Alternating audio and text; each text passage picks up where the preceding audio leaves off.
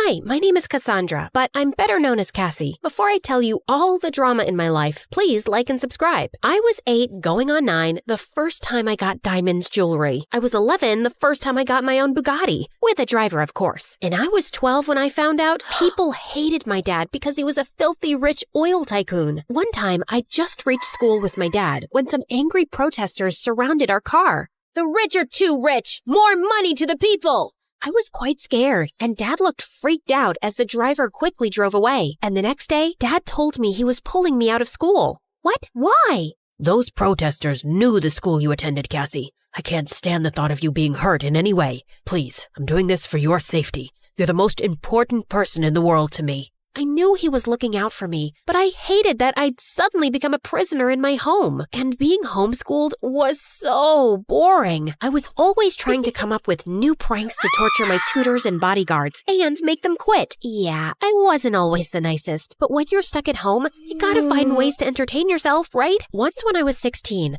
I heard the servants talking about a carnival near our mansion. So I planned days in advance to sneak out one evening, and I was having the time of my life there. But just as I was chatting away with a friendly young clown, he suddenly got tackled to the ground by my freaking guards. And right behind them was Dad. How did you know where I was? I've got a tracker on your phone, obviously. What are you doing here, and who's this clown?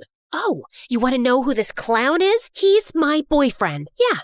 I met him online on dataclown.com, and he's sweet and of course funny, and I'm madly in love with him. And what am I doing here, you ask?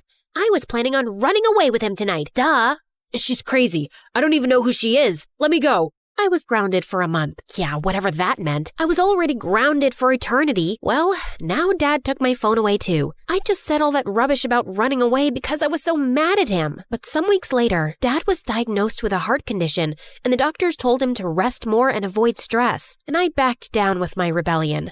Because, of course, I didn't want to make things worse. Luckily, I met Kian soon. He was the gardener's son who sometimes filled in for his dad, and I was always ready for those days with my binoculars. But I was leaning out of my window too far, and I accidentally dropped them. He caught me red-handed. I lied that I was watching a mosquito. He pretended to believe me, and we became friends. And soon enough, we were much more than friends. We would meet secretly all over the mansion. Of course, I couldn't tell Dad. I knew he trusted no one to get close to me, and would probably fire Kian, and I couldn't bear that. Life was finally looking up, till one day, I heard voices in the living room and walked in to find Dad with James. James was Dad's friend's son, and my arch nemesis. He was a couple of years older than me, and we'd never gotten along as kids. No one had been happier than me when he'd gone away to boarding school. Yeah, he was cuter now, but I was sure he was still a turd. Cassie, come say hi to James. He's starting as an intern at my company from Monday. Yeah. Hi, James. How you been? Don't really care. And how come you've never asked me, Dad?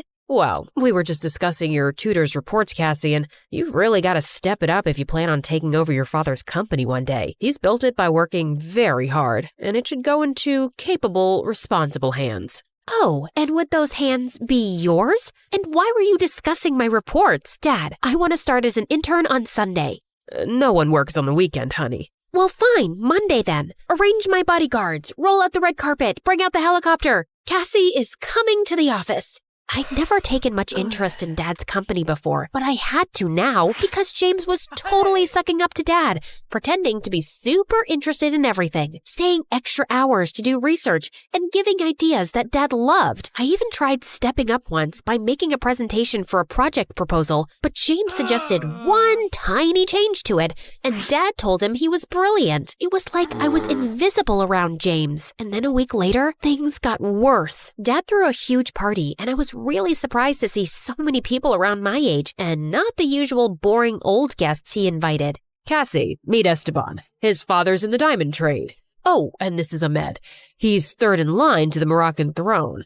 And this is... Dad, what is all this? It's all for you, darling. You know my health isn't the best, and I'd like to set you up for success. By marrying me off? Well, not now, but eventually, yes. Honey, I know you can't run my business after me. You're not cut out for that, so I need someone who can take care of you. Please, give them a chance. Ouch, Dad's words really stung. He didn't believe I could even take care of myself. Just then, Esteban took my hand. You look as lovely as a Matisse. I don't know Matisse. Is she a new actress? Oh, alors tu es un blonde débile. Thanks. Hey, hands off her, buddy. Je vais te le botter le cul. Jeez, what was that about? He was just being nice. No, he wasn't. I don't think you know much about the real world, or how some guys can be total jerks. Oh, I've learned a few things hanging out with you. Me? I'm just looking out for you, girl. And that's what your dad's doing too, in his own way. Well, he's crazy if he thinks I'm just gonna start dating one of these weird guys. Wait, was this your idea? Of course not. I do have a suggestion that can get you out of this mess, though, but you're not gonna like it. Try me. I'll tell your dad we're together. He likes me, and then all these random guys will be off your back for now. But I will be asking for something in return. While the idea of even fake dating you makes me want to puke, it just might work. Okay, what do you want? First, get your act together and ace those grades so your dad thinks I'm a good influence on you. Then, you use your princess powers to convince him to lend me money for my business startup. Tried asking him, but he wasn't too sold. Surely his beloved daughter can talk him into it, right? Once I have the investment, we'll mutually break up, and you can continue having fun with your gardener. Excuse me? Cassie, please. Literally everyone in the household knows, except your dad. Anyway, so I'll be your fake boyfriend, and you'll get me the investment. I knew you've been kissing Dad's butt for a reason. Deal or no deal? Ugh, fine, deal. But when I told Kian about the plan, he was as thrilled as a wet cat. It's either this or dating random dudes, Kian. Okay, fine. But wait, how about sometime later we make it seem like James dumped you and broke your heart? Then I can swoop in as Mr. Nice Guy to comfort you, and your dad'll finally approve of me. But wouldn't that make Dad hate James? Well, yeah, but why do we care about James? He's manipulating you to get what he wants too, isn't he? Well, that was true. And the next day, James and I told Dad we were seeing each other. He was really surprised at first, but then he hugged us tight and said nothing could make him happier. Meanwhile, I had to uphold my side of the bargain with James. I started paying attention in my tutoring sessions with him, and surprisingly, I was actually enjoying learning. Oh my God, Hamlet is a total ripoff of The Lion King. I think it's the other way around, but you did get the comparison right. So, well done, Cassie. Also, when James found out I didn't even know how to swim or ride a bike, he took it upon himself to teach me those things too. Why did no one ever teach you these basic life skills? Well, I'm rich and not very basic. It's not like I'll ever be cycling around to deliver newspapers or something. Never say never. Okay, now look straight ahead and start pedaling. Don't let go of the cycle, okay? You better not, James. Of course not. I got you. At first, I was really scared, but as I gained momentum, it felt so liberating. I looked back to smile at James, but he was no longer holding the bike. I panicked and crashed straight into a tree. Are you all right? All right? I think I hurt my ankle. James started massaging my ankle, and for some reason, it made my heart flutter. Now, here's a lesson for you. Life isn't about how many times you fall down. It's about how many times you get back up. Here's my lesson for you. When you fall hard on your butt, just crawl into bed for the rest of the day. Oh, I don't think I can even walk. And suddenly, James swept me up and carried me to my room. A maid got him some ice for my ankle, and he stayed a little longer.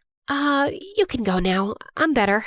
Worried your boyfriend will find out I was here and get mad? Of course not. Kian completely trusts me. And wait, Cassie, I don't think he's right for you. What? You don't even know him. Well, actually, I do. Kian never mentioned it. His dad also used to be the gardener at our place, and we played together as kids. Look, I don't want to say any more. I just feel like he's not the most honest guy. Well, of course not, because he's just a poor servant's boy. They're all dishonest, right? Gosh, I already didn't have a very high opinion of you, but I didn't think you'd look down on someone just because of their social status. No, Cass, I'm just looking out for you. You're no angel, James. You're just using this whole situation to get money out of my dad for your project. I know your dad's nowhere as rich as mine. Okay, there's no point in talking right now, so I should go. I'm sorry if I've offended you. And with that, he left, leaving me feeling so angry. I really didn't want to continue fake dating him anymore, but I couldn't get out of it just yet. And Dad had also asked us to represent him at a company event a few days later. Kian was getting annoyed that I'd be out and about with James as a couple, but I reassured him it was pure torture for me, except that James looked even better than usual in his tux. You look lovely. I'm still mad at you. I'm not in love with you either, but I'm generous with compliments.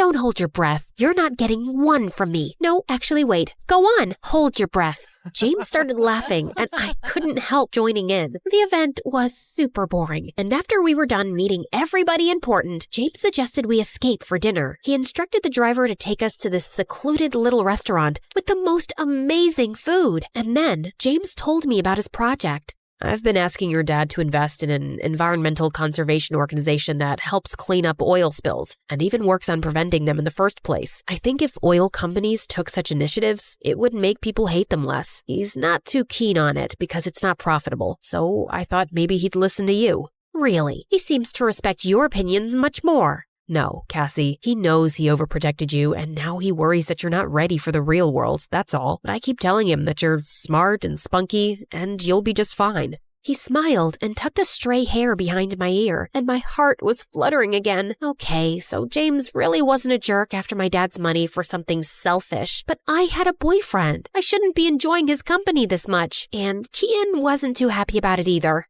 You're studying again? Homework can wait. Come on, let's go out. But James said, James, I thought this was a fake relationship. It is, but he's still my real tutor, so please let me study. I have my SATs tomorrow. But things really blew up one evening when James offered to teach me some basic self-defense skills. We were practicing in my room when suddenly Kian came jumping in through the window. What's going on here? It's not what it looks like, Kian. Yeah, dude, calm down. Don't tell me to calm down, jerk. Kian shoved him, and suddenly the two of them were in a wild fight. But then James threw a punch, and Kian fell to the floor hard. James, what did you do? I think you've really hurt him. You know what, Cassie? I'm done with this fake relationship. Deal's off. You're on your own. James stopped coming to the office too, and when Dad found out he dumped me, he was furious with him. I didn't have to pretend to be brokenhearted. I was genuinely sad that James had left like this, and as planned, Kian was there to pick up the pieces. He and I started hanging out in front of Dad, who didn't seem to mind. I can see that Kian cheers you up these days. I didn't know you two were friends, but I'm glad he's around. Kian was ecstatic and was going on about how Dad would easily accept him as my boyfriend now, but I just wasn't sharing his excitement. Something had changed. I just couldn't stop thinking about James. Then one day, I found Kian snooping around Dad's study. What are you doing? Oh, I was just waiting around to talk to your dad. I was wondering if he'd give me a job at the company. Okay, but why were you going through his things? Wait, are you wearing his watch? I just tried it on, babe. Why are you acting so suspicious? I don't know. Maybe it's something that James said. How come you never told me you knew him from before? Because there's nothing to tell. Did he also tell you some rubbish story about how I stole things from his house? He was always such an arrogant, spoiled rich brat. He didn't say anything about stealing. Look, Kian, there's something I've been meaning to talk to you about. I think we shouldn't see each other anymore. What? Why? Lately, I just don't feel the same way about you. I'm really sorry. And suddenly, Kian went bonkers. It's because of James, isn't it? Well, it's not like I'm crazy in love with you, but I've put up with you for so long, and for what? So you could just dump me suddenly and I get nothing? We're done. Get out of my house, now. That night, I was crying in my room when Dad walked in, and I told him everything. Honey, I'm sorry that I've pushed you into doing all this to avoid dating those guys I introduced. I should have shown more faith in you to take care of yourself and my company. Your university acceptance letters arrived today, and you got into every single one. I'm really proud of you, Cassie. I was dying to tell James, but I knew he wouldn't answer my calls or texts. But the next day when I went downstairs, I found James standing in the main hall, and I threw myself at him. Why did you disappear like that, doofus? Because it was clear that you were in love with Kian, and I couldn't stand there knowing he isn't a good guy. Your dad told me everything, though, and he called me here. Also, it looks like someone convinced him to invest in my idea. It's a good idea, and he needs people around him who'll give him those. And you? Do you need me around? Yes, but as my real boyfriend this time. What do you say? Fine, but you're paying for our next date. You know, since you're so much richer than me. Yeah, don't worry about it. Cassie'll take care of you.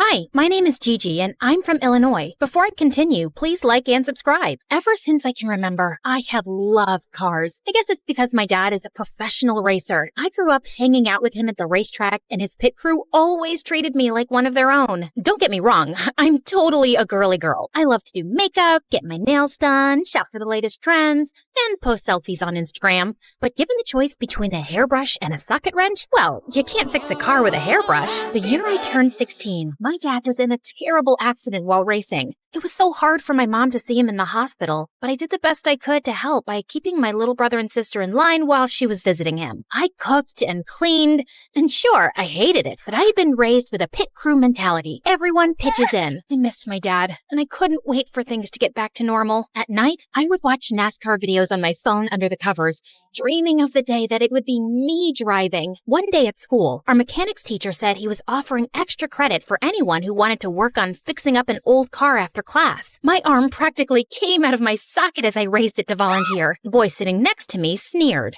But you're just a girl. I took a wrench that I had in my zini purse and slammed it on his desk. Okay, flyboy, what kind of wrench is this? I was mad, but even though he was dressed in retro style, I couldn't help but notice his wavy blonde hair and steel blue eyes. He was kinda gorgeous. It was like I was watching a unicorn flip his mane in slow motion. I bet you're all thinking, focus girl, this guy is trouble with a capital WTH. And then he answered as if he was teaching me something. Torque wrench. I can show you how to use it if you need a lesson. Oh, no, he didn't. The only lesson to learn here is how to get up from the floor when I knocked you out. The whole class laughed at him. He pushed his chair back and got in my face. Are we gonna fight? The class started cheering. Did they really want to see me fight this gorgeous, annoying unicorn? Hold on, was this guy my nemesis? Smart, gorgeous, and into cars? Just like me? The teacher stepped in front of me before anything could happen while he stormed out of class. I was sent to the office, and he got away. So unfair, right? As I was sitting in the office waiting, I spied him on the football field through the office window. His hood was up, but I knew it was him. I saw him hand another boy a small package in exchange for money. I had no idea what he was up to. I only knew that this is my school, and I had to protect it from bad guys doing shady things. Since you're an honor student, I'm letting you leave this time, but I don't want any more messes, and I will talk to Diego about this later. I thought if the principal wasn't going to take this seriously, I was going to figure out what this guy was really up to. After my next class, I was talking to some cute boys about our favorite subject, NASCAR, and they invited me to go dune buggy racing with them that weekend. Diego must have heard as he walked by. Dune buggy? I guess you can't drive a real car. I followed him to confront him about his rude comment and saw him walk off alone to a lunchroom table. He took a half-eaten apple out of his pocket and started eating it. I stopped myself from gagging at the thought of eating what looked like something you would find in the trash. Gross! I needed to let him know that I was watching his every move, so I walked by him and gave him a dirty look. What's the matter? Couldn't afford a whole apple? He stood up, and I thought, this is it. I'm gonna wrestle him to the ground and search his pockets for evidence. Just then, my friends walked up to me, congratulating me for standing up to this bully earlier. But before they even noticed he was there, he put his hood over his head and darted away. We heard what you did, girl. Chalk one up for girl power. Girls can do anything. I was loving all the positive attention. I was, after all, the hero of this story, but I couldn't believe he didn't challenge me. I expected more of a fight from my mortal enemy. I was thinking that was the end of it, but the next day, I saw him leaning on a locker and talking to another boy and whispering. As soon as they saw me, they stopped and walked in the opposite direction. My spidey senses were tingling. After school, I waited, hiding under the bleachers to follow him home. I had to see for myself what the deal was. My phone rang, startling me, and I nearly jumped out of my skin. It was my mom. I whispered so that I wouldn't give away my hiding spot. Hi, Mom. I'm kind of busy right now. She asked me to pick up groceries on my way home. I wanted to go to the library. Can I do it after? I felt bad lying to my mom, but I needed to have time to confront this worm, Diego. He came out the back door of the school, walked across the field to a hole in the fence, and slipped through. Gotta go. Love you. I followed him. And as I hid from sight, I saw him walk up to this small, broken-down house. 3 little boys came running out to hug him. It was the first time he smiled all day. Hi, guys. Come on, let's get you into the house before... Just then, a loud car pulled up to the house, and Diego hurried the kids inside for safety. A very large, scary man leaned out of the window and just stared at Diego. Diego was clearly intimidated by this man. He dove into the house like he was trying out for the swim team. The car spun its wheels, screeching so loudly I had to cover my ears, and it took off down the street. But before it left, I managed to take a picture of the license plate. I knew he was up to no good, and now I had the proof. The next day after school, I waited for Diego again, but this time, I stopped him before he ducked through the gate. What are you doing here? What's going on? Are you breaking the law? Because we don't tolerate that in this school. I mean it, Diego. Why are you spying on me? Don't you have a life? I'm super connected at this school. I know everyone. And if you think that you're gonna... Okay, fine. I'll tell you, but just to get you off my back. That's Leo. He keeps asking me to work for his chop shop where they steal and sell illegal car parts. I knew it. You're a criminal. Suddenly, he got really calm and touched my arm. We locked eyes, and for a second, I couldn't explain it, but I wanted to kiss him so badly. I know what you guys are thinking. Love him or hate him, girl, but pick a lane. No, my dad worked for him as a mechanic, but when he found out that Leo was a criminal, he quit. And now he harasses my family all the time because he knows we're poor, but I always say no. My dad raised me better than that. My mouth fell open like the Grand Canyon. I guess I never thought about him having good parents. I felt like the crumbs in the bottom of a toaster. I wish I could take back all the mean things I said, but instead, I kissed him. Yeah, I was as shocked as you were, and I was the one doing it. Are you crazy? First you embarrass me in class, then you follow me around like TMZ, and now you want to be my girlfriend? A girlfriend? Slow down there, Flash. It was just a kiss. No, this is a kiss. He kissed me back, and after a second, he shot me a shy smile. But then I remembered why I was there. Hey, you're trying to distract me. Did it work? Never mind that. What was all that sneaking around school, handing people mysterious bags? If I didn't know any better, I'd say you were obsessed with me. You wish. Now answer the question. If you must know. He pulled up his sleeve and showed me a leather cuff around his wrist. I make these out of scraps and sell them. It's the only income I have since my dad isn't working. I felt like a monster. I wouldn't have been surprised if I had horns and a tail at that very moment. Guys, has anyone ever said to you, don't judge people until you know what they're going through? I'm gonna get that tattooed on my forehead. I'm sorry that I judged you before I got to know you.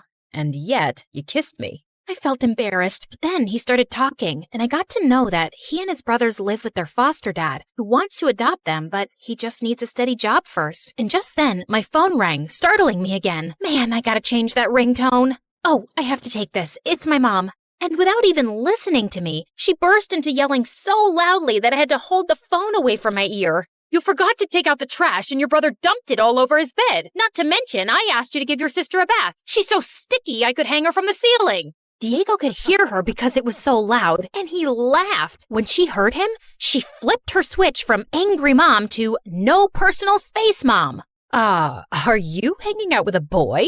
Oh, Jellyfish, I'm so happy for you. What's his name? Is he cute? I was mortified. Didn't she know he might hear her?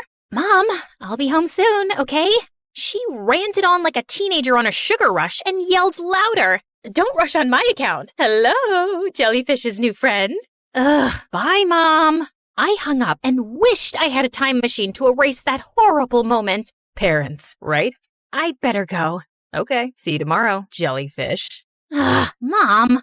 Ugh. Well, I couldn't stop thinking about Diego and how they barely had money for food. On my way home, I stopped and bought food to give them. When I got home, my mom saw the extra food, and before I had a chance to explain, she lost her mind. Are you kidding me with all this extra food? Do you want the kids to call you Gigantic Gigi? But no buts. Except your butt'll get even bigger if you eat all this food. I was so angry. And besides, I have a great butt. I'll bet JLo's mom never said that to her. Well, I asked her to calm down, and then I explained to her. After that, she flipped her crazy switch back to sweet again. Oh, why didn't you say so? Let's go bring these to him. She grabbed her keys, and my jaw hit the floor. How could she go from steaming hot to ice cold at the drop of a hat? We pulled up to Diego's house, but he burst out of the front door. What are you doing here? Did you tell child services about me? I knew I couldn't trust you. Was I dealing with another crazy person? Then I saw his little brother snuggled behind him in the doorway, and I realized he was protecting his family like a lion protects his pride. We just brought these groceries. We don't need your charity. Oh, that's too bad, because I brought peanut butter and jelly. His little brothers trampled him like a herd of gazelles. Peanut butter and jelly? Yay! I giggled at their unabashed honesty. Thank you, nice lady. Diego told them to take the groceries inside. Sorry, I might have overreacted. Might have? Okay, I'll forgive you if you promise never to call me jellyfish again. Deal. He reached out to shake my hand, but instead pulled me close, took off his wrist cuff, and wrapped it around mine. To say thank you for... And just then, my mom honked the horn and interrupted us. Parents, right?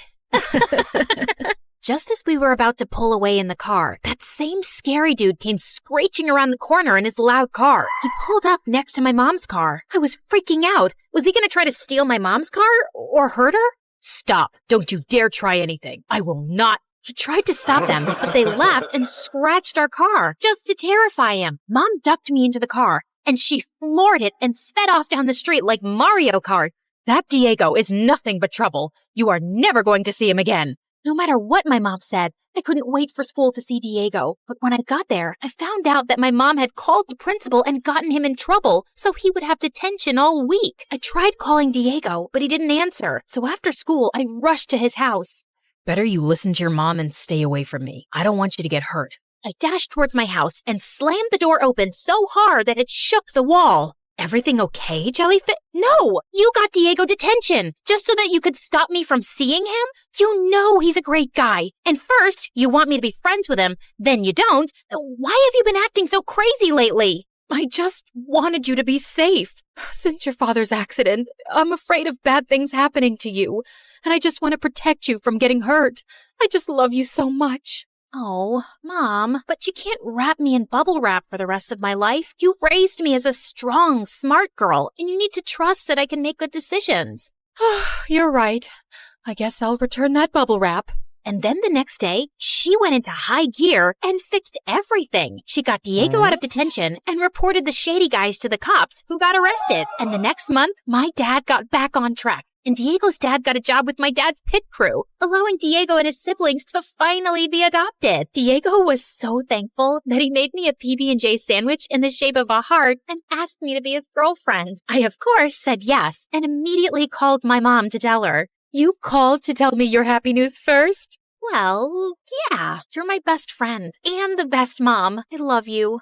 I love you too, Jellyfish. I couldn't help but be so grateful that Diego taught me not to be so quick to judge someone. You never know, they could wind up being family.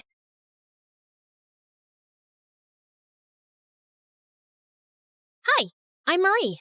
Growing up, I liked all things geeky. Comic books, anime, and most of all, video games. I was the kid in elementary school that would sneak behind some trees during recess to play my Nintendo DS instead of socializing. So I never really had any friends. And home wasn't so peachy either. Dad left soon after my sister Ava was born. And Mom, well, let's just say she tries. She worked as an attorney at some huge firm, so she always had money, just not enough time to look after 2 kids. What's wrong? Mom's cooking again. She watched some stupid show on TV, the one where they wear big hats and cook fancy meals, and now she thinks she can do the same. She's gonna burn the house down, Marie. I'm scared. I rushed to the kitchen, only to see the stove on fire and Mom desperately trying to put it out. I immediately grabbed a damp towel and threw it on top of the flames. And that wasn't all. Once, Mom tried fixing an exposed wire and ended up short-circuiting the entire house. Another time, she decided to grow her own vegetables. But a month later, she quit. And now we have a half-dug garden that turns into a swampy mud pit every time it rains. At least if you guys like and subscribe to MSA, it'll make all this a little more worth it.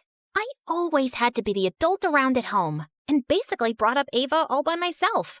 But even though my real life wasn't very cool, I kicked butt in the online realm. Video games were my thing, and no one could beat me at that. Except Hero. The first time we met was on the first day of high school. He was new, and the teacher asked me to help him catch up. And I quickly found out that, just like me, Hero loved video games. His mom didn't make a lot, so he was always jumping from one part-time job to another. And it was his dream to become a world-famous gamer. Slowly, we became friends. And every weekend I'd invite him over and we'd go bonkers on my gaming system. Easy peasy, lemon squeezy. I'm the winner. You're just lazy. That's not even a phrase. But you get the point, right? So yeah, having Hero around was fun, and I was glad to finally have a friend. But then I turned 18 and things kind of glitched.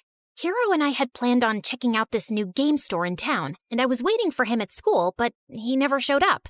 I even tried to sell, but he didn't answer, and his social media accounts were gone. He disappeared without a trace. And as weird as it was, I decided to stop chasing after him and move on. I threw myself into my studies, topped my class, and got into a good college. With Ava in high school now, I figured she could handle herself, and I could finally get a fresh start away from home. Then one night, I was in my dorm playing video games when I got stuck on this one particular level. After my 5th attempt, I was ready to throw my controller out the window when I heard someone behind me. Need a hand? I turned around and found myself looking up at Adam, a senior, and easily the most charming guy on campus. What are you doing in my room? Just came by to say hi to a friend down the hall. And then I saw you struggling, so I figured I'd stop and help. I appreciate your not-so-called-for help, but hey! Adam had snatched the controller from my hands and started pressing buttons like a pro. Within minutes, he'd cleared the level like it was nothing.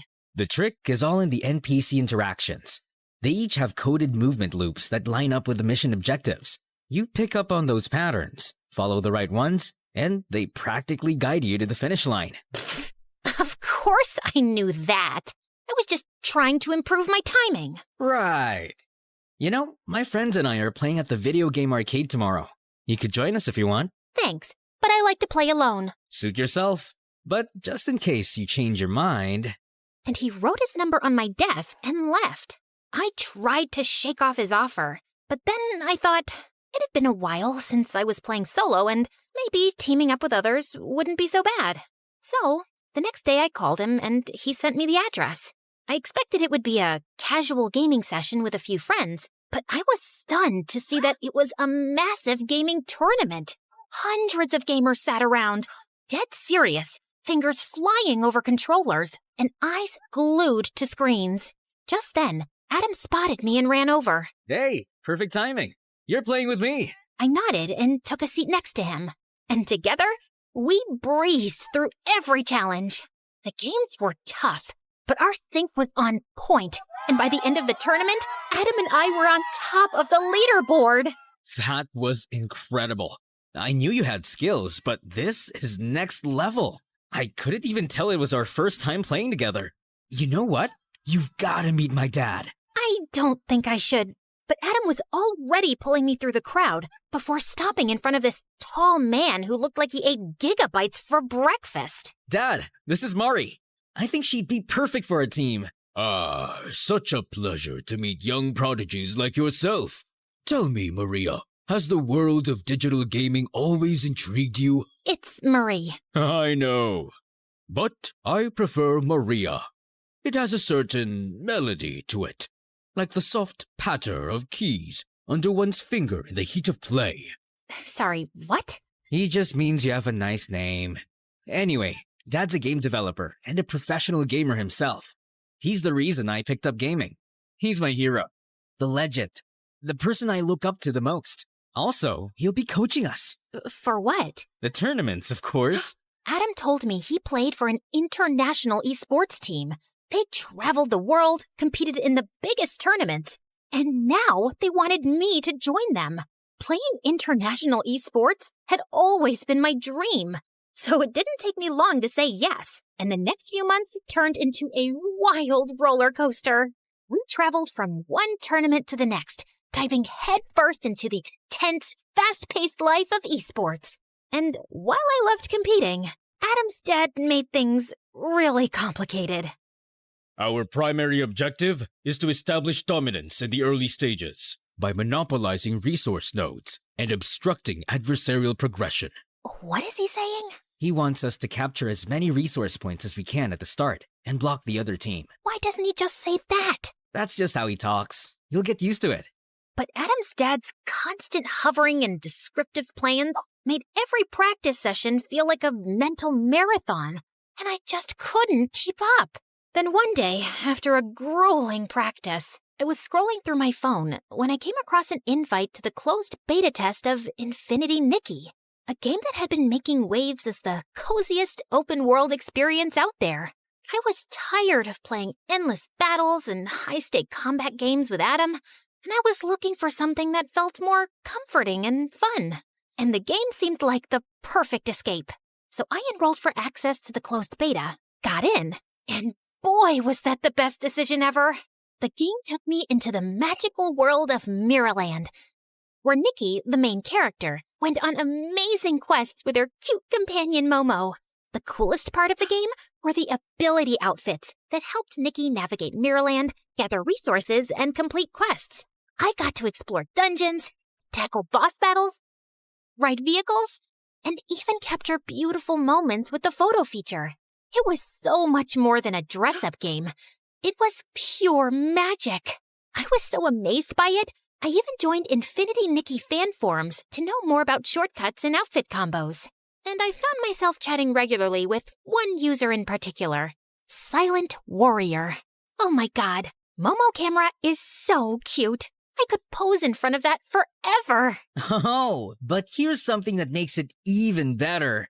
Usually, you can only take pictures of the scenery in Nikki, but there are certain spots on the map where this Feywish sprite, Dakabo, will suddenly pop up and look straight at the camera while you're capturing the shot. I swear, it's the funniest and most unexpected thing ever. No way. How did you even figure that out? Spent hours wandering the map, taking random shots.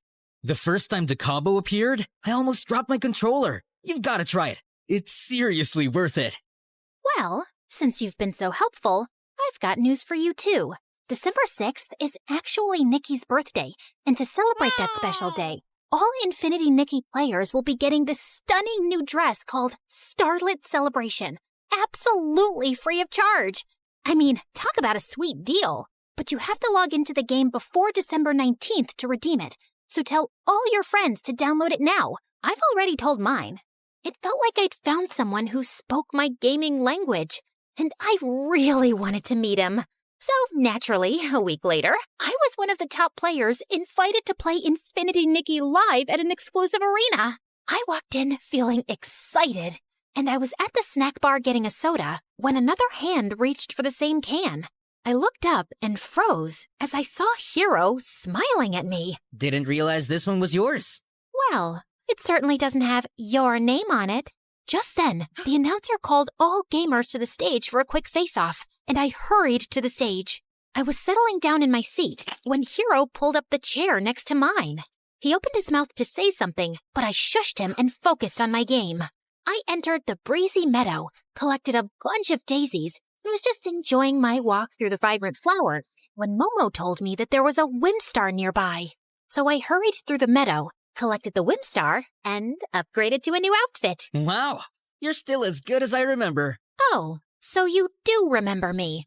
I thought the way you vanished, you probably forgot all about me. Okay, yes, I deserve that. But I had a reason for leaving so suddenly, Mari. That's when Hero told me that his mom had lost her job, and since they lived in her employer's house, they had to pack up and move to a new town, almost overnight. You could have dropped a text, at least. I just couldn't find the time to. I had to pick up jobs to help Mom out, until I figured out a way to make money through gaming. You have no idea how many times I thought about calling you, but I just didn't know what to say. So when I saw your name on the Infinity Nikki forum, I decided to send you a message as Silent_Warrior. Wait, you're Silent Warrior? So you took me for a fool not once, but twice? That feels good. I'm sorry, I just didn't know if you'd talk to me. I even learned the whole game just to get to this live event and meet you, Mari. So, what do you say? Can we restart? I kinda miss you. Okay, yeah, I missed him too. Hero was the one person who always understood me, and he did genuinely sound sorry for the way he'd acted. So, I agreed, and we reconnected. We spent hours chatting about games, and I told him everything about my new team and life at college. Our conversations felt effortless, and I was happy to have him back in my life. But while things with Hero got better, with Adam, it only got more tense. Maria, grab the plasma cannon next to you. You're wasting essential resources. I'm pinned down by these two enemies. I need to deal with them first to advance. Incorrect. Your role is to support Adam. He's leading the mission. Provide suppressing fire, and use that weapon to neutralize the opposition. But if I expose myself, I'll get eliminated. Then strategize smarter. Honestly, you're making me question your tactical skills. Did we make a mistake by bringing you onto the team, Maria? Oh, I don't know, sire. Maybe you did. So why don't you go ahead and find someone who's better than me and can understand what you're actually talking about? And yeah, for the record, my name is Marie. And I just threw the controller down and walked out. And seconds later, Adam followed. How dare you talk to my dad like that? He's constantly breathing down my neck, Adam. It's annoying. He just wants you to do better. And honestly, Mari, you could use a little extra practice. Dad doesn't think you're ready for the tournament, and he might be right. Your dad thinks no one is ever ready. And every time I talk to him, I feel like I'm in the middle of a test I didn't prepare for. I don't think I can play like this. And before Adam could get out another word, I flung my bag over my shoulder and left. I was so distracted that evening, I could barely focus on my game with Hero. I had to jump through some glowing hoops in a sequence before the time ended, and I just couldn't keep up. Hero immediately understood something was off and asked me what happened. And I told him everything. Why are you even with them if they don't value your skills? It's not all bad. The rest of the guys on the team are great, and Adam's a bit edgy, but he's a good player. It's his dad who gives me the ick. My mom's a saint compared to him. At least she never trash-talked me the way he does. Mari, you're a great player, and from what you're telling me, this Adam sounds like a jerk. I think you should just quit and play with me instead. We're good. I just laughed at Hero's suggestion. He was clearly joking. There's no way he'd actually expect me to quit my team at the last minute. Although, I'll admit, the idea was kind of tempting, considering how Adam being on the team was seriously getting on my nerves lately. Later, I ended up talking to my sister Ava about it, and the next day, she and Mom showed up at my dorm with dinner to cheer me up. I was struggling through the lasagna Mom made, when suddenly there was a knock at the door. Hero? What are you doing here? Okay, don't freak out. But I kind of put our names down together for the tournament tomorrow. What? Why? Because your team sucks, Mari. Adam and his dad are dragging you down, and it's obvious you're not happy. But playing Infinity Nikki with you these past few days made me realize how amazing we are together. If we team up, we actually have a chance of winning. And I found out from my sources, and the prize money on this tournament is insane.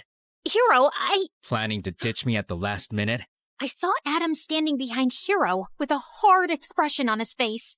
You're taking this the wrong way. Oh, am I?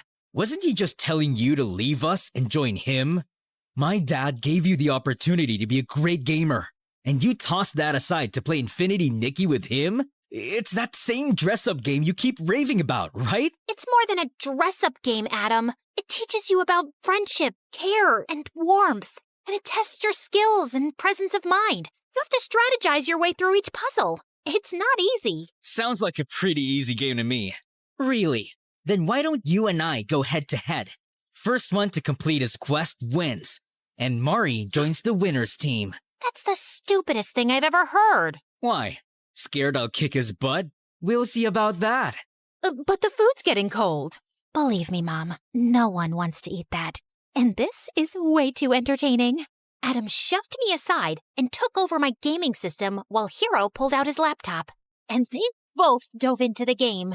Hero skillfully switched between Nikki's ability outfits, jumping between platforms with precise timing. The puzzles were tough. Rotating tiles that moved unpredictably, hidden traps waiting to catch him off guard, narrow pathways requiring precision, and lasers that could slice through in an instant. But Hero kept his pace steady. Adam, on the other hand, was clearly struggling. The caged greed towered over him, and he just couldn't figure out how to break through its defenses. while Hero completed his challenges with absolute ease. This is not fair. I was just getting the hang of the game. Besides, you already knew the shortcuts and how to switch between the ability outfits. Fine. Then how about we do a dress-up contest? Mari can rate which dress combo looks nicer. Does that sound fair to you? Huh. I breathe fashion. Bring it on. The combat started, and just like before, Hero nailed this one too. He carefully curated a stunning look. A bright yellow playsuit called the Sunny Agenda, paired with a set of elegant stockings and white high-top sneakers. He finished the outfit with a sleek ponytail and the sweetest headband, creating a perfectly coordinated ensemble. I was just watching him work in awe when Adam jumped up. That's how you do it, baby! Adam, why have you paired the red shimmery gown with the green shimmer jacket? And what's up with these blue glitter stockings? So, it's all glitter, and I know girls like glitter a lot. Yeah, if you're 5 and dressing up your doll, your outfit has no synchrony, Adam. Everything looks great individually, but together, it looks like Nikki fell into a pool of glitter. It doesn't make any sense. And that's why I vote for Hero. Hero smiled at me proudly, and I was about to shake hands with him when Adam jumped in between. You're a cheat. Obviously, you'll vote for Hero because you like him. Hero won because he's good, and he genuinely made an effort to learn the game. Yeah, right, liar. What's your problem, dude? I beat you in 2 games straight, and you're still crying like a baby. Be a man and just admit you suck. What did you just say to me? And with that, Adam launched himself at Hero, grabbed his laptop, and threw it across the room. Hero lost his mind, swung back, and the two of them got into a fight. I tried to stop them, but they kept swinging at each other. And then Hero pushed Adam, and he went flying into the table with all the food. Oh my God, I made that with my own 2 hands. It took me hours to get the flavor on point. And somehow it still sucked. What did you just say to me? Ah! Shut it! All of you! What is wrong with y'all? And Mom, I love you, and I'm happy you're here, but you've got to stop cooking. As for you two, I'm not teaming up with either of you. I've decided to go solo. What? Oh, don't look surprised, Adam. After the way you and your dad have pushed us around, it's a miracle I stayed as long as I did. But I'm a gamer with ethics, so I stuck it out for my team when it mattered. And Hero, these past few days have been fun, but you can't just show up and expect me to jump on your team. You didn't even know about this tournament until I mentioned it. And now you want to participate for the prize money? I get that it's a big opportunity, but I can't make decisions like that on a whim. Maybe someday we'll team up again, but for now, I need to do this my own way. And I totally respect your decision. I don't. It's a stupid decision, and I'm not letting you get away that easily. Adam grabbed my hand, but I twisted his arm around in one swift motion, and he winced in pain. Guess I picked up a thing or two from your so-called combat games. Maybe you could learn a little something from Infinity Nikki and handle defeat with a little grace, instead of throwing a tantrum every time things don't go your way. Wait till my dad hears about this. You and your dad can both eat slugs for all I care.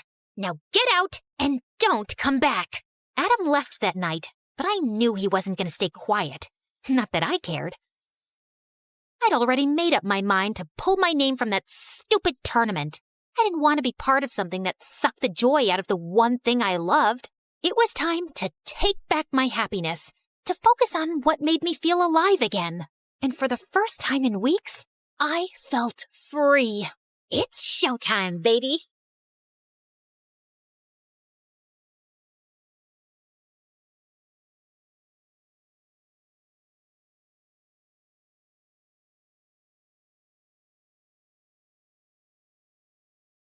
Hi, I'm Harper from New Jersey. Please like and subscribe. I live with a single mother who worked as a housekeeper at a 5-star hotel. Things were very tough for us since Mom wasn't that educated, and she pinned all of her hopes on me. One day, you'll become just like that lady in the poster, and that's the day I'll finally be happy. Yeah, Mom, I'll try my best. Trying is not enough, Harper. You must do everything to get into a good college and be successful. I was a straight A student and I wanted to make her proud, but sometimes the pressure was just too much. The only things that helped me through my childhood were my best friend Lucas and my music. I loved singing, and Lucas always told me I had a beautiful voice, but I knew Mom would never let me pursue singing as a career. One night, I was preparing for a scholarship test at one of the finest schools in the city when Lucas tapped on my window. Your favorite band's playing tonight. Come on, let's go. No way, I have that scholarship test, remember? I thought we decided not to do that.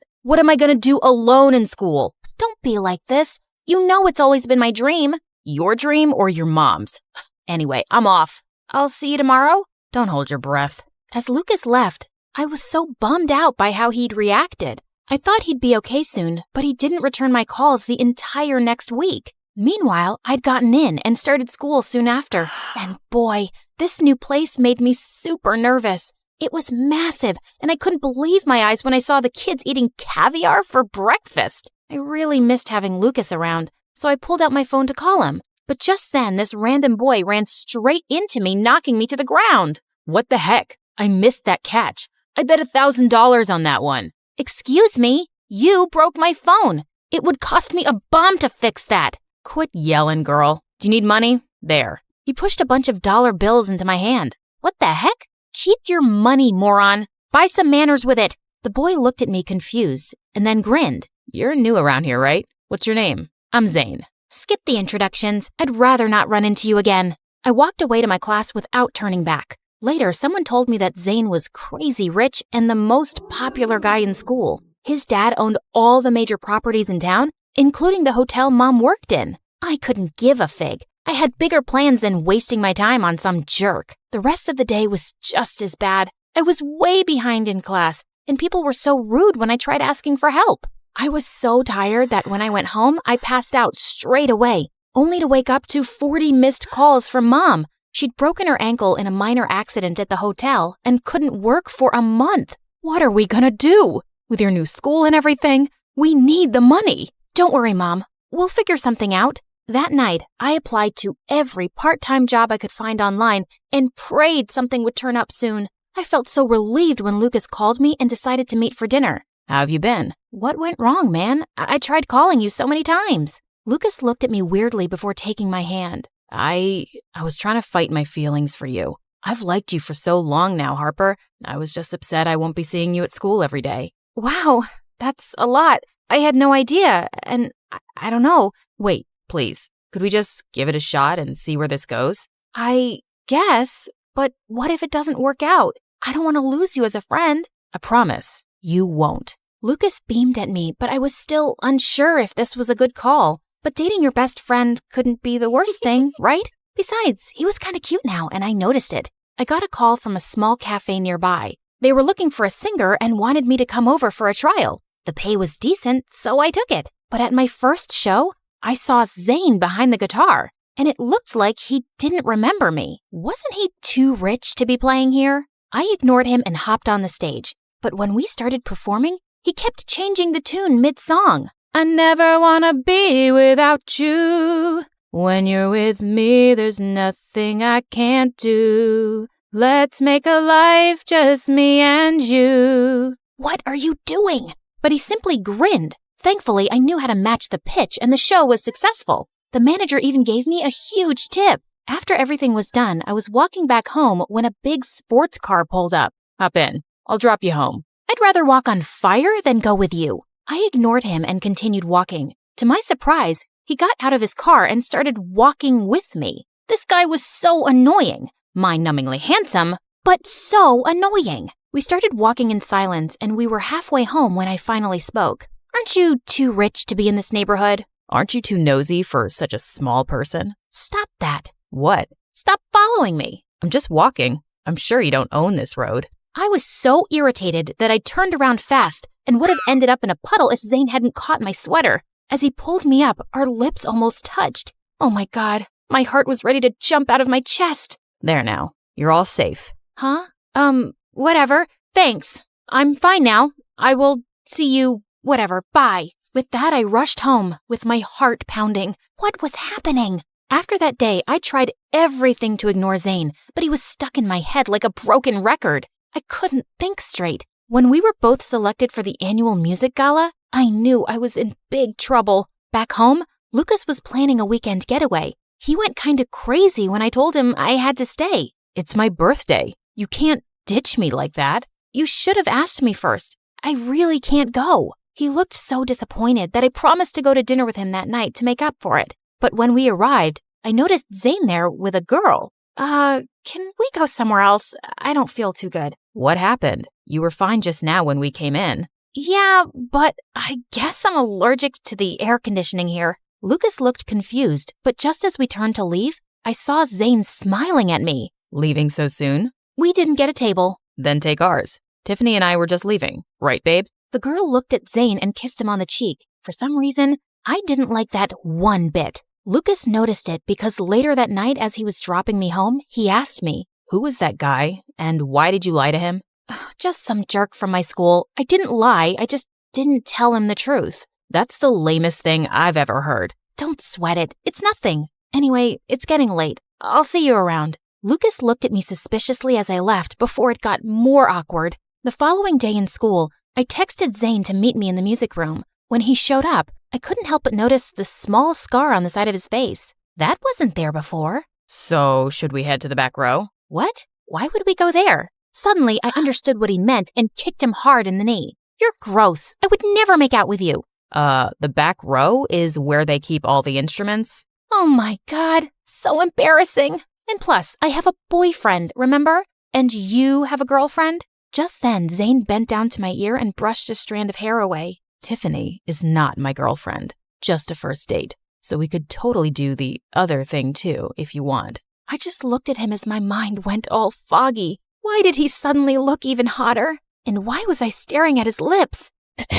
Harper? I turned around to see Lucas standing behind me, looking kinda pissed. Lucas, what are you doing here? You forgot your lunch, so your mom asked me to give it to you. But I'm glad I came, or I wouldn't have known what you're actually up to. That's not fair. We were just having a discussion. Yeah, chill out, dude. What's the big deal? Isn't he the same guy from yesterday? Yeah, Zane and I were... Save it. We're done. Lucas left angrily, and I just stood there wondering how to clean up this mess. He'd never looked so mad in all my years of knowing him, and this was so unlike him. Later that night, I decided to surprise Lucas with his favorite cake, but he refused to see me. I called him and texted him, but he just didn't respond. At that moment, I knew things would never be the same between us. This dating thing had been such a mistake. I was so beaten up by the whole thing that I got a D on my test. Wow, I did better than you. How did that happen? Go away, Zane. I can't deal with you right now. Oh my God, what's that? What? A frown? On your forehead? What happened to the firecracker? I smiled as Zane took my hand, and I didn't protest this time. Come with me. I know how to cheer you up. We went around the school to get to the back gate, and he asked me to wait a bit. Suddenly, a bunch of cute kittens purred at our feet as Zane fed them milk. This was a side of him I never knew. As we played around with the cats, I noticed the scar again. What happened to your face? Zane quickly covered it with his hand. Nothing. Let's get going. It was obvious he didn't want to say more, so I didn't ask. After that day, we started hanging out more often. He would leave small notes on my desk with sweet lyrics, and we would talk about music for hours. Do you think Miley Cyrus is better than Ariana Grande? What was Freddie Mercury's real name? 'Cause this one doesn't sound right. It was amazing. Of course, I missed Lucas, but he still wasn't answering my calls. I felt bummed out, but I couldn't force him to talk to me. One night after wrapping up a show at the cafe, I was headed back home when I saw Zane by his car, and he was shouting at his phone. You can't do that to me. He cut the call when he saw me. Sorry, I didn't mean to hear that. Are you okay? I'm fine. Sorry. I'm just dealing with some stuff. Are you headed home? Let me drop you off. I sat in his car, but on our way, he stopped at a point with a view of the city. Mind if we could sit here for 5 minutes? I nodded and sat next to him on the car's hood. I'd never seen him this sad or vulnerable before. You were asking me about that scar, right? I got it while I was sneaking out to play a gig, and I got caught. When Dad heard, he threw my guitar away. He hates that I chose music over business. Is that why you play at that small cafe? Yeah, it's the only place he'd never expect to find me. I know what you mean. Sometimes parents don't understand how much pressure they put on our shoulders. Suddenly, I felt his hands on mine and my heart went racing. I knew that I was falling for him. Hard. He looked at me and started leaning closer when my phone rang frantically. It was Mom, and she told me that Lucas's dad was in the hospital. I rushed to find him sitting on the bench outside and quietly sat down next to him. We waited for a while before the doctor cleared his dad to go home. Thanks for being here tonight. Of course. So what if things didn't work out between us? You're still my best friend. What? What do you mean? Are you breaking up with me? You broke up with me that day, Lucas. You said we're done. And I completely understand why you did that. Maybe we're better off as friends. I was angry. Tell me. It's because of that boy, right? Zane? No, he's just a friend. I've told you that. I've seen you two. I'm not blind. But let me tell you this. Guys like Zane won't think twice about dropping you like a dead fly. He's rich, and you're just a dumb singer. Oh, wait. You're not even that, because your crazy mom won't let you do that either. Suddenly, I saw red and slapped Lucas hard. You want to insult me? Fine. But don't you dare say a word about my mom. I said we could be friends, but after this, forget it. I stormed away, leaving Lucas alone. How could my best friend be such a bitter jerk? When I reached home, I burst into tears as Mom asked me what had happened, and I ended up telling her everything. Oh, darling, I'm so sorry for putting you through this. You should have just told me, but it's my fault. It's okay, Mom. I know you meant well. Chase your dreams, baby. I'll always be here for you. Hearing Mom say that made me feel so much better. A few days later, I learned that Lucas had left the city, and even though it broke my heart, he wasn't the same person anymore. So I made peace with it. I was finally able to practice for the gala with all of my heart, thanks to Mom, and Zane was by my side the entire time. As I was getting ready on the big day, a team member broke some shocking news to me. Zane had texted the event manager to let him know that he wouldn't be able to attend. When I tried calling him, his phone was out of reach. I had a lot of thoughts as I walked onto the stage, but I shoved them aside as I picked up the guitar and gave the performance of my life. Thanks to Zane, I was familiar with the chords, and when I was done, the crowd erupted in huge applause.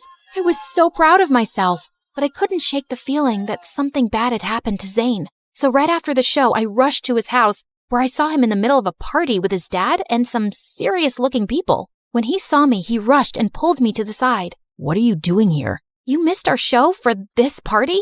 You don't understand anything, Harper. Just leave. I know it's difficult, but you need to stand up for yourself someday. Your dreams matter. Zane looked at me and suddenly, he smiled. And then he stepped up to the mic. Ladies and gentlemen, I have an announcement. 1, I'm going to leave this boring party. 2, I'm done, Dad. I'm going to go to France to pursue a career in music, and you can keep your business. While Zane's dad looked like he saw a ghost, he stepped down and pulled me to the side. How does the back entrance sound? How about we be bold for once? I kissed him and he kissed me back, and it was magical. If you believe in your passion, no one can stop you from rising.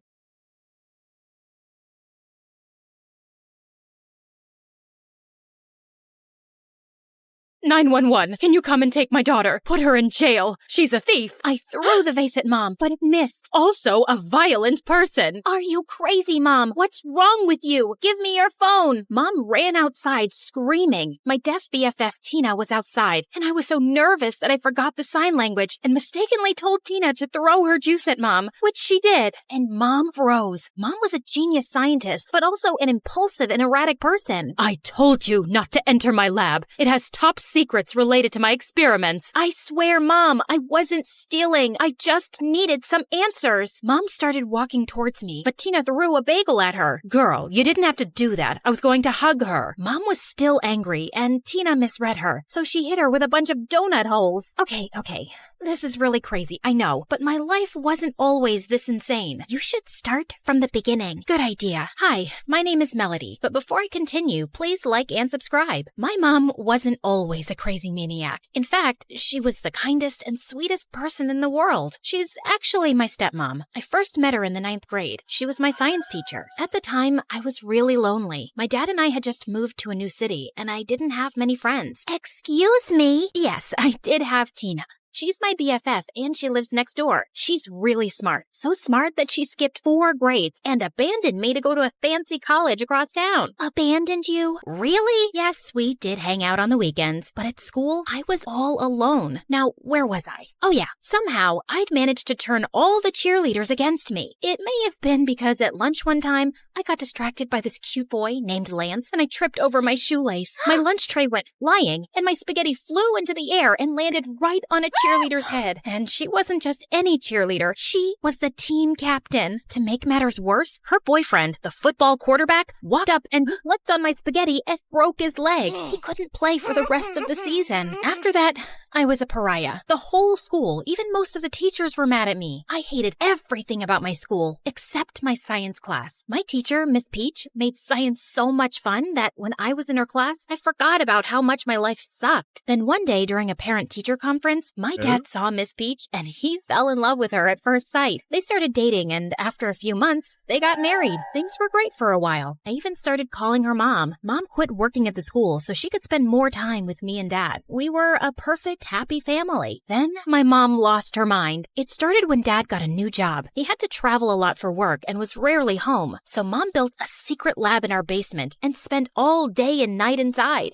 On her birthday, I snuck down there to surprise her for lunch. Hey, Mom, look, I got tacos and cake. My hands were pretty full, so I tried to set the cake and tacos down on the counter, but honey, don't. I accidentally knocked over a beaker full of this smelly green liquid. Melody's really clumsy. No, I'm not. Yes, you are. The proper term is vertically challenged. Can I please get back to my story now? Go ahead. Once the liquid hit the floor, the green gas that smelled like a bag of farts filled the air. The emergency alarms went off, the room got all blurry, and the next thing I knew, I woke up in the hospital. Some weird men in suits and dark shades took me to a strange room and asked me a dozen questions and gave me all these medical tests, but everything came back normal. But then, a week later, things took a turn. I was suddenly really smart. I mean, like crazy smart. I had a photographic memory and could solve any math problem. I started acing all my tests, and soon I was at the top of my class. I told my mom about it, and she freaked out. I swear she started spying on me. A couple of days later, things got even weirder. All of a sudden, the boys in school started noticing me. Hey, Mel, can I carry your books? No thanks. I think I got it. Can I walk you to class? I'm sure I can handle it. And not just 2 or 3 boys. I mean all of them. In class, they fought over who would sit next to me. Hey, I was sitting there. No, I was here first. An hour later, a mob of boys were chasing me down the hall. Wait, Mel, don't go. Even the quarterback. You remember him, right? He slipped on Mel's spaghetti and broke his leg. Well, even he couldn't get enough of me. Mel, I think I love you. What did you do to my boyfriend, you witch? She jumped into the air like a ninja and tried to kick me. I ducked. Then she threw one of her pom-poms at my head. The thing really hurt. There was no way I was going to win that fight, so I ran. I was so scared. Everywhere I turned, there were more boys and ninja cheerleaders, and they were gaining on me. Then Lance, the cute boy who had caused the spaghetti incident, appeared out of nowhere. He pulled me into a classroom and then sprayed me in the face with what smelled like pickle juice. Ouch, you jerk. That stuff stinks. It's gone into my eyes. Why'd you do that? Quiet, they'll hear you. I stayed as quiet as a mouse as we peeked through the window. Suddenly, the crowd of boys started sniffing the air. Then they just walked off. The angry ninja cheerleaders followed. What the heck is happening? I wasn't sure that would work. Your mom's serum is stronger than we thought. What would work? What serum? The one you knocked over in your mom's secret lab that turned into gas and smelled like a bag of farts? We know all about it. We've been watching her. Who's we? We can't stay here. It's not safe. Follow me. Lance and I snuck out the window. We hopped into his car and raced out of the parking lot. He was driving so fast I started to get woozy. Can you please slow down? I think I'm gonna pee. I threw up all over his shirt and I was so embarrassed. After Lance cleaned up, he took me to a cyber cafe, and what he told me about my mom blew my mind. Your mom's a rogue scientist who's been in hiding for years. We got a tip that she was working as a high school teacher. I've been posing as a student trying to find her. I was about to give up until your accident. You have to help me stop her. She's dangerous. No way.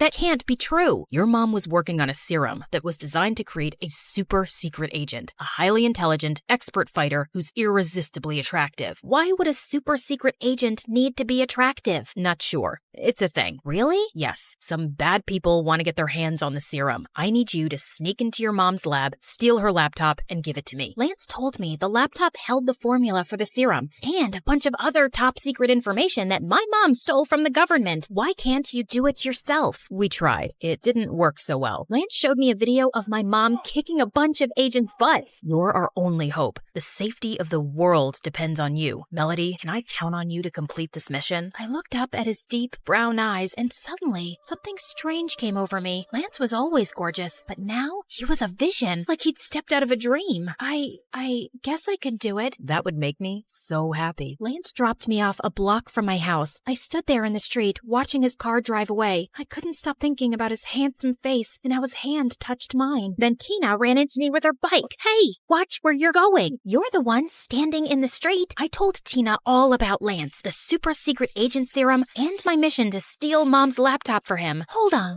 you don't even know this guy. What else is there to know? Lance is beautiful and amazing and charming, and what's he going to do with the serum when he gets it? Simple. He's going to... Wait, he didn't say. I'm not sure. I just have to help him. Why? I don't know. Oh, geez, I'm so confused. Tina dragged me into her house. I told her all about the crazy boys in school and everything Lance said about the serum. Then Tina picked up a handful of pencils and flung them at my face, and I expertly dodged them all. What are you doing? Tina threw a trash can, a stapler, a teddy bear, and a math book at me. I caught the math book and ripped it in half. You're a super secret agent. Then that means what Lance said was true. Should we give him Mom's laptop? No way. I don't trust him. I think he's a super secret agent who has had the serum too. Maybe that's why you went so gaga over him. Then it hit me. Tina was right. A super secret agent. A highly intelligent, expert fighter, irresistibly attractive. What a jerk. Lance tried to use me with his perfect smile, his incredible hair, his amazing body, and his focus. Yeah, you're right. Something fishy is going on here. We need some answers. That night, I invited Tina over to my house for dinner. Dad was home from a business trip, so we all ate together. After dinner, Tina and I waited till Mom and Dad were asleep and then crept downstairs to sneak into Mom's lab. But just as we were about to open the door, Mom appeared right behind us. Melody, what are you doing? Oh,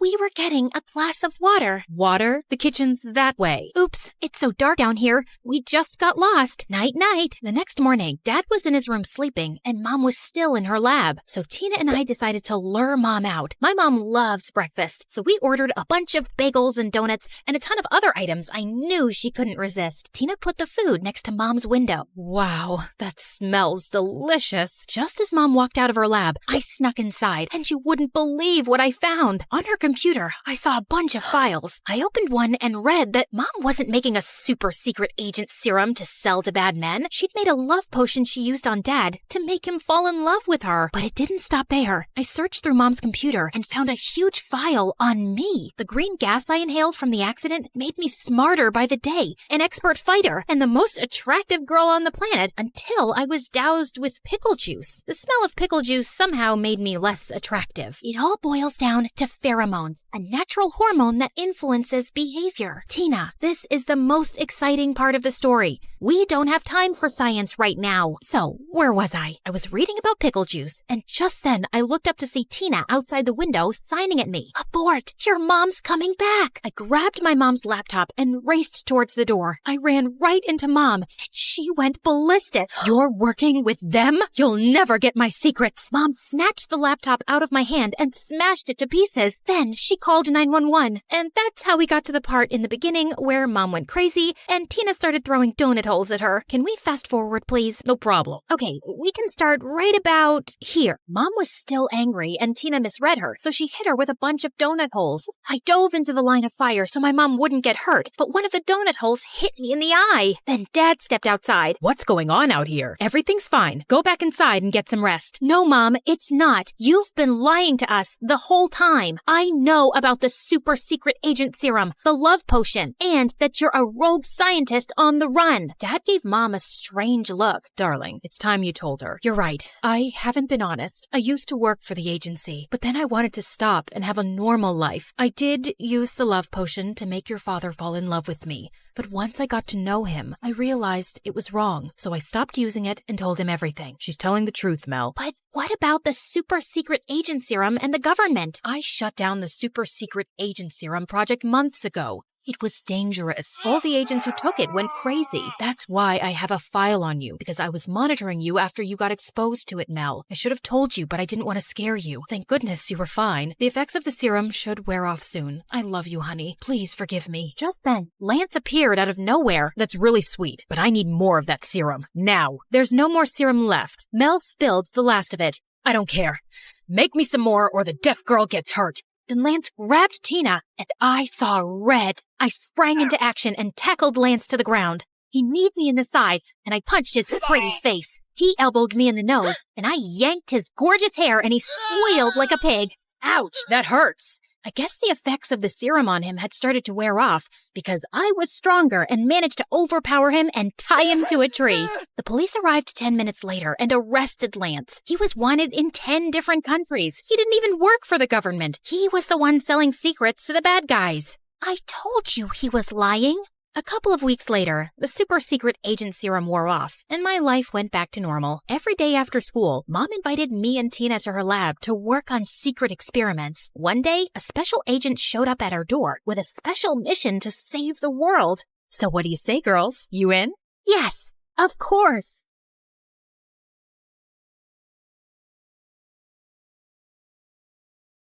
Hi, I'm Langdon from Massachusetts. Please like and subscribe.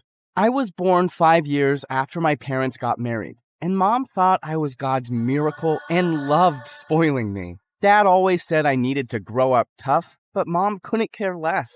On my 4th birthday, she took me to an amazing toy store and said I could get whatever I wanted. As I was going through my presents at home, Dad walked in and nearly had a stroke.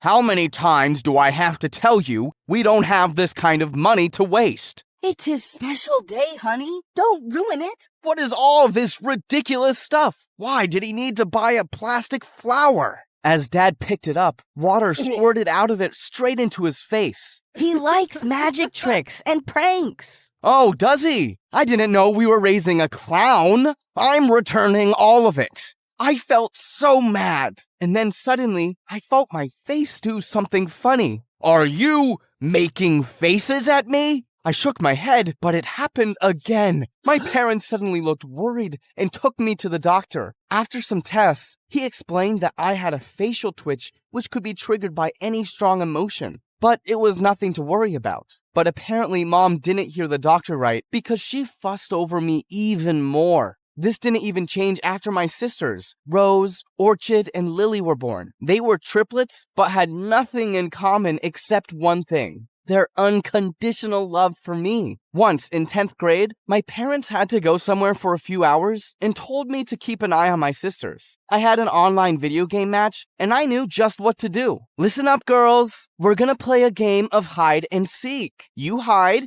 and I'll count till 50,000. Don't come out till I say so. The girls ran off to hide while I slipped inside my room for some video game time. I was so lost in it that I didn't realize the time till Dad barged into my room. Langdon? What? What happened? We just got robbed. What? No way. I was right here, alert, on my toes. With your headphones on? I swear, Langdon, sometimes I wish I'd given birth to a bicycle instead. It would have been more useful than you. You didn't lock the front door, and the robbers just walked in and took half our things. Wait, where are the girls? We rushed inside the girls' room to find them sleeping under the bed. Phew. They're safe. That's because I told them to hide. How could you be so stupid? We just lost stuff worth thousands of dollars. If you really think about it, Dad, it's good because now we can buy new things. Our old stuff was rotten, especially our TV. Dad looked ready to explode. Thankfully, Mom rescued me just in time. But after that day, he never trusted me with anything. It bothered me, but thank God Mom and the triplets worshipped me. Time passed, and in 12th grade, I joined the school football team. Without Dad knowing, of course. He was already unhappy with my grades, but football was my calling, and it was making me really popular too. I was standing by the lockers one day when the head cheerleader, Annie, walks right up to me. Hey, Langdon. Annie, hi. Hey, will you? What? It's Korean for how are you? Oh, funny. I just came over to invite you to the Christmas party at my place tomorrow. I'd love it if the hottest new jock could come. Really? Me? Wow, sounds mind-blowingly awesome. I mean, yeah, I'm cool. Count me in. Awesome. Can't wait to see your handsome face. I had a blast at the party, and I couldn't stop blushing when Annie introduced me as her new catch. Soon we became an official couple, and I was the happiest guy alive. A few days later, it was Dad's 40th birthday, and I wanted to do something nice for him. His car needed some repairs, so I took it to the mechanic to have it fixed and polished. But as I was driving back, I stopped by the bakery to pick up his cake, and that's when I heard a loud bang. I ran outside, and to my horror, I saw that Dad's car had slid down the sloping street and crashed straight into a truck. Oh my God. When Dad found out, he exploded like a pressure cooker. You, Langdon, you make me want to rip my hair out. My car is beyond repair. Do you think I just have money lying around to buy a new one? Dad, I'm so sorry. I got it fixed. For you. I guess I just forgot to put the brakes. You just forgot? How easy is it for you to say this every time? I've tried to make you more responsible, but I'm just done with you. I'm sending you to an army boarding school. Dad, no, I can't leave my football. I clapped my hand over my mouth as I realized I'd let it slip out. But Dad didn't even look shocked, just really disappointed. You think I don't know you sneak around and lie to me to play football? If you trusted me, I wouldn't have to. You should really come see me play sometime. Dad, I'm really good. I don't care, son. Your mom and I are leaving for your aunt's wedding tomorrow. But next week when I'm back, I'll ship you off. That's final. Dad didn't hear another word, and the next morning, my parents left. I'm sorry, bro. Dad forced us to tell the truth. It's okay, but now I need you guys to back me up. Dad needs to see I'm responsible, so we have new roles starting today. Rose, you're in charge of the dishes. Lily, I want you to make breakfast, and Orchid, you'll manage the laundry. And you? I'll supervise. That's the biggest responsibility. The next few days, everything went really smoothly. But then, one morning, my sisters woke me up screaming. What happened? It's Mom and Dad. They're missing. My sisters showed me the news, which said the plane they were on had disappeared. Search teams were trying hard to locate it. This can't be happening. Oh my God, what will we do now?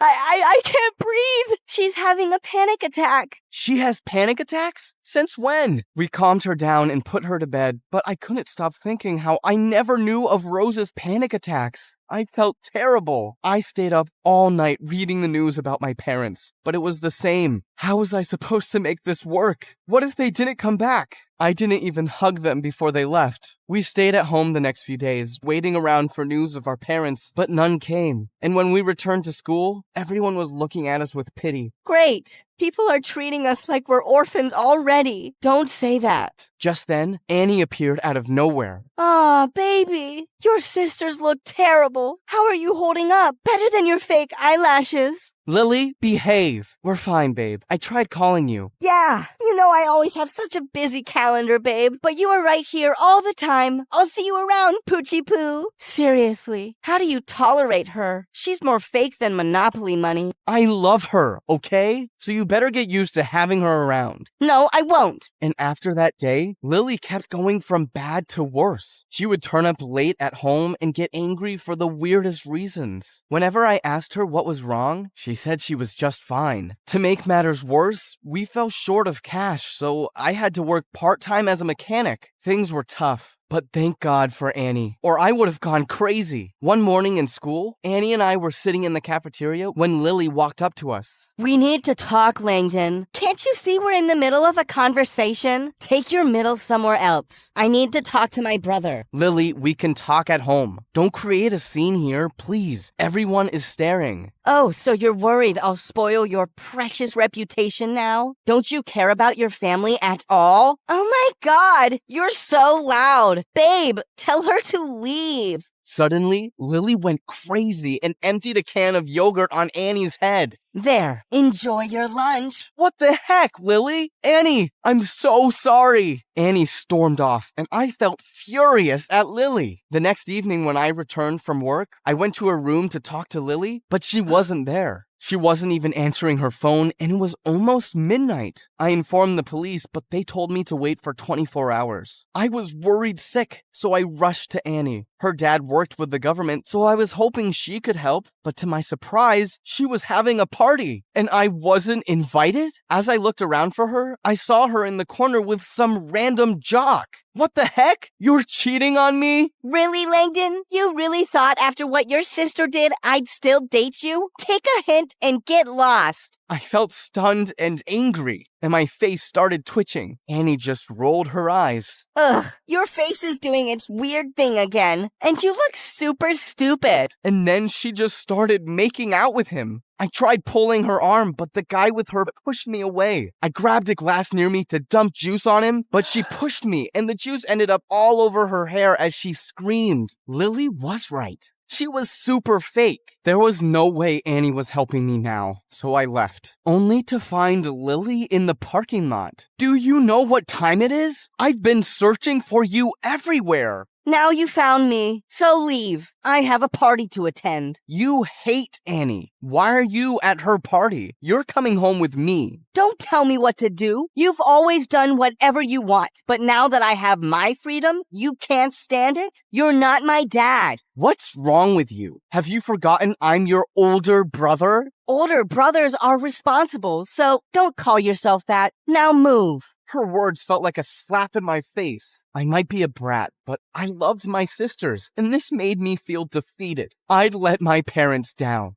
For the next few days, I was drowned in work. With my job and the school announcing the annual sports scholarship, I had no time to sit and sulk if I wanted to set a good example for my sisters. As for Lily, I asked Orchid to download Locatify on her phone without letting her know so I could keep an eye on her. One night, I was at the garage when I got a frantic call from Orchid. Hurry, it's Rose. She had another panic attack, and she fainted. We quickly took Rose to the hospital, but we couldn't get hold of Lily. I opened Locatify to track her, and it showed she was at school. What was this girl doing there at night? Doctors told us Rose was stable, but he wanted to keep her under observation for a few hours. You go after Lily. I got this. Just be careful and don't beat yourself up. You're doing everything you can. Thanks, Orchid. I quietly entered the school building, and it was pitch dark. Suddenly, I saw lights flicker from the school's main office, and Lily was leaving with a fat envelope. Lily? Langdon?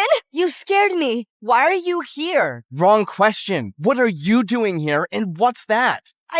Oh my God, I'm so sorry. Annie made me do it. She said if I stole this money for her, she'd get her dad to find information about mom and dad. I just felt so desperate, so I agreed. You think I didn't try that? I already asked her 1,000 times, and she always said her dad's trying. But now I'm certain she never even asked him. Oh God, I'm so stupid. That witch took advantage of me, probably just to punish me for being rude to her. You should have just told me, Lily. She warned me not to, or our deal was off. Also, I was so mad at you.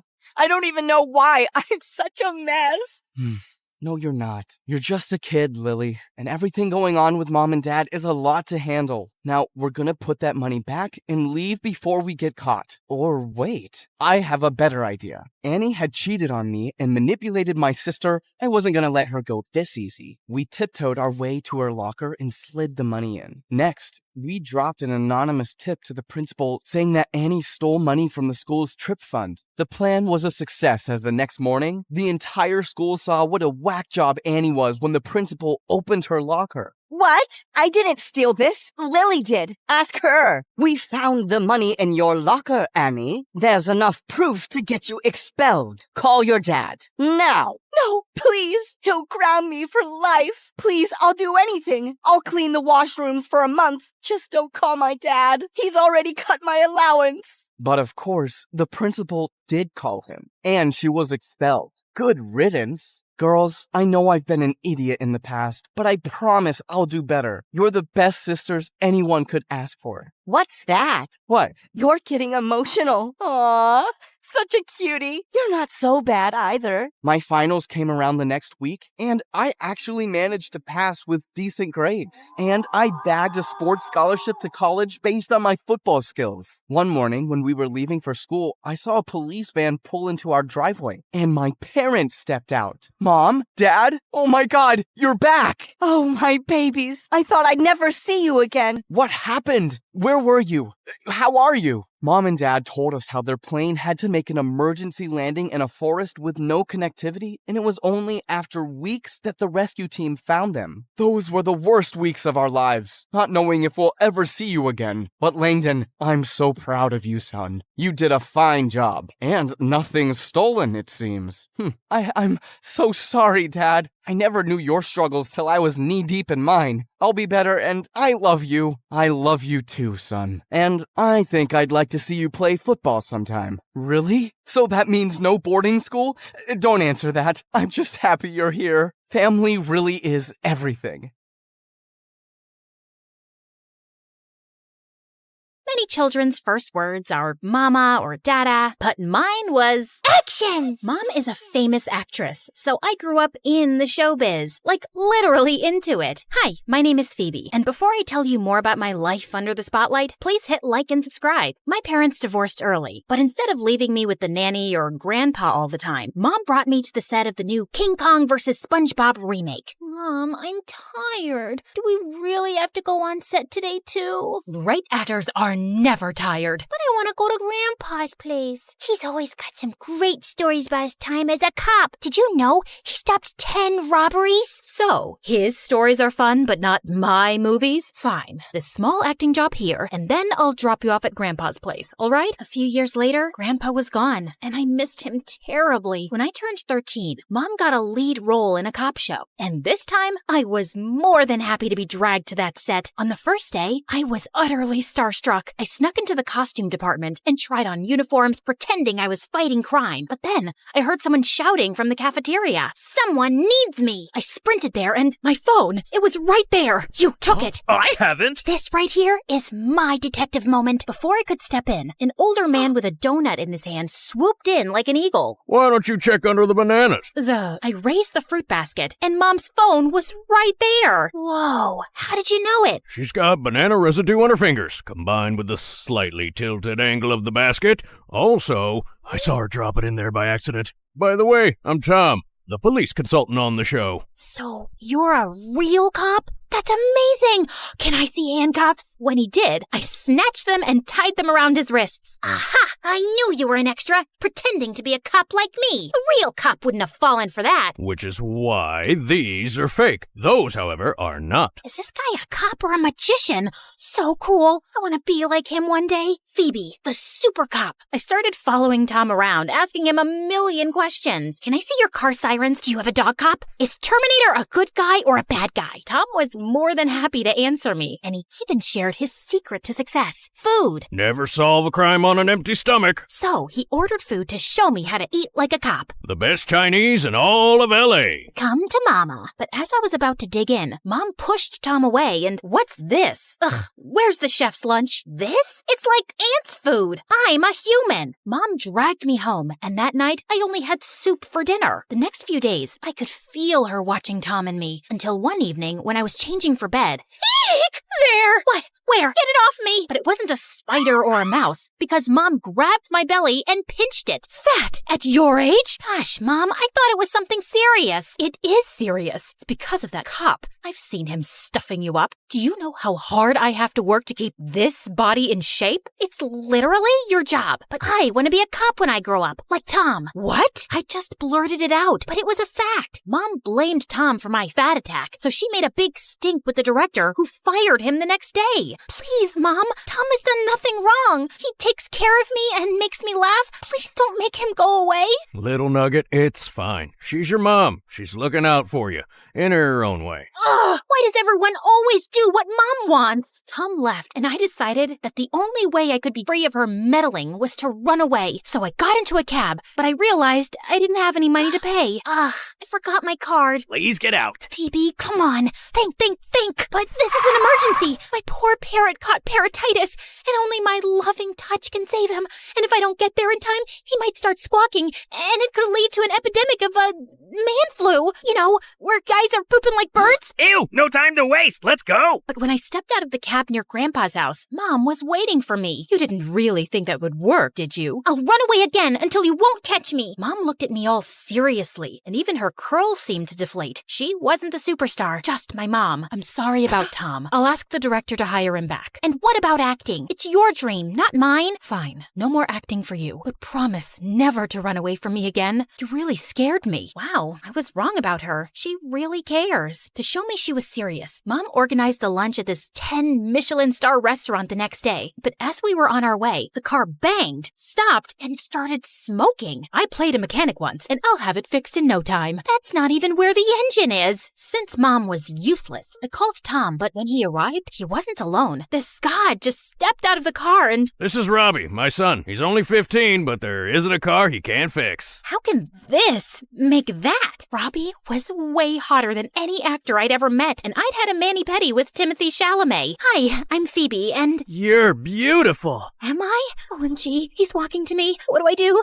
But Robbie just passed by me and went straight for Mom's car. What happened to you, beautiful? Yeah, he's a teeny tiny bit obsessed with cars. Okay, Phoebe, don't get a crush on the hot guy who ignores you. Don't get a crush. But then he used his shirt to rinse dry his face and... Oh, right, too late. I forgot everything and spent the next couple of years finding any excuse to hang out with Robbie. But he stayed completely oblivious. Even when I gave him chocolates on St. Valentine, he thought they were for his mom's birthday. Oh, you saved me. I'd completely forgotten about it. After I enrolled in the same high school as him, we became friends. So I decided to confess at my 16th birthday party. Robbie, I like you. I like you too. So, will you be my boyfriend? I... Worst timing ever! Wait, Mom's agent? He never calls unless... I'm sorry, but there's been an accident during rehearsals. Oh no! As Robbie was driving me to the hospital, I didn't care that we were together alone. I was just worried about Mom because she insisted on doing her own stunts. But I was relieved to see only her leg and arm were in a cast. Everything else seemed fine. Mom, you're okay. Okay? I can't act anymore. Can't they cast someone else? The show hasn't even started. For the first time ever, Mom looked a bit unsure. They can't. The producer convinced me to put a lot of money into this show. If the investors realize I'm not on set, the show will be canceled, and how much? We'll lose everything. I'm sorry, Phoebe. It's okay, Mom. I don't care about the money. I'm just happy you're fine. I thought the scary part was over, but the next morning, Robbie told me he was going to Europe for his auto project. As if that wasn't enough, Mom's hospital bed was empty. We're higher. No, not like that. I looked out the window, and Mom had convinced all the nurses to be her extras. She tried to do a high kick and just fell down. But even if she was clearly in pain, she got up and tried again. She'll never give up. I have to help her. That's enough, Mom.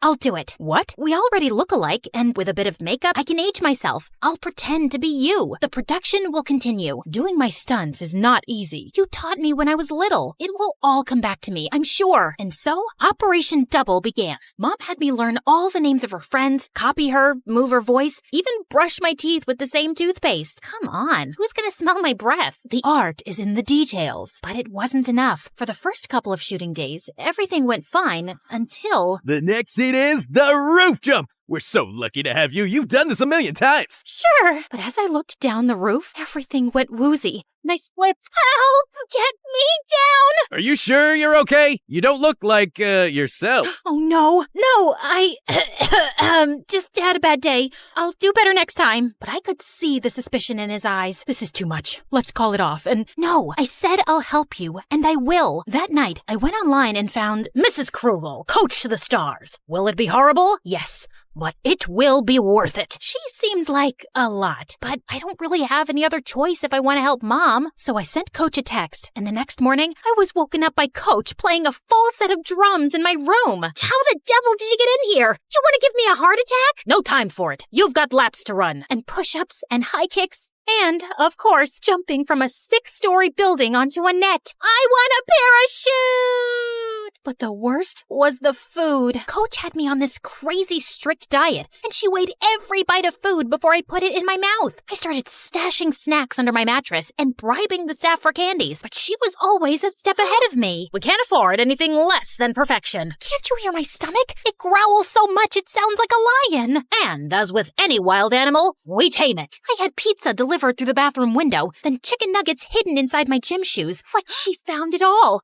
Nothing ever worked. As the days passed, I also noted another change. Whenever I got out, boys tripped over themselves to look at me, and I even had a couple of talent agents ask for my number. In the shops, people always smiled, and I got discounted clothes and gifts. I guess pretty privilege is a real thing. The only one who didn't seem to like my new look was Tom. Just a salad for lunch? How about a nice burger? Shh, don't let Coach hear you. Coach? What coach? She's like a ninja, always knows what I eat, even when she's not there. Soon, the shooting was over, and Mom was well enough to come to the wrap party, just in time to get all the praise from my hard work. You moved like you were 10 years younger. Only 10? Seeing Mom back in her element made me really happy. Darling, thank you. You really saved my career. But now, I've got my own life waiting for me. Robbie was back, and I hadn't been able to see him during filming, but I hadn't forgotten his words. I like you too. The next day, as I walked to my locker, I saw Robbie kissing another girl. What in the holy cake frosting is happening? I pushed the girl away and slammed Robbie against the locker in one of my superstar film moves. I'm away for a couple of months, and suddenly you have a girlfriend? You said you liked me. Phoebe, I do like you, but like a little sister. You could have said it on my birthday. With your mom in the hospital, I didn't want to give you any more bad news. I was really angry, but as I watched Robbie check on his girlfriend, I realized he never looked at me like that. Before I could make things worse, I ran back home. I spent the next few days eating chocolate, watching MSA, and wallowing in self-pity. The first heartbreak is always the hardest. It will pass.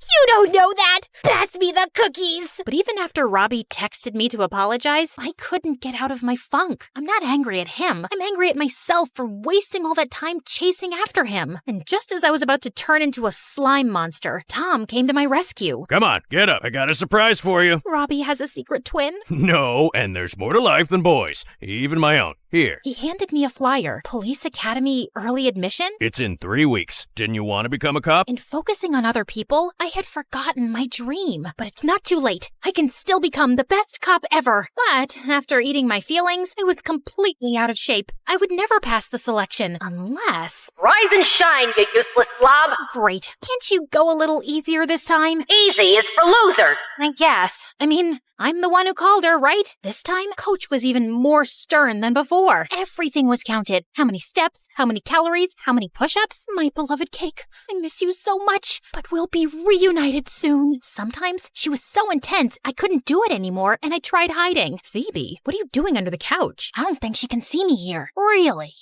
Ah! Coach's method worked, and I lost all the weight I had gained. When I woke up on admission day, I followed the smell of bacon down to the kitchen, where Tom and Robbie were having breakfast with Mom. Robbie handed me a massive bouquet of flowers. I know I can't be who you want me to be, but I'm here to support you. Can we still be friends? Bacon and flowers? How can I say no? Robbie hugged me, and I was surprised that I didn't feel any butterflies in my stomach, except for those in anticipation of the test. I guess I'm over him. Finally. But I still didn't touch breakfast, and by the time we got to the police academy, I felt weak. Are you sure you're okay? You look pale. No, I can do this. The first test of the day was an obstacle course. I'd done so many of them with Coach, I could run them in my sleep. But as the whistle rang, I felt my legs turn to jelly and my vision go black. When I woke up, I was in the stands with Mom and Tom. You fainted. Robbie's gone to fetch you some water, but in the meantime, eat this. No, I can't. Coach said that's too many calories. Right. The mysterious Coach. Where is she? I've been meaning to have a chat with her. She's been filling your head with all this nonsense about skipping meals and looking fit. What Coach? Mrs. Krugel. They looked at me in confusion, so I took out my phone to show them Coach's website, but when I Googled it, nothing came up. I don't understand. I've hired her to help me train for Mom's role. I trained you, no one else. But Coach, does it mean I made her up? The next day, Mom took me to a psychiatrist, and after I told her everything, she confirmed Coach did not really exist. She came to you every time you felt insecure, right? It's clear you created her as a defense mechanism, but I'm afraid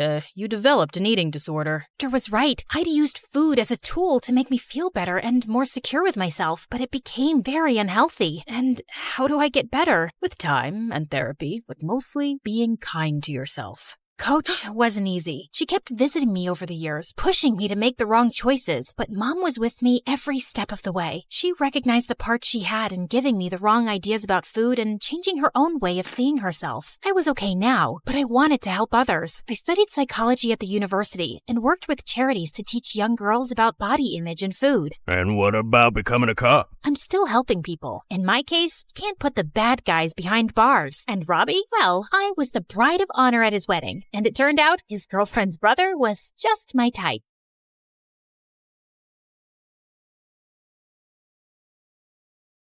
While Mom was at work, I crept into her bedroom and searched her closet and all her drawers for evidence of something. I lifted up a blanket from her bed and almost had a heart attack.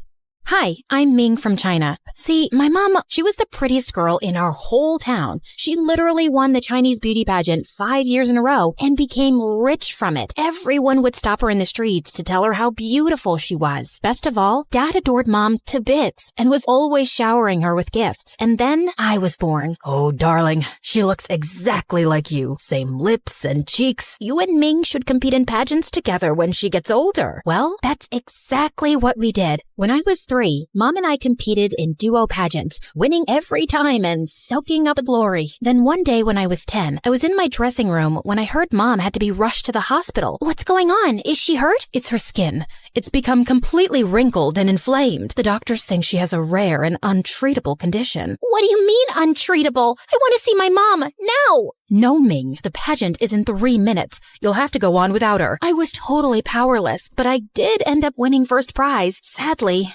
everyone was too depressed to celebrate. Mom looked like a freaking 80-year-old with red lumps on her face. It's obvious I won't be able to compete with you anymore.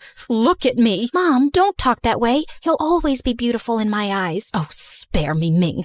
I don't want your pity. I felt so awful. And as I continued competing in pageants, people constantly compared me to my mom, especially my grandma. It's heartbreaking what happened to my daughter's skin. It's too upsetting for me to visit her these days. At least you look the way she used to. Their comments made me furious. I could feel Mom's growing resentment. Worst of all, the tension was affecting my parents' relationship, and they started fighting all the time. Finally, when I was 16, my parents divorced. Mom got custody since she'd been my primary caretaker, mostly because she'd always been driving me to our pageants. And it was then I decided I'd had enough. I don't want to be in pageants anymore, Mom. I only did them in the first place because of you, and I don't like how bitter and jealous you get every time I compete. That's the most ridiculous thing I've ever heard. Why would I be jealous of my own daughter? Gee, good question. All I know is it just got worse as I got older. I quit pageants, and then Mom decided to move to the US, which was a big adjustment. And as soon as we settled, she became even more of a nightmare to be around. That's a disgusting amount of makeup. But I'm just wearing lip gloss. Well, you're wearing too much for a girl your age. Wash it off right this second. I don't understand how you can eat all those pancakes and not blow up like a balloon. Enjoy it while you can. See what I mean? Luckily, my new school became much happier than my home life. One day at school, I asked around to see if I could get an English tutor, since I still wasn't comfortable with the language. All the kids recommended the same guy, someone named Gavin. He tutors for volunteer hours, so it won't cost you anything.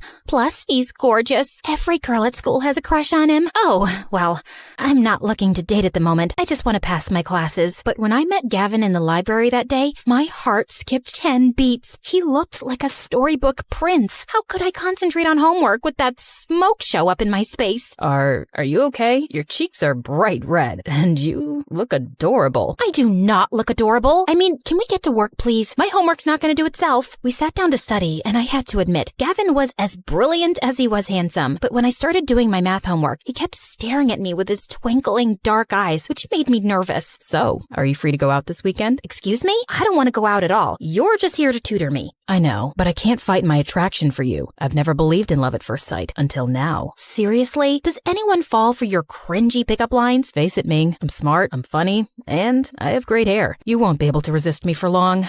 I couldn't help rolling my eyes at that. Maybe I should get a new tutor. Except that same week, I ended up getting an A on 2 exams. See, I don't disappoint. Now will you go out with me? Just because you helped me get a good grade doesn't mean I owe you anything. Come on, just one date. With that, Gavin pulled out 2 tickets from his pocket. And holy crud, they were to a Sasha concert, my favorite singer. I've been saving these for someone special, Ming. Okay, I'll go, but only because I'm a huge Sasha fan. But this is not a date. The night of the concert, Gavin came to pick me up at 6, but the second Mom saw him, she looked furious and pulled me aside. Where do you think you're going with that boy? To Sasha's concert? I already told you I was going with a friend. Please, do you really expect me to believe Mr. Heartthrob here is just a friend? He'll break your heart, just like your father broke mine. You're not going to that concert. But Sasha's my favorite singer.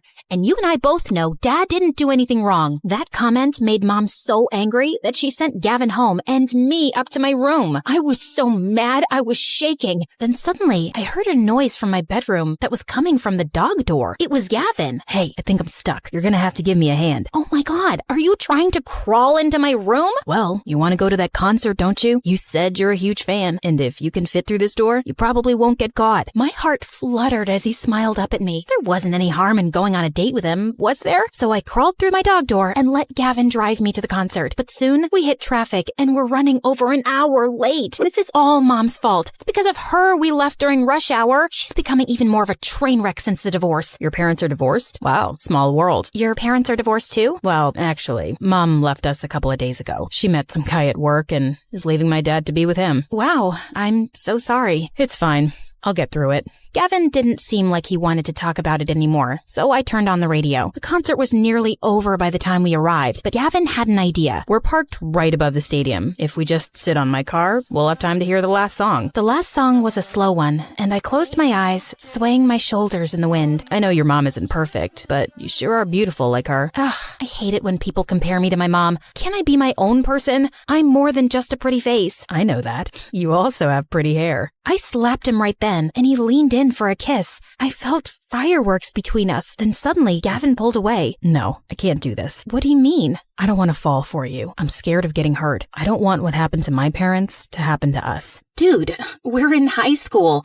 I'm gonna run off with some other guy. Your parents' failed relationship doesn't mean you have to live in fear. But Gavin just said taking me to the concert was a mistake and started driving me home. I felt like such an idiot. He was the one who'd asked me out. I'd let him drag me hours away from home at midnight so I could give him a chance. Thankfully, Mom was in bed when I got home and I fell asleep with no trouble. Then at around 5 a.m., I felt someone's hands on my head. It was Mom. Ming, go back to sleep. At that second, I spotted a pair of scissors in her hands. What are you doing with those? And why are you holding a strand of my hair? Are you cutting my hair in my sleep? I just need a couple of strands. What? Why? Please don't ask questions. No, I will ask questions. You can't just cut my hair in my sleep without telling me why. Watch your tone, young lady. I'm not doing anything wrong here. You need to learn to respect your elders and bite your tongue. Mom stormed out of my room and slammed the door. She grounded me for a week, but I wasn't gonna let her scare me. While Mom was at work, I crept into her bedroom and searched her closet and all her drawers for evidence of something. Then finally, I lifted up a blanket from her bed and almost had a heart attack. On her bed was an open cardboard box with a pile of my hair strands. How long had she been collecting my hair? I wasn't sure what she was going to do with it, but I knew one thing for sure. I needed to get away from her. I thought about booking a flight to China to go back and live with Dad, except what if he didn't allow me to? The next day at school, I was in the library when suddenly I saw Gavin sitting across from me reading a book. Oh darn, I'd forgotten to cancel our tutoring sessions. Ming, hey. Hi, look, I won't be needing any more tutoring sessions. I'm moving back to China. Wait, what? You're leaving? Yes, and I don't know when I'll be back. You made the right choice not to kiss me at the concert. We would have both ended up hurt. Everyone I've ever been close to in my life has done me wrong or got separated from me. You were right to protect your heart, Gavin. He stared at me with sad eyes, and I couldn't bear being around him anymore. I went back to the house so I could secretly pack my bags and leave home. But that night, Mom knocked on my door. Do you have a minute? What's going on? What's in that box? Your 18th birthday is tomorrow, so I made you a present. Oh man, my birthday. I'd completely forgotten. What's this? You asked why I was collecting strands of your hair. Well, it was to make a quilt with something called dongtai hair embroidery. It's an old Chinese practice. You sew hair strands onto a piece of white silk. My grandmother started a tradition where A mother would embroider a piece, pass it down to their daughter, who would continue the work and keep working on it until it was finished. Then the next daughter in line would receive the quilt as a gift. And that's you. I was shocked. Mom hated me. There was no reason she'd want me a part of any family tradition. I don't even remember the last time you gave me any presents, let alone something like this. Well, it's your 18th birthday, and it's an old family practice. My mother used to tell me, back when we were close, that she wanted me to continue it, and you are my daughter after all.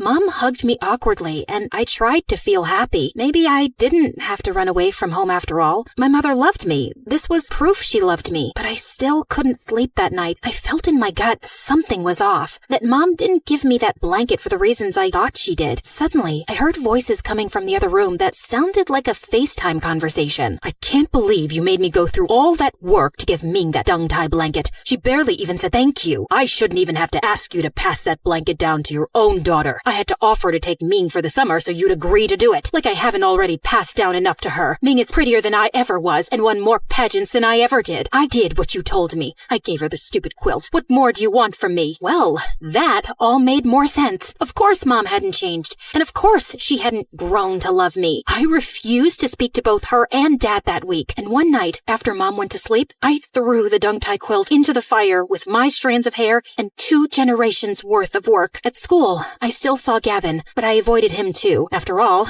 I told him I was leaving the country. On the last day of the semester, I was taking my finals, but I was panicking because I didn't know any of the answers. I hadn't been able to find a tutor as good as Gavin, and now I was the last one in the exam room. I tried to calm myself with deep breaths when suddenly some kids ran in screaming, pulling the examiner's arm. Miss Benson, someone broke into your car. And that's when Gavin walked in and sat next to me. We only have like 2 minutes tops. Give me your test. I'll finish it for you. No, Gavin, I can't ask you to do that. But he'd already taken my test and was filling in the answers. Why was he helping me? So obviously, you didn't move to China in the end. No, not yet, but I still might, just to get away from everything and everybody. I don't understand, Gavin. Why did you do this for me? Because I still care about you, Ming. I know I wasn't ready to kiss you that night at the concert, but part of me regrets that. Really? Yeah. I don't want my parents' divorce to scare me away from falling in love. You told me that night, nothing is worth living in fear for. Gavin pulled me close, and I felt my heart skip a beat. Maybe you're right, Gavin. Just because my mom didn't know how to love me doesn't mean there aren't other people out there who do. You mean like me? Slow down, buddy. We're not there yet. I leaned over and kissed him right then. For the first time in ages, I walked home feeling happy. But when I entered the house,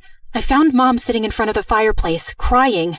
I can't believe you burnt the family quilt. A 3-generation quilt. It wasn't a 3-generation quilt because you were never going to pass it down to me. You only did it because Dad told you to. You know what? I'm done putting up with this. I'm moving out of this house. I'm not going to live with you anymore. That summer, Dad let me stay with him in China as he promised, and Gavin and I applied to the same college and got in. Even after returning to the U.S., I didn't see Mom, and I also blocked her phone number. But one night at college, I was awake studying when I got a freaking message from Mom on TikTok begging me to call her. Jesus, she created a TikTok just to get a hold of me? I finally gave in, just to get her off my back. Oh, honey, I'm so glad you called. I've been wanting to talk to you and make amends for a while. It's a little too late for that, Mom. I really don't have time to talk. I have midterms tomorrow. Ming, you didn't let me finish. I've been seeing a therapist and working through my issues. I want to be better. I want a fresh start. Well, I am glad to hear you're finally getting help. I know you've been suffering for a while, but I can't just forget the way you've treated me all those years. Maybe one day I can forgive you. I just don't know when that'll be. I understand. Well, if you ever do want to start over, my home is always open to you. I love you, and I'm sorry about everything. Thanks, Mom. I've always wanted to hear those words from you.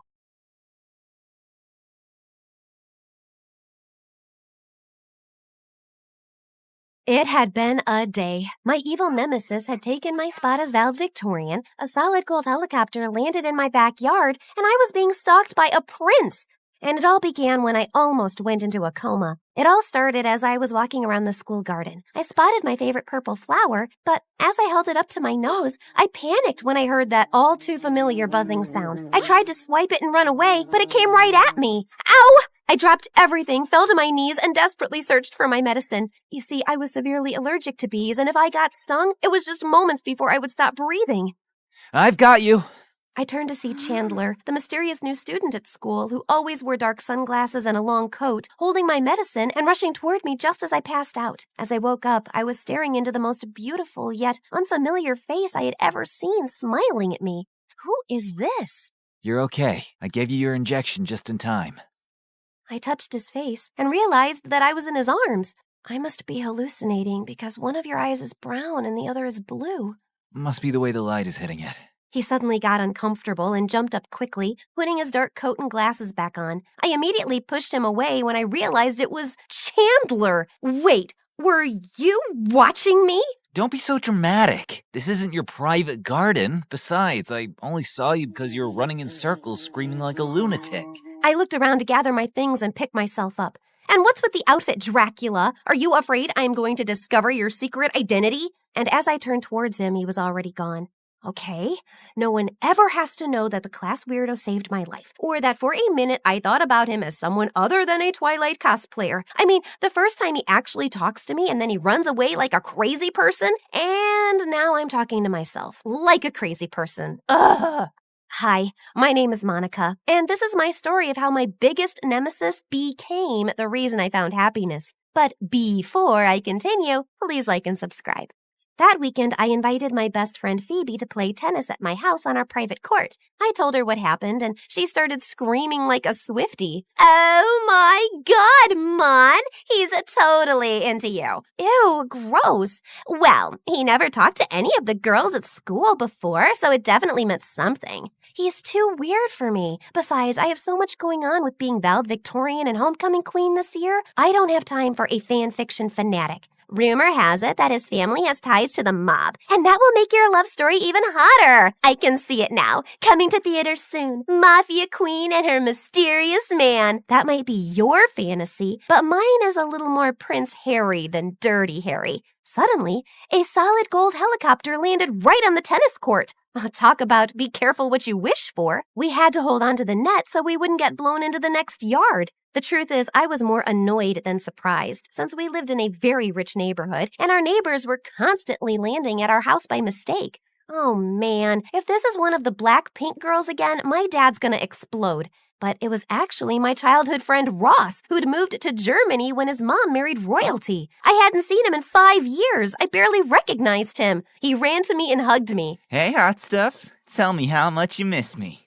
Ross? Holy extreme makeover! You look amazing! Where's the rest of you? You like it? I lost 80 pounds, got rid of my acne, and now I wear contacts. Are you, posing for me? Just then, he spotted Phoebe standing behind me. Who's the dweeb? Dweeb? This is Phoebe. She's my best friend. Of course. You needed a pet to keep you company while I was away. Okay, well, I'm back now, so run along, dweeby.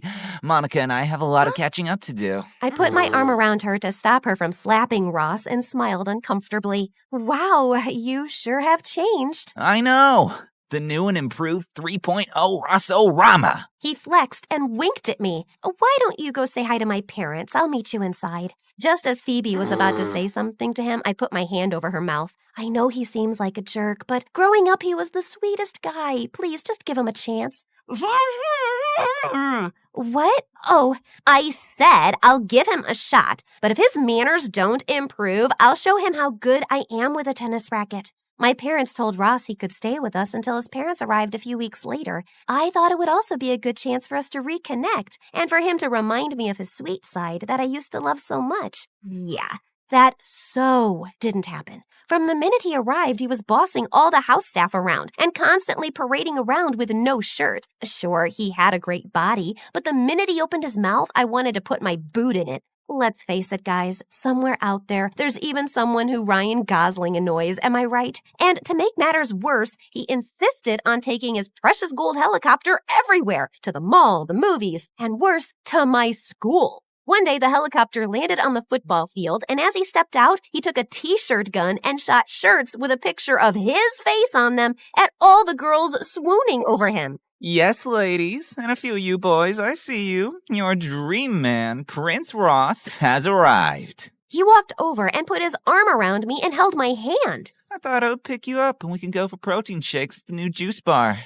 Just then, Rachel, the most spoiled little rich girl in our school and my arch nemesis, rushed up to him. We have never actually had royalty here. Would you sign this for me? Ross dropped my hand and proceeded to flirt with her. What's your name? Rachel, but you can call me yours. Aha! Yours. Until someone else comes along in 3, 2, 1. Excuse me. Let's face it, you change your mind about boys more often than a traffic light says go. And speaking of that, why don't you just go? Rachel went to charge at me, but Ross got in between us both. Aw, ladies, I know it's hard, but don't fight over me. I was so disgusted that he was acting this way. You know what? You can have him. Later that day, he came up to me at the house. Can we talk? If it's about how amazing you are, no thanks. I think I've had enough of the Royal Ross reality show to last me a lifetime. Actually, I wanted to tell you I'm sorry about how I acted, and I brought you these.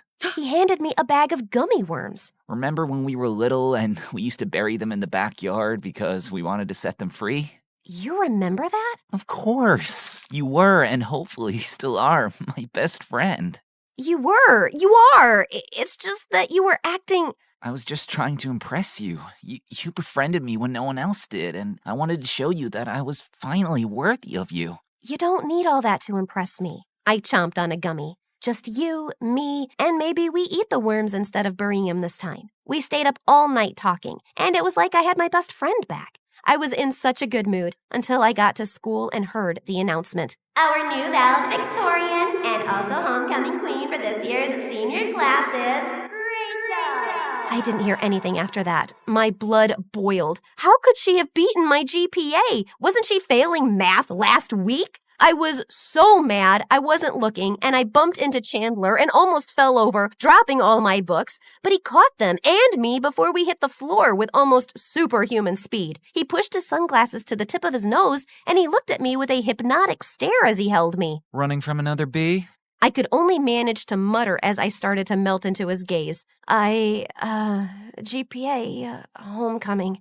Oh yeah, I heard. You should definitely ask for an investigation because Rachel is as likely to have gotten those 2 honors as I am to wear ballet slippers to school. I felt like time stood still, and I never wanted it to start again. But then Phoebe walked up with a big grin on her face and tapped me on the shoulder. What you doing? I was startled, but Chandler didn't let go. His big, strong arms just held me. I'm okay now. You can let me go. He released me, took a step toward me, and whispered in my ear.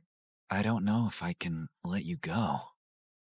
Okay, Twilight. If you're done talking with my bestie into joining your coven, we're late for class. As we walked to class, Phoebe couldn't help but tease me. He is too weird for me. I don't have time for that. I want Prince Harry. Yeah, I know. I'm just saying. Hubba hubba.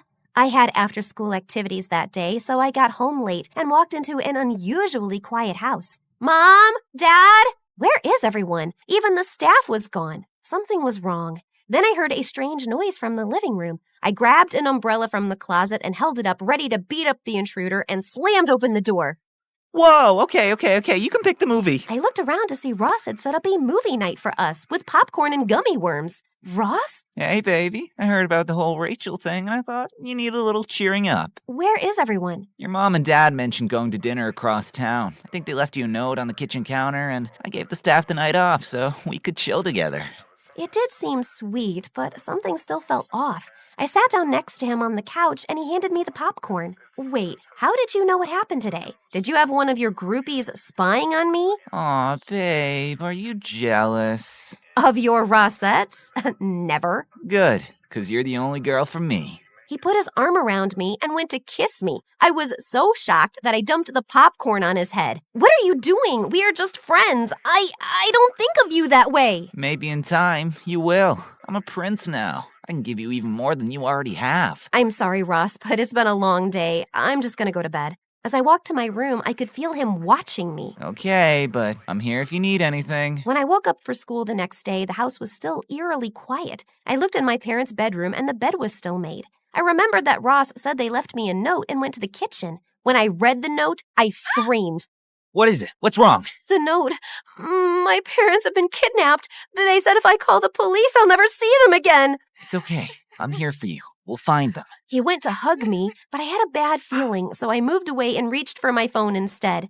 Who are you texting? I need Phoebe. No! I'm your best friend. You don't need anyone else. You have me. He knocked the phone out of my hand, smashing it into pieces. I ran out the door. I had to get as far away from Ross as possible. Instead of putting Phoebe in danger by going over to her place, I ran towards the one person I knew who could possibly handle the kidnappers, someone who lurked in the shadows. I need Chandler. I ran all the way to school and snuck in, just in case Ross was around. But trying to find Chandler was like looking for a needle in a haystack. Just when I was about to give up, I felt a hand on my shoulder. Looking for me? You scared me! Oh, we need to work on you approaching people head on. But yes, I need you. I'm flattered. No, you don't understand. My parents have been kidnapped, and I need you to use your mafia connections to help me get them back. He stopped for a minute, then burst out laughing. You are horrible! You are laughing that my parents got kidnapped? I knew this was a mistake. Forget you. Forget all the boys. I'll do this myself. No, wait. I'm sorry. I was just laughing because you think I'm involved in organized crime. I mean, I've heard all the rumors about me. I have fangs. I'm a spy. My favorite is that I'm a 30-year-old undercover cop, but the mafia, that's a new one. He touched my face and wiped my tears. Wait, you're not? No, sorry to disappoint you. No, that's actually a good thing, although this might have been the one time I needed it to be true. I'm so sorry to hear about your parents, and of course, I'll help you find them. Maybe it was his confidence or the fact that I didn't know who else to turn to, but I believed him. So, the first thing is... Just then, Ross came barreling down the hallway in attack mode, heading straight for Chandler. Take your hands off of her. I'll save you, Monica. Chandler whipped off his trench coat and mocked Ross by waving it at him like a bullfighter. Taro! Just as Ross was about to pounce, Chandler pulled back the coat to reveal a locker, and Ross drove head first into it. That should slow him down for a little bit. But Ross got up and was as angry as ever. She's mine. And as soon as I stop seeing double, I'm coming for her. Or maybe not. Time to go. He grabbed my hand and we rushed out of the school doors to his motorcycle. I'm not getting on that thing with you. But then I turned to see Ross running towards us. Change of heart? He tossed me his extra helmet and we took off. We drove for a while to make sure we weren't followed, then pulled over. I think we should go back to your house, see if we can find any clues. Good idea, but we have to be careful because I don't want to run into... the Rossinator. But before we go, I need to know, why did you agree to help me? We don't even really know each other. You mean saving your life doesn't fall under the category of we're friends now? Okay, good point. But I feel like you are avoiding telling me about you. Well, I would love to take you for coffee and tell you my life story, but you might want to rescue your parents first.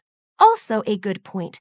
Okay, there's a door at the back of the house that leads to the wine cellar. It's been sealed off, but if we can get in, I can get into the house from there without anyone seeing. Once we got to the house, I tried to pry it open. Ugh, it's been closed so long, it must be rusted shut.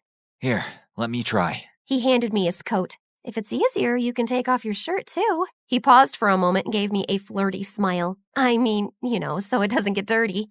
Oh, I think you would like me if I was dirty. Then he tore off his shirt, and it was like I had won the hot guy lottery. Yet when he tried to open the door, he only got it to move a little. Maybe if we both try. You grab the handle first, and I'll wrap my arms around you and we'll pull together. The one time I don't have my phone to post this on Instagram. As he put his huge muscular arms around mine, I could feel his heart beating. And once again, I wish I could have made this time stand still in that moment forever. Then suddenly the door gave way and we both went tumbling backward. I landed on top of him with our faces so close that our lips were practically touching. Your eyes are so beautiful. Were you born that way? No. He looked embarrassed. What is it? You can trust me. I actually grew up in the poor section of town, and one day I saw a little boy wandering the streets about to get hit by a car, and on instinct I dove in front to save him. The next thing I know, I'm waking up after surgery with this eye, and it turns out the boy was the governor's son. He paid for the best medical care and even sent me to finish my education at your school. Holy Bruce Wayne! Is this guy too good to be true or what? This would be that moment in the movie when we would have our first kiss. Just then, I paused because I heard quiet yelling, except I didn't imagine hearing my parents yelling my name in the background. Then I realized it actually was my parents! I jumped up and rushed into the wine cellar, and there were my parents tied up and blindfolded. I ran to set them free and hugged them. Who did this to you? We don't know. Last thing we remember, we were on our way to dinner, then we heard a helicopter and everything went dark. Then we woke up here. Helicopter? Obviously, Ross! But we can't prove it because we didn't see him. We only heard a female voice. I think I might have an idea, but we would need your mom and dad to stay out of sight, so Ross continues to believe that he controls the situation. My parents agreed, and we brought spare food, blankets, and a corkscrew from the pool house down to the cellar to make them more comfortable. Call the police in exactly 3 hours and tell them to come to the school to arrest your kidnapper. And Mom, Dad, don't drink all the wine in the cellar. We rode back to school and snuck in through the gym. Okay, Super Cop, what's your plan? Well, you know how you think I'm all mysterious? I'm about to reveal to you who I really am. He walked me into the audio-visual classroom, and all the movie nerds turned to look with their mouths open. You brought a girl into the secret chamber? How many times do I have to tell you, Joey? It's not exactly a secret. It's a classroom at a school. Potato, potato. Hold up, you're a movie nerd? Yep, I'm proud of it. And me and my group of nerds are gonna catch Ross confessing on tape. You see, we helped install the security cameras in the school so we can access them. Security cameras? Can you access footage from a few days ago? Sure. What are you looking for? I'm not sure, but I'll know it when I see it. Go back to a few hours before they announced the valedictorian. Hey, weren't you supposed to be? Don't remind me. There! Right there! Is that Ross sneaking into the office and changing the winner to Rachel? I knew that jerk wasn't working alone. I bet he did that for her, so she would help him kidnap my parents. That must have been the female voice they heard. Now to put our plan into action. I borrowed one of the nerds' phones and called Ross to meet me at school. Once he saw me, he ran and hugged me. It was all I could do not to vomit, so I played it cool. Oh, Ross, thank God you're here. I was so worried for you. The police arrested Rachel for tampering with the school votes, and she said she was going to blame you for kidnapping my parents. What? That's crazy. I had nothing to do with any of that. She must be saying that because she has a super crush on me. But you know, my heart and my helicopter belong to you. Just then, Rachel came out of the AV classroom where she had been watching on camera as Ross blamed her. You liar! You are the one who wanted to kidnap her parents so you could save them and make her fall in love with you. Oh, Ross, you did that for me? Oh, that's so romantic. Well, in that case, yes, it was all my idea. I would do anything for you. That's a wrap. The police arrived, and even as they carted him and Rachel off in the police car, he was still patting himself on the back. Can't believe you're choosing him over me. I'm a catch. Phoebe came running up to me and gave me a great big bear hug. Mon, I've been so worried you weren't answering your phone, but I finally talked to your parents and they explained everything to me. I knew that jerk was no good. Maybe next time you listen to your best friend. 100% from here on out. Best friends forever. Later that night, Chandler and I finally had that cup of coffee and learned a lot about each other. Monica, I've liked you since the first time I laid eyes on you fleeing from a bee. I knew then you were my movie queen, and I just hoped that you'd be okay with dating a poor movie nerd on a scholarship. So, is this the part in the movie when the hero finally kisses the heroine? Nope. This is the part when she kisses him.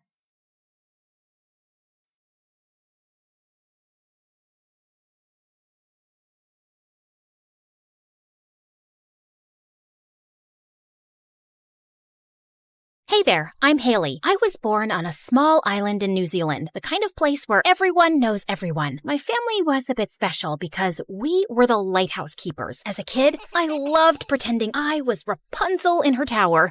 Little did I know, I'd start feeling as trapped as she did. Before I continue, please like and subscribe. My parents broke up soon after I was born, and Mom left to follow her dreams and became a very successful actress. She was extremely busy and never got time to visit me. Sure, she'd send me amazing gifts, but Dad basically raised me alone, and oh boy, he wasn't fun. Dad was a very strict person, and also a local hero. Years ago, he was the first to spot a ship that hit the rocks on a stormy night, and he bravely coordinated a rescue mission. Ever since, he vowed to never leave his post at the lighthouse, and I mean never. We didn't go on vacations and would only visit the local market once a week for supplies. But that didn't stop me looking for an adventure. Like one day when I was 5, we were at the market when I decided to sneak on a fishing boat about to leave port. Aye, aye, Captain. Ready to set sail. Who is this child? Of course, that made Dad furious.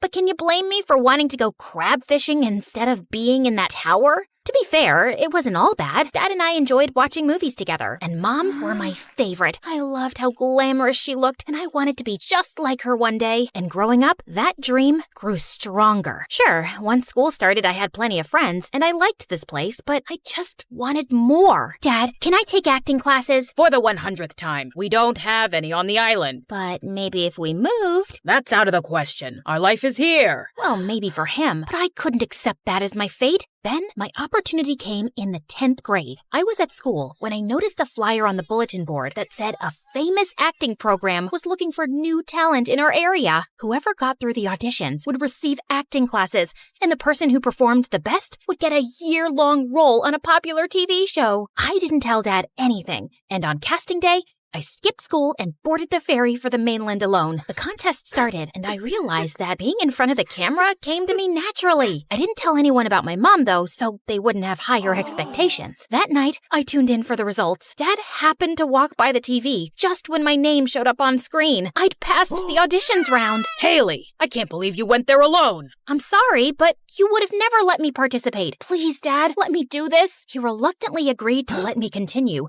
and I squealed as I hugged him tight. For the next 6 months, he went with me to the mainland for all classes. At the end of them, I was invited to a talk show where it would be revealed which TV show was about to hire me. As I was chatting with the host, suddenly someone from the audience walked onto the stage. Well done, Haley. I knew you were going to make it. Everyone was silent, stunned to see the world-famous actress. But to me, it was just, Mom? Indeed. After all these years, we are reunited, love, and we'll get to work together on the new TV show. The audience gasped and cheered as Mom hugged me. And I was speechless. I had no idea she was a part of this. I walked backstage with Mom, where Dad was waiting. Nice to see you, Celia. It's been what, 15 years? And now you're suddenly Haley's adoring mother, ready to take her away? Oh, if you're such a good father, don't stand in the way of her dreams. And can you just straighten your ugly tie? It's driving me crazy. Mom walked off while Dad looked upset. Dad, I know this is all very unexpected, but aren't you proud of me? Of course I am, love. I guess I'm just not ready for you to leave. He looked so sad. It broke my heart. Maybe I shouldn't go. No, she's right, Haley. You deserve to follow your dreams. You know where to find me. And 2 days later, I was all packed up and ready to go. After we landed at the airport, a limousine took us to Mom's house.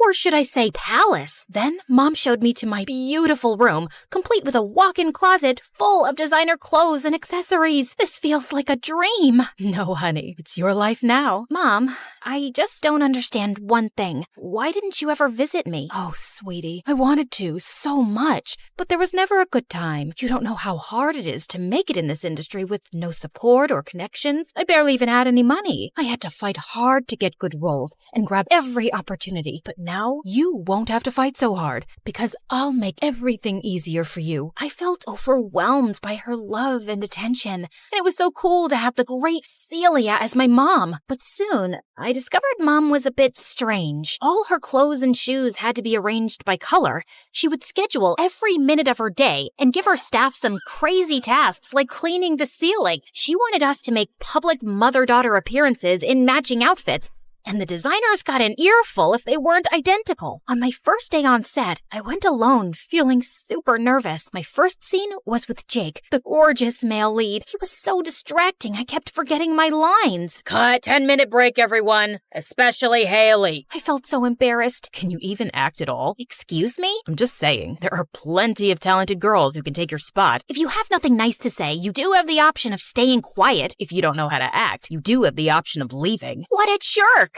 I calmed down my nerves and delivered my lines perfectly in the next take. But after that, we were always trying to trip each other up. He made silly faces to distract me during scenes, so I slipped laxatives in his coffee that kept him running to the bathroom. He put cat poop in my shoes, so I put super glue on his seat. You get the gist, right? But one day, I found out it was the makeup artist's birthday, so I ordered a huge cake to surprise her. This was your idea? Yeah. Why? Did you put something in the cake? No, just wishing you ordered chocolate. Who likes pineapple cake? SpongeBob. But From then on, Jake started being nicer to me. We'd chat during lunch and rehearse our lines together, and the pranks stopped, mostly. Working with Mom, though, was not a piece of cake. She was a perfectionist and would make me redo scenes 20 times. I was eager to learn, so I didn't mind being pushed. But she was really hard on everyone. Like that time her assistant brought the wrong coffee. I told you no sugar, and always put my coffee on a coaster. Plastic spoon on the left, napkin on the right. Ugh, did you even pass kindergarten? Or that time with the camera woman? Oh, you're getting all my wrong angles. Look, you're clearly not pretty enough to be in front of the camera, but now you're not even good behind it. Also, can you get your eyebrows done? One is like a thin worm and the other's like a fat caterpillar, and I hate uneven things. One day, I had a long scene with Mom, and she kept pointing out every tiny mistake. She wanted to discuss it more during break, but I just shut myself up in the bathroom, escaped through the window, and ran to Jake's trailer. Jake, let me in! Oh no, a crazy fan. Security! I'm gonna punch you in the face if you annoy me right now. Okay, Grumpy, what's going on? I told him how Mom was tiring me out by being so demanding. Well, what were you expecting with your mom's reputation? What do you mean? Your mom is famous for being difficult to work with. No one likes her because of her bad attitude. I literally had to sign a contract that I wouldn't pick fights with her, because I can't stand rude people. Hey, that's not really fair. Yes, Mom can be hard to please, but that's because she's passionate about her work. We're all passionate about our work, but we don't act bratty. You have no idea what she went through. She started from nothing and struggled alone for years. Look, I just felt a bit frustrated, so I vented to you, but that doesn't mean you get to diss my mom. I was about to storm off, but Jake stopped me. You're right. I'm sorry. You just came to vent. Maybe, since she's your mom, you can tell her to be less critical of you sometimes, because I think you're pretty you're all right. For some reason, my heart fluttered as I walked off, but I didn't take Jake's advice and talk to Mom. I understood this is who she was, and I just had to work hard to make her proud. Soon after, we got news about the ratings of our season. It was a huge success, and the studio wanted to sign us for season 2. That's great. Of course, we'll need you to double our paychecks if you want Haley to stay. You know we don't have that kind of money. Mom, isn't that double the paycheck or Haley walks? Fine. And you two will be good to work through winter break? No, I have plans to visit my dad, and yes, no problem. Plans can change. I felt mad as we walked out of the office. I promised Dad I'd go see him. Haley, success requires many sacrifices, but sure, you can always go back to the life you had before. That made me quickly drop the argument, because I couldn't imagine going back to my old town. When I told Dad the news, he was sad, but understanding. The next day in a meeting, the director told us that Jake's character and mine were going to end up together in the 2nd season. Ew, I'd rather kiss a frog. I'd rather kiss the frog's poop. Make sure to brush your teeth that day, Haley. I'll make sure to eat garlic instead. And here I was, hoping for something more romantic. I wasn't sure if he was joking, but just then, Mom pulled me away. As we climbed into the car, she started lecturing me about not getting crushes on my co-stars, as if I could help it. Yeah, duh, I have a crush on Jake. That evening, I was in my room watching MSA videos when Jake called. Haley, are you watching the news? I turned on the TV and was shocked to see reports of a devastating hurricane that had swept over my island. I tried calling Dad, but the line was down. I was so worried. And finally, hours later, Dad called me back. I'm fine. Well, except for the torn ligament in my arm. I'll need surgery for it, and the lighthouse is damaged, and most of the town too. Dad, you just focus on getting better before anything else, okay? I'll cover your medical bills. He tried to refuse, but I wasn't backing down. I had plenty saved from the 1st season of the show. But the next day, when I went to the bank to transfer money, my account was nearly empty. You and your mother have a joint account, and recently she transferred all the funds to her solo one. What the heck? When I asked her about it, she acted totally normal. I left some allowance, and I buy everything you need. What else do you want? My money? I earned it, and Dad was injured. He needs... I don't care about him. You're living here now, and your lifestyle isn't cheap. But I care. And if money is an issue, we can move to a smaller house. No, our image would suffer. You mean your image? Do you even care about what I want? You wanted to be an actress, right? I made you so. So you're saying I have no talent? I was getting that TV show role without you, Mom. It's not enough to steal credit for everything, so you've stolen my money? I won't stay here another minute. Yes, you will, or your career is over. She'll go wherever she wants. I turned around to see Dad. Dad, what are you doing here? Just decided to make a surprise visit. I didn't have a good feeling when you showed up out of nowhere, Celia, but I didn't think you'd steal from your own daughter. Some things never change, I guess. What do you mean? Years ago, when I rescued those people from the sinking ship, the owner gave me a huge sum of money to thank me, and soon after, your mom asked me out. She, the most popular girl on the island, finally noticed me. I felt so lucky. But then she used all my money to start her career, broke up with me, and left the moment her popularity rose. Why didn't you tell me all this before? Because I hoped she'd change and come back, and we could be a family. You really think I'd come back to the dumb, stinky village? You were always a fool. I guess I take after Dad, because I didn't see right away what a cold-hearted, selfish person you are, Mom. Dad and I left, and the next day, we were on the ferry back to the island. Seeing the lighthouse so battered brought tears to my eyes. I've been so blind.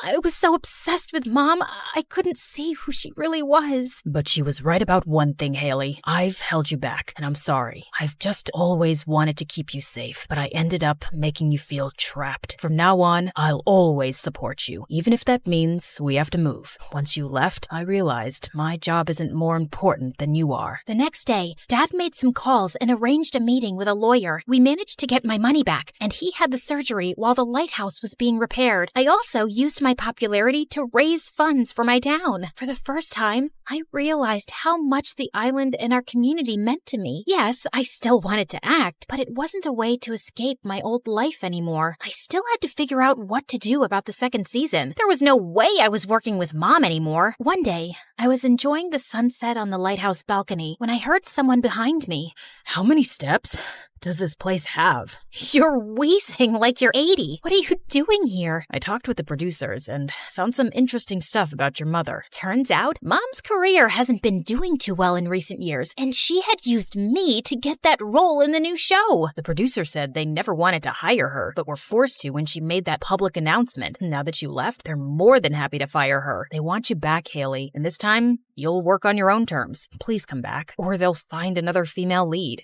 And you don't want that to happen?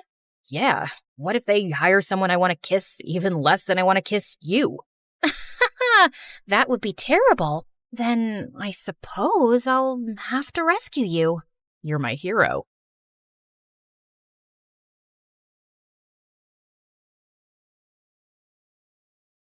As I sat in my sports car preparing for the race of a lifetime, my manager Ruth shot me a nervous look. If your dad finds out, we're dead meat. They're probably giving away some charity award somewhere. Besides, they already control everything. This is my way of living my life. Now sit still. As I drifted and turned the car around, Ruth was screaming, "Slow down, Your Royal Highness!"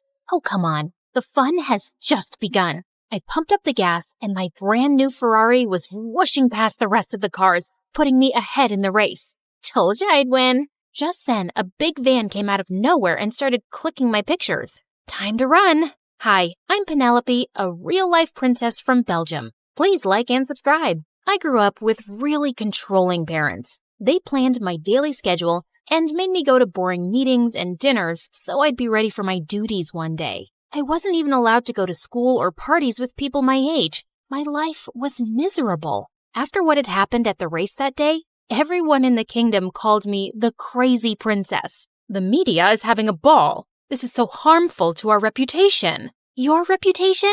I aced that race, and they're saying I came in second. If anyone's reputation is hurt, it's mine. Enough. You are next in line to the throne, Penny. Mend your ways or I'll get you married. I'm 17. You can't get me married. I must be at least 18 according to the rules. I am the king and I set the laws. Dad received a call and left before I had a chance to argue any further. Surely it wasn't serious, right? The next morning, I was swimming in my private pool when Ruth walked in with William, Prince of Denmark, and my childhood best friend. I got out and hugged him tight. Wow, you've become prettier over the years. I wish I could say the same for you. We laughed and decided to catch up over dinner. But when I got to the table, I saw him talking to my parents, and they looked serious. What's going on? Penny, darling, we were just discussing the venue for the marriage. Oh, wow. Who's getting married? us? William looked at me, grinning,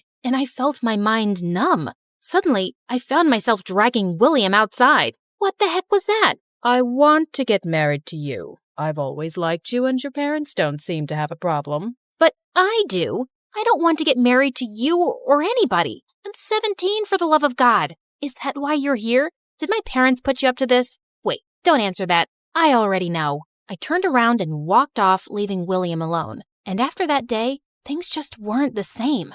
I avoided William all day long, and it came to a point where I couldn't step out of the house. It was insane. Just as I was trying to figure out a way out of this, Ruth told me she was leaving for New York on official duty for a year. You can't leave me. You're the only one on my side. Then join me. Nobody knows you there. You'd be free to do what you like. That did sound like a brilliant idea, but I knew Mom and Dad would never allow that. That didn't mean I couldn't try. So the next day, I went to their chambers to have a one-on-one. I want to finish my last year of school in New York. No one, least of all William, should know where I am. And why should we listen to you? You have to if you want me to get married. If this is the last year of my single life, I'd rather spend it away from all this drama. After hours of arguing, they finally caved and agreed to enroll me in one of the best schools in New York under a different name, Mia. Within a week, I was on a plane to my new life. But New York was busier than I'd imagined. If not for Ruth, I would have totally lost my way. Tired and exhausted, I hit the shower as soon as I reached the hotel. But just as I entered the bathroom, I saw someone under the sink. If you're a thief, let me warn you, I know karate. Really? I'd love to see that, Jackie Chan. Don't come up. I will legit punch you. I quickly left and grabbed myself a robe. Come out. The guy slowly dragged himself out, and when I saw his face, I almost passed out. He had to be the most handsome guy I'd ever seen. If you're done staring, can I leave? I have another job to get to. Not so soon, mister. Do you know what would have happened if I didn't see you? This is a strict violation of human rights. I'm late. Call a protest, light a candle, I don't care. My job's done. And he turned around and left. What a jerk. That night, I couldn't get a wink of sleep and woke up feeling annoyed and exhausted. I would have skipped my first day if Ruth hadn't boosted my confidence. As I entered the classroom, I immediately noticed a familiar face, the hot plumber guy. And unfortunately, he was the only one with an empty seat next to his. I'm Asher. What? If you're stalking me, you might as well know my name. You wish. I joined recently. It's my first day. Explains why you're wearing your skirt inside out. I looked down and he was right. How embarrassing. As if that wasn't awkward enough, Asher was also my lab partner and just the weirdest guy ever. I'd never seen him talk to anyone, and he was always either with his books or playing football. If I tried talking to him, he would awkwardly turn in the other direction. What was up with this guy? A few days later after school, I was happily relaxing in my hotel when someone knocked on my door. Asher. You forgot your list of lab supplies. Thanks. You could have given these to me tomorrow in school. I don't know about you, but this class is really important to me, so don't screw up on these. It's important for me too. Clearly. Anyway, I'd love to stop and chat, but I'm late for my night job. Unlike you, I have work to do. Did he just call me useless? Asher turned to leave, but I ran behind him. Hey, jerk. I know you think all the world's weight is on your shoulders, but it's not. Everyone has their battles, so don't you dare talk down to me again. I turned around and left, slamming the door in anger. What an absolute piece of work this guy was. When I told Ruth about him, she had the weirdest thing to say. Maybe he has a crush on you. What? No. The guy hates me for some reason, and he's such a prude. Gosh, he gets on my nerves. And yet, somehow all we've done is speak about him. Whatever. A few days later, we had a surprise literature test, and I aced it. But I saw Asher sulking in the corner. And later, during an experiment, he screwed up badly and spilled everything on the counter. His mind was clearly somewhere else. Are you okay? Yeah, I'm fine. Just do your thing. Fine, dude. I was just asking. I'm sorry. I didn't mean that. It's just that I've scored miserably on my literature paper. If I don't get this right, I'll lose my chances of ever getting a scholarship. What's a scholarship? Asher gave me a confused look before explaining it to me. I had no idea that people struggled so much to get a good education. For the first time ever, I felt lucky to be born rich. Fine, I'll help you. You will? Yeah, but you'll owe me one, and you'll stop pissing me off. Deal? Deal. Soon after, Asher and I started with his classes in my hotel room, and he was worse than I thought. My love is like a red, red rose. It blooms in June. Who talks like that? Now take my hand, look into my eyes, and say it again. And try not to sound like a robot. Asher took a deep breath and did exactly what I asked. But just when he took my hand, I felt a weird rush in my body. My love is like a red, red rose that's newly sprung in June, that's sweetly played in tune. How was that? Wow, that was brilliant. Yeah, cool. That was, good. Pretty awesome, actually. My heart was racing faster than ever. What was this heart-pounding rush? I'd never felt anything like that before. Asher and I were still holding hands when the door flung open and I saw William standing there. I leave you for a month and I already have competition? But why this peasant? William, what the heck are you doing here? I came to check up on my girl. Oh, shut up. I thought we were over this. Just leave me alone. I won't let you go this easy, love. William tried to take my hand, but Asher interrupted him. I don't think Mia needs you here. Now, if you don't want your butt kicked, I suggest you leave. Her name's Penelope. If you like a girl, at least get her name right. I'm leaving now, but this isn't over. After William left, Asher turned to me, confused. What was he talking about? Asher looked at me confused as I told him the whole story. Whoa, that's insane. You're an actual princess? Yeah, I'm sorry. I just wanted to live like a normal person for once. Suddenly, I felt my hand on his, and my stomach erupted with butterflies. I hope you won't throw me in the dungeons for being a jerk to you before. I just might, if you annoy me again. After that day, Asher and I got a lot closer. He promised not to tell anyone about me, and I promised to help him with acing his literature tests. Once we got talking, I learned that we had a lot in common. My parents are too busy in their own world. I was always ambitious, and they had no money, so I figured out a way to make it on my own. Now, I love being independent. I wish I could make my life the way I wanted. You can. All you gotta do is be brave. From here. As he laid my hands on his chest, I could feel his heart pounding, fast and hard. I was falling for him, and I knew he felt the same way when he asked me to be his date for the Halloween party. Life was good, except William was always around me, and that was kind of annoying. When I told my parents about him, they were actually supportive of his behavior. You should be happy he loves you so much. I suggest you come back and let go of this foolish adventure. Why did they hate me so much? One day before the party, when I walked into school, I saw William waiting for me on his knees and a life-size bouquet. Beautiful flowers for my beautiful date. I'll pick you up at 8 tomorrow. No need. I already have a date.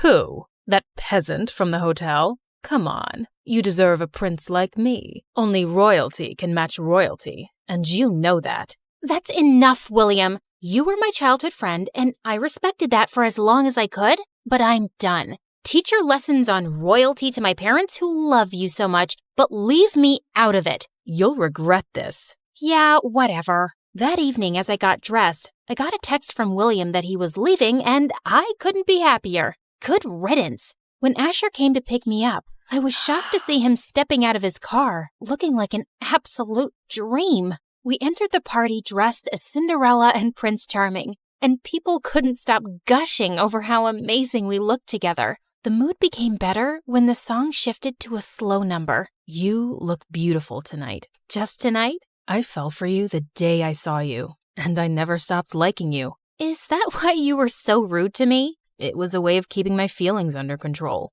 I thought you'd distract me from my goals, but I was so wrong. Asher pulled me closer till our faces were inches apart, and he gently kissed me on my cheek.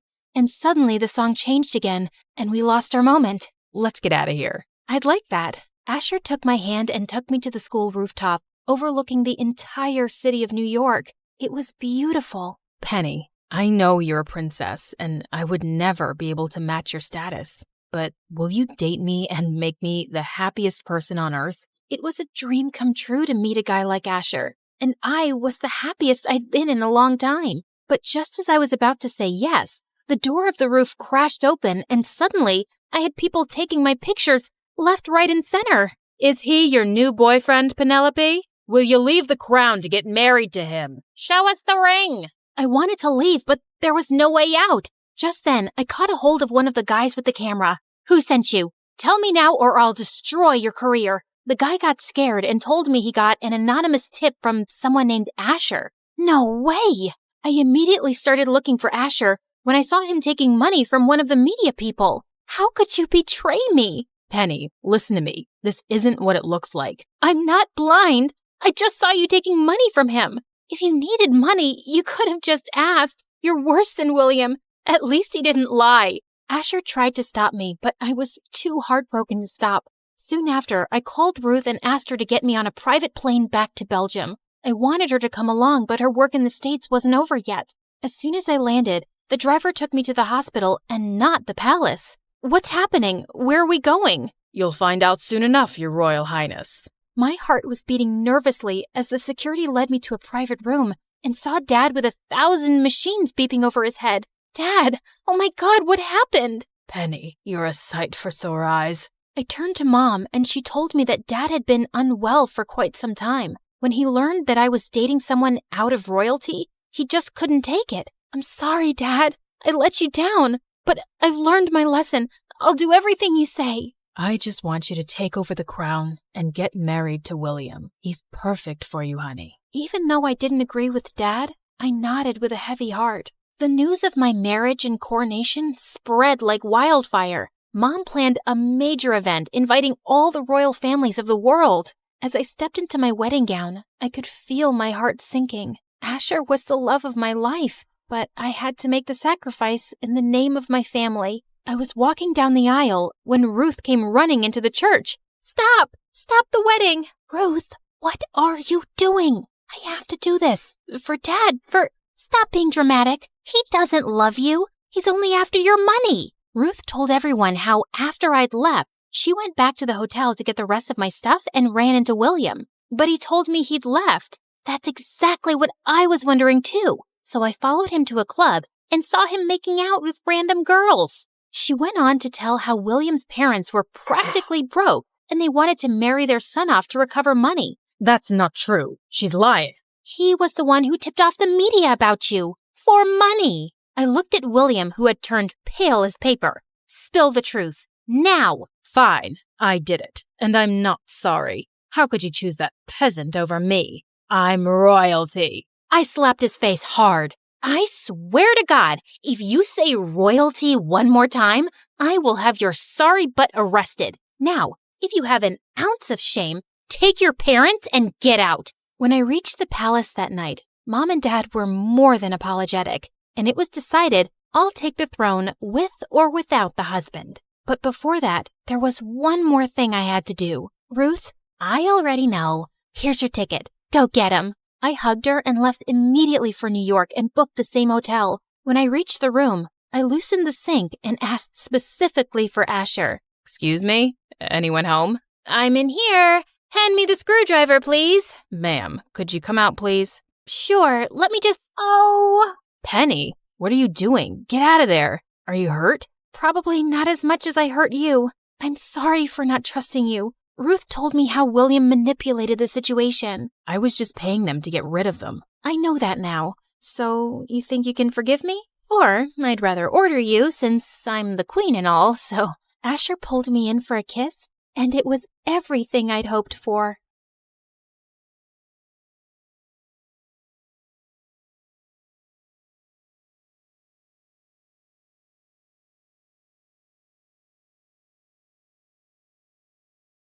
My name is Lily, and from the outside, my life looks super exciting. I've lived all over the world. India, Singapore, Alaska, even civil war-ridden Myanmar, where I was kidnapped for a week by a military coup. Pretty cool, right? But the craziest adventure I'd ever gone on was in a boring suburban home in Boston. But first, let me tell you more about myself.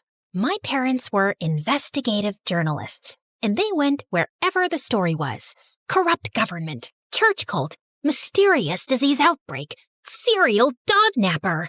Sure, they were living a life full of intrigue, and my younger brother Jacob totally idolized them. But for me, It was constant whiplash. I craved normalcy, stability, and safety. And my parents' homeschooling techniques were questionable at best. So I spent most of my time teaching myself science and biology. The plan was to become a doctor one day. You know, something stable. Then one day, my mom delivered life-changing news. We're moving to Boston to cover a story on the mayor's disappearance. We figure it'll take at least 2 years to crack. So, we're sending you to high school. I screamed with excitement. The most we'd ever stayed put was 6 months. Of course, the transition to normalcy was tricky. But then one day, when I was performing surgery on a mouse in biology class, I did the unthinkable. I made a friend. Girl, you're such a natural. I'm impressed. Thanks. I want to start my own doctoring practice one day. Hole up in one place, find some loyal patients, and really be there for them, you know? That's beautiful. Oh, can you take a look at this mysterious fungus on my foot? Just kidding. But hey, you want to hit up the mall after this? Suze was the best. Funny, smart, loyal. We got super close in no time. And then, exciting news. We solved the mayor's disappearance. Turned out, he faked his own death. So we're moving to Hawaii to cover the illegal capturing of the Hawaiian monk seal. What? No, I love it here. I finally feel like I have a life. You said 2 years. Sorry, honey, but we're just too darn good at our jobs. Well, I'm not going. I've spent 16 years being carted around like a chihuahua in your purse. I'm not just an accessory to take with you whenever you want to pick up and leave. So many kids would die to be in your position. Getting to see the world, experiencing new things. If only you could be grateful like Jacob. Well, I'm not Jacob, and I'm not leaving. Ugh, I can't stand being your daughter. That's it. Now you're really not leaving. You're grounded. I was done listening to my parents. I ran out of the house and hopped on my bike, pedaling as fast as I could to Suze's house. I was in such a frantic state, I didn't even see the truck turn into my lane. And smack! I went flying off my bike, launched into the middle of the road when my head slammed against the cement. And then, everything went dark. When I woke up, my head was throbbing, and my bike was destroyed. But otherwise, I felt weirdly fine. I could have died, and it was all my parents' fault. I'll admit, I was a little disoriented. I didn't know if a day had passed or a week. And when I finally got home, I was shocked to see that my parents' cars weren't in the driveway. Were they out looking for me? When I walked inside, I thought my eyes must be deceiving me. The entire house was empty. No family photos, no TV, no furniture, no family. A sinking feeling overcame me. Hello? Is anyone here? Hello? I checked every room, but not only was no one home, none of their stuff was here. And without the furniture, the place felt really eerie. When I got to my room, I was afraid to open the door. But to my surprise, it was exactly as I'd left it. I grabbed my phone to call my mom, but it went straight to voicemail. What the heck? Did my parents seriously move without me and were now blocking my calls? I looked around for a note, but there was nothing. This was insane. But then it occurred to me, maybe this was my parents' way of letting me have my way. So I decided to stay put. I'd live my life, graduate in a year, and go to college. I'm sure my parents would call me back tomorrow, and I'd deliver the news. But that night, as I was falling asleep, I heard footsteps. I ran downstairs to see who it was. Hello? Mom? Dad? Jacob? Guys? I tried to turn the lights on, but they didn't work. Then something brushed past my foot. Ah! It was just a mouse. Okay. I was just freaking myself out. Everything would be fine.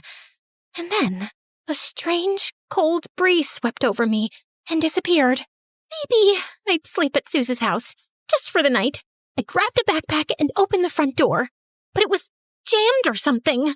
I pulled and pulled, but it was stuck. I tried the back door, but it wouldn't budge. What was happening? Something felt off. I decided to sneak out through the window, but when I went to lift it, it slammed shut, right on my hand. Ow! I frantically tried calling Suze, but it also went to voicemail. What was happening? Okay, I had to calm myself down. I bandaged my wound and tried calling my dad.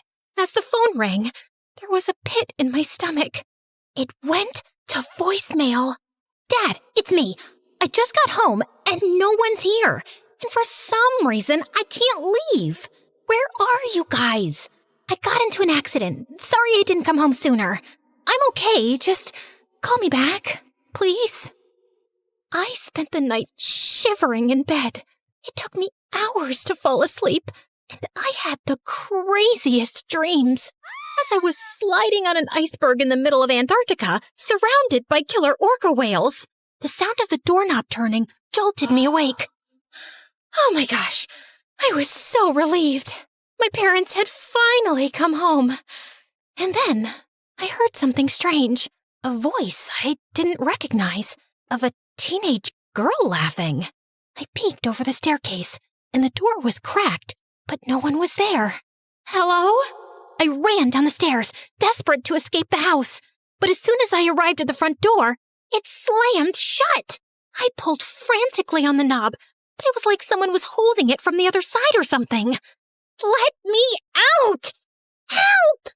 Suddenly, the sound of the teenager giggling was met with another voice. Yara, honey, put your phone down and help me unpack. I followed the chatter down the long, dark hallway, all the way to the kitchen. You said you wouldn't tell me what to do if I didn't complain about moving to this creepy house.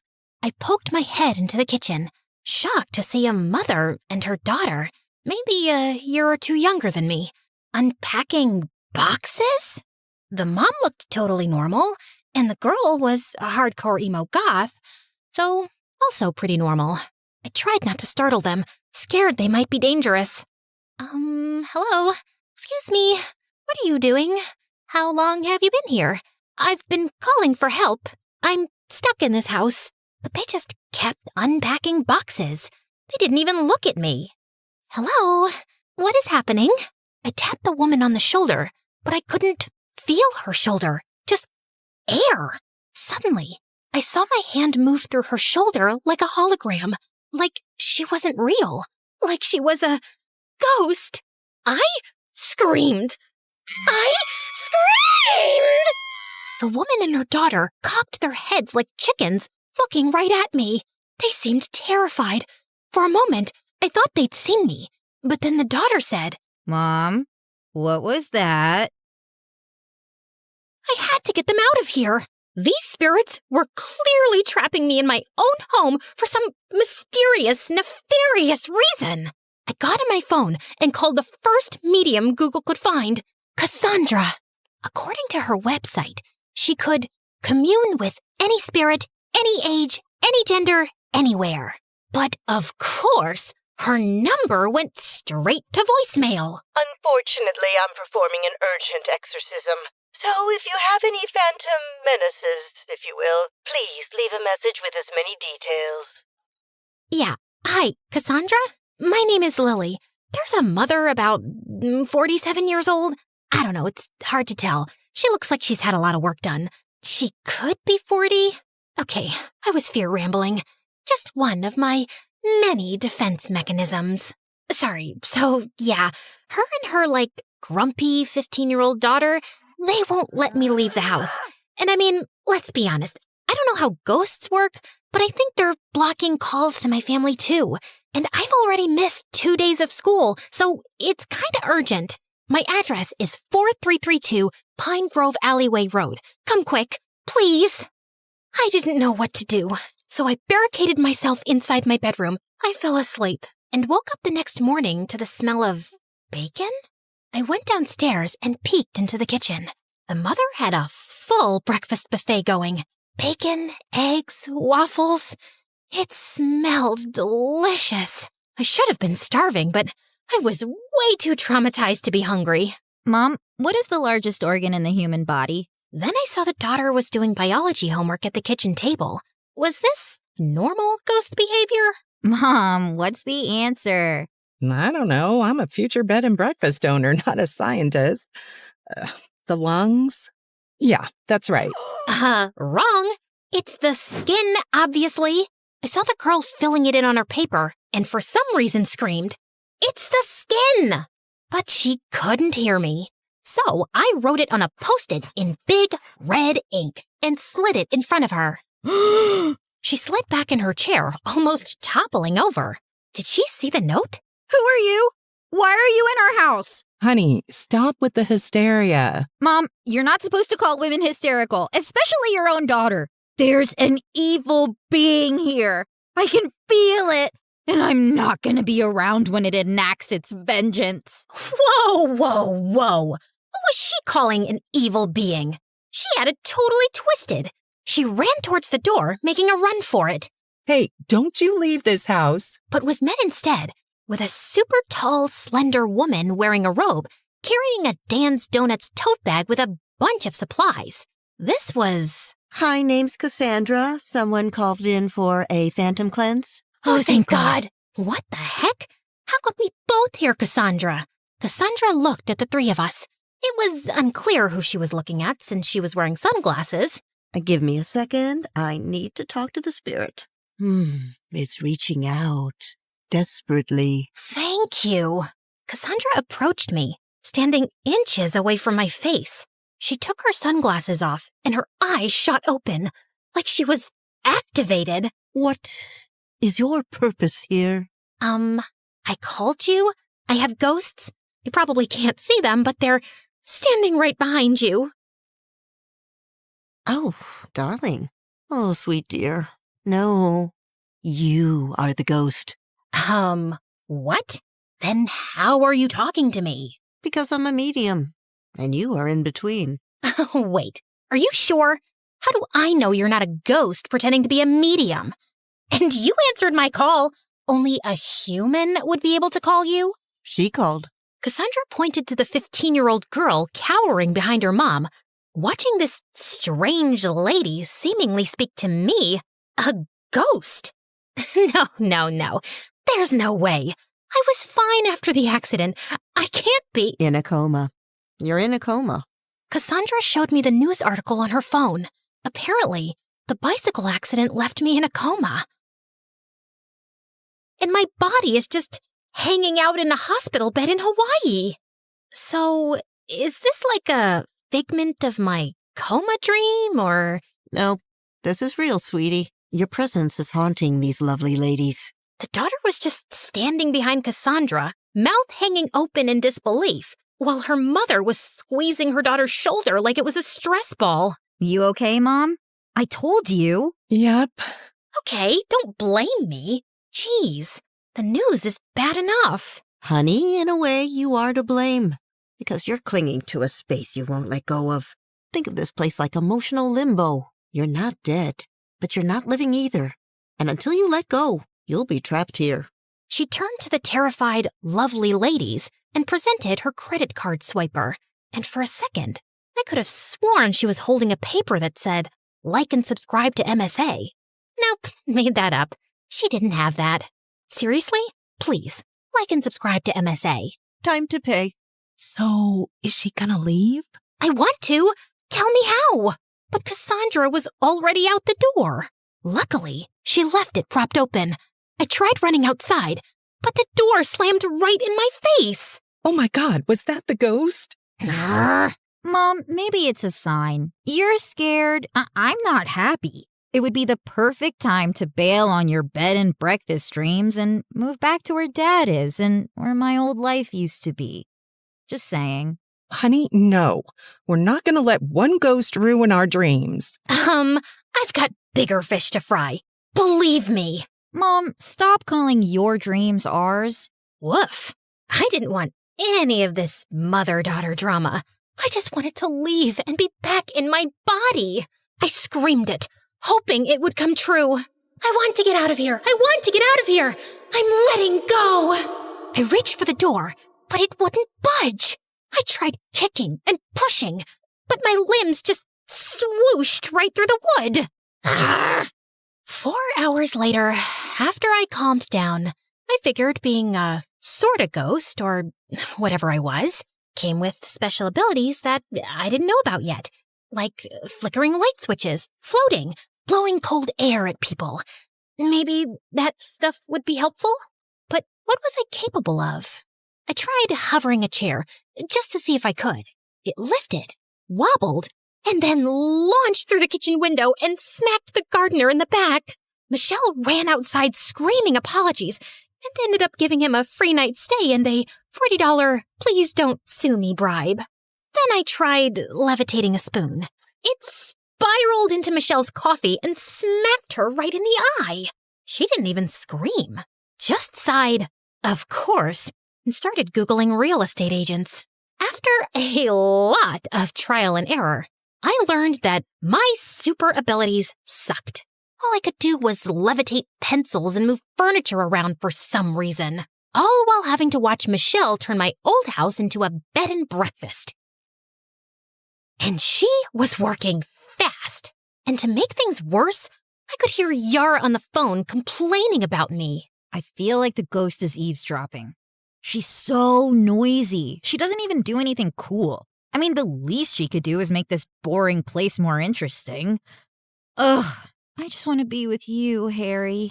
You ghostly freak, stop eavesdropping. Get a life. Or afterlife. Whatever. Fine, I was eavesdropping. Sue me. Coma Purgatory was super boring too. Soon, I learned that Yara had a boyfriend back home that she was obsessed with. And her dad divorced her mom a year ago and married another woman. So I didn't take her hostility too personally. A few days later, on the opening day of the bed and breakfast, I found all my bedroom furniture was gone, vanished, and everything I ever owned. Photos, clothes, all of it. My room had been turned into a guest room. I was being erased. Hey, I'm still here. I was so scared that leaving my room would be the end of me that I stayed. I put up with an endless stream of disgusting, smelly, nose-picking, farting guests. Just when I thought things couldn't get more uncomfortable, they did. Yara invited her boyfriend over, Harry, the one she'd been sobbing about into her hoodie since day one. Apparently, he needed a break from his toxic stepmom, and for some reason, Michelle said yes. From the second he walked in, the house started smelling like Axe body spray and microwave bacon. He flopped right onto my bed, kicked off his sneakers, and yelled, "Yo, babe, this Airbnb is fire! You guys got snacks or what?" Then he opened a soda, chugged half of it, and let out a fart so long it had segments. I wish I was exaggerating. Michelle passed by the door with this forced, hostage-level smile and said, "Let me know if you need anything." "Yeah, a TV in here would be clutch." I swear, she blinked twice like it was Morse code for help me. Later, I tried to spook him out. Just a gentle ghost nudge. I floated a cereal box off the counter and dropped it right into his lap. He didn't flinch, just went, "Yo, Yara, your ghost is hella chill. Wanna help me make a TikTok?" And she actually giggled. You're so dumb. They released the video with the caption, "Me vibin' with the ghost girl." It got 3,000 likes. I've never felt more personally attacked in the afterlife. That night, after he clogged the downstairs toilet for the second time, Michelle snapped. She stood at the bottom of the stairs and called up, "Yara, this is not a frat house. If Harry isn't gone by tomorrow, I'm calling his stepmother myself." Don't you dare! He's the only thing that feels normal in this stupid place. I swear, Mom, you better not do it. 2 days later, with Harry still around, the air in the house was tense. Neither Yara and Michelle would talk to each other, or if they did, they would end up screaming and slamming doors. I was ready to full-on poltergeist this boy out of the house. Then one afternoon, I was lurking under the dining table when Harry left his phone on it and wandered off to microwave bacon. Again, the phone buzzed and a text lit up the screen. Kelsey, still thinking about our kiss last week? Miss your lips, babe? Excuse me? I stared at the phone like it had personally insulted me. Yara had to know what a fart bag Harry was. Okay, she already knew that. But if farting wasn't a deal breaker, maybe the cheating would be. Just then, I saw Yara walk into the room, and I rattled the table leg hard. The phone slid to the edge. One more rattle, and yes! It hit the floor, screen side up. Yara looked startled, then bent down to pick it up, and as soon as she saw the screen, she froze. Our kiss?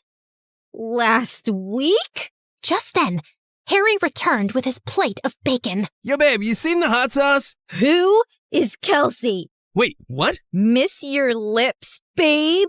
It's not what it looks like. Oh, really? Because it looks like you were swapping spit with someone named Kelsey while I was crying into my hoodie in this cursed house. I didn't think we were, like, exclusive since you moved. As the two argued, I took the opportunity to rush upstairs and kick Harry's crusty backpack down the stairs and into the dining room, where Michelle was now standing too. All of this is your fault, Mom. Are you seriously saying it's my fault that your good-for-nothing boyfriend is a two-timer? Yeah! If you hadn't made us leave, he wouldn't be sneaking around kissing other people behind my back. She's not wrong, you know. Get out! As Harry picked up his backpack and left, Yara started to run out too. But Michelle threw her body against the front door, blocking Yara from leaving. Everyone in the bed and breakfast had gathered at the noise and were staring. I know you're upset, but you deserve so much better than that useless, toilet-clogging piece of garbage. You're a beautiful, brave, and resilient girl. You could have... Ugh! Just stop. This is so embarrassing. Just leave me alone. Yara shoved past her mom and darted toward the bathroom, locking herself inside. The guest seemed super confused. Suddenly, I was reminded of the fight with my mom. But instead of running after me or stopping me from leaving, my mom just let me go. And then wasted no time before moving to Hawaii. She didn't care about me at all. I had to fight for myself and find my way out of here. And then, the next day, some super old guy left his laptop open in my room. I had an idea. I focused on levitating a pencil over the keyboard, typing my name into the search bar, key by key. Maybe I could at least find out what the status of my body was. But just as I was pressing the last button with my mind, I heard a shriek. There's something here! My keyboard! It's moving! I jolted, startled, and fell out of the swivel chair, launching it to the other side of the room. The chair just tried to attack me! There's a ghost! All of the guests ran over to see the commotion. I tried tiptoeing away, but tripped and knocked into the lamp, toppling it over, the light bulb shattering. Suddenly, all the guests were screaming and running. It was like a scene out of a horror movie, but I was the horror. Wait, don't go! I wasn't trying to be spooky, I swear! But then I saw an out. I leapt onto the old man's back, trying to hitch a ride out the door. He must have felt my presence or something. The spirit is clinging to me! Get her off! Get her off! As soon as he was out the door, I was blown back by an imaginary gust of wind, thrust into the living room, toppling into the coffee table. Yara poked her head out of the bathroom. Oh, wow. Finally some action here. Yara, stay in the bathroom. Okay, Spirit, come at me. What do you want? I just wanted to leave, but how could I tell her?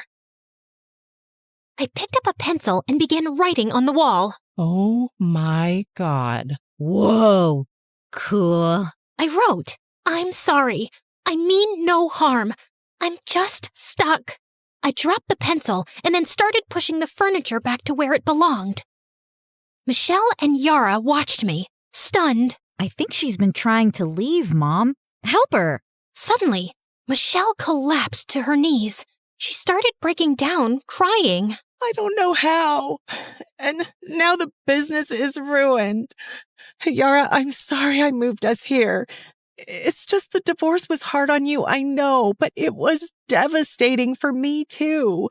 I was with Dad for 20 years. I was heartbroken. I was so focused on running to something new, something that would make me happy. I didn't consider you.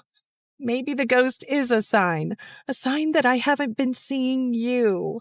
If you want to move back, we can move back. Yara came out of the bathroom and grabbed her mom's hand. Mom, no.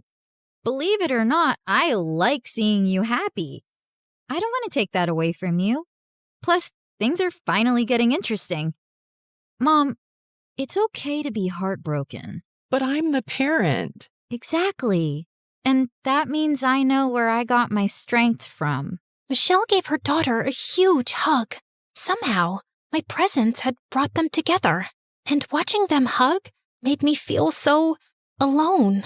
I went back to my room and laid on the bed crying. Yep, apparently ghosts can cry. The next morning, I noticed something on the computer. The search result from earlier.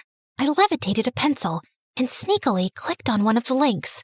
It was an article about me, about how my parents had poured all their resources and energy into doing a story on brain activity during comas. Apparently, there was a procedure that could save me, but it was only because of the greed of the healthcare industry that it wasn't public knowledge. My parents even sold the house to fund the investigation. I walked down the stairs to see the front door was propped open. I saw Yara and her mom laughing as they added the word haunted in front of the bed and breakfast. Then it occurred to me, if Yara could forgive her mom, maybe I could forgive mine. Beep, beep, beep. She's awake! Honey, come here! I was so disoriented, but I could see my mom in front of me, tears streaming down her face, clutching my hand in hers. Mom, is this real? Her teardrops landed on my hand. It definitely felt real. Oh my goodness, Lily. I am so sorry we put ourselves before you. You and Jacob are everything. It's my fault for driving you away. I'll never forgive myself. Mom, it's not your fault. You're great at what you do. And if you weren't, I'd never have woken up. But we didn't even do the operation. You just woke up all on your own. Maybe Cassandra was onto something. It wasn't the house I had to leave behind. It was my anger. Mom, Dad, you were just chasing your own happiness. You deserve that too. I'd rather have parents with a passion for life, especially after witnessing just how easily it can be taken away. I love you guys. Your forgiveness means everything. And I promise you'll like Hawaii. We can stay as long as you want. Actually, I have another idea. My parents agreed to pay for me to stay at the bed and breakfast until I graduated high school. Suze was over the moon to have me back. And when I confessed to Yara that I was the spirit, we became fast friends. I told her she could probably take down the haunted sign now. But she said, "No way! Business is booming because of it. Turns out a lot of people are obsessed with ghosts." Turns out I didn't need to leave the house to finally be seen. I just had to stop running from it. And yeah, my craziest adventure? Not Myanmar, not the monk seal. It was becoming the ghost in my own house and finding my way back to life.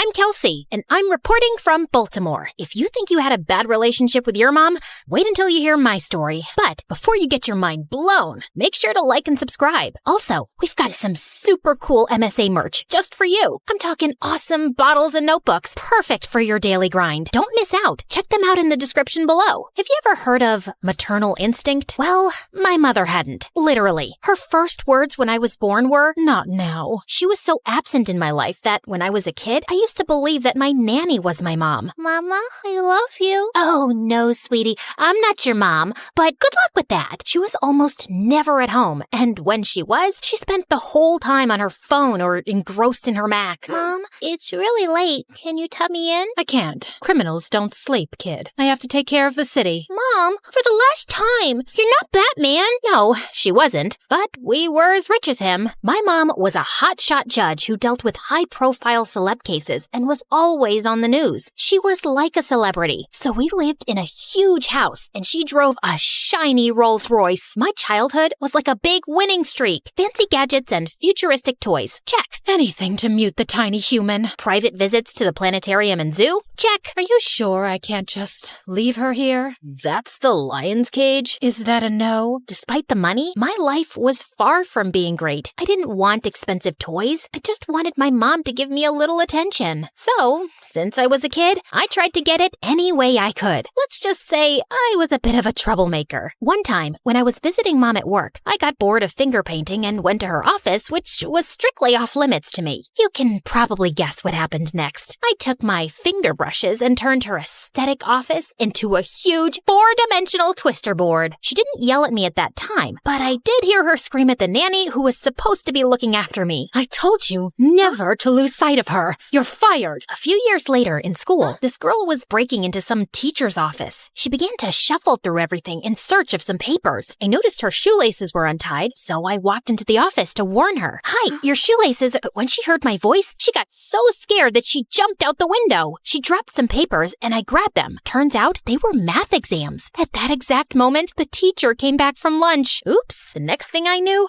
I was invited to the head teacher's VIP lounge and Mom arrived, giving me the side eye. Mom, you're not gonna believe what happened. You're right. I won't. So save it. I only got like a 2-day suspension. But either way, my mom decided to take me out of that school and put me into a much stricter one to make me a responsible adult. Before my first day at my new school, she only said one thing to me. This is your last chance. I didn't know exactly what she meant, but I knew my mom hated having to deal with the problems I created. So I figured that all I had to do was stay out of trouble. Easy, right? Well, not really. Staying out of trouble meant not having any fun. And it's not like I had anyone to spend time with. Of course, I always wanted a sibling, but I never had one. What about friends, you might be wondering? Well, I guess I wasn't exactly popular at my new school, but it was not my fault. The school my mom sent me to was very prestigious and traditional for boring, wannabe perfect rich kids. So, my reputation was not the perfect hook for new friendships. I tried at least to make one friend, but each kid there was either completely afraid of me or so boring. My last hope was Laura, the resident brainiac of her class. She knew every answer and loved going to school. Although, weirdly, sometimes she'd have a couple of days off and never looked sick. Don't get me wrong, she's as dull as ditch water. But for some mysterious reason, I like her. Not that it was mutual. We were paired together in science class, but it was like an experiment gone wrong. Please,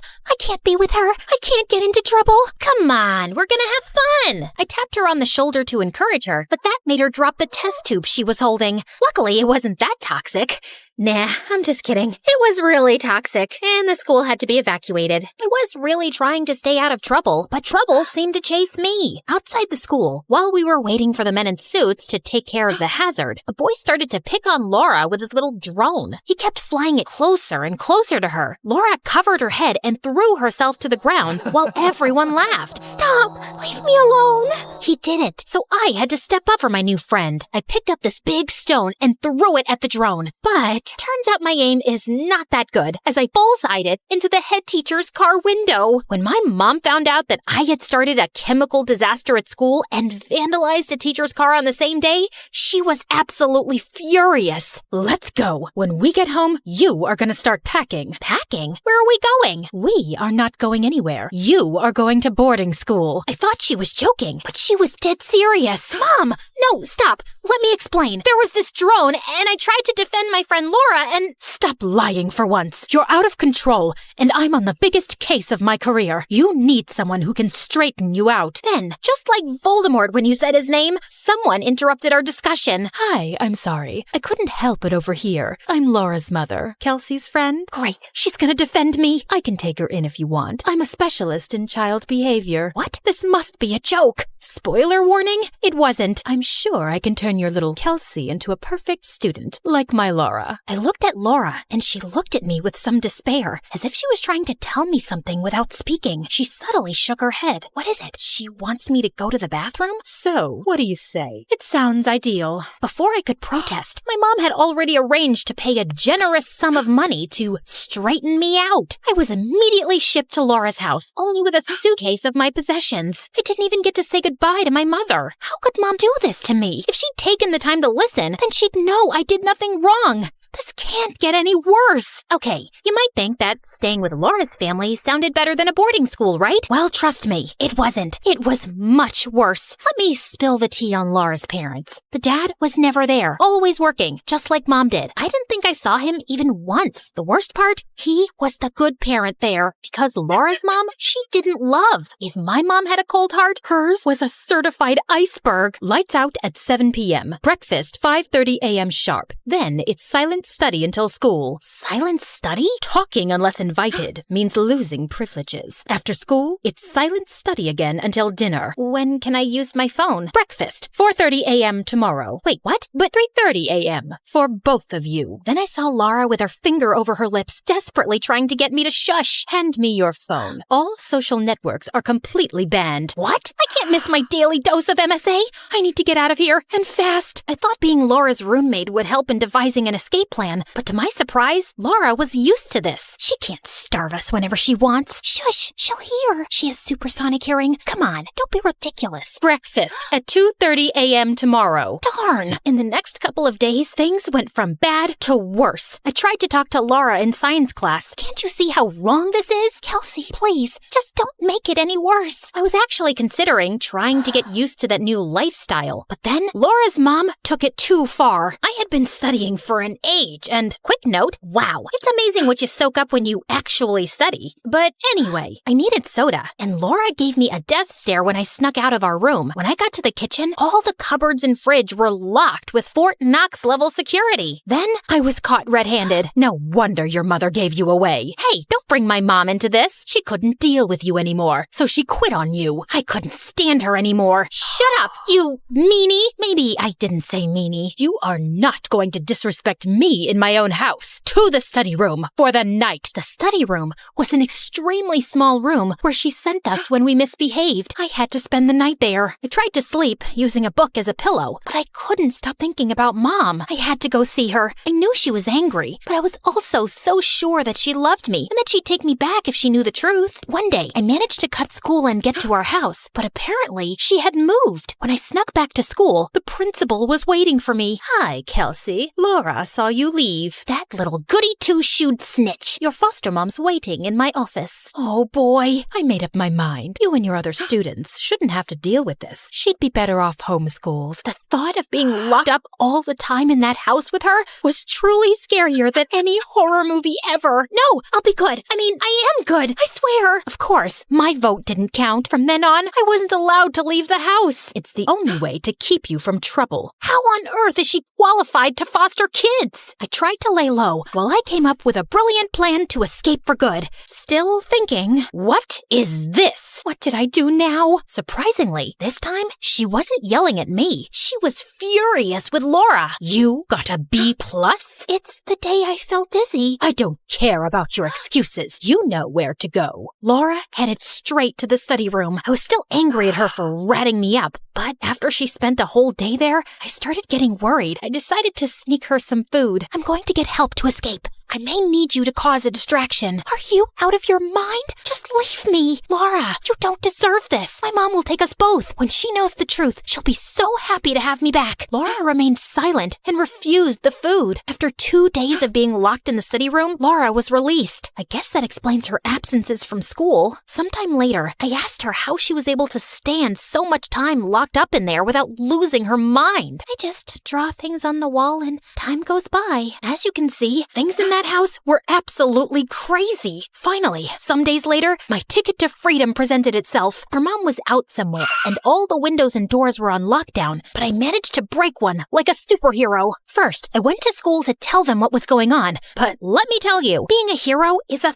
thankless job. The head teacher looked at me like I was pitching a school play on Mars. Let me call your foster mom. With my superhero escape plan foiled, I had no choice but to step out the window quickly. Next destination, the police station. Go, now, or I'll have you arrested for wasting police time. I seriously must have one of those faces. Nobody believes me. There was only one person who could save me and Laura, my mom. I ran to the court, stayed low, and waited hours until I saw her getting out of a fancy car. Wow, she has bodyguards now? I did my best to get her attention. Mom! Hi! Mom! Mom! But it was useless. She didn't notice I was there. Some things never change. When she disappeared inside the building, I snuck into the place hoping no one would recognize me. Soon, I found Mom. She was in court with her gray wig on and in the middle of a trial. I decided to wait until the trial was over to avoid interrupting her work. I knew she hated that more than anything else in the world. See, I can be a good girl. However, it was all so boring. It was so obvious that the guy with the mobster tattoos who appeared on the tapes was the bad guy, and there was no plot twist. After a while,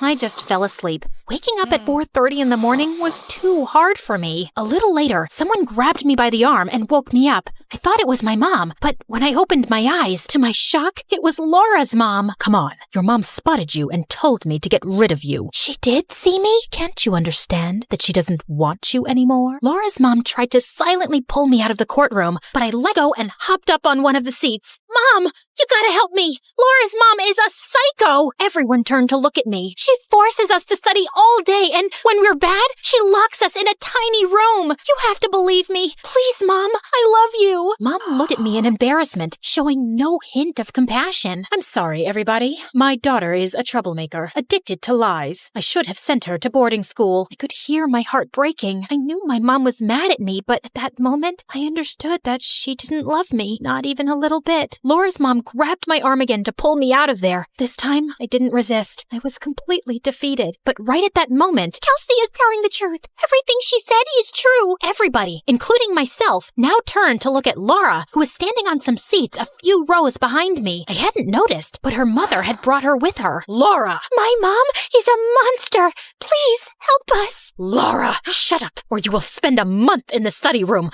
The whole courtroom gasped, just like in a real courtroom drama. One of my mother's security guards grabbed Laura and was ready to pull her out of the courtroom, but I broke free from Laura's mom's grip and jumped onto him to help her. Chaos followed as the rest of the bodyguards, along with our mothers, stepped in to catch us, while Laura and I scurried around the room. Go, girl! Run! Be free! A few seconds later, more people from the courthouse came in and finally caught us. We were taken to an office where Laura and I awaited our fate. I'm sorry I dragged you into this. Your mom will be extra hard on us. You can say that again. For what it's worth, thanks for sticking up for me. You should have seen your mom's face. I always knew you had it in you.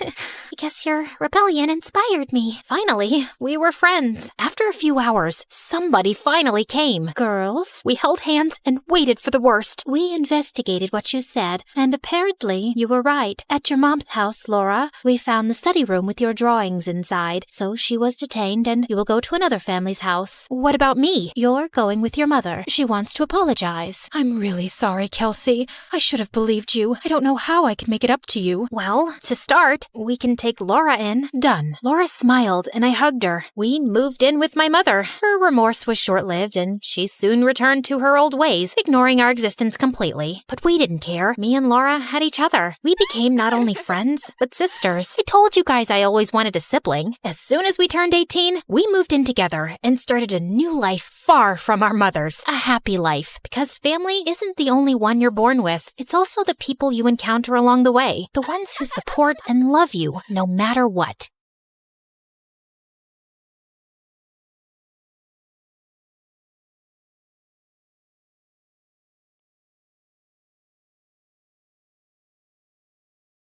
You ever get that feeling like you're destined for bigger and better things? That feeling hit me like lightning. I decided it was time for me to become cool. My name is Abby. Hit that like and subscribe button to hear all about my journey from geek to chic. My mom was a music composer for movies, and my dad was a famous chef. They were so cool, I almost felt embarrassed to be their daughter. I was super shy and nerdy. My friends and I played Dungeons and Dragons, started a Model UN club, and bragged about our new scientific calculators. Every year, my best friend May and I would wake up at 6 a.m. and binge all 13 Star Trek movies. The needs of the many outweigh the needs of the few. May even bought me a brand new scientific calculator for my 13th birthday. It has 280 functions and 40 metric conversions. It was the best gift ever.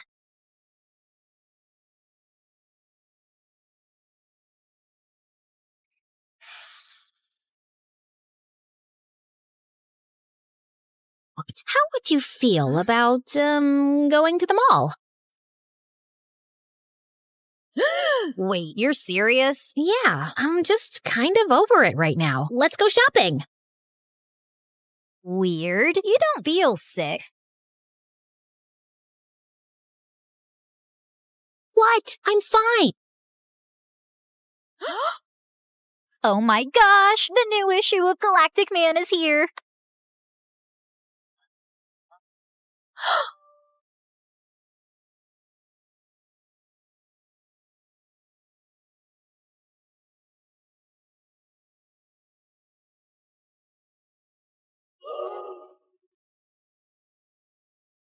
You ever get the feeling like you want to be cool? I am cool. What do you mean? I mean, you have orange Julius on your face. Yeah, so do you. All the cool kids do.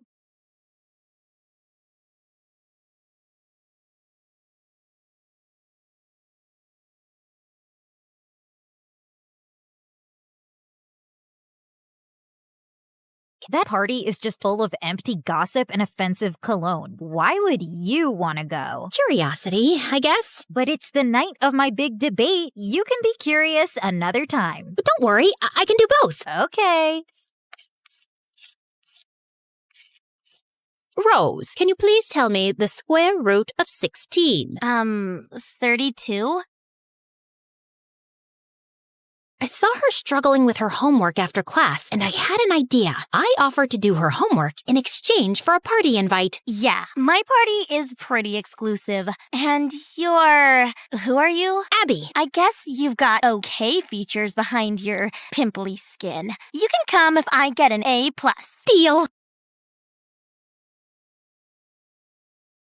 You bribed her? No, it was a trade-off. Well, whatever. Just don't miss my debate.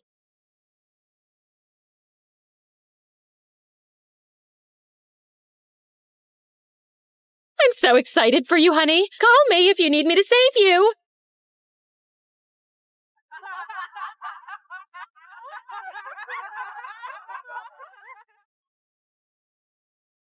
What am I doing? I'm not cut out for this.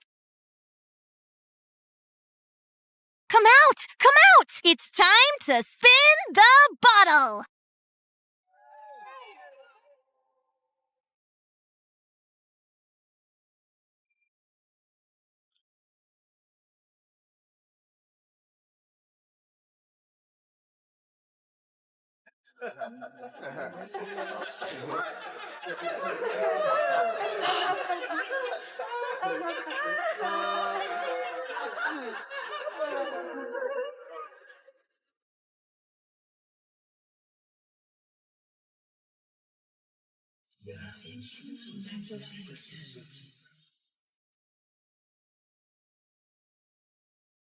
Don't you want to sit with your new popular friends? It didn't go well. Well, I hope it was worth missing my debate over.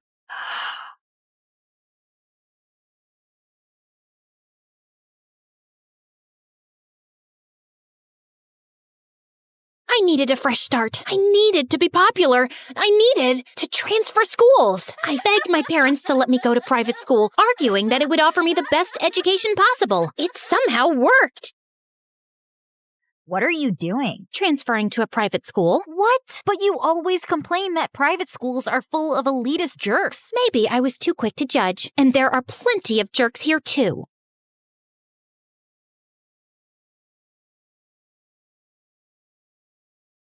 I wanted to look classy, sassy, and confident, but I didn't expect the popular girls in my new school to be edgy and dark. They rode motorcycles, had piercings, dyed hair, and tattoos. They wore baggy pants and tiny little shirts. I stood out like a sore thumb with my blonde hair and white tennis dress. It was time for me to rebrand. What is that? It's fake. Don't worry. I was talking about your hair. I love your dragon tattoo. Yeah, it's super rad. My parents won't let me get a tattoo till I'm out of the house. Oh, my parents have no clue I have a tattoo, and they never will. You must have gone to some underground tattoo artist then. You have to tell us where you got it done. I had won the popular girls over.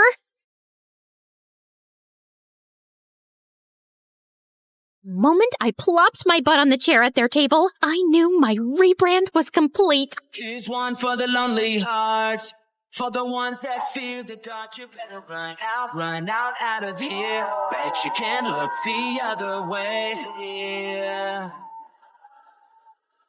I was kissing the punk prom king.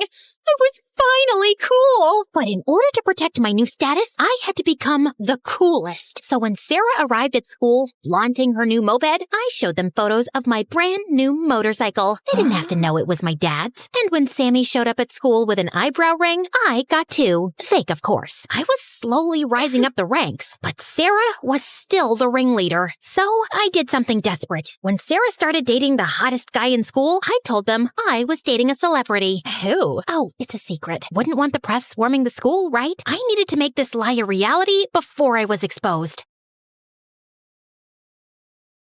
What is in your eyebrows? And on your wrist? Relax. It's all fake. Well, take them out and try to look decent. I don't want everyone at the movie premiere to think I'm raising a Wednesday Addams. Movie premiere? Dead sick. So I thought I could take you with me to the premiere of the movie I just scored.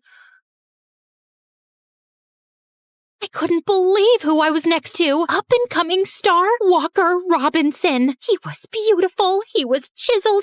He was getting whispers screamed at by his dad. Apparently, he needed to get his grades up or his dad would pull him out of his gig. But I'm not book smart, Dad. That's why I'm an actor. But his dad insisted. Okay, this may sound crazy, but I heard what your dad said. I could tutor you in exchange for a favor. Who are you? I introduced myself and told him how I could tutor him in exchange for a photo shoot posing as my boyfriend. I promise, I won't show anyone but my friends, okay? It won't get out. It better not, because I'm about to propose to my actress girlfriend. You have my word. We shook on it.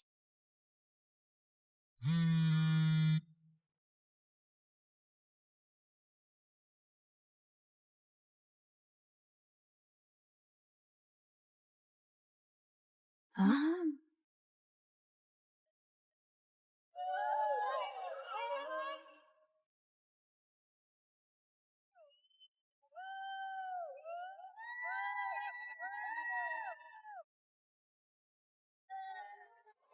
gave everyone a tour of my mom's music studio where I was recording my first album, and I showed them my motorcycle helmets. It was all going super smoothly until I ordered a pizza.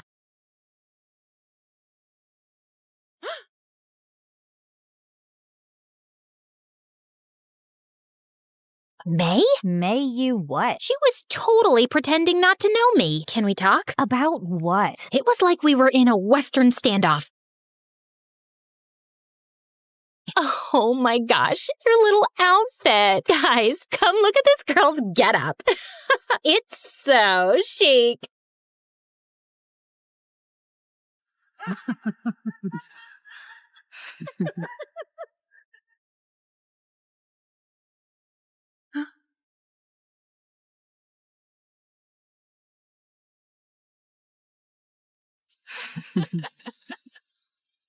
Oh my gosh, she reeks of geek. Everyone was laughing at May, but instead of jumping to her defense, I said nothing. To May, the silence spoke volumes. You guys are mean, and Abby, you're a fraud and a liar. You guys deserve each other.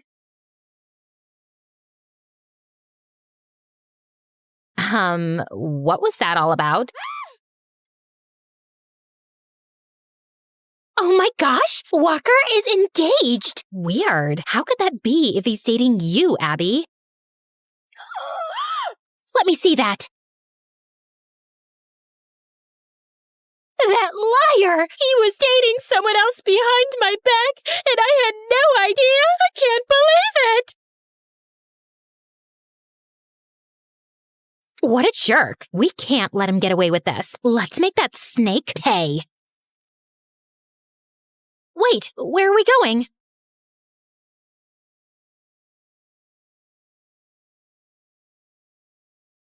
Go ahead, expose him. Aren't you pissed that your boyfriend was engaged behind your back? Or are you a fraud who never even dated him? Ugh!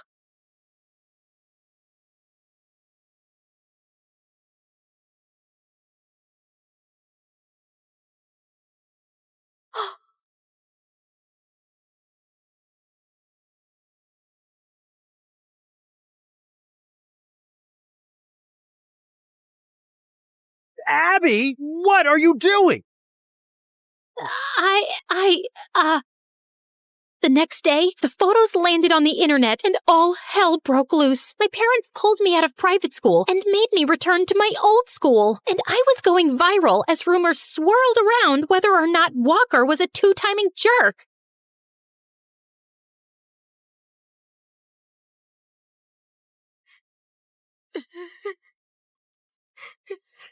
Honey, I found this lying by the front door.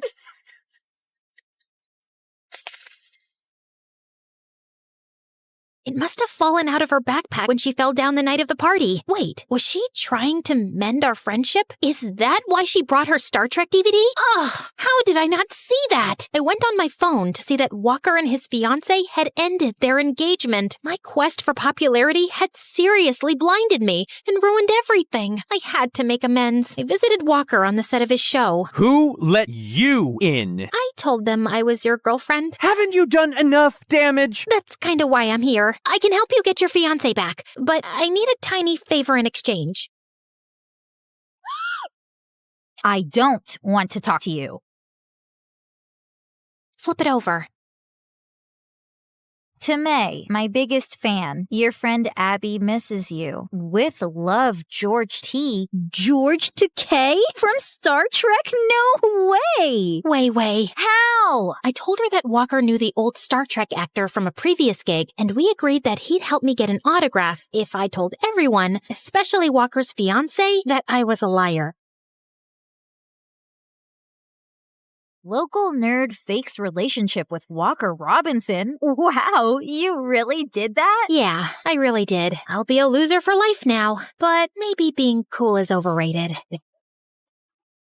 I grew up with my grandfather, who was the coolest person ever. He worked at a planetarium nearby, and often after school, I'd help him there. You see that star? You know, it isn't a star, but a planet. A planet? It's so shiny. Wow. Growing up, I loved everything about the stars, planets, and space. Pops and I would look at the stars from the big telescope. It was so fun. By the time I was 17, I was the brightest in my class and ready to graduate a year early. One time when I returned from school, I saw Pops talking to some construction workers, and he looked mad. What's happening? These people are trying to tear down the planetarium to build a mall here. No way! Not on my watch. This place was too close to my heart. My best childhood memories were about this place. Just then, I noticed a bulldozer driving toward the building, so I climbed up the huge oak tree in between, and people frantically yelled for the machines to stop. Yo,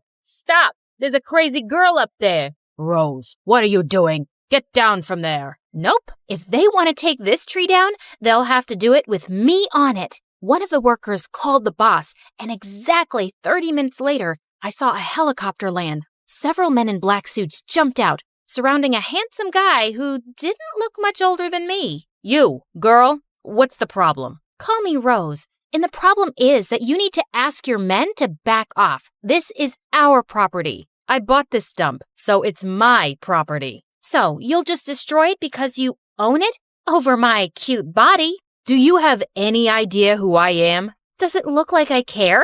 The guy stared at me, then smirked. You won't give up, will you? Nope. Fine. Come to the office tomorrow and we'll have a little chat. I'll think about it. Saying that, he left, and so did the workers. That was fast. Later that night, Pops told me the guy's name was Henry Hampton, and his parents owned half the city. I wasn't scared of him, even if he was the President of the United States. And the next morning when I reached his office, I was more than ready to let him know that. But the place was so big, I couldn't figure out which door to open. I accidentally entered the wrong room and found a boy my age playing the piano, but he sounded a bit off.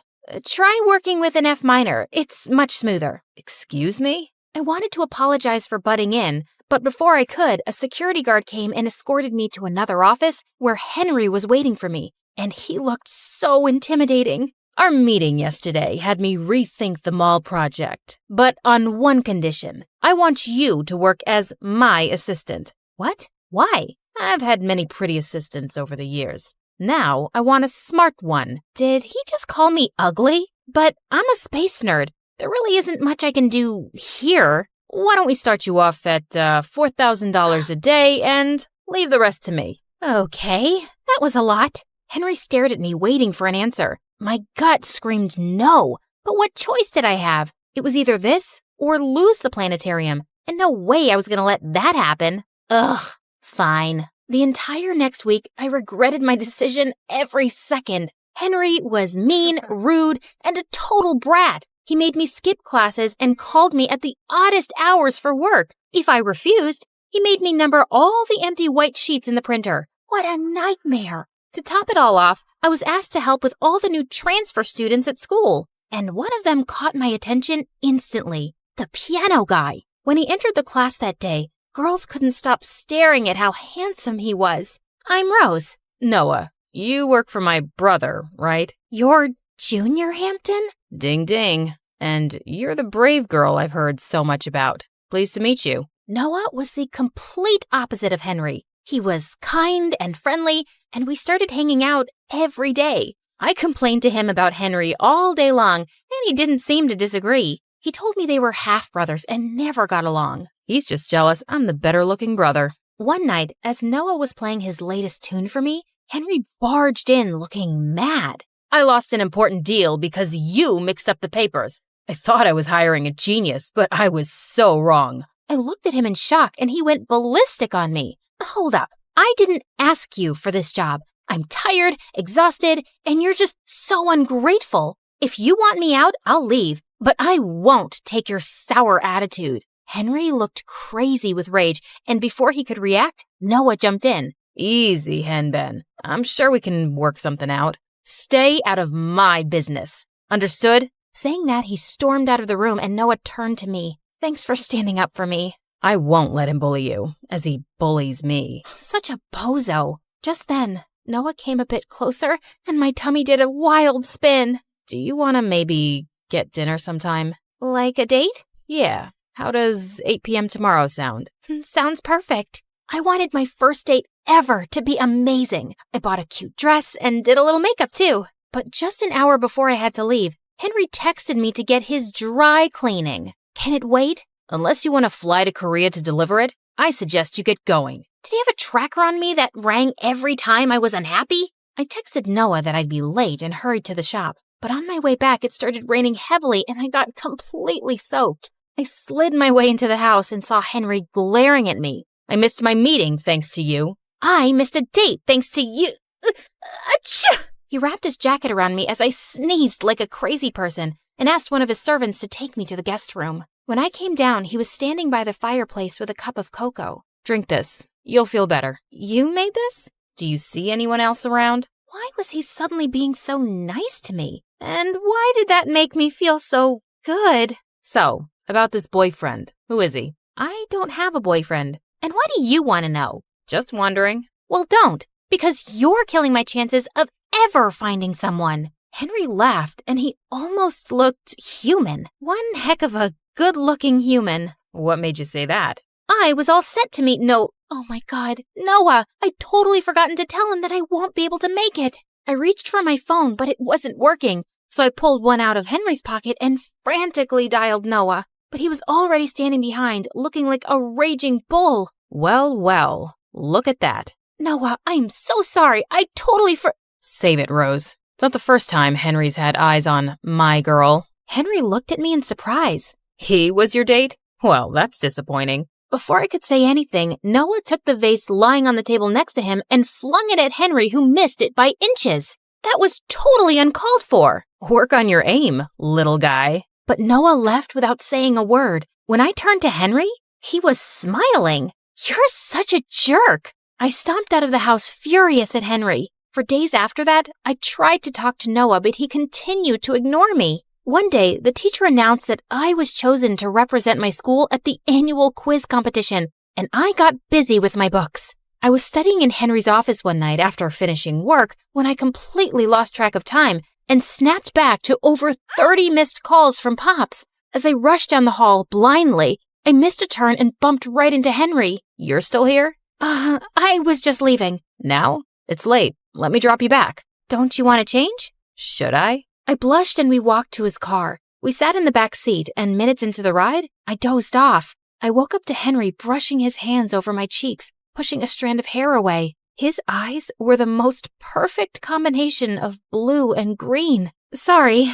Don't be. I enjoyed your snoring. I don't snore. I must be really tired, I guess. You work too hard. Take the day off tomorrow. Why do you do this? What? Be nice one second and an absolute moron the next. Henry looked straight into the mirror before turning toward me with a stern look. Maybe that's just who I am. A boring moron. But you're nothing like I imagined. He leaned forward, and I thought he was about to kiss me. I literally stopped breathing when he took a bottle lying next to me. He totally did that on purpose. When I got back home, I felt my heart beating hard.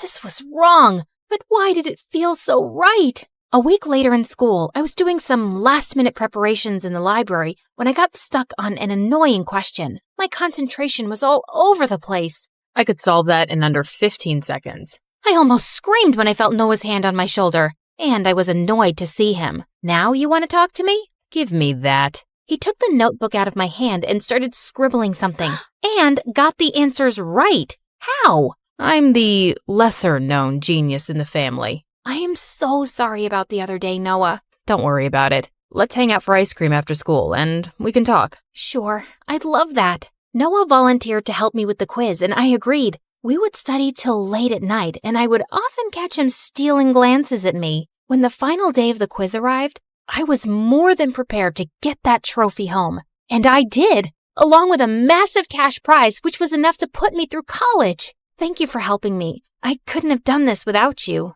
I would do anything for you, Rose. I like you, and I think we should give us another shot. He looked at me with so much hope, but I couldn't do it. I like you too, Noah, but not in the way that you want me to. It's never going to work out between us. Because of Henry? What do you even see in him? Noah's words made me realize what I'd been hiding from all this while, but I was too stubborn to accept it. No, it's not him.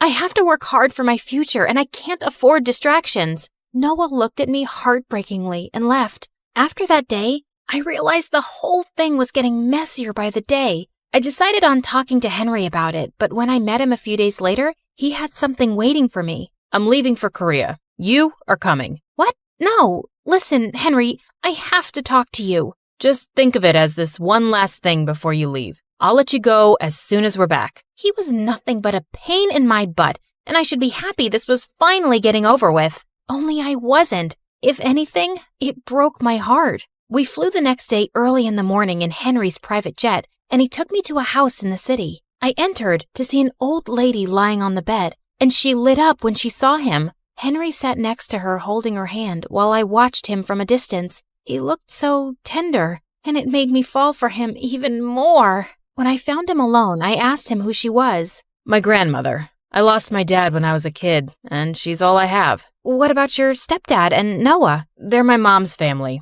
not mine. He looked so vulnerable, and I don't know why, but I felt like hugging him. I know how you feel. My granddad is my only family too. Looks like we have more in common than we thought. He placed his hands on mine, and I suddenly felt so close to him. I was in love. I knew it. When we flew back that night, I wanted to confess my feelings for Henry, but just as we got there, we were welcomed by Noah, Mr. Hampton, and a house full of guests. Everyone, meet Rose, the reason why we're celebrating tonight. What do you mean? While you were busy falling in love, I got the deal signed, and we are gonna demolish that precious planetarium of yours. But that's not fair. Too bad. Life's not fair. Like it wasn't fair to me when he came over and took everything that was mine. Just when I thought you couldn't stoop any lower. My mind went spinning in 1,000 directions, and suddenly I slapped Noah hard on his face. You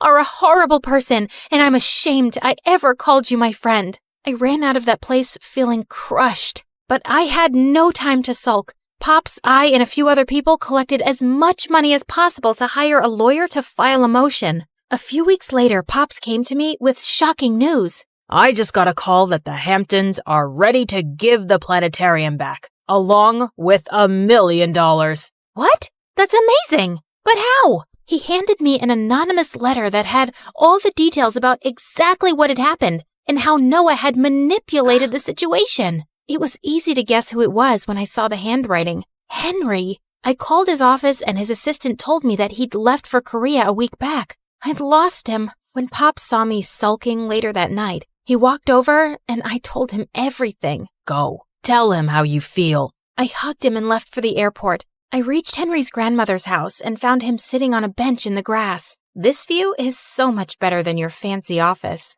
Rose, what are you doing here? I got your letter. I just wanted to say thank you. You came all this way to say thank you? That's not wise. Wait, you're weird, stubborn, and a complete jerk. Are you trying to insult me? No, idiot. I'm trying to say I love you. I love you too. My twin sister Brooke and I were born to a single mother, and we were the prettiest set of twins with gorgeous blonde hair. Oh dear, I've always wanted a daughter, but each time God gave me these good-for-nothing devils. How about you give me one of your girls? Just then, I bit the woman on the hand, and she ran for her life. Brooke, how many times have I told you not to be so violent? I'm Brooke, Mommy. Ashlyn. Mom was shocked because usually Brooke was the one with the nasty temper, and I was the well-behaved child, but I just couldn't help it. People always tried to take us away because of our super long hair, which even Mom thought was going to make us super famous one day. But I wasn't very fond of the whole famous thing. I was a studious kid and I loved books, and Brooke was the polar opposite of me. Everyone at school was her friend, and she was head of the drama club with a huge fan following. In the 6th grade, I topped my grades, and Mom took us to a fun fair as a treat. But on our way, she bumped into a friend, and while I checked out the stalls, Brooke went on to buy some ice cream. But minutes later, I heard her scream. I ran to check, and some guy was fighting with her over the last piece of ice cream flavor they both wanted. I was here first. Let go, you crazy witch. Hey! Leave my sister alone. Give it to me now, or both of you will go home crying. Suddenly, Brooke took the ice cream and shoved it into his face, and the guy went bonkers. He took out the biggest ball of gum I had ever seen and shoved it straight into the back of Brooke's head. OMG! I kicked him in his knee and he fell into the pig pen in the petting zoo. But now, Brooke's head looked like a bird's nest, and Mom almost fainted when she saw Brooke. She immediately took her to the hairdresser, but even the hairdresser freaked out when she saw the giant mess.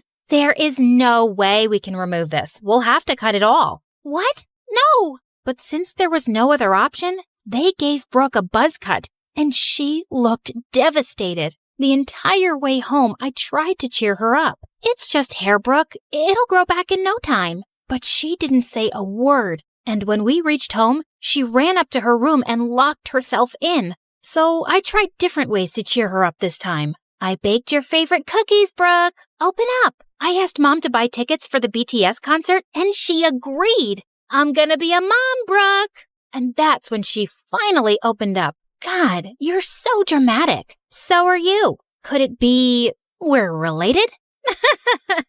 Days later, when the school reopened for the new session, I made Brooke wear a wig. But since it was summer, Brooke kept scratching her head like crazy the entire time. Oh, God, please stay away from me. I think she has lice. How dare you even say that? She does not have lice. Right then, the boy sitting behind Brooke noticed her wig coming off, and he pulled it off. Oh, God, she's a baldy. Wow, we can finally tell Brooke and Ashlyn apart. The pretty-haired one is Ashlyn, and the bald one is Brooke. All the kids burst out laughing, and Brooke looked furious. She jumped on the kid who pulled her wig and grabbed his hair until he let out screams. The teacher pulled her away and was about to send her to the principal when I begged her to let it go. And thankfully, Brooke got away with a warning. But the next morning when Brooke came down, Mom and I were shocked. Did you forget your wig, sweetie?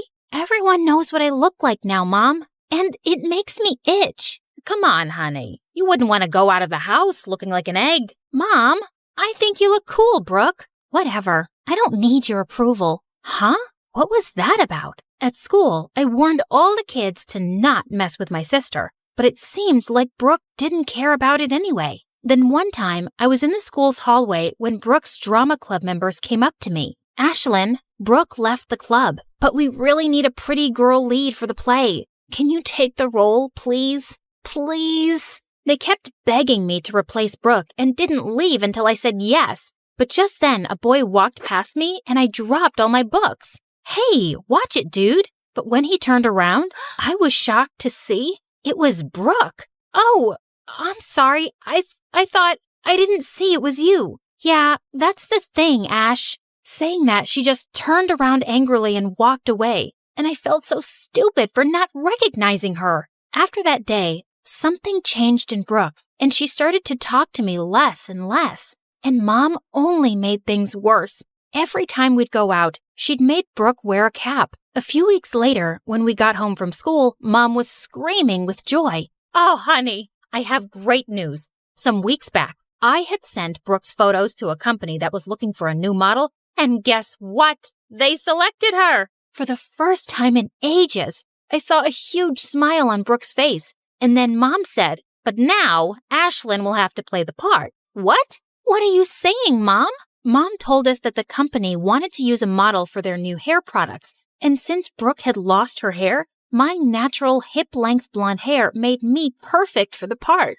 Just then, Brooke took a vase on the table and smashed it to the ground. How can you do this to me? Those were my pictures. I was the one who got selected. She cannot take my place. But what can we do if your hair won't grow back? It's been like that for months now, and God knows if it's ever going to grow back. Listening to Mom's words, Brooke ran to her room crying, and I told Mom I was not gonna do it. Oh, Ash, I wish I'd never have to tell you this, but things are really tough at work for me right now. They might even fire me, and I'm so worried about how I'm going to take care of my girls. Seeing Mom so stressed, I had to say yes to the offer. But now, Brooke was super mad at me, especially after Mom took her to the doctor and we discovered that her hair growth rate had slowed down drastically for some reason. That's why her hair was taking so long to grow back. Later that night when I was sleeping, I felt someone pulling my hair, and when I opened my eyes, I saw it was Brooke,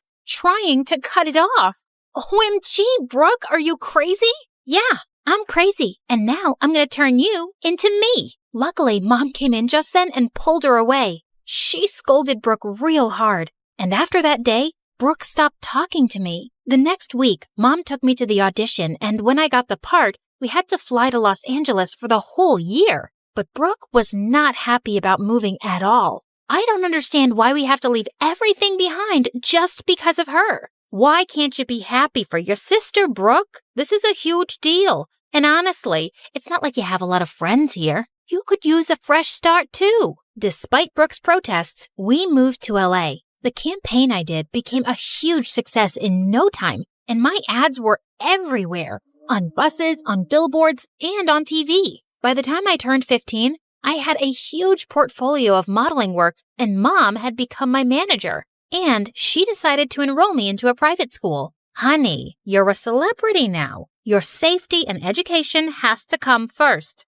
I was more than excited to finally have proper schooling after all these years of modeling, and I asked Mom to enroll Brooke with me too. But as soon as we entered our new school, kids came running at me to take autographs and selfies, and they'd follow me everywhere I go. And I just hated it. But there was someone who loved seeing me so miserable, Brooke. Over the years, I tried to include her in everything I did, I would even get designer dresses for her to join me on the red carpet, but she'd just toss them away in the trash. What is wrong with you, Brooke? I got the dress specially made for you. Huh, I don't need your charity, Ash, especially when everything you are right now is because of me. I hated the bitterness Brooke had in her heart for me, and I wished I could just remove that. Don't you worry about her, sweetheart. You have no time for her jealousy. You just focus on your work. Time went by, and Brooke grew confident in her own look and joined a local modeling agency. And I decided I was going to leave the world of fame and finally focus on my studies. But the same day, Mom told me that I'd been cast as the lead for a huge movie. But Mom, I told you I didn't... Oh, honey, this is the last time, I promise. It's just that I made an agreement, and now if you say no, we'll have to pay a huge sum of money for canceling it. Okay, but it's the last time. A few days later, we had the announcement party for the movie, and Mom was taking me shopping for it when a card fell from her bag. It was an invitation card for Brooke's first play at the theater where she was playing the lead role. Mom, we should definitely go to cheer Brooke on. This will mean so much to her. It's the same day as the announcement party of your movie, and that's more important. But I totally disagreed. I left Mom at the movie party and slipped off to see Brooke's performance, and she was awesome. I didn't find her in the dressing room, but I left flowers for her and left. My movie started shooting soon after, and I was a bit starstruck when I met the male lead actor, Tom. He was a super famous movie star at the age of just 20, and he had a huge fan following. But he was really nice and instantly made me comfortable. And over the course of the shooting, we became really good friends. On my 18th birthday, Tom even surprised me with a cake and congratulated me. But just then, I noticed Brooke outside my dressing room. I stepped out to see her, but she was already gone. And then, I didn't see her the entire day. But the next morning, I woke up to the worst nightmare of an actor. My phone was buzzing like crazy, and pictures of me hugging Tom and rumors of our link-up were all over the news. But there was no way anyone from the set could have leaked those pictures. And that's when I remembered seeing Brooke on the set the day before. Holy freaks! I couldn't believe she'd stooped so low. Later, when I came out of the house, there were paparazzi everywhere, and I had to disguise myself to go for the shoot. When I reached the set, we were about to start shooting when Tom's girlfriend came on set and threw the newspapers in my face. You homewrecker! How dare you try to steal my boyfriend, you ugly-faced lizard! I didn't steal anyone. It's all fake news. Babe, can you please calm down? But she didn't calm down and tried to attack me. Just then, Brooke came from behind and dumped a slushie on that witch's head, and security pulled her away for trying to create chaos on the set. Brooke, what are you doing here after ruining my reputation? What? What are you talking about? Oh, stop it. I saw you at the set yesterday, and I know you're the one who sent my pictures with Tom to the media. Have you completely lost it? I wasn't the one who did it. It was Mom. What the freaking Funyuns? Mom was the one who sent your pictures to the media. I heard her talking on the phone this morning. That's what I just came here to tell you. But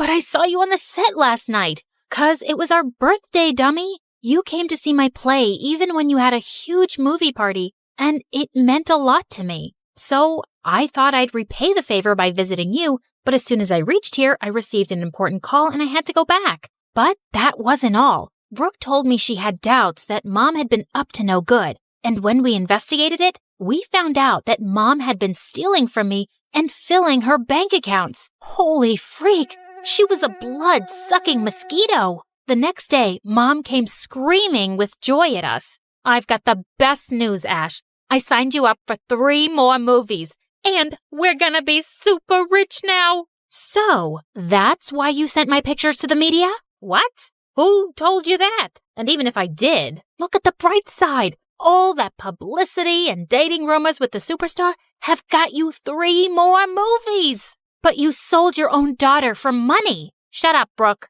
Enough, Mom. We are not kids anymore whom you can manipulate so easily. Yeah, you broke our trust and stole from your own child. You're the worst lying butt manipulator that I've ever seen in my life. Oh, no, don't say that, Ash. I did everything for you guys. You're a liar, Mom. You did everything for yourself, and that's why I have canceled all your contracts and removed you from my manager's position. No, you can't do that. Guess what? We already did. Suddenly, Mom completely lost it and tried to attack me. But thankfully, Brooke had called security and the cops, and they took her away. I'm so sorry, Ash. I always thought you were a bad person and always blamed you for everything. But Mom was the real devil and played with us as she wished. It's all right, Brooke. You have nothing to apologize for. But yeah, I don't think I can continue to shoot this stupid movie. How about you take my place in it? Really? You mean it? Of course!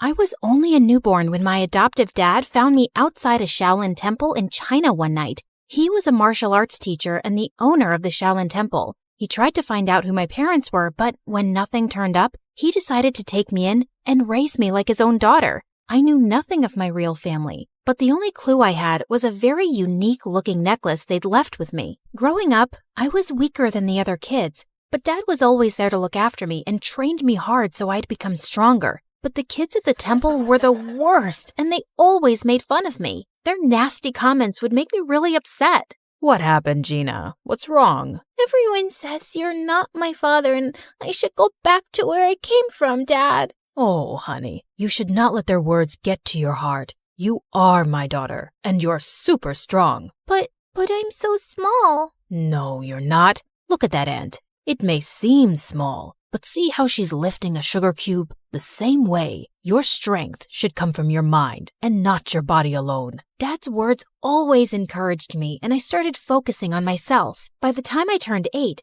I had a sudden growth spurt, and suddenly I was taller than most kids my age. With time, even my martial arts skills improved a lot, and I started winning many competitions. But the kids at the temple would feel jealous and try to mess with me all the time. This went on until I was 17, and then one day, something weird happened. I was in the market when I crashed into someone, and all my groceries fell to the floor. Hey, watch where you're going and say sorry. But he just ran off into the alley, and I went after him and pinned him down. Oh God, stop! Are you gonna kill me? What were you trying to do, huh? He told me his name was Drake, and he was a super famous singer from the US. And now he was running away from some crazy fans who were chasing him. I left my hotel in disguise to take a walk around the city, but my fans somehow recognized me. I'm totally lost. Please, help me get back. I decided to help him, but he didn't even know the name of his hotel. What? But you have your phone, right? Call someone. I left it at the hotel. Gosh, he was such a handful. Take me with you. What? I can't do that. No outsiders were allowed inside the temple, but this guy kept begging me, and I decided to sneak him in. You have to stay all quiet in here, okay? Ugh. I sneaked him my share of the food, and he ate like he was starving for days and didn't leave any for me. That's it. You're gonna have to leave tomorrow morning, or you're saying all this because you have no idea how popular I am. Otherwise, you'd have never wanted to let me go, baby girl. Huh? Who did he think he was? Suddenly, he grabbed my phone and started showing me all these pictures of himself online, and that's when I noticed something very strange. A woman in one of those photos was wearing the exact same necklace as mine, and she looked so much like me. Who is she? You want to know her and not me? Ah, fine. She's a family friend, but why? Could I really have some connection with this lady? But what were the chances? The next day, I woke up to loud noises in the temple and saw Drake was being taken by his security people. Turns out, one of the girls from the temple knew him and reported it to his managers. I didn't even get to say goodbye. But ever since that day, I kept wondering about who my real parents were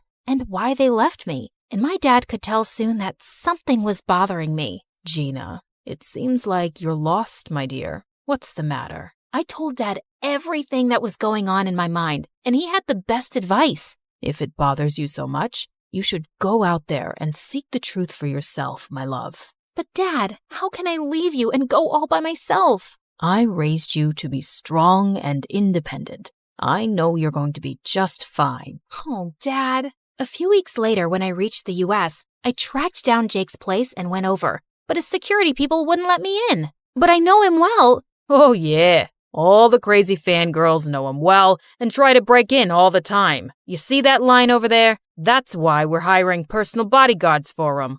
Yeah, that's exactly why I'm here, to be his bodyguard. Nice try, but it's male bodyguards only. Now off you go, little girl. I couldn't give up like that. Only Drake could lead me to that woman, and I had to find a way to get to him. So I bought some makeup and wigs from a nearby shop and disguised myself as a guy. Later, when I went to audition for the job, everyone was fascinated by my smooth martial arts skills, and they hired me in an instant. They even gave me a room to stay at Drake's mansion. On my very first day, Drake's manager told me that he was running late for a photo shoot and asked me to go wake him up. But when I reached his room, I saw a girl trying to click pictures of him while he was asleep. You, get away from him. I pulled the sheets from under their butts and they both fell to the floor. What? Are you nuts? You broke my butt. Before she could record more, I took her phone and threw it out the window and she jumped onto me. You jerk! That was my brand new iPhone.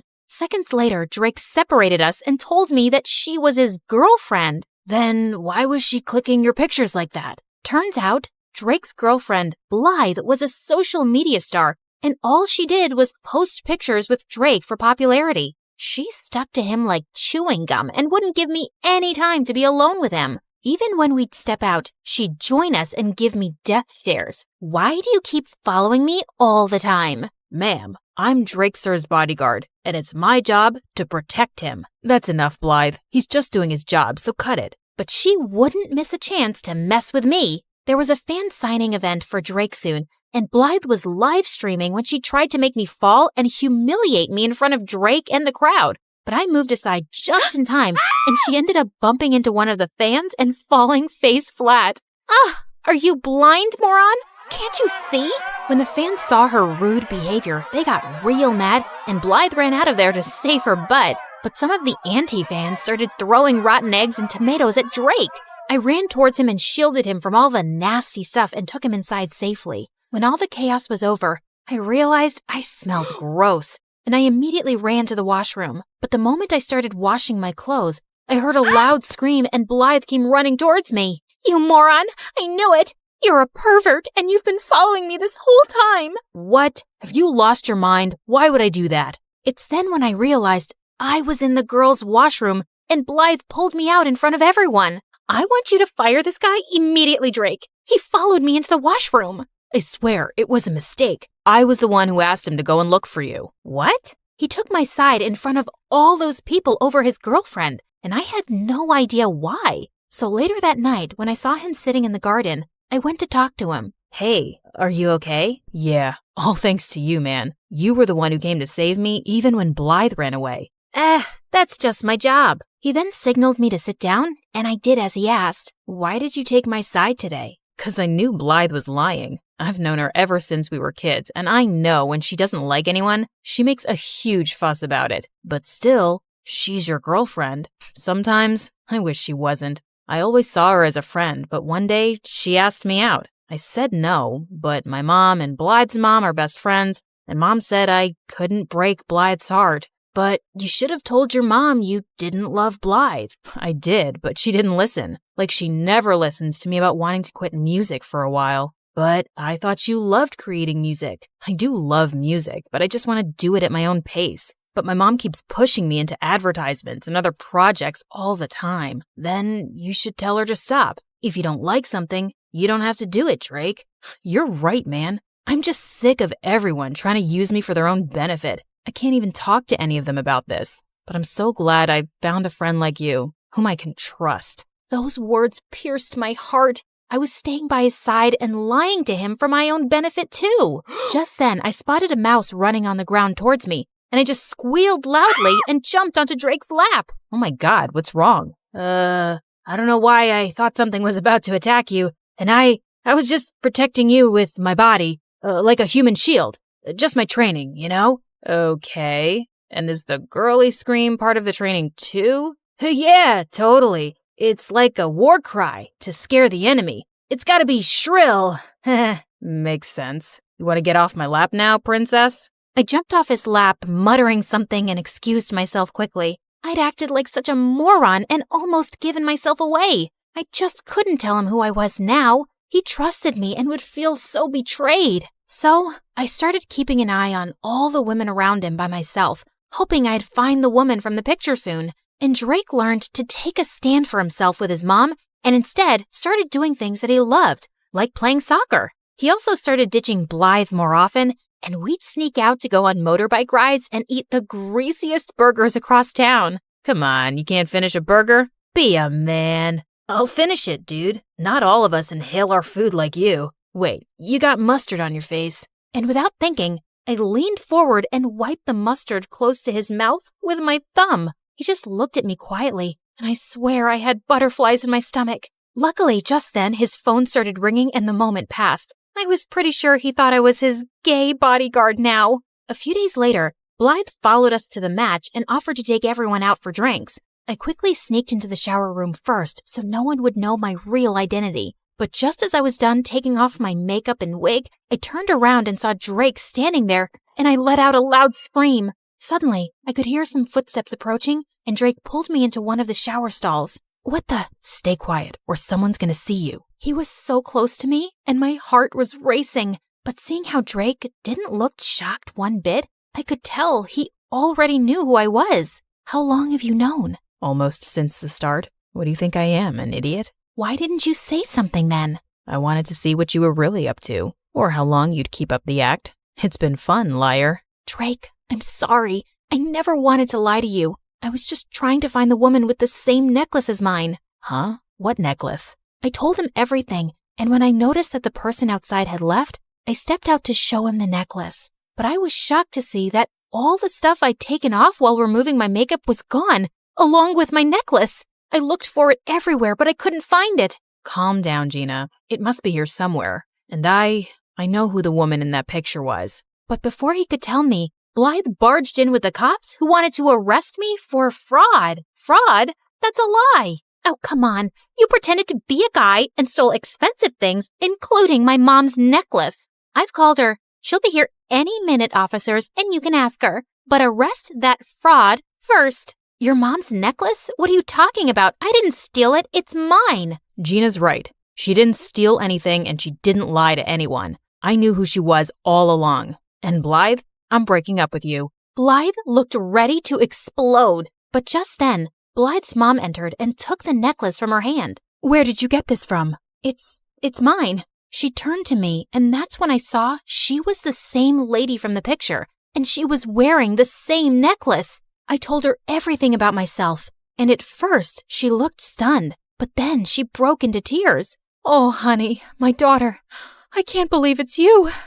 You're alive. She then told me how she got pregnant before marriage, but her super rich family was against her giving birth here and ruining their reputation, so she fled to China. Soon after I gave birth to you, my parents found me, and the doctors told me you had passed away because you were too weak. But now I know. They lied to me. So you didn't abandon me? Ugh, stop with your act. She's a liar, Mom, and this necklace must be a fake. Blythe, I know it's a lot to take in, but it's not a lie. She's indeed your sister. I can tell just by looking at her. Ugh! Blythe stormed out of there in anger, and the lady turned towards me. I'm so sorry that you had to live like this for all these years, but I'm so glad that you found your way to me. Please, give me a chance to make up for all these years. I can't do that. What? All my life? I wanted to know the truth about who I was, and now that I've discovered it, my heart is at peace. But this isn't where I belong.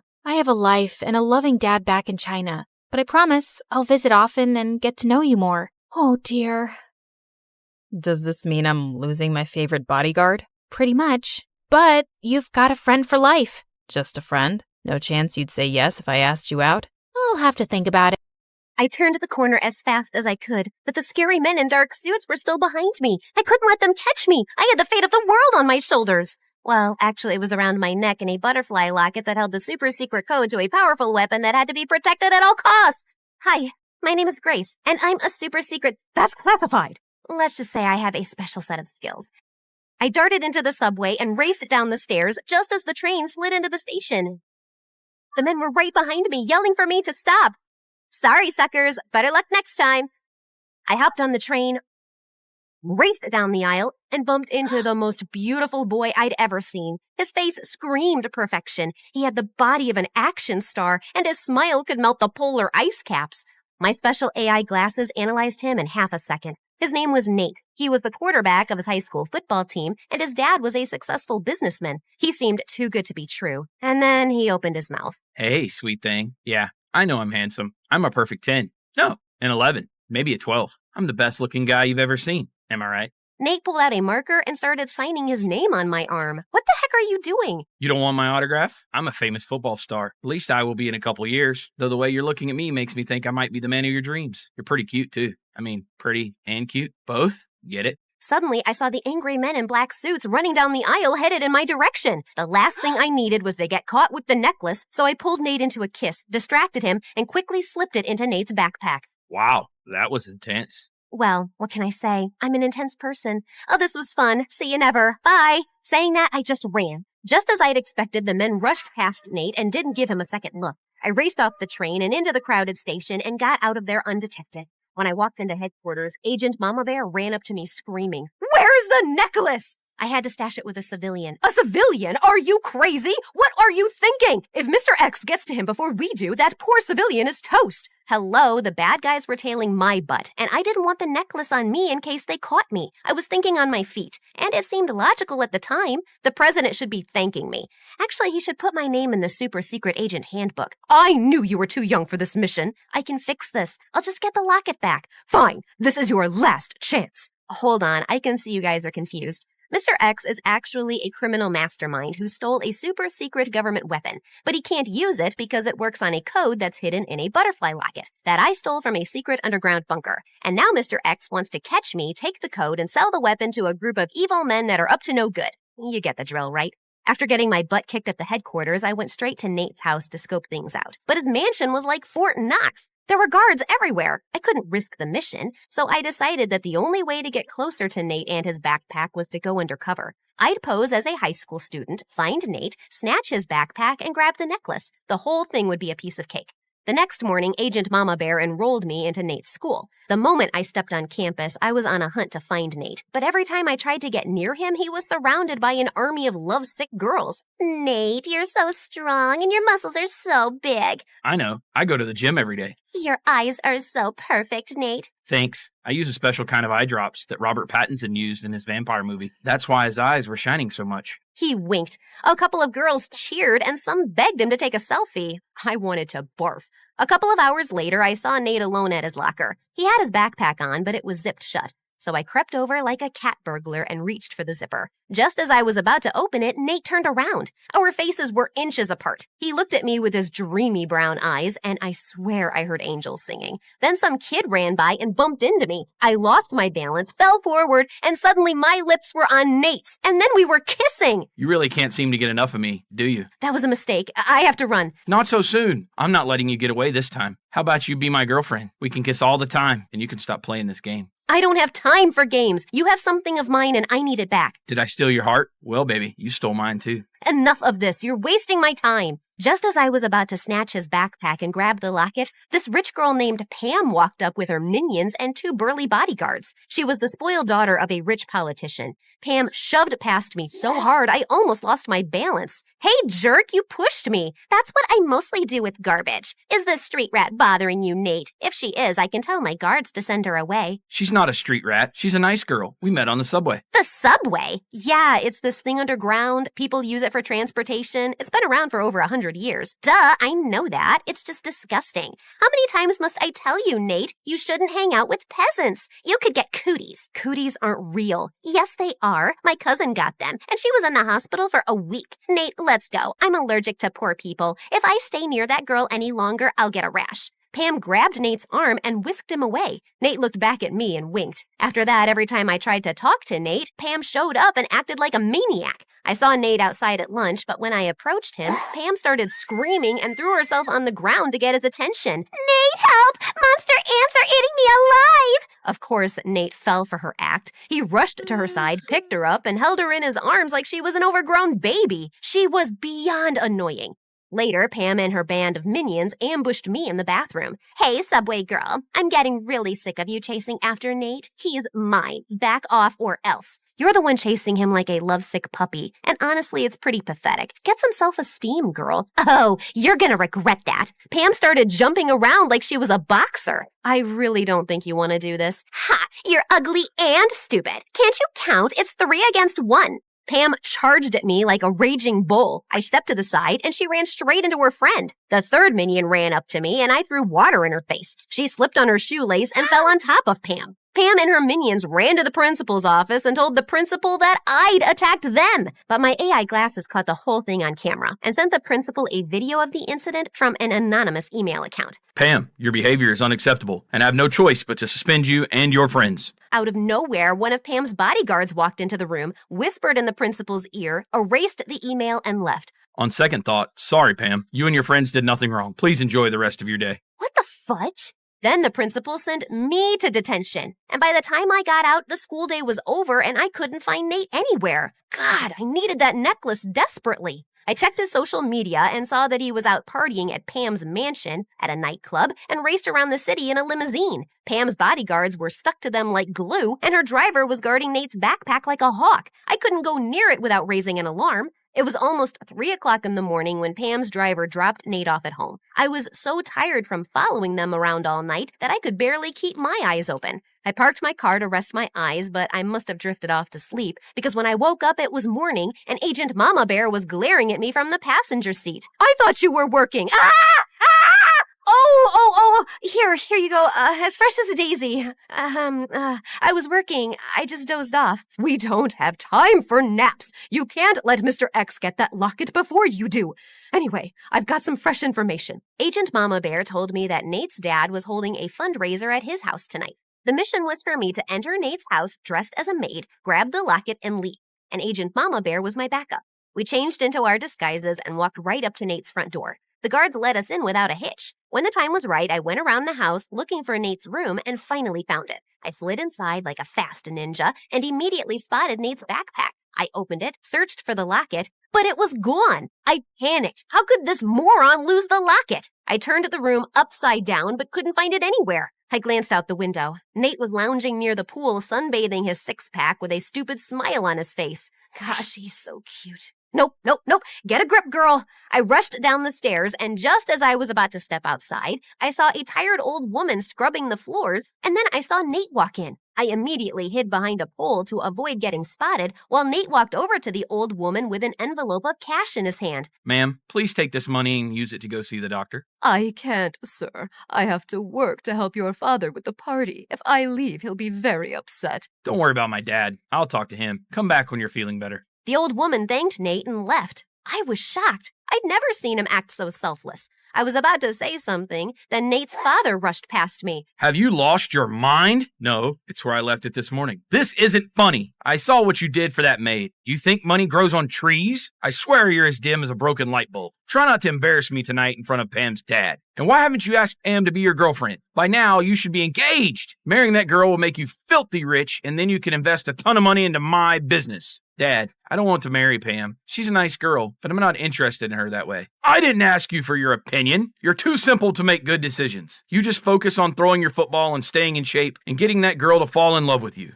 Nate's dad stormed off, and the look on Nate's face almost broke my heart. I felt so guilty for treating him so badly before. I walked over and put my hand on Nate's shoulder. I don't think you're stupid. What you did for that old woman was really sweet. You don't have to be nice to me. My dad will still pay you. It's me, Grace. Who? Grace. We met on the train. Geez, we've even kissed twice, once by mistake. Yeah, I know. Why are you dressed like a maid? I couldn't recognize you at all. That was the idea, dummy. And why do you act all self-absorbed at school when you're actually kind of sweet? Did you just give me a compliment? Must be my lucky day. Well, not really, because I'm about to kick your butt too. I need that butterfly locket I hid in your backpack when we met. It's really, really important. Where is it? What butterfly necklace? I didn't have a choice but to tell everything to Nate. He heard everything and then looked at me in shock. Why would you slip something that important in my bag? I'm literally the clumsiest person you'll meet. Yeah, I wasn't thinking straight then. Oh, did my good looks distract you from your mission? Yeah, maybe. Can we talk about that later? I really need to find that necklace or my boss will have my head. Wait.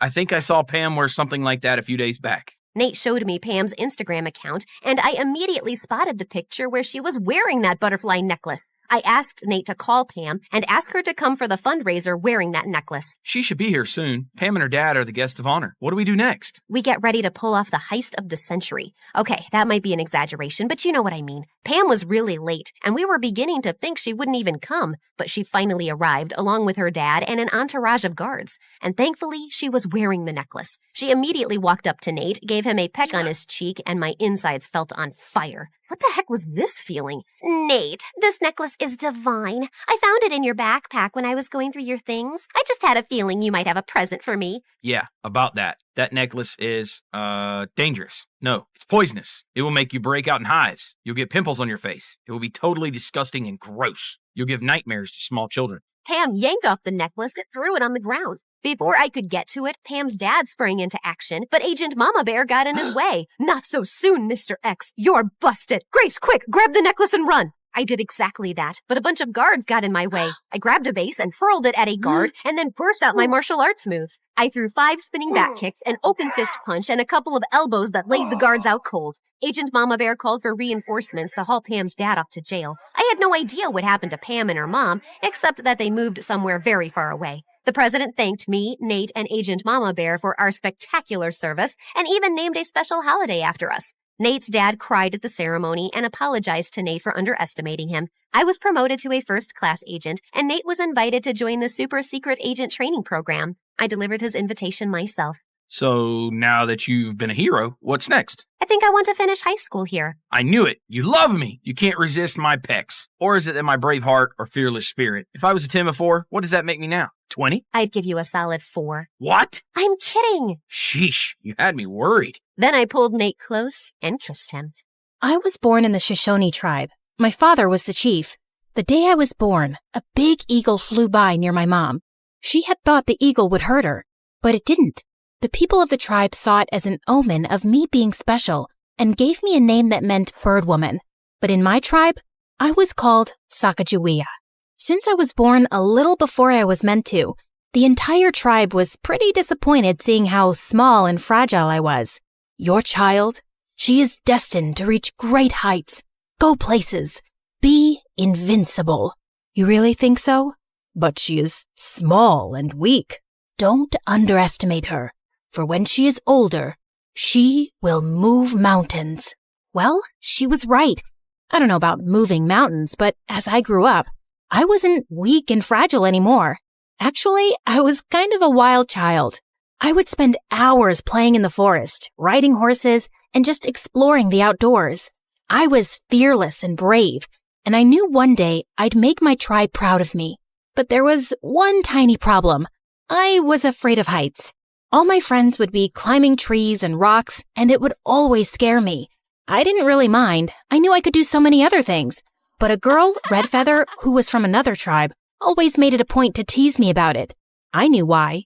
It was because she had a big fat crush on my best friend, Miko, and hated that he cared so much for me. What kind of bird woman are you if you can't even climb a tree? Look, Miko, I can climb so high. So what? Sacagawea can ride a horse. Backwards. She can catch a fish with just her hands, and she's not a show-off like you, Red Feather.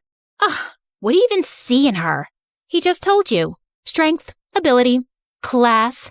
Now shoo off before I whoop your butt. You wouldn't dare. Oh, but I dared. In seconds, Red Feather and I were tangled like 2 wrestlers, but I instantly let her go when I saw my dad coming. He had told me so many times not to argue with Red Feather. Her tribe was always looking to get into a fight with ours.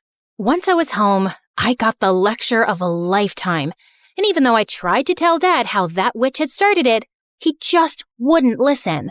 Frustrated, I left the tent and sat near the river. Angry at Dad? No, not at all. I'm angry at myself for not being brave enough to climb a tree. If I could, I would have proved, hey, you don't need to prove anything to anyone. Got it? And who said you aren't brave? My love, you are the bravest girl I know. You can definitely do anything you set your mind to. Here, it's time for you to have this. Mom, why are you giving this to me? It's the most precious thing you have. No, you are my most precious thing. Saying that, she hugged me tight. After that day, I tried to steer clear of Redfeather. The girl was nothing but trouble. But one day, as Miko and I were hanging out near the big waterfall, the witch came and yanked my necklace. Give it back. Now. Redfeather, I swear I'll... But before I could even finish my sentence, the witch gave me a smirk and dropped Mom's necklace down into the waterfall. I felt my blood run cold, and even though I was scared of heights, I did the unthinkable. I jumped. I felt like I was flying, and in the water, I managed to reach the necklace. When I got back up, Redfeather, Miko, and everyone else were in awe. Redfeather's dad came and made her apologize to me. From that day forward, I was known as the brave bird woman who could do anything. I had made my mark, and I was so proud of myself. A few years later, my dad announced Miko and my wedding, and I couldn't be happier. Our wedding was going to be the biggest event in the tribe, and everyone was preparing for it. Even Redfeather, who had been surprisingly friendly since the necklace incident, was helping out with the decorations. One night, Redfeather asked me to meet her by the waterfall. I was a little hesitant, but I thought maybe she wanted to apologize for her past behavior. I was wrong. As I approached the waterfall, I saw several men standing in the shadows. Redfeather stepped out of the darkness and smiled at me. What's happening? Who are these people? I can't let you marry Miko. Take her away. Before I could say anything else, the men dragged me away and everything went dark. When I finally opened my eyes, I was in a carriage. Where am I? Where are you taking me? I am the daughter of the Shoshone chief. When my dad finds out about you, he'll have you punished. And who's gonna tell him, princess? You are far away from home. You'll never get back home. Hearing his words made my heart sink, and I clutched onto Mom's necklace. It was the only thing I had from home. We had been on the road for 7 days when one night I heard noises. There were so many people fighting. The caravan was being attacked. I was so scared. I had no idea what was happening. But then I heard a voice that spoke in a different language. It was a Frenchman. He and his soldiers had attacked the caravan and freed me. They kept talking, but I didn't understand a word. And when I spoke, they didn't understand my language either. But even with the language barrier, I knew they meant well. I didn't know how to get back home. So one of the soldiers found a nice family who adopted me and taught me their language. I was so thankful to them and all the help they gave me. Years passed, and I missed home terribly. Unfortunately, we had traveled too far in an unknown direction, so I didn't know my way back. When I turned 18, I got married to a Frenchman, and just when I had my son, my husband left me. I was disappointed. As a little girl, I had thought I would go places, have a life filled with adventure, make my tribe proud. But everything had gone so wrong. But things changed when one day, 2 men, Lewis and Clark, came to my town. They had heard about me and wanted to know if I could help them find a new route to the Pacific Ocean. Sacagawea, we heard you used to be from the Shoshone tribe. We need your help to find a new route to the Pacific Ocean. I'm not sure I can help you. I have been away from my home for many years. You don't need to worry. We have maps and guides to help you. We just need your help to navigate the terrain and communicate with the locals. That sounds like a lot of work. Why should I take up the offer? Because we're headed west. This might be your chance to get home. What? All right, I'll do it. I was so excited to be joining the expedition in April of 1805 with my newborn son tied to my back on a sling, ready to set off on the adventure of a lifetime. As we made our way along the river, I helped out in any way I could. I showed the men how to find edible roots and plants, and how to identify which ones were not safe to eat. Everyone was amazed at how much I knew, and some even joked about me being the team's official hunter. It was everything my mom had taught me. We had been traveling for months, and Lewis and Clark were always friendly to me. I realized how important the mission was for them. One day, as we were crossing a river, our boat capsized. Oh my God! Our documents and supplies! All our hard work will be gone! Quickly, I jumped into action and was able to save most of the supplies and important documents. Sacagawea, that was amazing. Oh, thank you so much for saving these. I owe you for life. It's no big deal. I'm here to help, aren't I? That you are. But your bravery needs a reward. I had thought they'd give me some coins as a reward, but when they named the river after me, I was speechless. Wow, I am so honored. Just promise us you're gonna stick around with us till the end, because I know for sure we can't finish this journey without you. I promise, I will. Our journey continued for months, and when it was summer, we stepped into a land that was familiar. I ran into the forest, and when I saw the waterfall at the end, I felt like my heart stopped. I was home. It was the land of the Shoshones. I was ecstatic.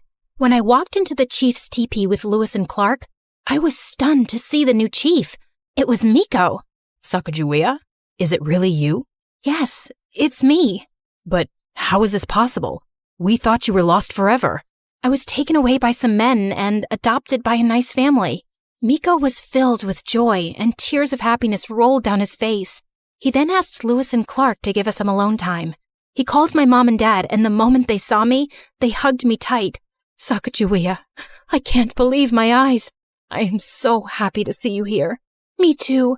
I missed my family and my tribe so much. We never knew what happened to you. We searched for you for months and months. It was then the hatred I had for Redfeather came back, and I told Miko, Mom, and Dad everything. Miko had his guards bring in Redfeather from her tribe along with her father. The moment Redfeather saw me, her face went pale and she fell on her knees in front of me. You witch! I knew you were jealous of me, but how could you stoop so low? Sacagawea, I am so sorry for all the wrong I have done to you. I am sorry. Please forgive me. I wanted to tell her no, and how could she even ask for me to forgive her? But just then, Miko declared that Redfeather would be kicked out of her tribe, or else the peace pact between our tribe and hers would be broken. To my surprise, Redfeather's father didn't hesitate a bit and agreed. I apologize for what my daughter did to you. I'm ashamed of her. It was her doing. You don't have to apologize for her. Once Redfeather left, Miko and my parents asked me to stay in the tribe, but I just couldn't. I had made a promise to Lewis and Clark. While my parents agreed to let me go, Miko was making it hard. You just came back. You can't leave now. Please, Sacagawea, stay. I will, Miko. I give you my word. Once the journey is finished, I'll come back here, to the tribe, to you. Reluctantly, Miko let me go, and I accompanied Lewis and Clark on the rest of their journey.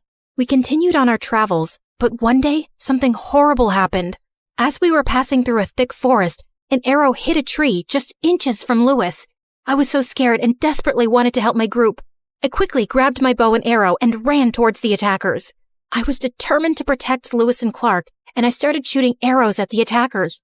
One of the attackers stopped, and seeing a native woman protecting the European men, he called off the attack. You are with them?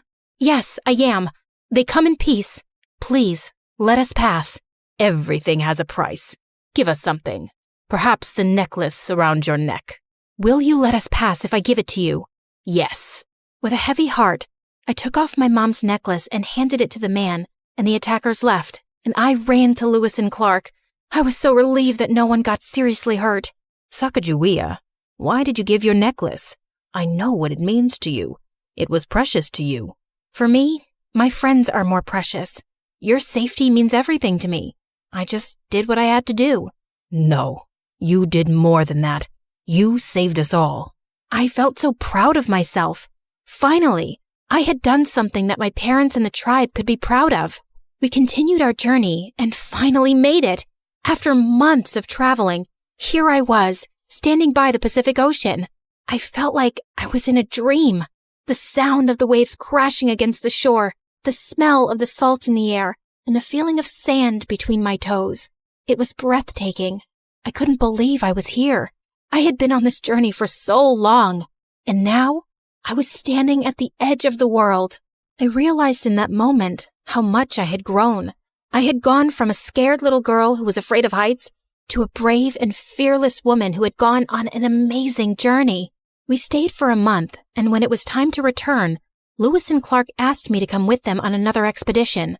I really wanted to because I loved adventure, but I had other plans. When I returned home, the first thing I asked was where Miko was, and my parents told me that every morning he sat by the waterfall, So I snuck up to him and hugged him, and we both ended up in the water. Oh my God. You came. I promised, remember? Saying that, I kissed him, and it felt so right, like I was finally where I belong, finally home. Today, there are more statues in the United States dedicated to me than any other American woman. I'm remembered now as a hero and as a symbol of courage, strength, and peace for safely guiding the expedition to the Pacific Ocean. My story continues to inspire and remind people that no matter who you are or where you come from, you can always make a difference. I woke up in a cold sweat as I heard a pack of wolves howling outside. Seconds later, the cackling hyenas joined in, and then I heard the blood-chilling roar of a lion. I was surrounded. I walked over to my window, opened it, and yelled, "Be quiet and let me sleep, you buffoons! Do you want me to look like a raccoon in the morning?" Wow, it actually worked. They don't always listen to me. And yeah, I said the whole waking up in a cold sweat thing for dramatic effect. I'm a melodramatic girl. You see, I am surrounded by wild animals, but they're all in cages. And I live inside a zoo. Now please go away. I'll tell you the rest of my story in the morning. So yeah, I really did grow up in a cottage inside the zoo, since my parents were the zookeepers. And I know I called the animals buffoons earlier, but I didn't mean it. It's like when you call your siblings morons, but you still love them, right? The animals were my first playmates, so naturally, I couldn't quit horsing around, even in school. Listen, I can howl like a wolf. Ow! Tina, can you stop making animal sounds? You're disturbing the whole class. At least I'm not putting them to sleep. I heard that, young lady. You're staying back in recess to reflect on your behavior. The only thing I reflected on was how to prank my teacher. So the next day, when she opened her desk drawer, a tarantula casually walked out and then jumped on her arm. She screamed and flapped her arms around like a rabid chicken, then tripped on her chair and fell on her butt. Needless to say, I ended up in detention. And that's where I first talked to the dreamboat in my class, aka Eric. Okay, yeah, he's only 11 here, but you could tell even then that this kid's gonna grow up to be a hunk. And he already had a bad boy reputation. I'd seen kids giving up their lunch money to him, carrying his bag, and even cleaning his shoes. Rumor had it that a kid who pissed off Eric woke up in a garbage dump the next day, and he had no memory of how he got there. But Eric seemed to be utterly fascinated by me, or maybe all the animals I could play with at the zoo. The point is, he was nice to me, and that was all I needed to consider him my first human friend. Can you really pet the crocodiles? Don't they bite? Nope, they love me. Well, the alligators do, but they're kind of the same, right? Potato, potato. Newsflash, they're not the same, but that's a discovery I made later. Can you sneak me in tomorrow? I want to play with them. I'll have to think about it. I can pay you. Deal. I was so excited to have Eric over, and even my parents were happy to see me with a two-legged creature for once. All right, kids, your mom and I have some things to do, but feel free to roam around the zoo and don't get into any trouble. You sure you don't want me to take you around? Dad, we don't need a babysitter. We'll be just fine. Be cool, man. Be cool. Once they left, Eric turned to me. Did you get the keys? Yep. My dad had keys to all the enclosures, and I'd taken the key for the crocodile one so Eric could see them up close and personal. Now all we have to do is not get caught by the cameras. Wait, there are cameras? Yep, but I know where they are. Come on, we just need to sneak past them using their blind spots. Do you do this often? Yeah, I love feeling like a spy. Okay. I was definitely impressing Eric a lot. I could already see it. Me and Eric, prom king and queen in high school. Soon, we were standing inside the enclosure, only a few feet away from the crocodiles. Up close, they looked a lot bigger than I'd thought. I told you, I've only played with alligators before. And wow, these creatures could swim fast. And they were coming right at us. They look hungry. Yeah, maybe we shouldn't pet them. Ah, look at that one! He's gonna eat me! Eric screamed and started running frantically, and I was right behind him. Then he tripped over a twig. I crashed into him, and we both fell on our faces, and the crocodile was hot on her tail. Just then, I noticed a mirror on the ground next to Eric. I held it up and caught the sunlight, sending a blinding flash into the crocodile's eyes. It got confused for a bit as we scrambled to our feet and ran out. I locked the enclosure quickly, and Eric dropped to his knees. Oh, God. That was the worst day of my life. It wasn't that bad. I mean, think of how I saved your life with my quick wit and fearless spirit. Why do you carry a mirror around, though? To see my beautiful face, which that crocodile would have destroyed in a second. You're horrible. What? I'm amazing! I'm your hero, Eric! But he just couldn't stop hyperventilating. My parents found us, and when they discovered what had happened, they dropped Eric at home, and I was forbidden from ever having friends over again. Eric's mom, the school principal, tried pressing charges, but since we'd avoided all those cameras, there was no proof I'd let him into the crocodile enclosure. But Eric did stop talking to me, which hurt. In case you haven't figured it out, I have a crush on this guy, okay? Don't ask me why. The heart wants what it wants. However, taking Eric to the zoo did give me a rather cool business idea. I had access to stuff most people didn't, and I could use that to make money. Here, a photo of the new lion cub. It's totally exclusive. The public hasn't seen it yet. And you ordered a skin from the rarest snake, right? It wasn't easy to get, so that'll be $200. As if I'd ever hurt my beautiful, slithery friends. No, this Tracy is some rich psycho who wants snakeskin bags, and I told her I'd get her the real deal. But this skin is as fake as her face. All right. She's actually very pretty naturally. Love that for her. My business went well for about a week, till it was cut short by the principal, who still hated me for putting her precious baby in danger. You cannot bring anything like that to sell in the school from now on. You better start acting like other normal girls your age. Do you understand what I'm saying? The other normal girls were the ones asking me for pictures and snakeskins. You only sell something if there's a demand for it. Economics 101, people. But the worst part was that my parents agreed with her and grounded me. You really should start acting less like a wild child, Tina. No going out to play with the animals until you cool down a little. Seriously? Watch your tongue, young lady. Okay, gotcha. And I stuck up my tongue and watched it. Mom was not amused. As time passed, we all slowly forgot about my reckless past. With my 16th birthday coming up, I wanted to do something fun that my class would remember. Okay, I don't really care about the rest of the class. It's just that my prediction had come true, and Eric had become hot. He was now your typical bad boy. Hair slicked back with gel? Check. Top shirt buttons always open? Check. Look super cool chewing gum? Check. Flirting with every girl? Except me, of course. Check. I couldn't invite him alone, obviously, so I had to invite the rest too, and maybe he'd accept. But first, I had to get him to stop hating me. I googled some tips on how to attract a bad boy. I swear, the internet is a wonderful place. Number 1, make sure you stand out. Bad boys like girls who don't blend in. Well, that one was already covered. I stuck out like a sore thumb. No one else dressed in tiger-striped t-shirts or giraffe print leggings or laughed like a hyena. Number 2, say something brief that would catch the guy's attention, then smile mysteriously and walk away to keep him wondering what you were talking about. So one day, I joined Eric and his friends for lunch and sat right opposite him. Hi, Eric. Hi, Tina. I had a dream about you last night.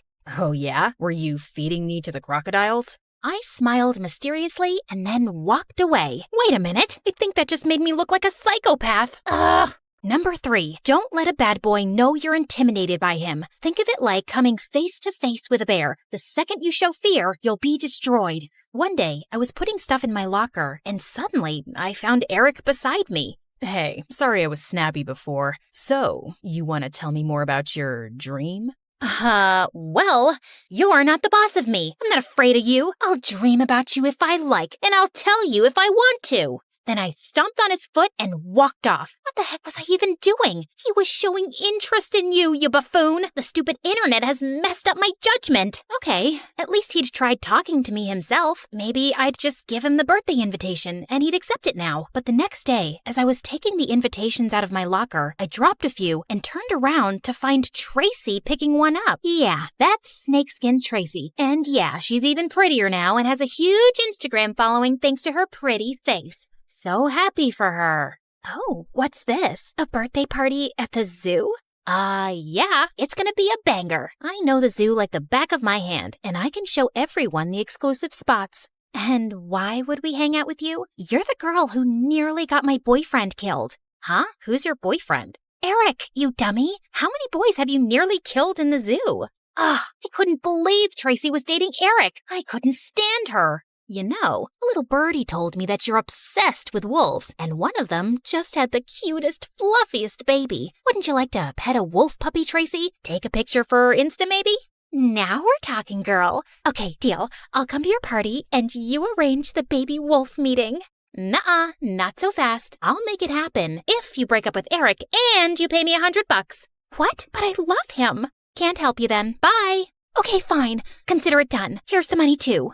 Yeah, I wasn't the nicest back then, but seriously, how sincere could her love be if she broke up with him for a picture? I gave Eric the invitation the next day, and we even started hanging out. At this rate, we'd be girlfriend and boyfriend by my birthday. However, there was just one teeny tiny issue. I might have forgotten to ask my parents' permission for the party. No way. You can't have 20 people over at the zoo. Not after last time. But that was 5 years ago. I know, but I still worry. If something happened, it could cost me my job. But I won't do anything stupid, I promise. It took my parents 5 whole days to give in, but finally they did, and I made sure everyone was familiar with the rules beforehand. No interaction with the animals without my supervision, and of course, they had to bring me presents. Before I knew it, the day of the party had arrived. I had a balloon arch and a huge cake smack in the middle of the zoo, and everyone turned up. Of course, I only wanted Eric, but I wasn't complaining about the pile of presents. I'm so happy you guys could all make it. Because of what happened many years ago, we can't go inside any enclosures, but I'll be giving you a tour of the zoo once everyone's done eating. Now dig in!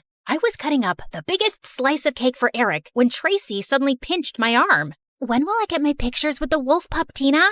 Shh, don't announce it. Then everyone will want pictures. I have the key to the enclosure right here in my pocket. I'll take you when I have time. Tracy huffed off to sulk in some corner, and I let her. I was enjoying messing around with her. Oh, also, the keys I had, they were for the harmless mountain goats enclosure. I wasn't gonna repeat past mistakes and put anyone in any real danger, duh. But some 10 minutes later, we heard high-pitched screams, and then Tracy came running like a mad woman. Save me from the freaking goat! Help me! Right behind her, a goat came charging in and slammed right into the food table. The kids screamed and all ran away, including Eric. It was just me and the goat left, and boy, she did not look happy. Come on, Butthead, you know me. I named you Butthead, remember? No? Nothing? Bah, bah. See? I'm your sister. Bah! It wasn't working. Butthead was stomping her foot, ready to charge me. My legs felt frozen, and I really thought that this would be my end, when suddenly... Hey, you, goat, get away from her. Hey, pay attention to me. A boy with glasses I'd never seen before was standing a few meters from me, and he was whistling to Butthead and pulling faces at her. Are you crazy? Don't worry about me. I got this. Just run. I didn't need to be told twice. I ran as fast as I could back to my house. All my guests had left, and my parents were waiting for me, looking furious. We found Butthead back in her enclosure, and the mysterious boy was nowhere to be seen. I had no idea how he'd snuck in or out, but he'd certainly saved my life. Other than that, things were pretty bleak. Yes, she gave me the key. First, she charged me for a wolf picture, then sent me to the mad goat's enclosure. I never gave you the key. You stole it from me. And I've never seen a goat behave like that before. You must have done something to make it so angry. Maybe it's just your face. You have that effect on some people. Trust me. But everyone was against me. Even Eric. Well, especially Eric. You're such a weirdo, Tina. And all you do is put us in danger. Just stay away from us. The zoo authorities reviewed the case, and they didn't fire my parents, but they told us we had to move out of there. I was banned for life. We moved into an apartment, and I spent the next week in my new room crying, and also very much grounded, before Dad came to me. I think it's time for you to grow up a bit, Tina. This summer, we'll send you away to a camp where you can learn some discipline. What? And well, that's how I got here. This place is boring. We sleep outside in tents, which are not comfortable, and all we do is study. Fine, sometimes we go swimming in the lake too, but mostly it's just annoying. To make it worse, Tracy was there too. Don't go near Tina. She grew up with animals and has their diseases. She might bite. Don't say I didn't warn ya. Thanks to Tracy, most people chose to stay away from me, and it was lonely. But one good thing about being here was that I had plenty of time to read about animals, which was nice. I'd always been too busy playing with animals to read about them before. I might even become a vet after this. One day, she was poking fun at me again, and I kept trying to ignore her. So, how does it feel to be kicked out of the zoo? Do you miss your four-legged brothers and sisters? Do you miss the stink of animal poop? Do you even know what fresh air smells like? Hey, knock it off and leave her alone. That voice was so familiar, and I turned around to see the mysterious boy from the zoo. Wait, it's you. You saved me from the goat. Yep, I'm Mason, by the way. I've been sneaking in and out of the zoo for ages. I just like hanging out around animals. And that day, I was just roaming around when I happened to see your friend Tracy here stealing the keys from your pocket. So I took some pictures. You took pictures? Yeah, right. You're lying. They're right here on my phone, but it'll be $5 if you want to see them. Why would I want to see them? How will you know if I'm lying or not? Ugh! Tracy paid up, and Mason really wasn't lying. I spoke to the camp leaders about how her lies had caused so much trouble for my family, and how she was harassing me even now, and Mason backed me up, and Tracy got kicked out. Mason and I became quick friends, and spent the summer together for the most part. He was really nice, and we could talk about animals all day. At the end of camp, I was kinda sad to know I wouldn't be seeing him every day. You see, I developed a small crush on Mason, even though he was a very good boy. I really have grown up.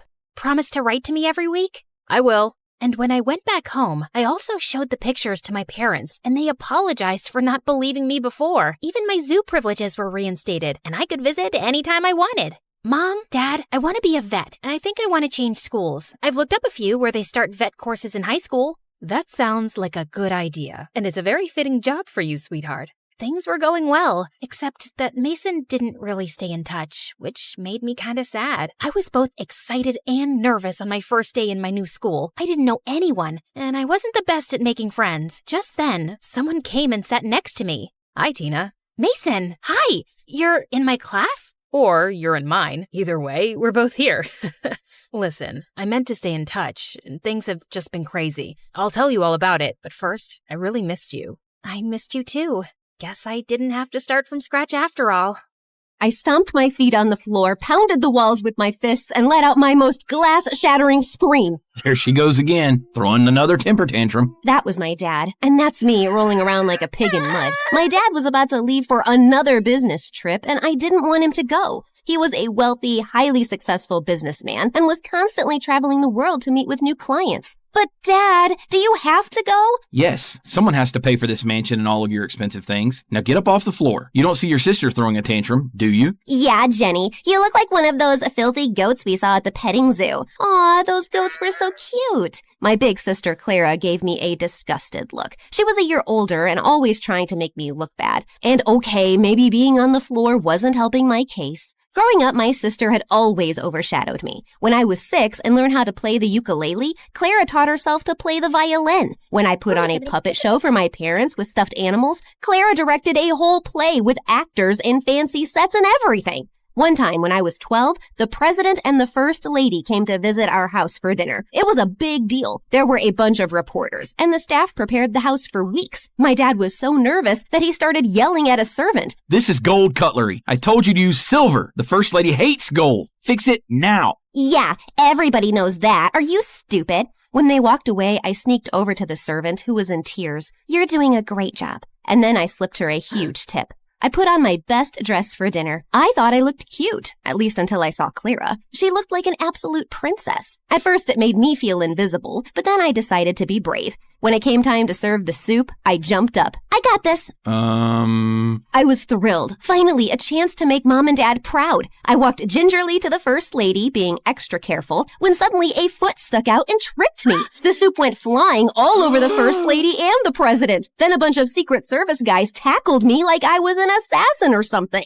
That's when I noticed Clara pull her foot back under the table. She'd done it on purpose. Go to your room. It wasn't my fault. It was Clara. You're such an embarrassment. The news was on TV by midnight, and the next day my parents sent me off to a boarding school on the other side of the country. It was lonely at first. My family was treating me like a black sheep, even though I'd done nothing wrong. My dad made sure my bank account was full, but he never had time to visit or even talk. I decided I couldn't spend all my time being homesick. I was going to make something of myself here. I signed up for all the top activities, like horseback riding, water polo, and ballet. By the time I was 16, I was number 1 in all of them. I even ran for school president and won. Even though I was thriving, I didn't want to leave anything to chance. So I was always complimenting people and buying them gifts, even the teachers. I wanted people to like me, and it seemed to be working, with one exception, this boy, Josh. Josh worked in the stables taking care of the horses and seemed immune to my compliments. Hey Josh, is that a new shirt? Looks nice. It's old and covered in dirt. You don't have to try so hard to be liked, you know. It was just a compliment, geez. It was a fake compliment. You might have everyone else here fooled, but not me. What was his problem? He did have gorgeous eyes, though. As he handed me the horse's reins, our hands touched. It was electric, an instant spark. But then he pulled away. How about I take you out for lunch at La Rosa? It's the fancy place by... No, I don't need your bribes. Happy riding. It wasn't a bribe, it was an invitation. But Josh had already walked away. With race day only a week away, I needed to focus on training. But as hard as I tried, my mind kept wandering back to Josh. Maybe the right gift would win him over. Hey Josh, I saw these boots and thought of you. Told you I don't want your bribes. Do you even know what a bribe is? I'm not asking for anything in return. Yeah, you are. You're asking me to like you. So you admit you don't like me. What did I do to you? I didn't say I didn't like you. I just don't know the real you. At that moment, he leaned in close to me. Oh, my heart fluttered. Was he about to kiss me? But then he stretched past me to adjust the saddle. I totally knew that's what he was doing. Why would I even want Josh to like me? He was always dirty, smelled like a farm, and he was the least friendly person I knew besides my sister Clara.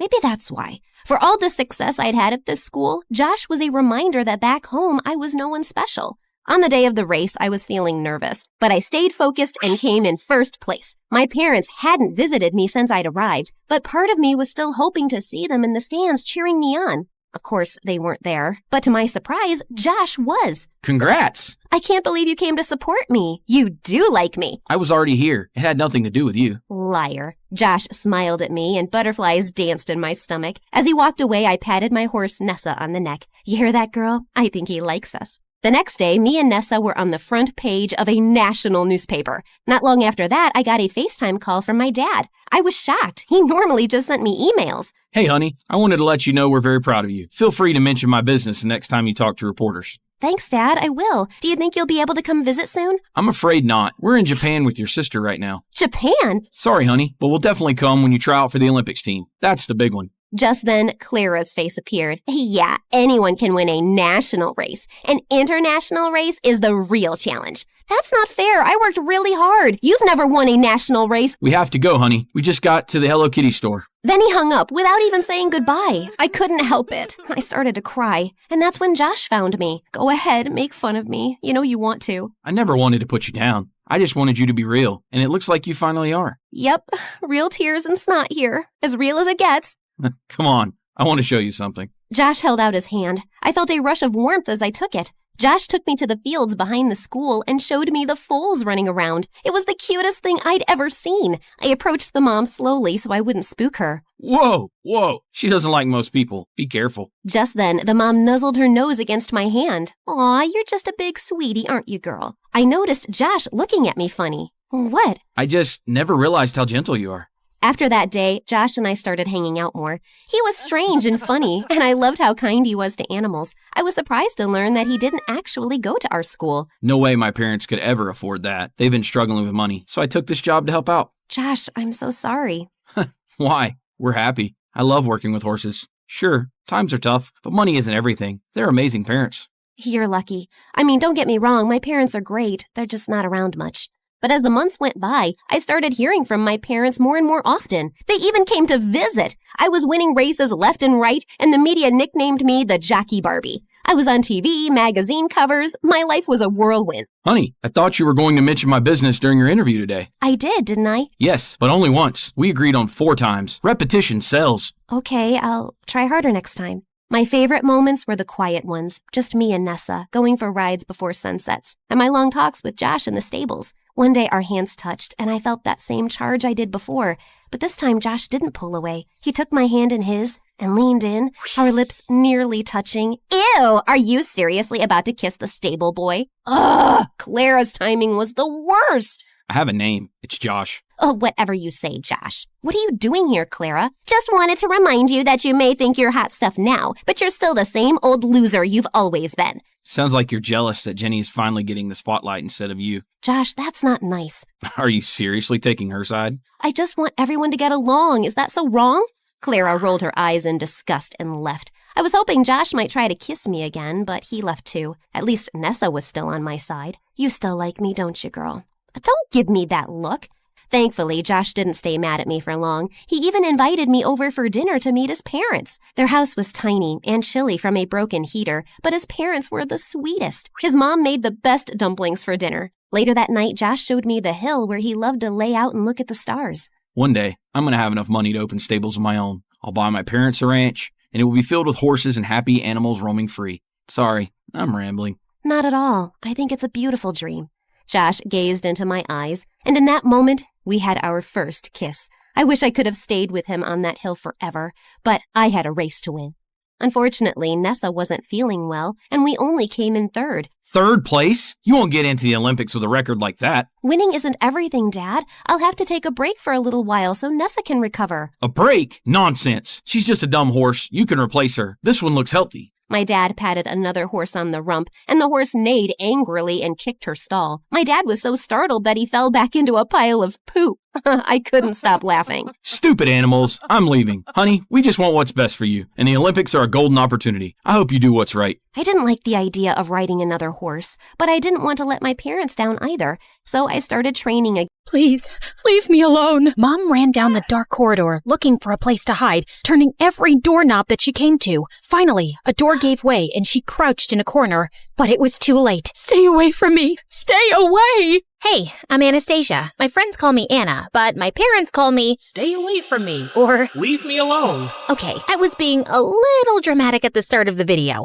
Mom wasn't actually scared. This is how it really played out. Mommy, can you read me a bedtime story? Please, leave me alone. Go ask your dad. Daddy, look, I was outside playing and stepped in the poop. See? No, stay away from me. My nanny looked after me mostly because my parents were super busy with their careers, and she always called me Miss, so I thought my real name was Stay Away From Me. It wasn't until my first day of kindergarten that I found out I was wrong. And what's your name, sweetie? Stay away from me? Excuse me? What did you just say? Stay away from me. Next thing I knew, my parents and I were sitting in the principal's office. Sure, I got into trouble, but at least my parents used my name more after that. And when I was 4, something amazing happened. My sister Isabella was born, and she was beautiful. Oh, I have the most beautiful daughter anyone could ask for. I was so bummed by what she said that I stuck my tongue out at her. But I got over it soon enough. I finally had someone to play with. Or so I thought. You see, Mom didn't want me near Isabella. Shoo, go away. But one night, Isabella couldn't sleep and was screaming at the top of her lungs. I crawled into her crib and began to sing her lullabies. And soon enough, she was sleeping peacefully. I felt like the best big sister ever. But we never had a shot at getting close because of the way my parents treated us. They were less busy with work now and spent all their time fawning over Isabella and spoiling her while completely ignoring me. You know what I see in the mirror? I see 2 beautiful girls with unlimited potential. Anna, how long have you been standing here? I was here first, brushing my hair.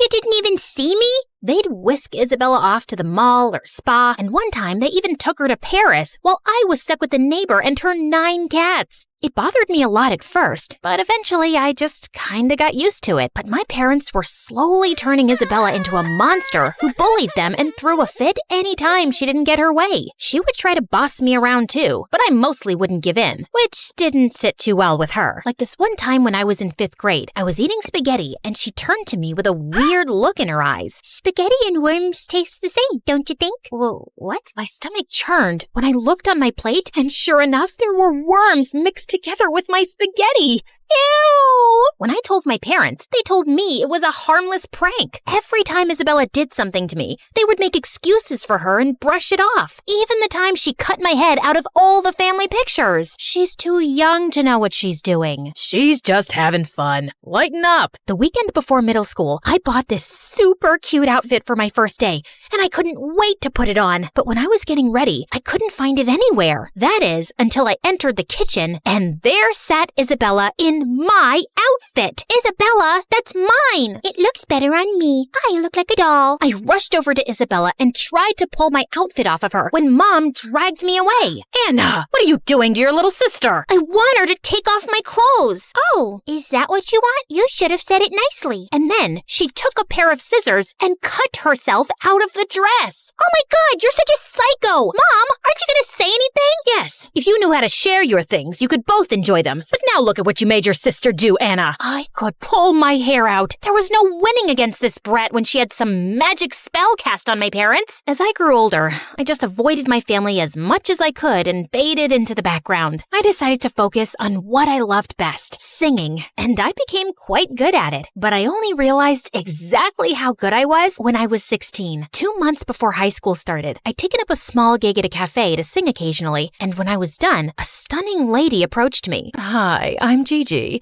You have a beautiful voice. I'd like to sign you up as a singer. What? You want me? Yes, I could make you a star. It was an offer I couldn't refuse. I gave Gigi my address, and when she arrived at my house later that evening, my parents were quite surprised, and Isa looked so jealous. Well, why would you want to sign her up? Because she's talented. But her looks can be altered to look the part. What do you mean, altered? By the time my people are done with you, you won't even recognize yourself, kiddo. The following week, I went to the studio with Gigi, and I felt like I was in a dream. And after rehearsals, Gigi's makeup artists took over, and she was right. I barely recognized myself. I looked amazing. When I got home, Mom looked shocked. Oh my God, Anna, you look stunning. My heart flipped with excitement. Did my mother just give me a compliment? As stunning as a chicken in a jumpsuit. Later that week, Mom took me shopping. In fact, over the next 2 weeks, Mom and I spent a lot of time together. We went to spas, dinners, and we even spent a day in Paris. I picked up a few things there for Isabella, but when I went to give it to her, she dumped everything on my head. You think you're better than me because of this music gig? Your days are numbered, witch. Did my baby sister just threaten me? I was too busy to think too much about what Isabella said. I worked hard and released my first album. By the time I started high school, I was already famous. OMG,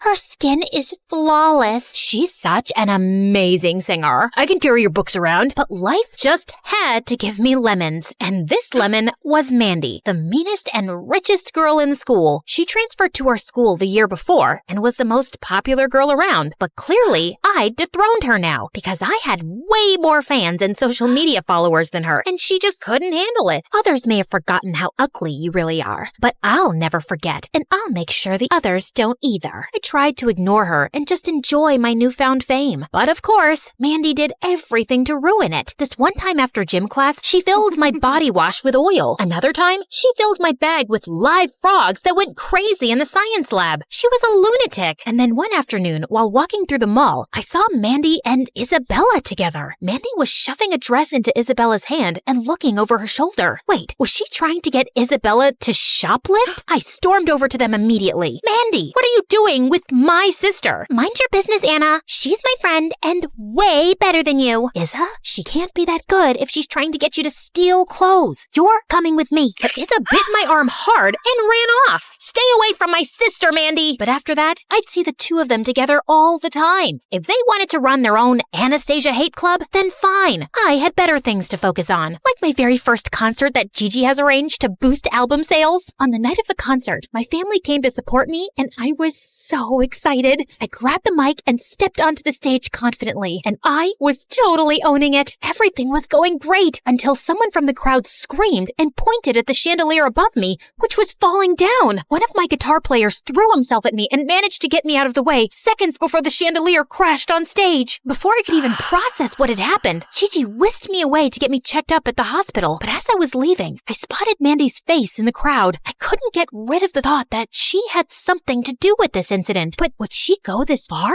She was acting like a lunatic lately, but I had no proof, and it would be useless confronting her. A few days later, I came across the opportunity of a lifetime. There was one spot open in the most prestigious music college, and they'd be visiting the school in 3 months to hold auditions. I just had to get that scholarship. You can drool on that spot all you want, but it's mine. Gosh, why was the world always putting Mandy and me against each other? She played the piano, and she was good. Like Beethoven good. I couldn't let her win this. I threw myself into practice. After rehearsals with Gigi, I'd stay back in the studio and practice for my big day. One evening, while I was walking home from practice, I was passing by the bakery when I saw Mandy stuff 2 loaves of bread under her jacket and sneak out of the bakery. Mandy was the richest girl in school. Why was she stealing food? I followed Mandy until she she went into the bad part of town. The houses were small and shabby, and I watched as she entered one of them. What on earth? I needed to know what was happening, so I walked up to the door and was about to knock when I heard a familiar voice. Isabella?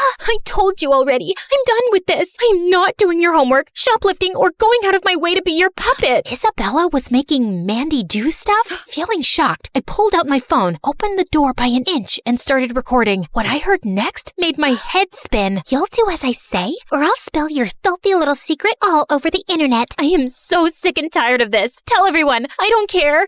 You, the oh-so-popular Mandy, not caring what people think? Are you really comfortable with people knowing that your father is rotting in jail for fraud, while you and your mother are left with nothing and living in this rat hole? I find that hard to believe, given how hard you've been trying to keep up appearances in school. I've done everything you've asked me to do since you read my diary and discovered my secret. You made me tamper with the chandelier at Anna's concert. She could have gotten seriously hurt. I should have never agreed to do it. It's been giving me nightmares. But if you don't do as I say, I'll tell everyone what you did. Oh yes, I recorded it, and then you'll go meet Daddy in jail. Do your worst, Isabella. I don't care. I watched in horror as Isabella picked up a bat and raised it at Mandy. I flung open the door and lunged at Isabella, knocked the bat from her hand, and pinned her to the ground. Get off, you ugly jerk! Did you completely lose your mind? What have I ever done to hurt you? How could my own sister hate me so much? Because you overshadowed my life. You should have never been in the picture, and I'd do anything to bring you down.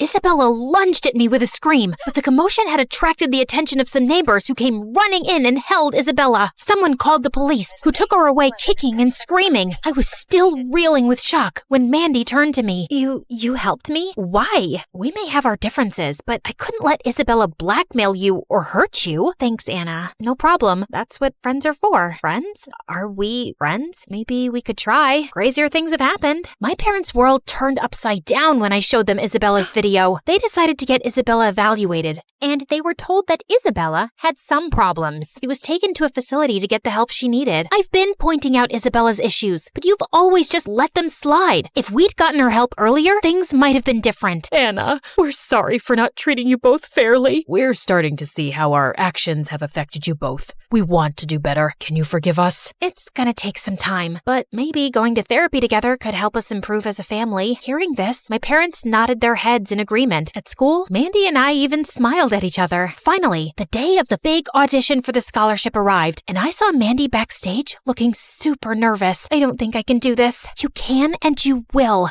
Break a leg. Thanks. You too. Oh, I'm not auditioning. I thought I should give you a fair shot. Oh, because you think you're better than me and I have no chance against you? No, because I think you'll beat my butt and I'd rather not be humiliated. And you need this more than I do. I'll be cheering for you though. Mandy gave an amazing performance that received a standing ovation and she won the spot. I learned that showing kindness to a rival can turn a bitter battle into an unexpected friendship.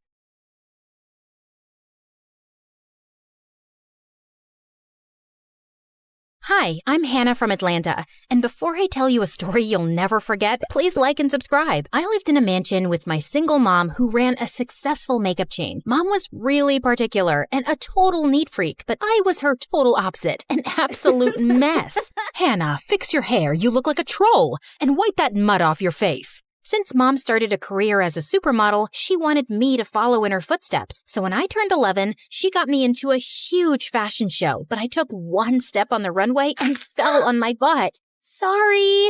Mom tried her best to tame me, but I showed no sign of improvement. It was just the way I was. The only person who accepted that was my bestie, Violet. Her mom worked for us, and sometimes Violet would tag along to help her mom out. Not only was Violet super funny and a great cook, she was a low-key genius and would help me study all the time. Why am I not getting this? Am I stupid?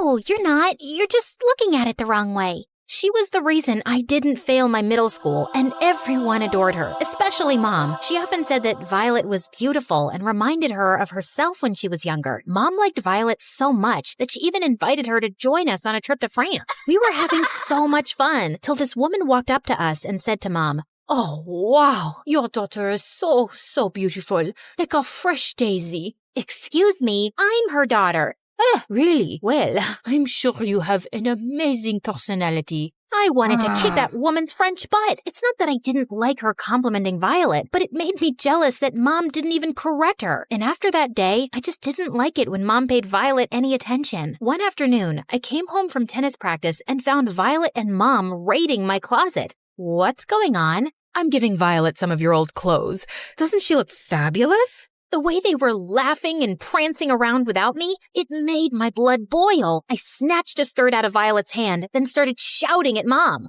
That's my stuff. You can't just give it away. I'm so sorry. I'll leave. You can be so selfish. Violet and her mother are dirt poor. She could use these clothes. You were never going to wear them again anyway.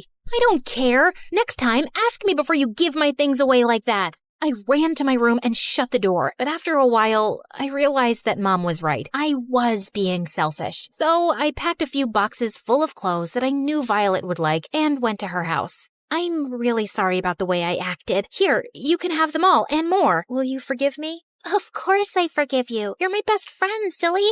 Over the years, Violet and I grew closer, and I even convinced Mom to pay Violet's tuition so we could go to the same school. On her first day, I introduced Violet to my friends, but they just laughed in her face. Oh my God, who did her hair? A blind woman? Ew, look at that skirt. It stinks. At least it's better than your stinky mouth. Now, if you don't mind, we have a class to get to. You didn't have to do that. They're your friends.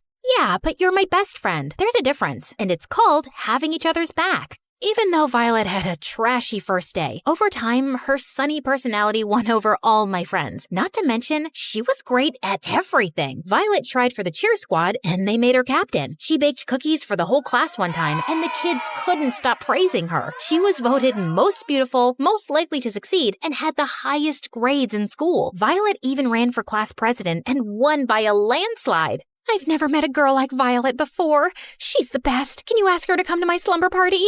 Why? Isn't that only for close friends? Yeah, and she's one of us now. You should be happy. Only I wasn't. I loved Violet, but I couldn't help feeling jealous of how perfect she was. And then one day, while I was having milkshakes with her at the mall, someone spooked me half to death. Hey, Hannah Banana. It was Paul. He was the son of one of Mom's investors and my childhood crush. Are you trying to give me a heart attack? And look at that, you ruined my shirt. Oh, let me fix that for you. Violet quickly grabbed a can of club soda and dabbed at the stain. Within seconds, my shirt was all clean. Wow, that was brilliant. I'm Paul. She's Violet, and we're late. Hey, wait, if you guys are free this weekend, would you want to come for a science exhibition? Science on a Saturday? How boring. I'd rather stick a needle in my eye. You're such a nerd, Paul. I'd love to come. Great, I'll text you the address. As Violet and Paul exchanged numbers, I just stood there in shock. Paul had never been this friendly to me, and I'd known him for years. I'd even asked him out once, but he said I was too young and he just wanted to be friends. But that weekend, after Violet came back from the exhibition, she told me that Paul had asked her out. What? That's not possible. He never dates girls younger than him. What did you do? Nothing. We just have a lot in common and talked about science stuff. I was so shocked at what Violet told me that I couldn't stop myself from running over to Paul's house. You said you don't date girls my age. Violet is 3 months younger than me. I know I said that, but honestly, I was just politely rejecting you. We have nothing in common, and with Violet, I feel complete. She's special, and I think I'm in love. You met her yesterday, you idiot. I wanted to punch Paul in the face, but I settled for kicking dirt and walking back home. It took me a while, but I somehow made peace with Paul and Violet dating. But slowly, Violet and I started drifting apart. She had no time for me and was always busy hanging out with Paul. You want to hang out tonight? I can't. I have a date with Paul. What about tomorrow? Cheerleading practice. Maybe we can squeeze something in next week? And the next week, she made another excuse and I was left alone. Again, I turned to my friends for comfort, but they didn't want to hang out either. Not without Violet. I was furious at how quickly Violet had taken over my entire life. My friends, the boy I liked, everything. I was so mad I could scream. So I did. At my driver for driving too slow, at the gardener for cutting the grass too short. I even shouted at the teacher in class. Who the heck cares about an isosceles triangle? It's just a stupid triangle. I went straight to detention after that. I took a seat at the back when this girl spoke to me. You're Violet's bestie, right? I have a name. It's Hannah. Oh, whoa, snappy. I was just saying that your best friend sucks. I hate her. My ears shot up listening to that. This girl was the first person I'd met who hated Violet ever since she joined the school. We got talking, and soon I started hanging out with a new crowd. They like to ditch school, cheat on tests, and sneak out late on school nights. But the best thing about them was that none of them was in love with Violet. After a long time, I was finally having a little bit of fun. But as always, Violet had to poop on my parade. You missed class. We had a really big quiz. I don't care. Well, you should, because you'll fail your classes if you don't show up for the test. Why are you acting like you care? You've been ignoring me for the longest time now, so ignore a little more and stay away. Suddenly, Violet stepped forward and took my hand. I'm sorry I haven't been around much. Maybe we can hang out tomorrow. Paul and I are going to the museum. Maybe you could join us? Maybe you shouldn't be such a big nerd and mind your own business. Violet didn't bother me after that, and I didn't mind either. I had a new set of friends, and I was happy. Then a week later, the school announced the annual parent-teacher meeting, and it was a disaster. My grades were at an all-time low, and Mom was furious. But I wasn't the only one suffering. Everyone had low grades in my group, and some of them were even failing. I hate those stupid teachers. They think they can rule our lives with their dumb homework and grades. My dad grounded me for a month for failing a boring class. He took away my Mercedes. What am I supposed to do? Walk everywhere? Yeah, teachers suck. I wish we could teach them a lesson. Maybe we could. How? We can ruin their stupid teacher's lounge. We snuck into the school late the next evening, and we trashed the teacher's lounge. We spray painted the walls, broke the microwave and the TV, and we stuffed fish into the vents. We rushed out of there and ran straight into Violet. Hannah, what are you doing? I could ask you the same thing. I was studying at the library. What? Just then, we spotted Mr. Stilson, the janitor, and I rushed past Violet without saying a word. And the next morning, I was sweating bricks when my friends approached me. What are you going to do about Violet? What do you mean? The principal is investigating the matter of the teacher's lounge, and if she says anything, we're dead meat. She won't say anything. She loves me too much.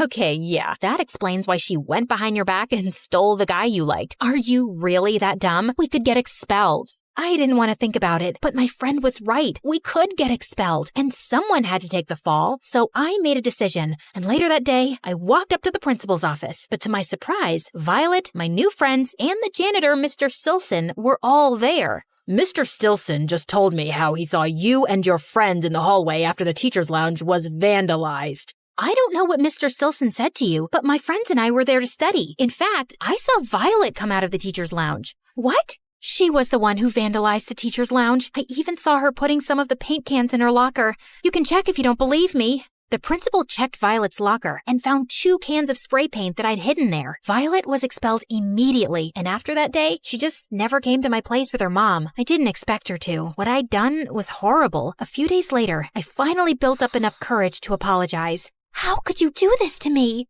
I'm sorry, but I had no choice. I would have been expelled. It would have gone on my permanent record. I couldn't let that happen. I'm supposed to take over my mom's company one day. But I lost everything. Not really. You didn't have much to begin with, and honestly, you weren't even supposed to be at that school. You'll land on your feet. You don't need a college degree to be a maid. Violet slapped me, then slammed the door in my face. The next morning, her mother quit and they left. I tried to reach out to Violet, but she ignored my calls. Couldn't blame her. I hated myself for the things I'd said. Things weren't the same after Violet left. My new friends ditched me soon, and all the other kids resented me for getting Violet kicked out of school. When I went off to college, I tried to make new friends, but they were either really shallow or just wanted to use me for my money. I felt so lonely, so I focused all of my attention on my job at my mom's company. But on the day of my mom's retirement party, she called me into her office. I've decided not to name you CEO of my company. What? But I've been working so hard. You promised that I would take over once you retired.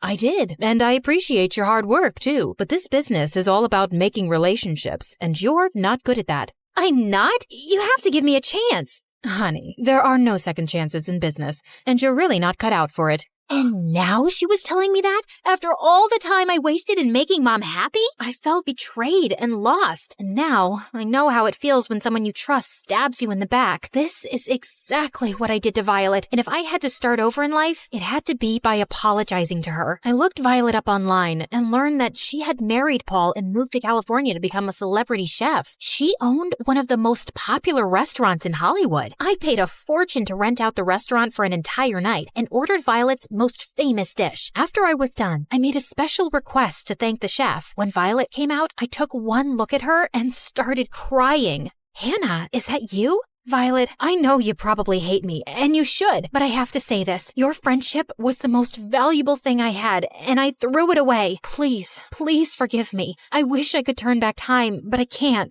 Hey, listen, I'm not holding on to any grudges. Whatever happened is in the past now. I was really angry for a while, but I've moved on, and so should you. With that, Violet hugged me, and I felt like a piece of my heart had returned. She took me home and made me meet her young daughter, and on that day, I vowed to be better, a better friend, a better person, a better version of me.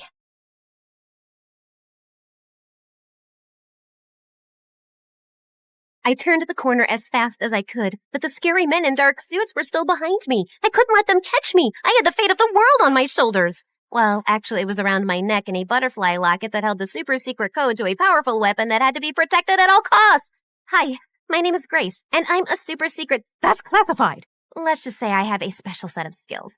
But before I continue, please like and subscribe. I darted into the subway and raced down the stairs just as the train slid into the station. The men were right behind me, yelling for me to stop. Sorry, suckers. Better luck next time. I hopped on the train, raced down the aisle, and bumped into the most beautiful boy I'd ever seen. His face screamed perfection. He had the body of an action star, and his smile could melt the polar ice caps.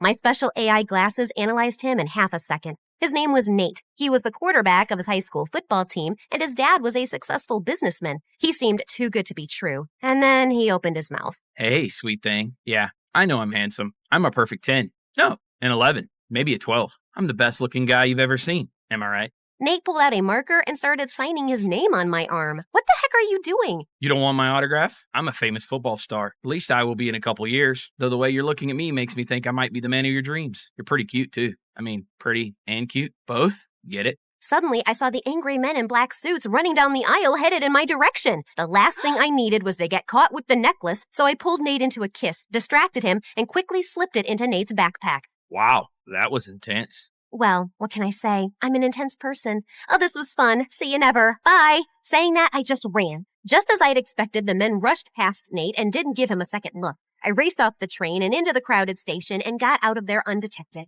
When I walked into headquarters, Agent Mama Bear ran up to me screaming, "Where's the necklace?" I had to stash it with a civilian. A civilian? Are you crazy? What are you thinking? If Mr. X gets to him before we do, that poor civilian is toast. Hello, the bad guys were tailing my butt, and I didn't want the necklace on me in case they caught me. I was thinking on my feet, and it seemed logical at the time. The president should be thanking me. Actually, he should put my name in the super secret agent handbook. I knew you were too young for this mission. I can fix this. I'll just get the locket back. Fine, this is your last chance. Hold on, I can see you guys are confused. Mr. X is actually a criminal mastermind who stole a super secret government weapon, but he can't use it because it works on a code that's hidden in a butterfly locket that I stole from a secret underground bunker. And now Mr. X wants to catch me, take the code, and sell the weapon to a group of evil men that are up to no good. You get the drill, right? After getting my butt kicked at the headquarters, I went straight to Nate's house to scope things out. But his mansion was like Fort Knox. There were guards everywhere. I couldn't risk the mission, so I decided that the only way to get closer to Nate and his backpack was to go undercover. I'd pose as a high school student, find Nate, snatch his backpack, and grab the necklace. The whole thing would be a piece of cake. The next morning, Agent Mama Bear enrolled me into Nate's school. The moment I stepped on campus, I was on a hunt to find Nate. But every time I tried to get near him, he was surrounded by an army of lovesick girls. Nate, you're so strong and your muscles are so big. I know. I go to the gym every day. Your eyes are so perfect, Nate. Thanks. I use a special kind of eye drops that Robert Pattinson used in his vampire movie. That's why his eyes were shining so much. He winked. A couple of girls cheered and some begged him to take a selfie. I wanted to barf.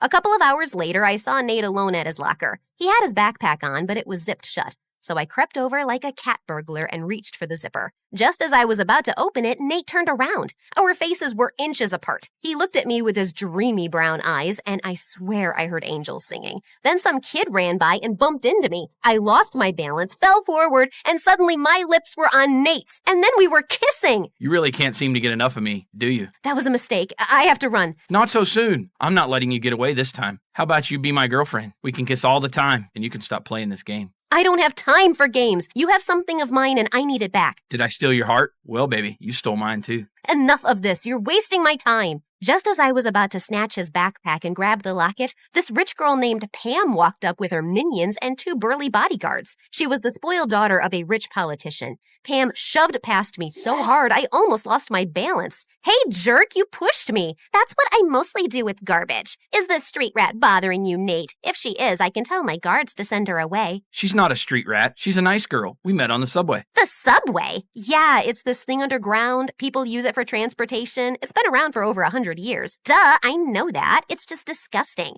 How many times must I tell you, Nate? You shouldn't hang out with peasants. You could get cooties. Cooties aren't real. Yes, they are. My cousin got them, and she was in the hospital for a week. Nate, let's go. I'm allergic to poor people. If I stay near that girl any longer, I'll get a rash. Pam grabbed Nate's arm and whisked him away. Nate looked back at me and winked. After that, every time I tried to talk to Nate, Pam showed up and acted like a maniac. I saw Nate outside at lunch, but when I approached him, Pam started screaming and threw herself on the ground to get his attention. Nate, help! Monster ants are eating me alive! Of course, Nate fell for her act. He rushed to her side, picked her up, and held her in his arms like she was an overgrown baby. She was beyond annoying.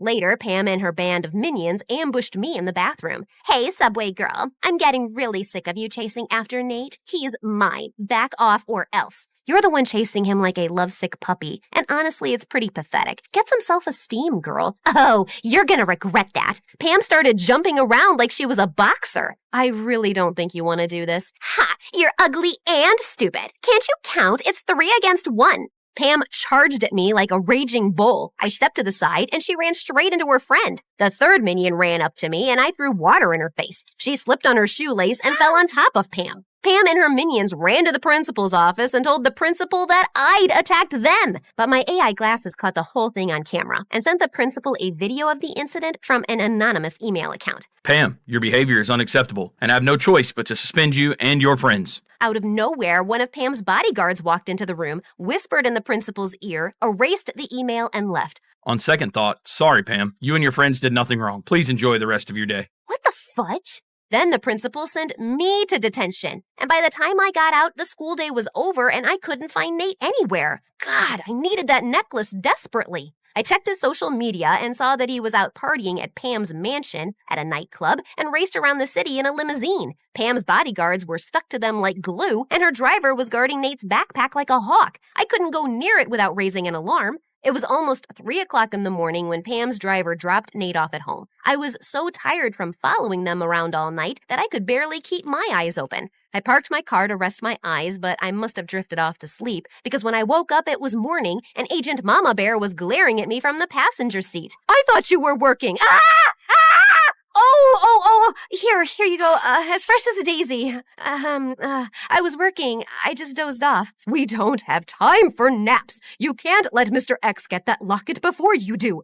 Anyway, I've got some fresh information. Agent Mama Bear told me that Nate's dad was holding a fundraiser at his house tonight. The mission was for me to enter Nate's house dressed as a maid, grab the locket, and leave. And Agent Mama Bear was my backup. We changed into our disguises and walked right up to Nate's front door. The guards let us in without a hitch. When the time was right, I went around the house looking for Nate's room and finally found it. I slid inside like a fast ninja and immediately spotted Nate's backpack. I opened it, searched for the locket, but it was gone. I panicked. How could this moron lose the locket? I turned the room upside down but couldn't find it anywhere. I glanced out the window. Nate was lounging near the pool, sunbathing his six-pack with a stupid smile on his face. Gosh, he's so cute. Nope.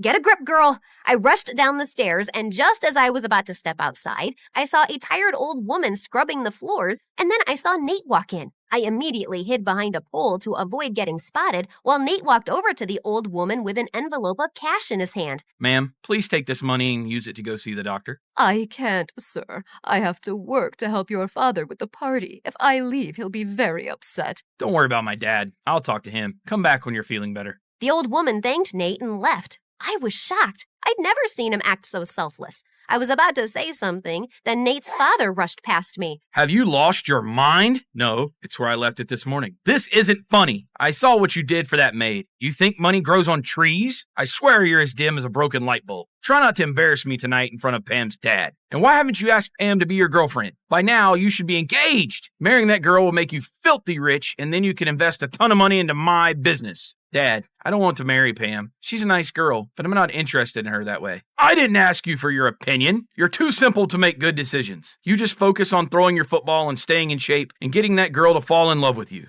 Nate's dad stormed off, and the look on Nate's face almost broke my heart. I felt so guilty for treating him so badly before. I walked over and put my hand on Nate's shoulder. I don't think you're stupid. What you did for that old woman was really sweet. You don't have to be nice to me. My dad will still pay you. It's me, Grace. Who? Grace. We met on the train. Geez, we've even kissed twice, once by mistake. Yeah, I know. Why are you dressed like a maid? I couldn't recognize you at all. That was the idea, dummy. And why do you act all self-absorbed at school when you're actually kinda sweet? Did you just give me a compliment? Must be my lucky day. Well, not really, 'cause I'm about to kick your butt too. I need that butterfly locket I hid in your backpack when we met. It's really, really important. Where is it? What butterfly necklace? I didn't have a choice but to tell everything to Nate. He heard everything and then looked at me in shock. Why would you slip something that important in my bag? I'm literally the clumsiest person you'll meet. Yeah, I wasn't thinking straight then. Oh, did my good looks distract you from your mission? Yeah, maybe. Can we talk about that later? I really need to find that necklace or my boss will have my head. Wait. I think I saw Pam wear something like that a few days back. Nate showed me Pam's Instagram account, and I immediately spotted the picture where she was wearing that butterfly necklace. I asked Nate to call Pam and ask her to come for the fundraiser wearing that necklace. She should be here soon. Pam and her dad are the guests of honor. What do we do next? We get ready to pull off the heist of the century. Okay, that might be an exaggeration, but you know what I mean. Pam was really late, and we were beginning to think she wouldn't even come, but she finally arrived along with her dad and an entourage of guards. And thankfully, she was wearing the necklace. She immediately walked up to Nate, gave him a peck on his cheek, and my insides felt on fire. What the heck was this feeling? Nate, this necklace is divine. I found it in your backpack when I was going through your things. I just had a feeling you might have a present for me. Yeah, about that. That necklace is, dangerous. No, it's poisonous. It will make you break out in hives. You'll get pimples on your face. It will be totally disgusting and gross. You'll give nightmares to small children. Pam yanked off the necklace and threw it on the ground. Before I could get to it, Pam's dad sprang into action, but Agent Mama Bear got in his way. Not so soon, Mr. X. You're busted. Grace, quick, grab the necklace and run. I did exactly that, but a bunch of guards got in my way. I grabbed a vase and hurled it at a guard and then burst out my martial arts moves. I threw 5 spinning back kicks, an open fist punch, and a couple of elbows that laid the guards out cold. Agent Mama Bear called for reinforcements to haul Pam's dad off to jail. I had no idea what happened to Pam and her mom, except that they moved somewhere very far away. The president thanked me, Nate, and Agent Mama Bear for our spectacular service and even named a special holiday after us. Nate's dad cried at the ceremony and apologized to Nate for underestimating him. I was promoted to a first-class agent, and Nate was invited to join the super secret agent training program. I delivered his invitation myself. So now that you've been a hero, what's next? I think I want to finish high school here. I knew it. You love me. You can't resist my pecs. Or is it that my brave heart or fearless spirit? If I was a 10 before, what does that make me now? 20? I'd give you a solid 4. What? I'm kidding. Sheesh, you had me worried. Then I pulled Nate close and kissed him.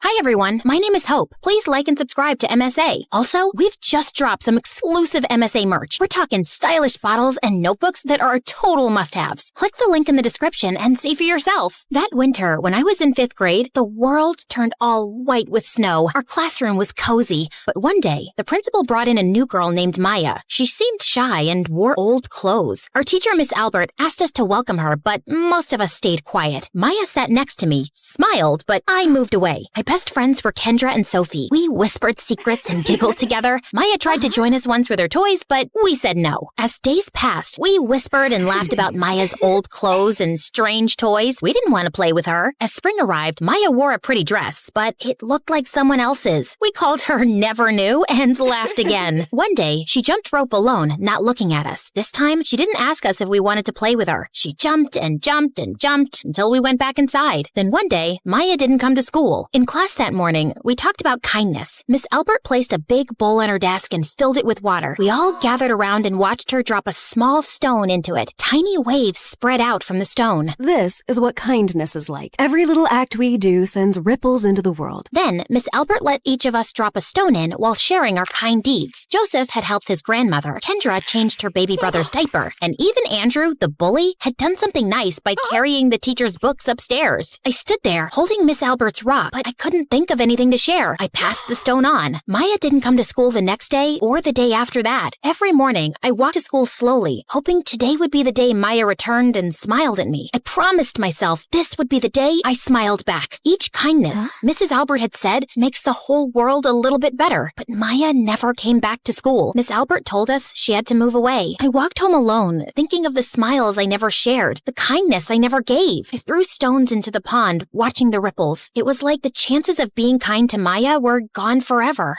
That day, as I walked home alone from school, I noticed a boy standing on the corner, looking lost and confused. Hey, are you okay? I think I'm lost. I can't find my way home. I thought about what Miss Albert had taught us about kindness, so I decided to help. You know what? You can come with me to my house, and we'll figure it out from there. Thank you so much. I really appreciate it. He followed me, and as we walked, we started chatting. I'm Hope, by the way. I'm Jake. Nice to meet you, Hope. He looked poor, and I thought my wealthy family would be thrilled to help someone in need. Well, not exactly. Jake and I entered the house while my parents were in the middle of an argument. They stopped immediately when they saw us. Hope? Who is this? So, remember when I said I wanted to start being kind? Well, I found this boy who seemed lost, and I thought we could help him find his way home. Are you out of your mind? What if he's a serial killer or someone dangerous? He's 12, Mom, and since you're overreacting, I'll take him to my room. Come on, Jake, let's go. I took his hand and led him upstairs to my bedroom. Mom was such a narcissist. Even though I was young, I could see right through her. Like this one time when I was 6, I was excited for Take Your Child to Work Day. I thought Mom would show me off at her big office, but nope. She was too busy shining like a star with her work friends. I tried to keep up with her, but she didn't even look at me. It was like I was invisible. Then at lunch, while I was alone munching on a cheese sandwich, I overheard her. Her boss said she was great at her job, and she told him kids would just get in my way.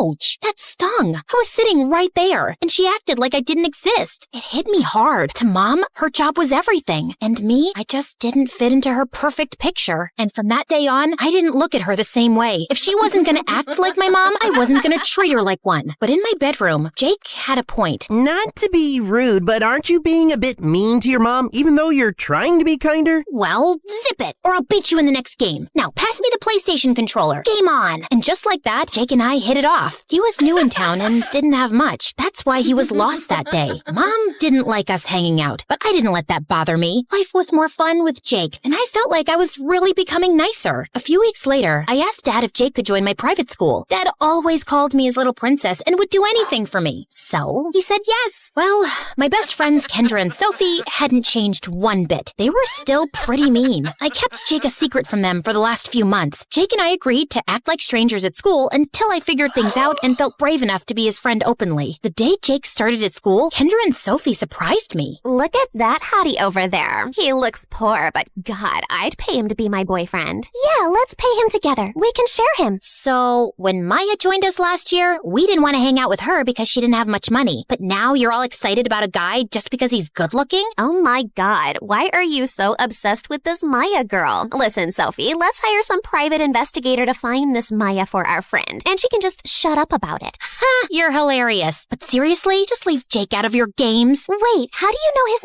name? I overheard a teacher say it, but really, just leave him be. You know, Hope, since you're so insistent, now I really want to talk to him. Let's go, Sophie. Great, just what I needed. They went to him and said, Hey there, Jake. You're new here, right? Yeah, we thought you looked interesting. Want to hang out with us? Jake seemed to be taken aback, but agreed to chat with them. For the next few days, Kendra and Sophie became interested in Jake. They wanted him to be their friend, but they had a different plan in mind. They offered him money to run errands and do things for them. I tried to warn Jake that he was worth more than being used like that, but he didn't listen. He said, If you want me to stop helping them, you'll have to tell them that we're friends. I didn't know what to say to that. I wasn't ready to ruin my image by having a poor friend, especially because Kendra and Sophie wouldn't stop laughing at me. Yeah, that's what I thought. With those words, Jake distanced himself from me and grew closer to Kendra and Sophie. They started giving him more money, and he became somewhat distant. I missed my friend. Then one day, I saw Jake holding their coats and acting like a servant. I'd had enough. I approached him and dragged him aside. Why are you acting like this? Don't you have any dignity?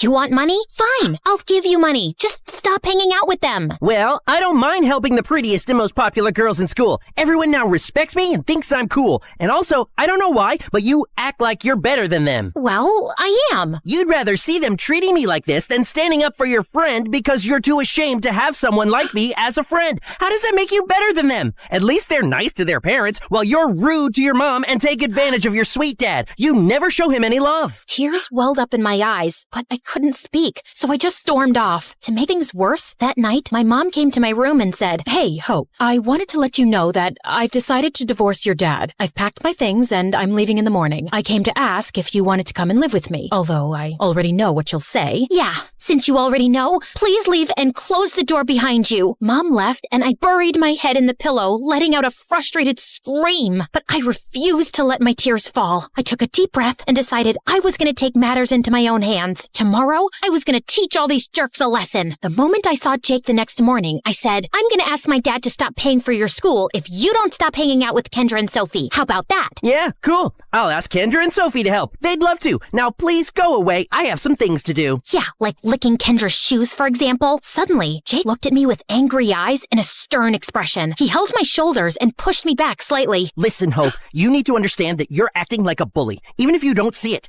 Threatening your friend to do things that only benefit you is selfish and wrong. I appreciate everything you've done for me, but for now, please don't talk to me. Whenever you see me, just look the other way. I hope you have a good life, Hope. And with that, he walked away. I stood there in shock, then rushed to the bathroom to let out my feelings. When I got there, I found Kendra and Sophie laughing and chatting. In a moment of frustration, I said, "Listen, you two, you need to stop treating Jake like he's here to do your commands." Whoa, calm down, girl. We don't treat him like that at all. He's just a nice guy who offers to help. But you pay him. Yeah, so what? If you have a friend who has less money than you and could use some help, why not? Oh, come on. We all know you're not exactly the nicest people. Yeah, we're not denying that, but at least we're not ashamed to be seen with a less fortunate friend in public, unlike you. How did you even know that Jake was my friend? Well, it's pretty obvious that you care about Jake. We even think you have a crush on him. Yeah, just be nice to the person you like. I know it can be hard for you, but look at us. We can do it. If being nice to a friend means treating them like a servant, then I'll pass on that kind of advice from people like you. With that, I left the bathroom. Weeks passed, and I stopped talking to Jake, Kendra, Sophie, and my mom. Although Mom hadn't stopped messaging me and inviting me to her house, I ignored her. One day, I woke up super sick and couldn't go to school for 4 days. No one asked about me or missed me. I felt very sad and vulnerable. I didn't know what to do, but I knew I had to talk to someone, and I knew exactly who that someone would be. I went to Miss Albert's house. She looked surprised to see me. I told her everything. I don't get it. I wanted to be kind. I helped a person in need, but they chose to be with someone mean, and when I tried to warn them, they told me to buzz off. And now the mean people are the ones who are giving me advice to be a kind person. How exactly did that happen? Honey, you helped a person in need, and it's a good thing. But you want to help them on your own terms only, and this isn't how kindness works. Sometimes you have to go out of your way to help others. True. It basically implied that I was ashamed of Jake, and now he chose to be with some mean girls. Remember that there's goodness in everyone, even if you think they aren't nice. We're human beings.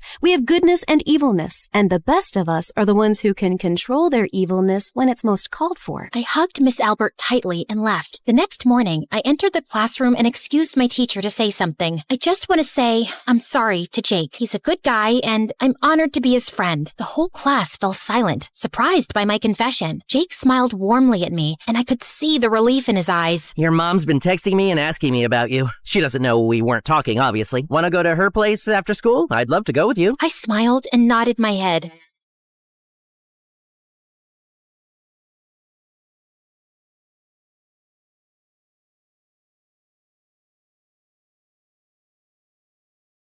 The sound of swords clashing gave me chills. Sparks were flying, literally, and my heart was racing with every swing. The fencers moved like ninjas. Every hit was sharp, and every dodge was smooth. Oh, how I wish I could move like that. Unfortunately, I was built different. I'd been trying to pass the fencing team tryouts for a while now, but my coordination had other plans. I would just trip over air and smack my face with my practice sword. After the match, I suddenly remembered that I dropped my ID earlier near the back lot. Completely distracted, I headed there while replaying every flawless fencing move in my head. Suddenly, I tripped over a loose panel, stumbled forward like an idiot, and fell straight into an open excavation pit. I looked around frantically and checked my pockets for my phone, but I couldn't feel it. No, I must have dropped it earlier. Hello? Somebody, please, help me! I'm stuck here! But there was only silence. Eventually, I gave up and slumped down, feeling totally defeated. I must have cried myself to sleep, because when I opened my eyes again, all I saw was total darkness. I had no idea how long I'd been stuck down here. It was so cold, and I couldn't see a thing. Somebody, please, help. I looked up and noticed the faint blue glow of the moonlight spilling over the edge. It wasn't much, but somehow it felt comforting. Then suddenly, a girl's head slowly peered over the edge. Hey, could you help me out? Please, I've been trapped down here for hours and... I trailed off when I noticed her cold, crimson eyes glowing with an emotionless stare. Hi? If you made it down, then the path upward exists as well. Whether you find it is up to you. Right. Super inspiring. But maybe instead of a life lesson, you could toss down a rope? A ladder? A vine? A thread? Or a snakeskin? Seriously, I'll climb anything at this point. Hey, wait! Where are you going? I panicked when her head suddenly disappeared. Come back, please! At least toss down my phone. It fell out of my pocket up there, somewhere. But she didn't respond anymore. Unbelievable. Just my luck to meet a weird and mysterious girl in the middle of the night. Suddenly, her head reappeared, and this time, she was casually holding my phone. Are you referring to this? Yes, that's mine! Please, if you're not gonna help me, just toss it down at least and... If you want it, then climb. Wait, what? I was at least 20 feet down. I can't. It's too high, and I have the strength of a baby. Strength begins when you choose to reach for what seems unreachable. Okay, I'll try. At first, I jumped weakly, but I felt so pathetic, so I hyped myself up and pushed harder, clawing my way up the dirt wall as if my life depended on it. Finally, with one last desperate lunge, I jumped higher than I ever thought possible, scaling the wall like Spider freaking Man, and pulled myself over the top. Whoa! I did it? Wait, I actually did it! Somehow, this strange girl made me find strength I didn't even know I had. I stood up and finally faced my mysterious savior, her silver white hair standing out in the dim light. That was intense!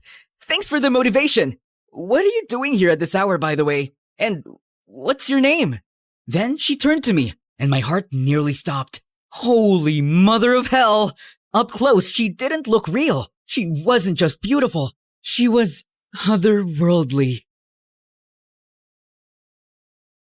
This is one of the many reasons I never wished to visit here. But oh well, I suppose I had no choice.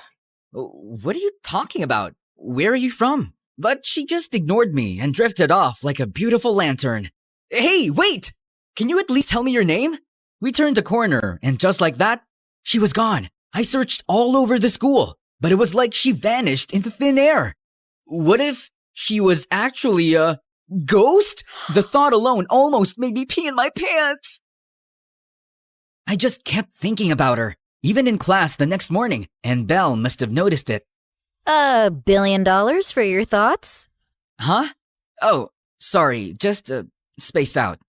Belle had been my best friend since we were kids. We were next-door neighbors, survived high school together, and now we were in the same university, taking the same course like it was fate or something.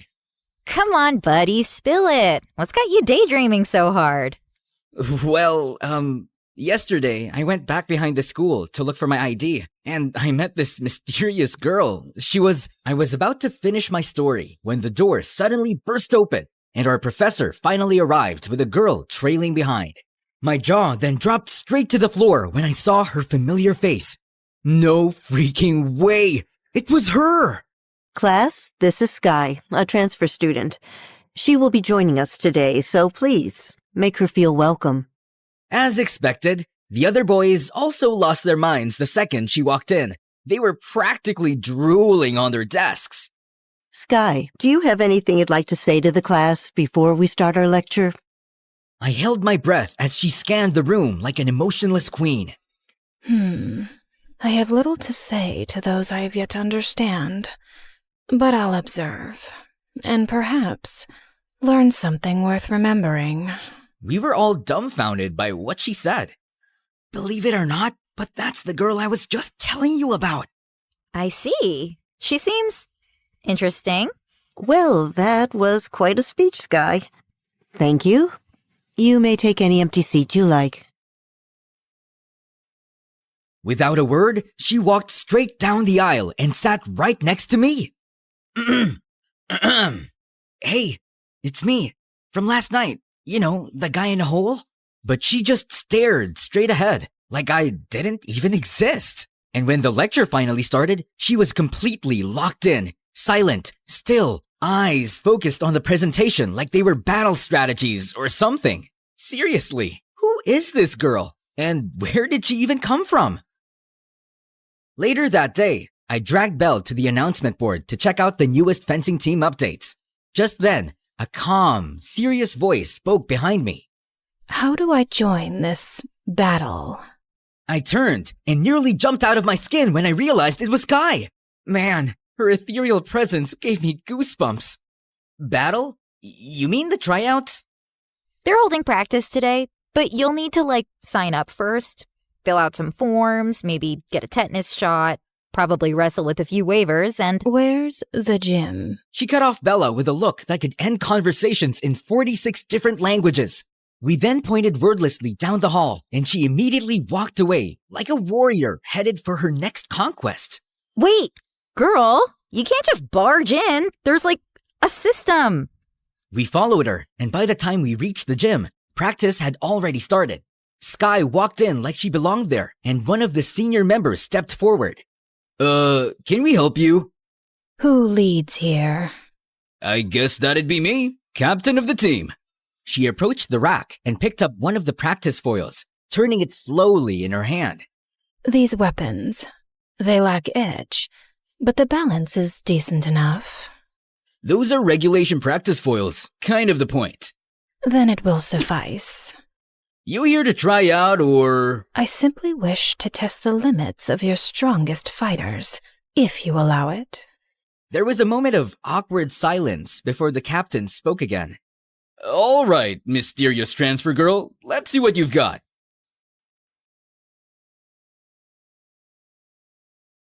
What the? Sky then turned to the rest of the team like nothing had happened. Next. 2 more stepped in, then 3, 4, 5, 10.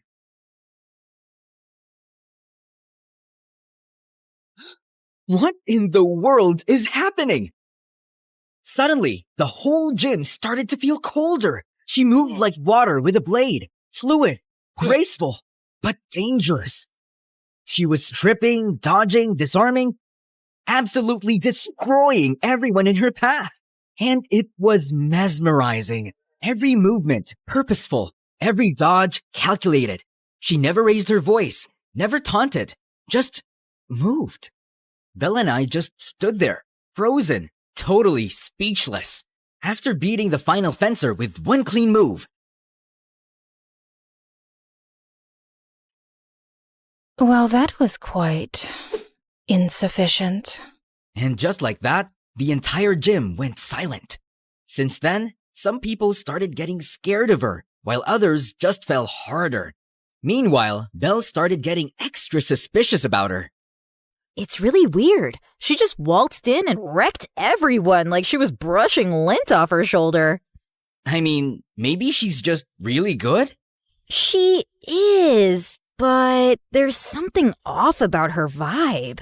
She might be hiding something, and I'm gonna find out what. Just because she looks like a Barbie doesn't mean she can't be that strong and skillful. She's literally so cool. You have a crush on her, don't you? What? No? I mean, she's really, really beautiful and... Whatever. It had been a while since she sulked like that, and it was cute. You better stay away from her from now on, okay? I think she's dangerous. I just nodded, but deep down, I wasn't scared of Sky at all. I was hooked. After that day, I started noticing her in every club and tournament. Polo, martial arts, taekwondo, even logic and strategy games. Anything competitive, anything that required skill, she joined and won every single time. But she never celebrated, never even smiled. It felt like watching a boss-level character trapped on beginner difficulty. Nothing here seemed to challenge her. One time during a swimming match, she moved through the water like it was part of her. Fluid, swift, unbothered. She was like a mermaid trained by the gods of war. No splash, no struggle, just pure, effortless power. Another time, I saw her watching a freshman student from the martial arts club, a shy girl who always kept to herself and stood in the back. Without a word, Sky walked over, gently adjusted the girl's stance, then stepped back and nodded once. The girl blinked, startled, then smiled like someone had finally seen her. Sky didn't say anything else. She just returned to her corner and resumed her own training. But that one gesture said everything. She wasn't just strong, she inspired strength in others. Who really are you, girl? One day, Belle came up to me and slapped a notebook on the table. It's time to put on our detective hats. We follow her, subtly. Define subtly. These. Midnight Stealth Tint, limited edition. Put them on. You are not serious. I've never been more serious in my life, Eli. And just like that, we became Sky's personal shadows. Day 1, Sky walked into the abandoned art wing and never came out. We waited for 53 minutes and found no exits, just a clay sculpture of what I think was a horse or maybe a giant oven. Day 2, she went to an aquarium and underwater zoo and had a staring contest with the sea creatures for 2 freaking hours as if they were besties or enemies. Day 3, we caught her standing under a flickering hallway light for a full 5 minutes, unmoving. She was just staring into the corner. She's talking to the shadows. She's just probably checking that wall paint.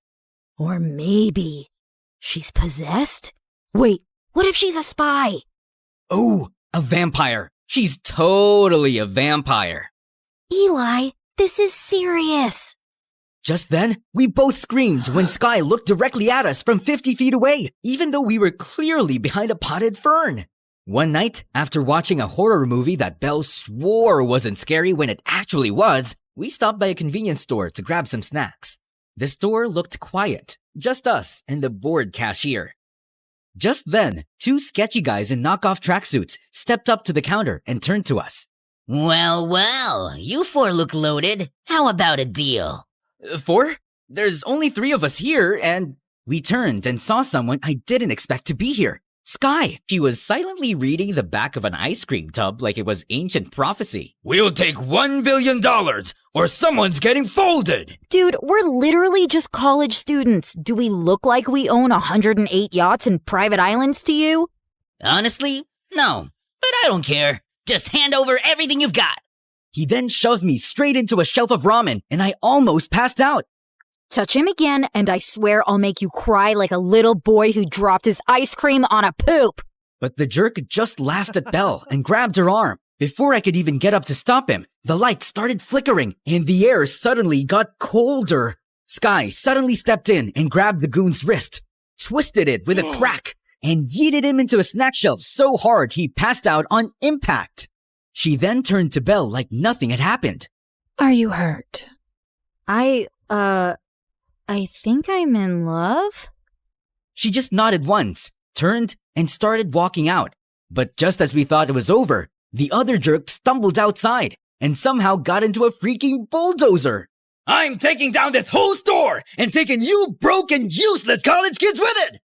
Belle and I panicked, but Sky just calmly stepped forward and grabbed the front of the bulldozer like it was a freaking shopping cart. Then, without a word, she lifted it, and yeeted the entire machine into a glowing thing that appeared out of thin air. Gone, just like that. What the? Belle, did you see that? But Belle was already out cold on the floor, straight up passed out from disbelief. I couldn't stop replaying it in my head later that night. Sky was literally out of this world. Like she lifted a bulldozer. Who does that? But what bothered me more was me. I couldn't even stay on my feet long enough to protect Belle. The next day, I saw this tiny scratch on her forehead, and my stomach flipped. I was such a loser. All I did was stand there and breathe dramatically. It was sunset when I wandered to the back of the school to get some air, and I was surprised to see Sky just standing there, perfectly still, half in shadow like she was about to disappear through the crack in the earth. Hey, you saved us last night! You were like a superhero! Seriously, why are you even that strong? Belle could have seriously gotten hurt, and I couldn't even help her. I panicked, and you showed up like a force of nature, coming like a hurricane. Apparently, she had no plans to speak, so I finally gave up. Anyway, I just wanted to say thanks, and sorry for being totally weak and useless. And that was when she finally looked at me. You carry too much shame for someone who stood up. That is more than most would do. But it wasn't enough. Strength isn't always loud or immediate. Sometimes it begins when you decide to stop running. I didn't know what to say. Her words just echoed in my head. If you still wish to change, then follow me. I just found myself following her like a clueless puppy as she led me behind the trees until we stopped at a tall brick wall. Then, with a flick of her wrist, she summoned this glowing thing again. A strange, shimmering light pulsed in the air like it was alive. I must be dreaming right now. What's happening? What is that? She then stepped through it like it was nothing, and without thinking, I followed. Suddenly, I was standing in a massive, dimly lit space. Blades lined with the walls, swords, spears, weapons I couldn't even name. Let's begin.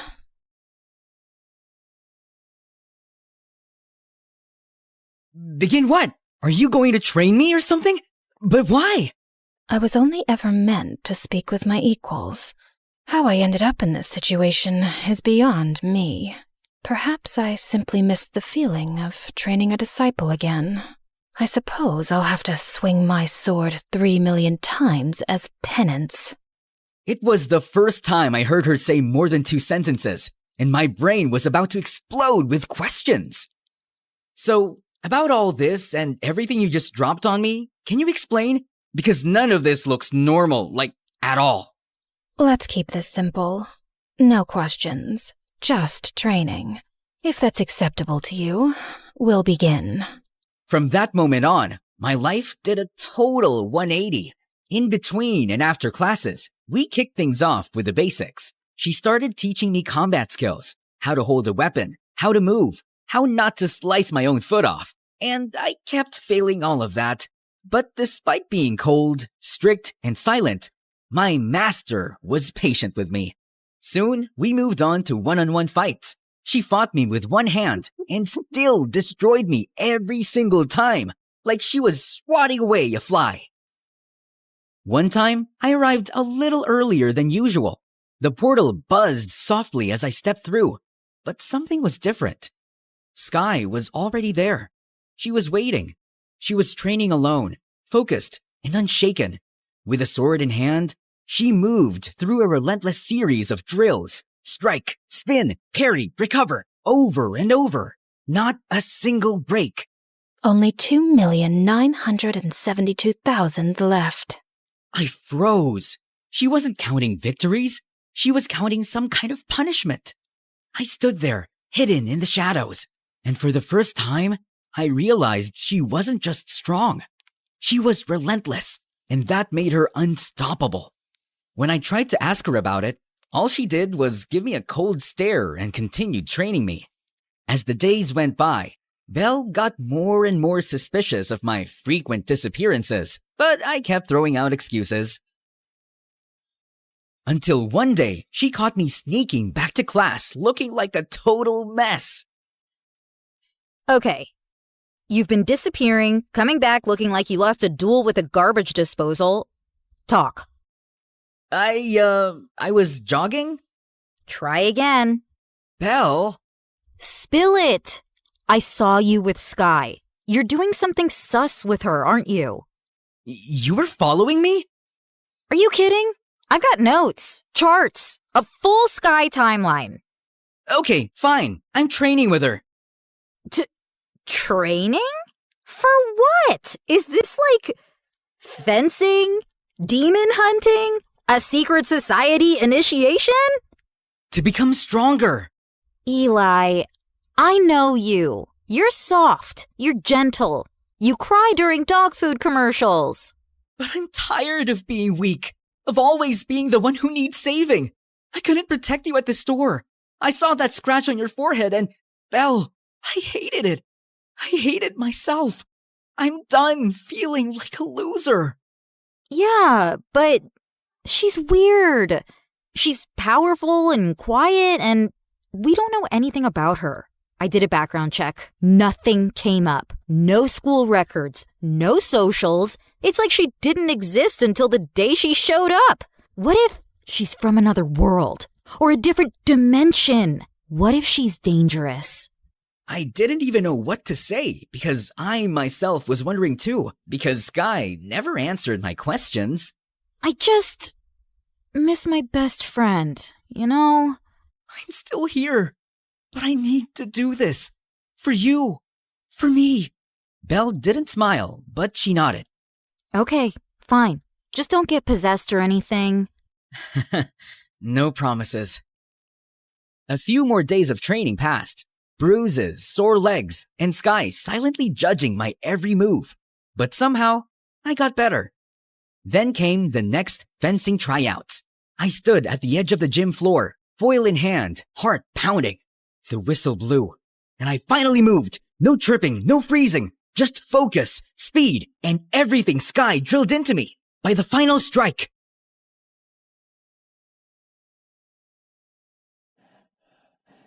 the scoreboard lit up with my name at the top. I passed. I actually passed this time. Finally! The seniors clapped me on the back.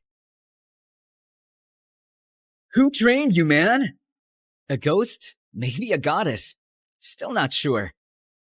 I left the gym feeling like a superhero with only one thought in mind. I needed to tell Sky about this, so I ran straight to the portal. But when I stepped through, she wasn't there. The room was empty. I looked for her everywhere, but there were no traces of her. She hadn't shown up in days, and it was driving me crazy. Then one night, just as I was about to sleep, I suddenly felt that familiar chill in the air. I found myself walking to my balcony, as if something is calling me.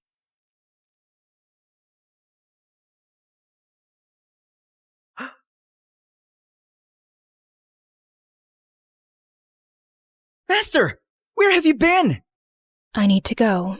There are matters I must attend to. What kind of matter?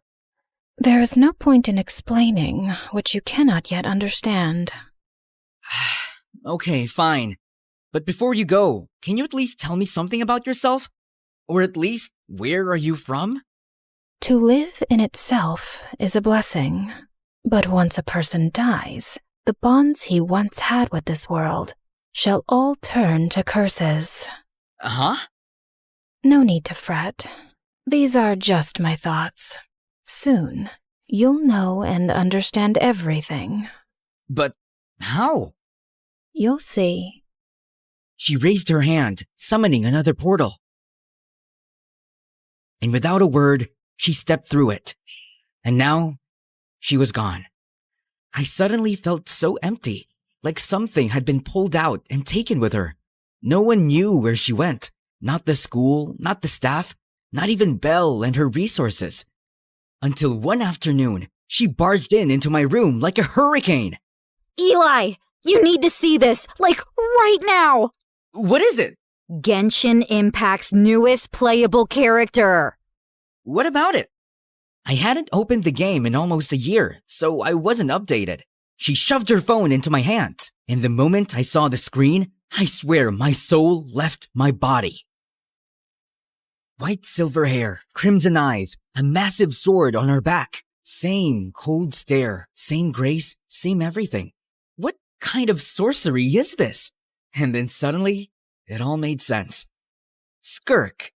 So that was your real name, huh? Brace yourself, Skirk, because I'm gonna log back in and unlock every answer you never gave me.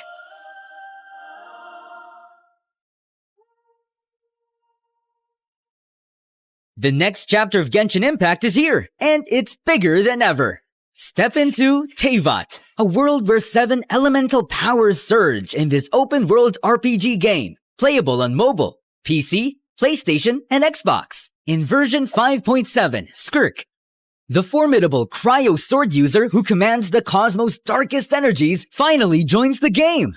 She's Child's former mentor and master of abyssal power. Also featured are Shenhe and Dahlia, a new 4-star Hydro support from Mondstadt, Mavwika, the Pyro Archon, and the mysterious Emily. Version 5.7 update will have exciting new quests and brand new permanent combat mode. The Traveler will continue to explore Natlan alongside Dainsleif, looking for the sibling while the abyssal incursion on Natlan unfolds. There will also be a new character story quest focused on Skirk. The Dust of Enlightenment will allow for the re-rolling of the minor affix enhancements on a level 20 artifact, offering a new layer of customization and optimization for your character builds. Check out Genshin Impact now using the link below, and don't forget to redeem your exclusive gift code.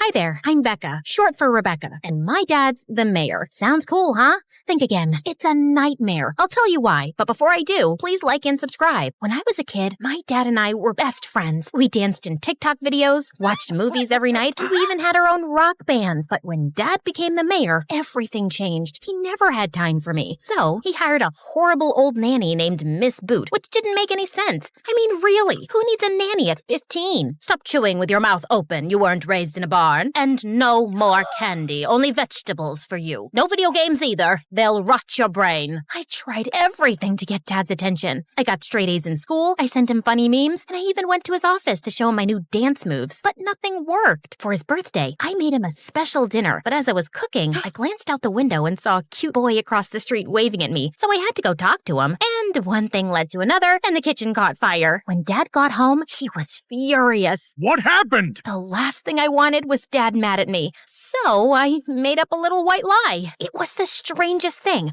I was out here smelling flowers when I suddenly saw flames from the kitchen. If you ask me, I think it was Miss Boot. She's a creepy old lady. She's jealous of us, and I think she's up to no good. Of course, Dad took Miss Boot's side and grounded me for lying. I gave up trying to get Dad's attention and started focusing more on me. One morning, I decided to ditch school, so I stole the keys to one of my dad's cars and drove myself to the beach. I had so much fun swimming and sunbathing and even got the most amazing tan. When I walked back to the parking lot, Dad's car was gone. I looked everywhere, but I couldn't find it. It was getting late, so I called an Uber and went straight home, hoping Dad wouldn't notice the car was missing. Hey, he hadn't driven it in months. It was possible. When I got home, I ran right into Dad and Miss Boot. How was school, honey? It was great. Lots of learning. Your teachers called and said you didn't show up to your classes. Oh, there must be some misunderstanding.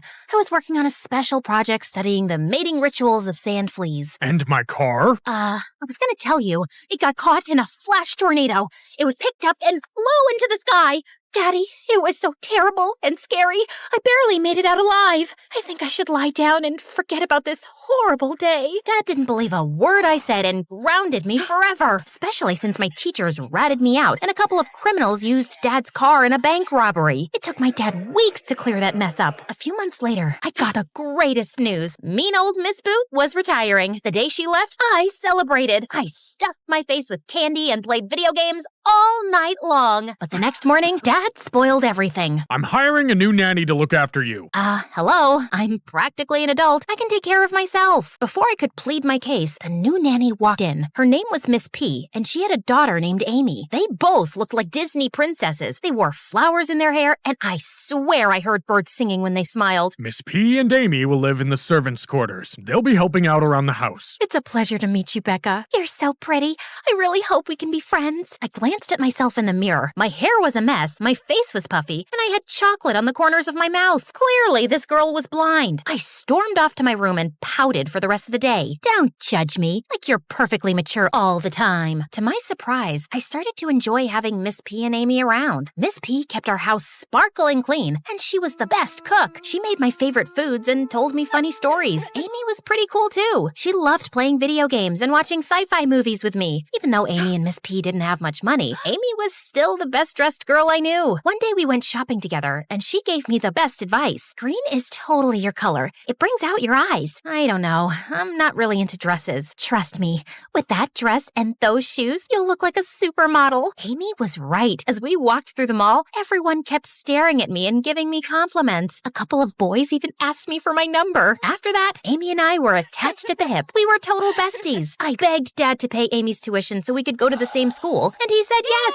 On our first day, I introduced Amy to my other best friends, Layla and Jasmine, and they loved her. Amy even joined them on the cheerleading team. I was never into cheerleading. I was too busy coming up with new dance moves to post on my TikTok and YouTube channel. A couple of months later, Amy, Layla, and Jasmine went away for a week to cheerleading camp. But when Amy came back home, something was wrong. She'd barely look at me. Every time I tried to talk to her, she'd run the other way until I ambushed her at her locker. Something's up. Why are you acting so strange? Amy pulled me into a corner and whispered, "It's Layla and Jasmine. I'm not sure how to say this, but never mind. It's nothing. I don't want to ruin your friendship. Forget I said anything. Just tell me. No one will ever know we had this conversation. I promise." What Amy said next rocked my world. She told me that Layla and Jasmine thought I was a horrible dancer, the most annoying girl in school, and they were only friends with me because my dad was the mayor. Amy even showed me text messages on her phone of Layla and Jasmine making fun of me. I was so mad I was about to explode. Later, I saw Layla and Jasmine in the cafeteria laughing, and they had the nerve to smile at me like they were my friends. I stormed right up to them. "You backstabbing witches! You think you're so cool, but you're as dumb as a box of rocks. Are you for real? As serious as a math test." They stood up and got in my face. "Okay, loser, you think you're special, but you're just a basic chick. Well, you're both as ugly as a horse's butt, and you smell like porta potties." Jasmine pushed me. I shoved her back. Then I snatched some ice cream off a kid's lunch tray and threw it in their faces, which turned into a huge food fight. I was suspended for a week, but it felt really good to kick those two-faced jerks out of my life. I felt bad about betraying Amy, though, and begged her to forgive me. Eventually, she did, and we got even closer. I even told her about my secret crush, a football player named Mike. "Why don't you tell him how you feel?" "I'm totally not his type." "Of course you are. Let's have a double date." Amy set up the date a couple nights later. I put on my best dress and spent an hour doing my makeup. When I arrived at the restaurant, I had the shock of my life. I saw Amy kissing Mike. My face turned as red as a chili pepper as my heart shattered to pieces. Amy spotted me and walked over. "Hey, you don't look so good. Are you feeling all right?" "How could you do this to me?" "What? I thought you'd be happy." "Why would I be happy? I caught you making out with my secret crush." "Your secret crush is Mike? I thought you said Ike." "I swear, that's what I thought, and I invited him." I turned around and saw Ike, the weirdest kid in school, staring at me. The whole night was a disaster. I had to watch Amy and Mike making out for hours. A few times when Amy and Mike were kissing, I caught Amy glancing at me. Beneath her sweet smile and soft brown eyes was something sinister. I tried to keep my distance from Amy, but she never let me get far. She'd show up in my room late at night. "Are you still mad at me, bestie?" "In the backseat of my car." "I feel like you're avoiding me." She'd ambush me after class. "We're still friends, right?" I couldn't even go to the bathroom without running into her. "Want to hang out after school?" She was totally creeping me out. I hid out in the school library to avoid her, but a few days later, something crazy happened. The principal called me into her office and accused me of cheating. I was horrified. "No, wait, that's not true. I've never cheated in my life." Then Amy walked in with tears in her eyes. Dad was right behind her. "I'm sorry, Becca. I couldn't keep lying for you. I had to come clean. I told the principal how you've been forcing me to do your homework and helping you during tests for months." Shame on you, Becca. I can't believe you'd do something like this. I I'm innocent, Dad. You have to believe me. Amy's a liar. She's scaring me, sir. The last time she was this angry, she hit me. Dad gave me the saddest look. I couldn't believe he was falling for Amy's lies. I am so disappointed in you, Becca. I'd had enough. I jumped out of my seat and charged toward Amy. She ran around the room screaming for help. Dad and the principal had to pull us apart. After that, Dad sent me away for a month of therapy. When I got back, things took a horrible turn. Dad announced that he and Amy's mom were getting married. After the wedding, Dad showered Amy with gifts and attention. He invited Amy and her mom to all his political events and left me at home. It was the worst. Amy stole all my friends, my secret crush, and my dad in a matter of months. I was so mad I wanted to scream. I tried meditating to calm myself down, and when that didn't work, I ate a tub of ice cream. Then early one morning, I woke up to someone pounding on the front door. I raced down the stairs. The police were at the door, and they had an arrest warrant. Someone had accused Dad of stealing money from the city. This is outrageous. My husband is an honest man. This has to be a mistake. The police ignored us, arrested Dad, and hauled him off to jail. I was devastated. Miss P fainted, and Amy was nowhere to be found. Dad swore he was innocent and tried to fight the case, but during the trial, the prosecutor called Amy to the stand. She told this crazy story about how my dad was a crook. The mayor is a monster. He stole money from the children's hospital, a homeless shelter, and a retirement home. I couldn't let him hurt all those innocent people, so I printed copies of all his bank transactions and gave them to the police. The lawyer showed the judge all the evidence. Dad swore he was innocent, but the evidence against him was too strong. On the day of the sentencing, everyone in town was there, even Miss Boot. The judge sentenced Dad to 20 years in jail. Dad and Miss P started crying their eyes out, and Amy flashed a sinister smile. I was so angry, my hands started shaking. Then Amy whispered in my ear, "Too bad about your dad. Now he'll rot in jail and no one can do anything about it. Funny how a few little lies could do so much damage." Just as I was about to smack Amy in the face, Miss Boot pulled me away. "Calm down, child. Act like a lady. Your father taught you better than that. I heard what that nasty girl said to you,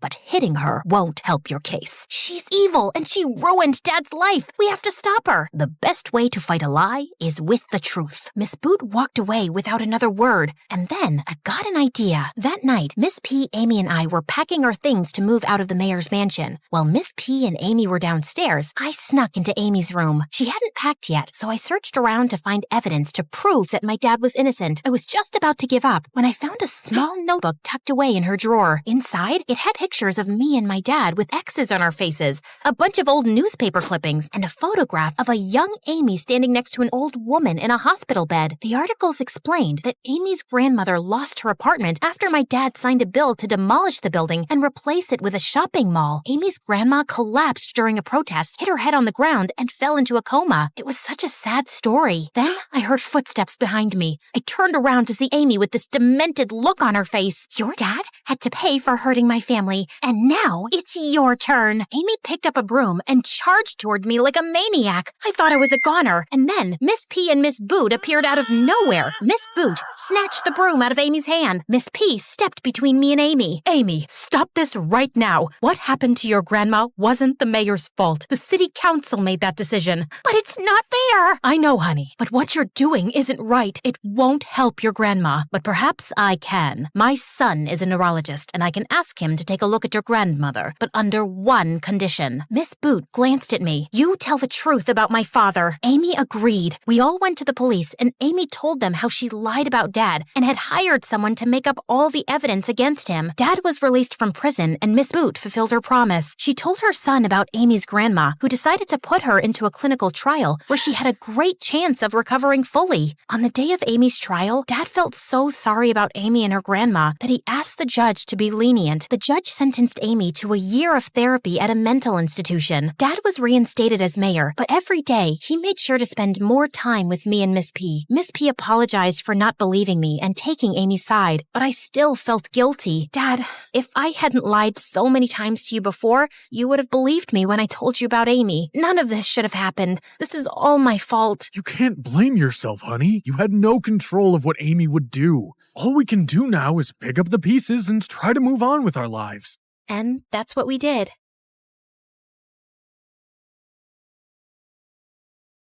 Hi, I'm Hannah from Maryland, and at only 15 years old, I became a criminal and even went to jail. I wasn't always like this, though. Before I continue, please like and subscribe. I grew up with my single dad as an only child, and he was insanely protective of me. He forced me to ride in a stroller till I was 6 years old and never let me go anywhere alone. I also wasn't allowed to go to a real school. Dad taught me at home because he said it was safer that way, whatever that meant. One night when I was 14, I decided to sneak out while Dad was sleeping. It felt so good to be free. I'd just gone a little further when I heard something that sounded like an explosion, and I saw a girl my age blowing up fireworks. Whoa, where'd you get those? I know a guy. Want to blow some up with me? Sure. We went wild setting off fireworks, and I was having so much fun. Then all of a sudden, a bunch of cops came over along with Dad and the girl's parents. Hannah, what is the matter with you? I thought you were kidnapped. Kidnapped? You are so dramatic, Dad. Young lady, do you girls know that setting off these fireworks are illegal? Dad and the girl's parents convinced the cops to let us off with just a warning, but when I arrived home, Dad totally lost it. He threatened to install a home alarm system so I'd never run away again. And that girl you were with? I've seen her before. People around the neighborhood say she's nothing but trouble. I don't want you talking to her. Are you kidding me? That's so unfair. You don't even know her, and I've never had a friend before in my life. You can make other friends. I've been thinking about it, and you're old enough to go to a real school now. I've already registered you for this fall. This news almost made me forget how angry I'd been at Dad. On the first day of 9th grade, I was waiting at the bus stop when I heard a voice behind me. Hey there, stranger. Want to walk to school together? I know an awesome bakery we can get breakfast from. It was the girl from the other night. I knew Dad didn't want me hanging out with her, but we'd just be going to the bakery. I found out her name was Casey, and she'd only recently moved here. Suddenly, I noticed we were walking down a back alley. Listen, we're not actually going to a bakery. We're gonna spray paint every house on this block. Are you in? No way! We could get in huge trouble. Plus, why would you want to vandalize someone's property? It's not a big deal, trust me. Don't you want to have a little adventure? Well, I'd never really had any adventure before, so without thinking, I started spray painting all over the building, and then Casey and I ran away laughing. What a rush! But little did I know, that was just the beginning of the trouble we'd get into. I secretly continued hanging out with Casey because even though she was a total delinquent, she was also exciting. Soon enough, we started ditching class every morning and pulling pranks all over the neighborhood. We didn't get caught for the pranks, but Dad got a letter from school that I hadn't attended morning classes for several months. This says you'll face suspension if you continue this, Hannah. The minute I let you have a little freedom, this is what happens. So what if I miss a few classes? I'm just enjoying my teenage years, 2 of which you ruined by never letting me go out alone. That night, I snuck out at 3 a.m. to meet Casey. She and I were going to do a little revenge prank on a boy at school named Mateo. He'd reported us for cheating on a test last week, which had landed us in detention. I was just unrolling some toilet paper to wrap around a tree when suddenly I saw flames shoot up. The toilet paper had gotten caught in a garden candle, and now the yard was on fire. We ran and called the fire brigade, but by the time they arrived, the garden was destroyed. Mateo's family called the police, and Casey and I were taken to juvie for the night. I felt a guilt I'd never felt before. Mateo and his family didn't deserve this. Plus, Dad was being sued for thousands of dollars. What kind of sick person had I become? A few days later, I was getting out of bed when I felt something pointy under my pillow. It was an envelope with my name on it, and inside, I found a letter. To Hannah at 15 years old, from 25-year-old Hannah from the future. In this letter, I'll tell you about each event about to happen so you can change your future for the better, or else you'll make a lot of mistakes and have many regrets. April 5th, 2023. Dad went to a work meeting. You will have to make yourself breakfast. You will find ants in your bathtub. It was obvious Dad had written this, pretending to be my future self as a kind of wake-up call, because sure enough, he wasn't home and my bathtub was crawling with ants, which he'd obviously planted there. Did he really think I was this gullible? Just then, I heard the front door open. Hey, why are you still in your pajamas? It's just been a long morning. I still feel so awful about what happened. We went too far, but I realized Casey wasn't listening. Instead, she was looking at my dumb fortune-telling letter. Oh, don't mind that. My dad wrote that pretending to be my future self, so I'd get scared and get my act together. Can't say I blame him, though. Casey just laughed and we headed to school, but as the day passed, I noticed something strange. Every event the letter predicted came true. The letter said I'd find a melted candy bar in my locker, and I did, even though I hadn't put it there. The letter also accurately predicted that I'd get asked to try out for the school play. How far had Dad gone to mess with my head? Or was it someone else who'd written the letter? I called Dad at lunchtime and told him everything, but he didn't admit to anything. He just called an hour later to tell me he'd checked our home security footage and and said no one had broken in. So if no one broke into the house, then that means you wrote the letter to teach me some kind of lesson. It also means you broke into my locker and have some other people in on it too. Dad kept telling me he didn't, but I knew he was lying. I sat alone on the bleachers the next day after school, feeling really annoyed about the whole thing, when Mateo walked up to me. Oh, look, it's the jerk who burnt down my yard. Do you have to sit here? We have baseball practice now. Please, let me be. I'm just having a bad day. Yeah, I had one of those last week when you destroyed my garden. Whatever. If you want to watch our practice, then I just don't get why my dad would go through all this effort to get in my head. I mean, I get that maybe I've been going through a rebellious phase, but I'm like that because he's been an overprotective psycho my whole life. I mean, just look at this letter he wrote, pretending to be me 10 years from the future. Oh, and he set it up so every prediction is accurate. He planted ants in my tub. Look, I don't know who wrote this letter, but maybe you should see it as an opportunity to make better choices in your life and actually become a nicer person. Just a suggestion. Maybe he had a point. I did need to get my act together. So that week, I decided to use the letter to my benefit. When I saw in the letter that I had a pop quiz, I studied ahead and got an A. When I saw they'd be giving away free clothes at the local secondhand store, I made sure I was the first in line. I even decided to bring some to the homeless shelter. But when I arrived there, I saw Mateo handing out sandwiches. Hey, fancy seeing you here. Wow, I didn't expect to see you here either. Actually, I used to live in this shelter when I was a kid. My parents do pretty well for themselves now, but I remember how hard it was. So now I like to come and help out. Wow, I had no idea you went through that. I guess I am new to this whole giving back thing, but you gotta start somewhere, right? That's true. So, is you giving back a one-time thing, or are you gonna take the advice from your future self and actually become a better person? I don't know. I think I do want to change for the better. Well, you can start by helping me replant my garden. That weekend, I went to Mateo's house to work on the garden and discovered he knew a lot about plants. He went on and on about them, and I'd never seen him look so happy. Mateo, I really am sorry about what I did. I don't know why Casey and I thought it would be a funny prank. I don't expect you to forgive me, but I'll do everything I can to make it up to you. Well, lucky for you, I don't like holding grudges, but you are gonna help me make this yard awesome. Mateo stared into my eyes, and for some reason, it made my heart dance. I drove home feeling peaceful, but when I arrived, I saw a letter taped to the door with my name on it. Oh boy, another weird letter. April 18th, 2023. Mateo will ask you out. I felt myself blush reading that. Would this one come true, like all the others? The next morning at school, I sat near Mateo on the bus and even waved at him, but he just smiled at me and then joined his friends. I waited all day for him to give me some attention, but he barely acknowledged me, and I felt disappointed. Finally, I couldn't take it anymore. I caught him at the library after school. Hey, how are you? I'm fine. Are you okay? You seem tense. It's just that I got another letter yesterday with a prediction. Oh yeah? What was it? I was about to answer when Mateo checked his phone, and I saw a picture of him with a girl on his lock screen. Who's that? Oh, that's Daniela. She's amazing. I don't know anyone quite like her. Daniela taught me everything I know about gardening. He went on and on about how perfect Daniela was, and I felt like an idiot. Anyway, you wanted to tell me something important? It's not important. I gotta go. I just wanted to curl up in bed and cry. But then I saw another envelope taped to the door, addressed to me. April 22nd, 2023. The day you and Casey go to a concert, Casey will get in a car accident. No, this is too much. Suddenly, I felt myself shake with rage. I was so sick of these stupid letters. I wasn't gonna let them mess with my head anymore. Casey's parents were out of town that weekend, and she was gonna drive us to the concert in her dad's old truck. And I wasn't gonna let anything stop us from going. The night of the concert, I waited for Casey outside, except half an hour went by and she didn't arrive. And then I got the call. Casey's truck broke down and crashed on the road, and she was in a serious condition. I couldn't believe it. The letter had been right. I rushed to the hospital as fast as I could, and there I received shocking news. The doctor said I'm gonna need a kidney transplant. A kidney transplant? Casey, this is all my fault. Why is it your fault? Because the letter warned me about it. I understand now. Those letters were from my future self trying to protect me.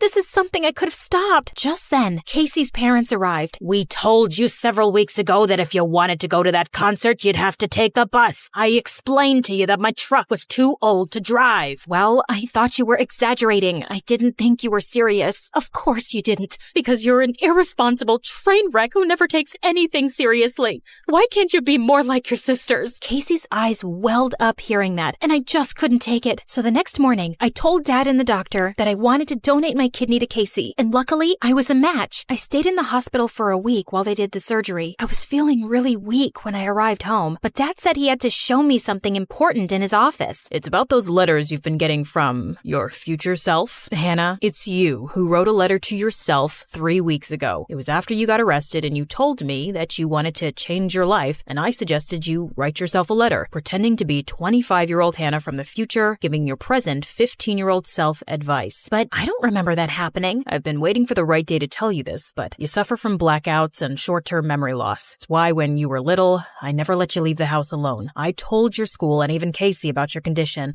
but I asked them not to mention it to you. I didn't want to scare you or make you feel bad, but it was wrong to keep this a secret. So this is me on the screen writing the letter? Yes, and you already knew about every event you predicted. You just didn't remember that you knew those things. Like, we both found the ants in your bathtub the night before. And I must have heard somehow about the pop quiz and bought a candy bar that I left in my locker. And I must have written myself 2 more letters. And I must have been there when Casey's parents had warned her about not using the truck because it was dangerous. I didn't go to school the next day, and I didn't even leave my room. Then around evening time, Dad knocked on my door and told me that someone had come to see me. It was Mateo. I heard that you donated a kidney to Casey. I wanted to check and see how you were feeling. I'm still recovering, but I'm really glad that Casey's gonna be okay. As Mateo and I hung out, he told me that the flowers we had planted were starting to grow, and I told him about everything that had happened with the letter and my short-term memory loss condition. Wow, that must have been a lot to take in. Yeah, but not all the letters were accurate. For some reason, one of them said that you'd ask me out, but I know that never happened because you have a girlfriend, Daniela.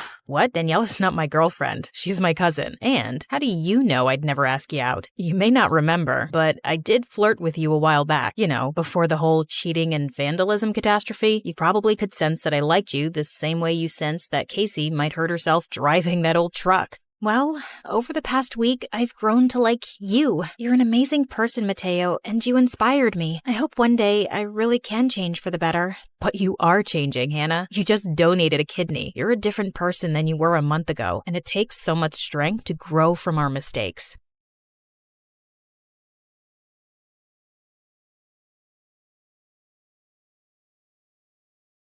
Hey everyone, my name is Eden, and this is my story. The day I was born, the biggest rainbow appeared over the hospital, and my parents thought that I was really special. They always treated me like a princess. Mommy, I want an airplane. And the very next day, my room was full of all the toy airplanes my parents could find. I always felt loved and had everything in the world, but sometimes I couldn't help wishing I had someone to share it all with. Mommy, I want a little sister. Oh, baby, trust me. You don't need anyone. Our lives are perfect just the way they are. But only they weren't. Soon after that day, I'd often hear Mom and Dad fighting with each other, and I noticed they started to drift apart. So I tried my best to keep them together. Mom, Dad, you guys want to watch a movie with me? Your dad's busy, but I can go with you. Maybe we can go tomorrow when you're both free? I think it's just better if we go on our own, love. And my biggest nightmare came true when I turned 14, and my parents announced that they were getting a divorce. It crushed my heart.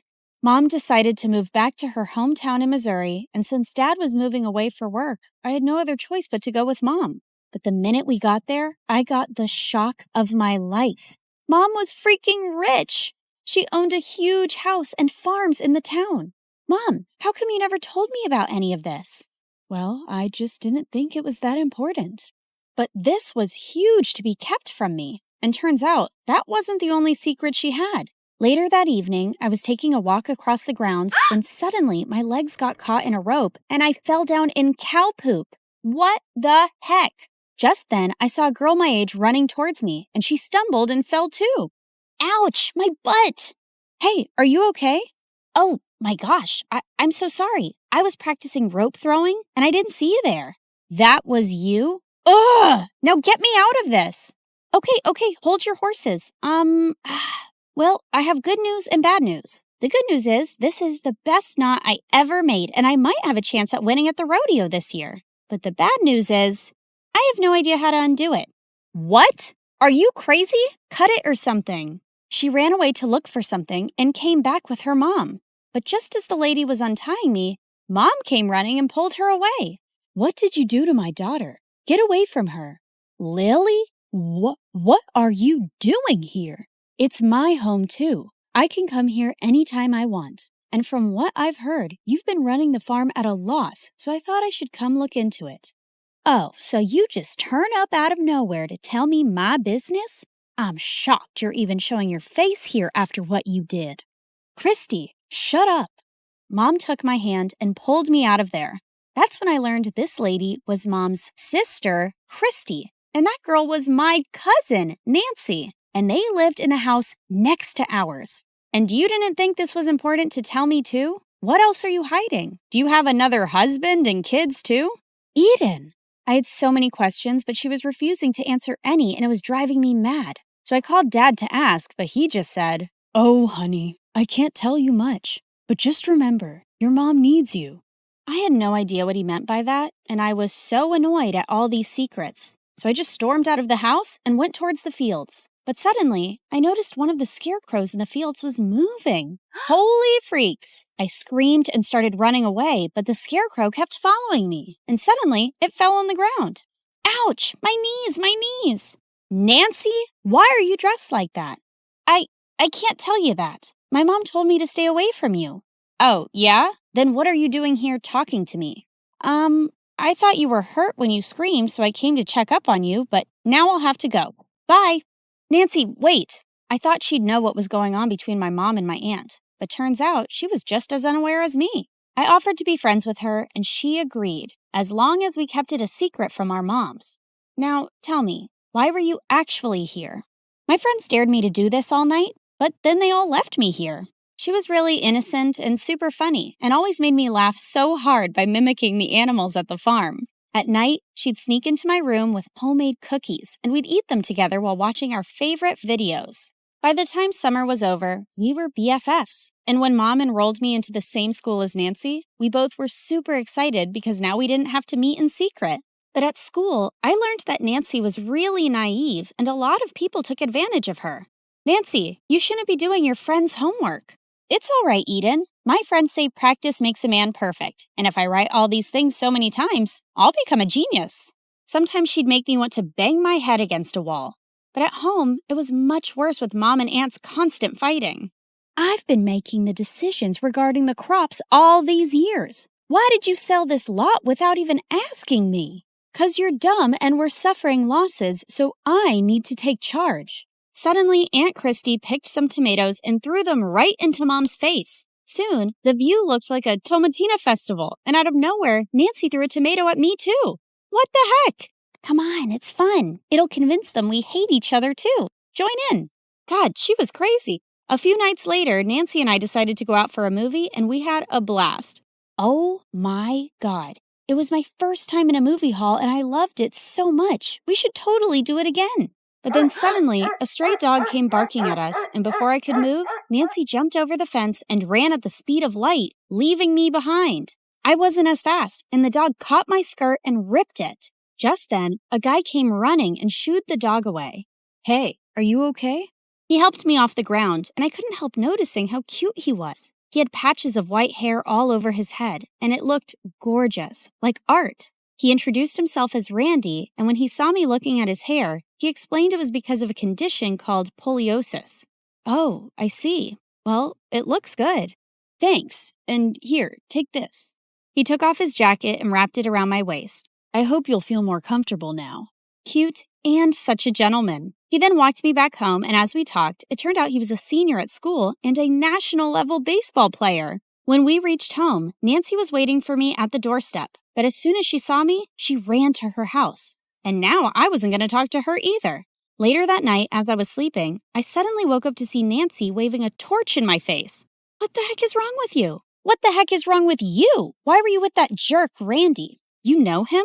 Yeah, he's a bad guy, and you need to stay away from him. When I asked her to explain more, she refused to tell me and ran away. The next day, I saw Randy in the cafeteria, and I was curious to know if he also knew her, so I asked him. Nancy? Doesn't ring a bell. But before I could ask more, someone dumped an entire tray of food over me. Nancy, what is the matter with you? Oh, I'm so sorry. I just slipped. Well, obviously, I knew she didn't, but I didn't want to make a scene, so I just ran to the washroom to clean up. But the moment I stepped out, Randy was waiting there for me with a change of clothes. I had some clean clothes in my locker. They'll be too big, but they should work for now. This guy was just perfect, but I had no idea why Nancy was behaving this way. So that night, I went to see Nancy and forced her to tell me why she hated me getting along with Randy. And she gave me the most shocking reply. 'Cause he's into guys. What? Yeah, I knew his secret, but I didn't want to be the one to break it to anyone. That's why I lied to you that he's a bad guy, so you'd keep away from him and won't get your heart broken. She then showed me pictures of him laughing and holding hands with a guy in a park. What? You could have just told me sooner, you know. I tried to, but you were pissed at me for running away. I'm really scared of dogs because I got bit by one when I was 5. Oh, Nancy. I told her not to hide things from me anymore, and I was so glad to have my bestie back. From the next day, I started avoiding Randy whenever I'd see him around school. But one time, he caught me on my way back home. I have no idea why you've been avoiding me, but if I've made a mistake, you should let me know. No, Randy, it's not like that. He then told me it was his birthday, and he invited me to the carnival happening in town. At first, I was hesitant, but then I remembered how nice he'd been to me, and I decided to be a good friend at least. Later that night, when I joined him, I realized it was just the 2 of us, but we had a blast. We played so many games together, and Randy won a giant teddy bear for me. After that, we went on the Ferris wheel, and when we reached the top, Randy held my hand and pulled me in for a kiss. Randy, get away from me! I'm sorry. I thought you liked me too, and... I do. I did until I found out you like guys. What? Who told you that? I told him about those pictures, and he burst out laughing. Oh my God, who took those? That's my cousin who visited me quite a while ago, and I was holding his hand on our walk because he's blind. I'm not into boys. I like girls, okay? I really like you. And suddenly, I realized I got played by Nancy, that little witch. Later, when I got home, I stormed off to Nancy's place and went straight to her room. I can't believe I trusted you and you lied to me. You did this because you like Randy too, right? Yes, I liked him too, but... Before she could say more, I jumped onto her and we broke into a wild fight. And soon our moms came running to separate us. Girls, stop it. What's going on? I told Mom all that happened, and Aunt Christy started to laugh hysterically. So, the apple doesn't fall far from the tree, I guess. I knew you'd be just like your mother, stealing boyfriends as usual. What did she mean by that? Mom, please stop it. But Aunt went on to tell us that my dad was originally her boyfriend, but Mom made him fall for her. Their parents asked Mom to dump my dad so the sisters could stop fighting, but instead she ran away with him and never came back. I have apologized to you 1,000,000 times. I'm sorry I hurt you, but we really loved each other. He was my boyfriend. You had no business loving him, and I'm never forgiving you for that. I watched Mom's eyes fill with tears as Aunt Christy asked us to leave. Later at home, I asked Mom if she regretted marrying Dad. No, I don't regret it at all, sweetie. Your dad gave me the best years of my life, but sometimes good things also come to an end. I just wish it hadn't cost me my family. I was too young and stupid to not consider my sister's feelings. I hugged her tight and comforted her, and the next day, I knew just what to do. I walked up to Nancy's room and told her I was going to stay away from Randy. I don't want a boy coming between us. Oh, Eden, it's all my fault. Like I said, I also liked Randy, but my friend showed me all those pictures and I believed them and thought he's gay. And I've lost feelings for him now. But you threw all your food over me that day. I thought you were jealous. It was a genuine accident, I swear. I'm happy if you guys like each other.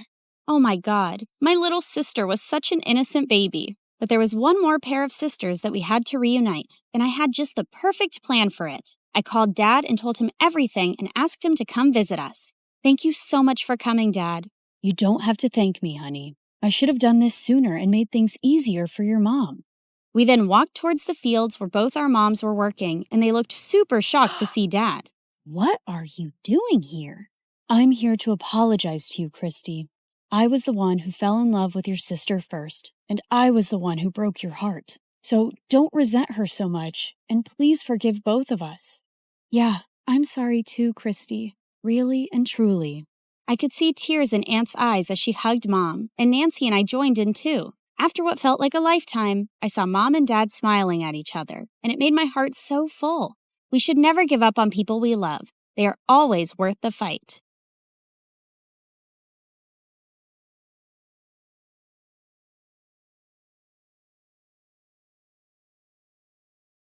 Hi, I'm Jody from North Dakota. Please like and subscribe, and you'll be able to fulfill all your New Year's resolutions. Ever since I can remember, Dad made me and my younger brother Josh compete for everything. This teddy's mine. I grabbed it first. So what? I saw it first. Don't fight, kids. The one of you who burps the loudest gets it. Josh's burp was way louder than mine, and the teddy went to him. So annoying. On our way back home, Josh and I fought over the window seat. And again, Dad had a weird solution. Let's see who can stick their head out of the window and spit the farthest. Josh won again. But I accidentally spilled some orange juice on the window seat, so his butt ended up all wet and sticky. Josh usually won these crazy competitions, and he and Dad were a team. But Mom adored me, and we spent hours baking together. And unlike Dad, she didn't make us compete for stuff. The purple cars for Josh and the red ones for you, Jody. Why buy 2 cars? They could have shared one. When will you understand that money doesn't grow on trees? Dad left the office looking upset, but Mom turned to us with a huge smile. I got you guys 2 packs of crayons too, but don't tell Dad, okay? You're the best, Mom. But Josh broke all his crayons in minutes, then grabbed mine and flushed them down the toilet. He really was a top-grade jerk. Other than that, my life was good. But then one day, everything came crashing down. Mom had ordered pizza for Josh and me, and we were fighting over the last slice when Dad came back from work early. You ordered pizza again? Why can't you cook, lazy woman? I'm not some millionaire. They had a huge fight that day, and suddenly, Mom was packing her bags to leave. I cried and tried to stop her, but she said she'd come and see us soon and just left. Then Dad gave me the last slice of pizza, and I immediately stopped crying and stuck my tongue out at Josh. Don't judge me for not being sadder, guys. I was only 7 then. A few weeks later, our parents got divorced, and since Mom wasn't financially stable, we stayed with Dad. Mom only visited us on weekends and special occasions. Years passed, and Josh and I finally reached high school. One day, we came back from school to find Mom getting out of a flashy car. Jody, Josh, come quickly. I'm taking you to my new home for the weekend. Her new home was a freaking palace. It turned out that Mom's fiancé Steve was a real estate mogul, and this was one of his houses. Later after lunch, Mom said she had something important to discuss. I haven't been able to offer you a home before, but thanks to Steve's support, I can now. I'd love for you guys to come live here with me. What do you think? We were both taken aback, but then Josh said he wouldn't leave Dad and walked out of the room. Mom looked heartbroken. What about you, Jody? To be honest, I'd missed being close to Mom, and it wouldn't be too bad getting away from Josh and not fighting for everything. I think I'd like to stay with you, but what about Dad? I'll talk to him, don't worry, and you can still see him whenever you want. Oh, this is just such wonderful news. After the weekend, Josh went back to Dad and I moved in with Mom. She let me have the biggest bedroom. I love it here, Mom, and I love you. I've been waiting to hear that for so long. In the coming days, Mom got me anything I wanted. New clothes, new shoes, new handbags, new bedroom furniture. I even had 3 maids waiting on me hand and foot. One day, I decided to bake a cake for Mom, but I just couldn't figure out the fancy oven settings. Before I knew it, there was a small blast. Just then, a girl my age came running in. Are you trying to burn the kitchen down? I'm sorry, I was just trying to bake a cake. Well, it looks more like a volcano now. No wonder it caused so much destruction. She looked at me, and then we both burst out laughing. The girl introduced herself as Darcy, our butler's daughter. We got to talking, and I found out that Darcy loved baking too. We exchanged a few recipes and decided to try them soon. The next day, Mom got me enrolled into a fancy private school, but it looked more like a 5-star hotel. And the students looked like they'd walked off a modeling ramp. Feeling kind of nervous, I was trying to find my classroom when a group of the most gorgeous girls suddenly blocked my way. New admission. We like your Gucci's and Chanel, girl. You can join our pack. And just like that, I became a part of the most popular group in school, the Wildcats. And boy, these cats were wild. They partied like crazy, blew thousands of dollars on useless stuff, and got tattoos in the weirdest places. But for the first time in my life, I was among the popular kids in school, and I was loving it. A few weeks later, I was hanging out with my cool group outside school, and to my shock, they started smoking. One of them pushed me to try it too, and I didn't want to look uncool, so I did. But I started coughing like crazy. Jody, what are you doing? OMG, Jody, who's this peasant talking to you? What are you doing here, Darcy? I study at the school 2 blocks down. I was just walking home. Ew, are you talking about that gross public school? That confirms you're poor. Jody, you're a wildcat. You can't be talking to people like her. Yeah. Darcy, please go away. I'll talk to you later if I have time. Darcy gave me a disgusted look and left. I felt terrible, but I had a reputation to maintain now. When I got back home, I found Steve and Mom waiting for me, and I knew there was trouble. So, you're smoking now? Is that why I'm paying your sky-high school fees? Jody, I'm so disappointed in you. What? I didn't. There must be some mistake. Don't you dare lie to me. You were smoking, and the butler's daughter saw you. Steve was always so calm, and seeing him like that was kinda scary. He shouted at Darcy to come in. Tell me what you told us earlier, girl. Did you see Jody smoking or not? Darcy looked at me, then turned nervously to him. Sir, I think I made a mistake because that girl was wearing a different dress. I'm so sorry for the confusion. Steve sent her away angrily, and soon after I followed her. What were you thinking, being a snitch? I was trying to save you from falling into bad habits, but I wasn't expecting Mr. Steve to react so badly, so I changed my statement. You should be thanking me. Well, no thank you. Just mind your own business.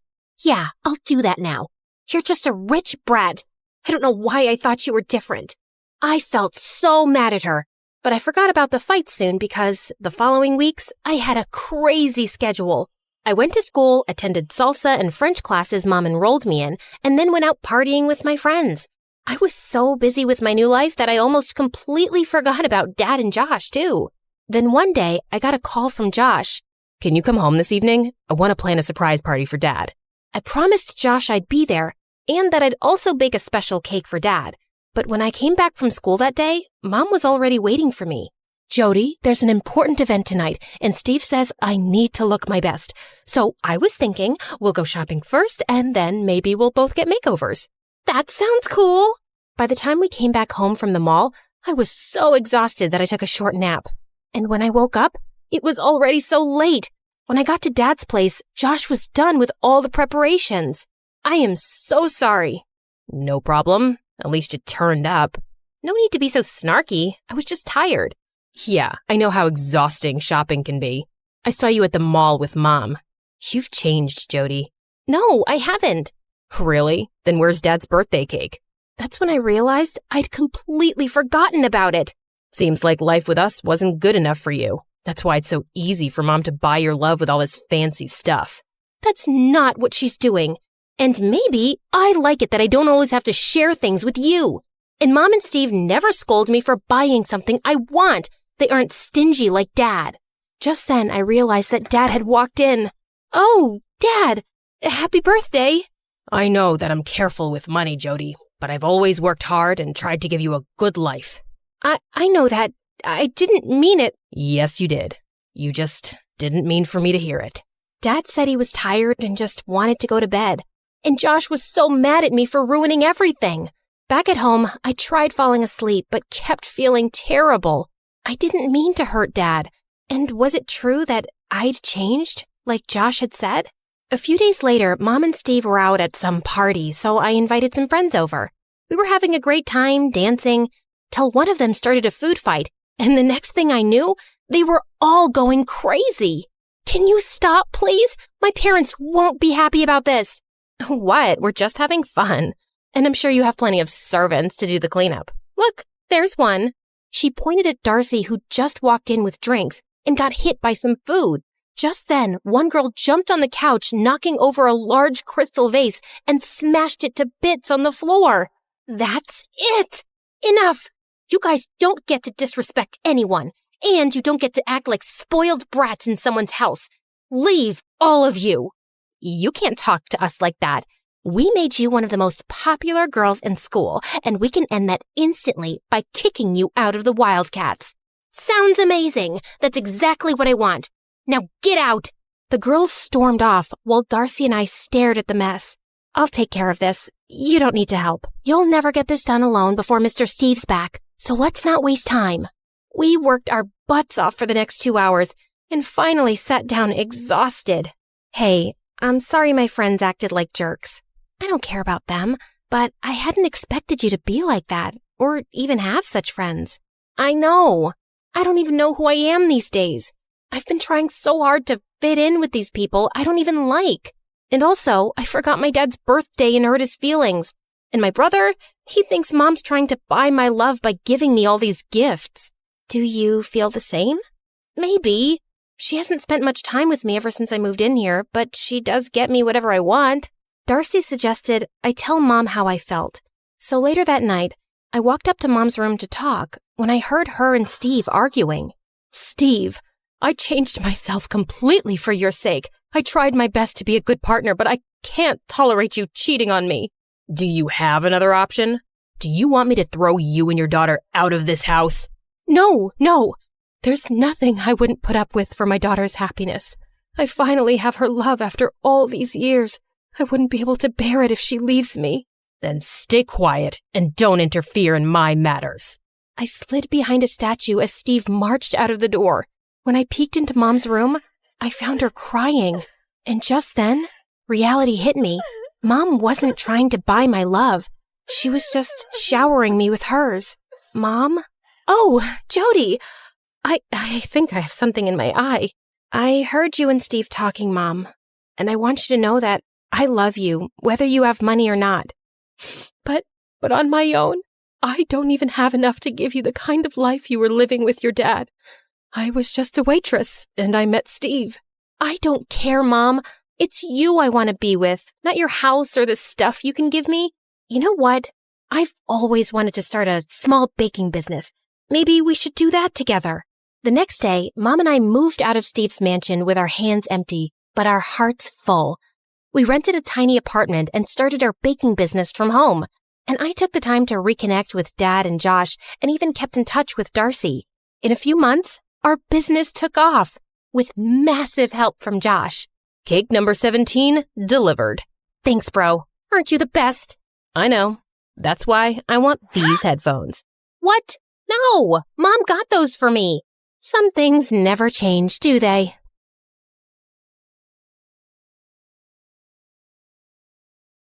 Hi, I'm Sierra, and my parents destroyed my life. I know every teenager says that, but it's really true in my case. Before I tell you my story, please like and subscribe to MSA. I had a pretty amazing life growing up. Dad was a famous designer, we lived in a mansion, and had servants for everything. Yes, everything. I woke up to a glass of fresh orange juice every day and had the most lavish rose petal bath. But then one day I started sneezing like a donkey, and it turns out I'm allergic to roses. Wait, why am I telling you this? Anyway, as a kid, I was focused on becoming a designer just like Dad. He was really sophisticated, and growing up, I inherited his fine taste. Dad and I enjoyed the same things, but Mom was always this outsider who just never had fun with us. She came from a small town and couldn't adjust to the posh city life. Like on my 10th birthday, Mom bought me a pet pig. Halfway through the party, he pooped on everyone's shoe and ran around the house. Mom tried to catch it, but knocked into a server instead, spilling food everywhere, including on one of Dad's guests. Dad was so mad, he banned Mom from ever getting me anything. I don't see what the big deal is. I had a pig when I was a kid, and it gave me some of my best memories. That was before my parents ate it. Well, your memories might have just cost me a client. Why can't you just be normal? Normal?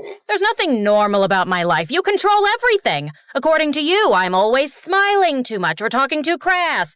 I can't even dress like I want because it's not classy. Might as well stand in a corner like a statue. That's probably the smartest smartest thing you've ever said. Mom started crying, and I felt a little bad for her, but it was her fault. As time went by, my parents started fighting a lot, and when I turned 18, things just took the wildest turns. Dad was accused of copying designs and lost almost all his clients. He got into gambling, blew up all our savings, and then one day, he got caught in a smuggling raid. Even though Dad pleaded not guilty, his case was sent to trial, and he was sent to jail. I'm innocent. Sierra, help me. Don't worry, Dad. We're here for you. Hang in there. It broke my heart to see Dad get arrested. But what made me sadder was how Mom didn't care at all. She went on shopping sprees, got a makeover, opened a chick farm in the backyard. But the worst was when she came home one day and told me she was divorcing Dad and moving in with her boyfriend, Robert, who also happened to be the prosecutor in Dad's case. Robert's only using you so we stay distracted and he wins the case against Dad. It's an open and shut case, Sierra. So you won't even try? I'm paying for his lawyer, right? Even when we don't have enough because Dad gambled all our savings away. He was stressed and he made a mistake. You can't hold that over his head forever. I'm not holding anything at all. I'm just doing what makes me happy. Now, if you don't mind, I'm late for my date. And the next morning, Robert moved in, and he was the absolute opposite of Dad. He was crass, obnoxious, chewed his food so loud you could hear it from Antarctica. He was always leaving his stuff around, and one time I tripped over his slippers and fell on my face. Hey, Sierra, mind if you pass me chai tea? I'm not your butler. Also, what the heck is chai tea? It's tea, that's it. Do you ever say coffee or bread? Jesus, so sentimental. And coffee sounds fancy. Where can I get one? Oh my God, you're insane. Your brain's toast, and I have no idea what Mom even sees in you, you big fat old crow! I said that and ran to my room crying. The next morning, Mom called me to her room and gave me an earful for talking rudely to Robert, and after that day, we continued to grow apart. I focused on school and designing. I wanted to see if my designs were any good, so I stitched a bunch of outfits and sold some of them to a nearby thrift store. The owner loved them and gave me more orders. Within a week, everything was sold out, and I made good money. I was overjoyed until one day, I was scrolling through YouTube and saw this girl wearing my designs and claiming them as her own. Hey guys! So this is my new creation. I sourced the raw material from a small village in the Himalayas, and the threads you see are from my grandmother's wedding dress. Isn't it pretty? If you want to see more of my stunning creations, like and subscribe to my channel. Staying original with Lisa. Love ya! Lisa's videos had over 1 million likes, and people couldn't stop praising her. I felt crazy with anger. I wasn't gonna let some wannabe vlogger take credit for my designs, so I ran to the thrift store and asked the store owner to get Lisa's address. By asking, I mean, I threatened to put her shop on fire and rip all her stuff. She canceled my contract, but at least she gave me the address. Turns out, Lisa stayed right in my neighborhood. Her parents were new to town and owned some kind of yoga retreat. I walked into Lisa's house all guns a-blazing when I saw her chasing some woman around. Oh, smile for the camera, stepmama.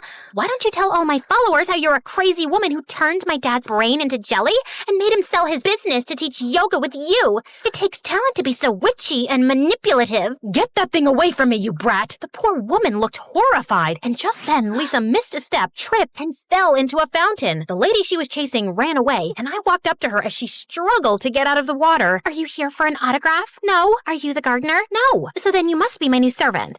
No. Do you say anything except no? No. I mean, yes. I'm the girl who designed the dresses you wear in your videos. Lisa looked at me in shock before flinging her arms around me. You have no idea how long I've been waiting for you. Look, I even have tears of happiness. Get off me, you weirdo. You have to tell everyone on your channel that you lied and those dresses belong to me. I busted my butt to make them. Okay, now, let's not be stupid about this. Those dresses are a rage thanks to my videos, and I've gotten a dozen comments on my videos asking me to make more clothes like these. But I can't stitch to save my life. If you help me, I promise to split the profits with you. You look like you could use a new wardrobe. Wow, aren't you a bit too judgmental for someone who lied on social media? I saw an opportunity and took it. Don't shame me for being smarter than you. Now, are you in or not? I thought about what Lisa said, and it wasn't a bad idea. With the date of Dad's trial coming closer, I needed enough money to make him hire a good lawyer since Mom wasn't too interested. Last I checked, she was partying with Robert in the Bahamas. Fine, but I'll take credit for my design. And no more lying. Cross my heart and hope to die.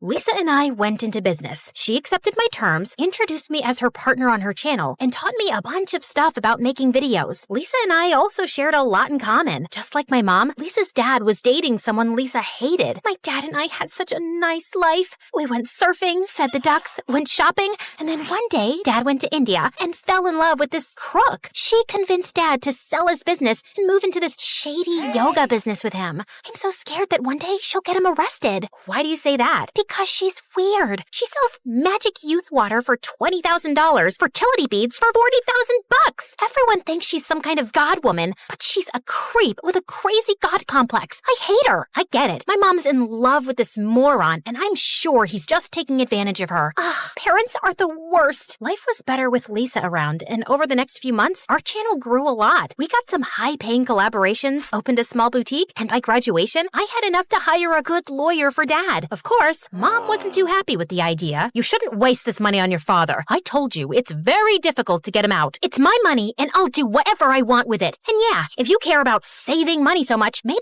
party a little less, Mom. Don't use that tone with your mother, Sierra. And you don't tell me what to do. You're not my father. Mom and Robert backed off after that. The new lawyer I hired was the real deal, and he was able to get Dad out on parole. It was over the moon when Dad came back home, but the same evening, Mom told me that she was leaving the house for good. What? Why? Dad's innocent, Mom. He's back home. Everything can go back to how it was. Nothing can go back to how it was, Sierra. I will die before I let this man control my life again. Robert is the love of my life, and I'm gonna stay with him. Mom packed her stuff, booked an Uber, and left me completely heartbroken. Don't worry about it, kid. You've got me. Dad hugged me tight and took me out for my favorite ice cream. After Mom left, I plunged myself into work, but Dad kept distracting me. He wanted to get back into his old business, but no matter how hard he tried, none of his clients were ready to work with him. This shook Dad's confidence, and he was a weeping mess for days. I started taking Dad to work to help him get his mind off things, which didn't go as planned because Dad kept throwing in free advice. That material looks tacky. Excuse me, but I approved of this fabric. Then clearly you're dumber than you look. It's so harsh. It's the purest form of silk imported from India. Look at this shine. Look at this texture. Look at... I've been working in this industry long enough to know what will work and what won't. Well, you also spent an awful lot of time in jail, so maybe the trend shifted. What did you just say to me? Okay, that's enough. Lisa, I think what Dad is saying is that this material might not look good on the designs. And Dad, I appreciate your help, but we know what we're doing. Now, let's get back to work. I tried my best to pacify the situation, but I could tell Lisa hated Dad. Every time Dad would walk into the office, Lisa would pass him death glares, and one time, I even saw her spitting in his tea. What's the matter with you? I'm not comfortable with your dad around. He's too controlling, and he thinks he's some fashion guru, when all he did was get his butt busted for copying someone's idea. You took credit for my designs too, but I gave you a second chance, didn't I? And have you completely forgotten your dad supports his crook girlfriend, who's literally ripping people off for money? That's different. She's not butting into my business, our business. These are my designs at the end of the day, and I made them famous by lying. Lisa gave me a heartbroken look before leaving and didn't speak to me the whole day. I felt horrible for being rude to her, but she was being so unreasonable. For the next few days, Lisa gave me a cold shoulder even though I tried apologizing multiple times. She didn't turn up for work and even missed a couple of shoots.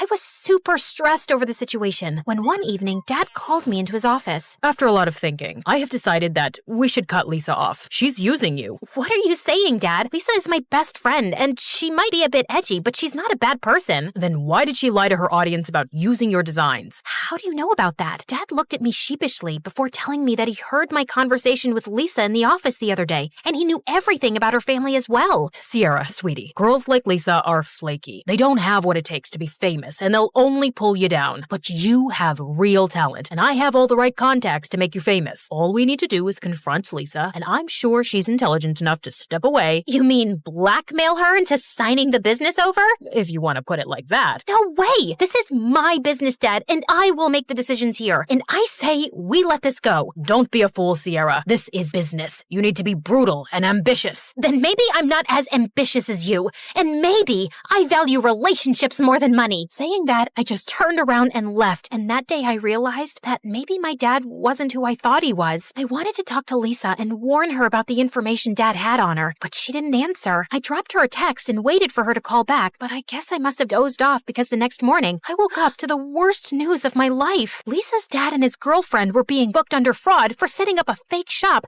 and fooling people for money. He was facing charges, and his girlfriend was still in hiding. The comment section under our channel was going wild, and and I rushed to Lisa's place when I found her crying in a corner. She saw me, got up, and turned her back to me. Do you see that? That knife in my back? Mind taking it out? How could you do this to me, Sierra? It wasn't me. It was my dad. He heard our conversation and might have tipped off the media. I tried calling you. Dad's girlfriend stole my phone, along with a lot of other things, and ran away. I didn't even get your messages, and now it's useless. They're sealing Dad's assets. He's in for questioning. My life is a mess, and all this happened because you couldn't let go of your dad. I told you he was bad news, and I should have listened to you. I am so sorry, but I promise you, I'll make this right. Nothing can make this right. Please, just leave, and don't make this harder than it is. Lisa left. I was so mad at Dad. I rushed to my house to confront him when I saw him talking to the paparazzi. Dad was going on and on about how Lisa was a liar and a crook,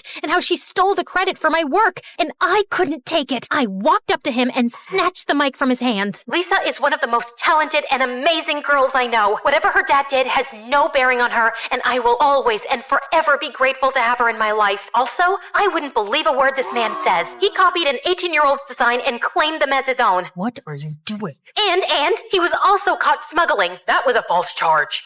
Tell yourself that. You're messing up everything. You have the channel, the boutique. It's all yours, and I can make you so much more than this if you just let me. I'd rather eat a bag of worms than let you take over my business. Enjoy your 20 seconds of fame and a lifetime of loneliness, Dad. I'm moving in with Mom. I dropped the mic, packed my stuff, and left for Mom's place. When Mom saw me, she was shocked and ran to hug me. Oh, my baby. It's been so long. I'm sorry, Mom. I'm sorry for being the meanest daughter ever. Mom calmed me down, and the two of us sat as I told her what happened. Soon after, Robert joined in. I'm not shocked. Your dad has always been ambitious, but I never thought he would backstab his own daughter like that. We can't let him ruin Lisa's life, Mom. We need to help her. She has no one. Don't worry about it. I'll help Lisa out in whatever way I can. Thank you, Robert. I owe you an apology, too. Do you think we can start over? Nothing would make me happier. Me too.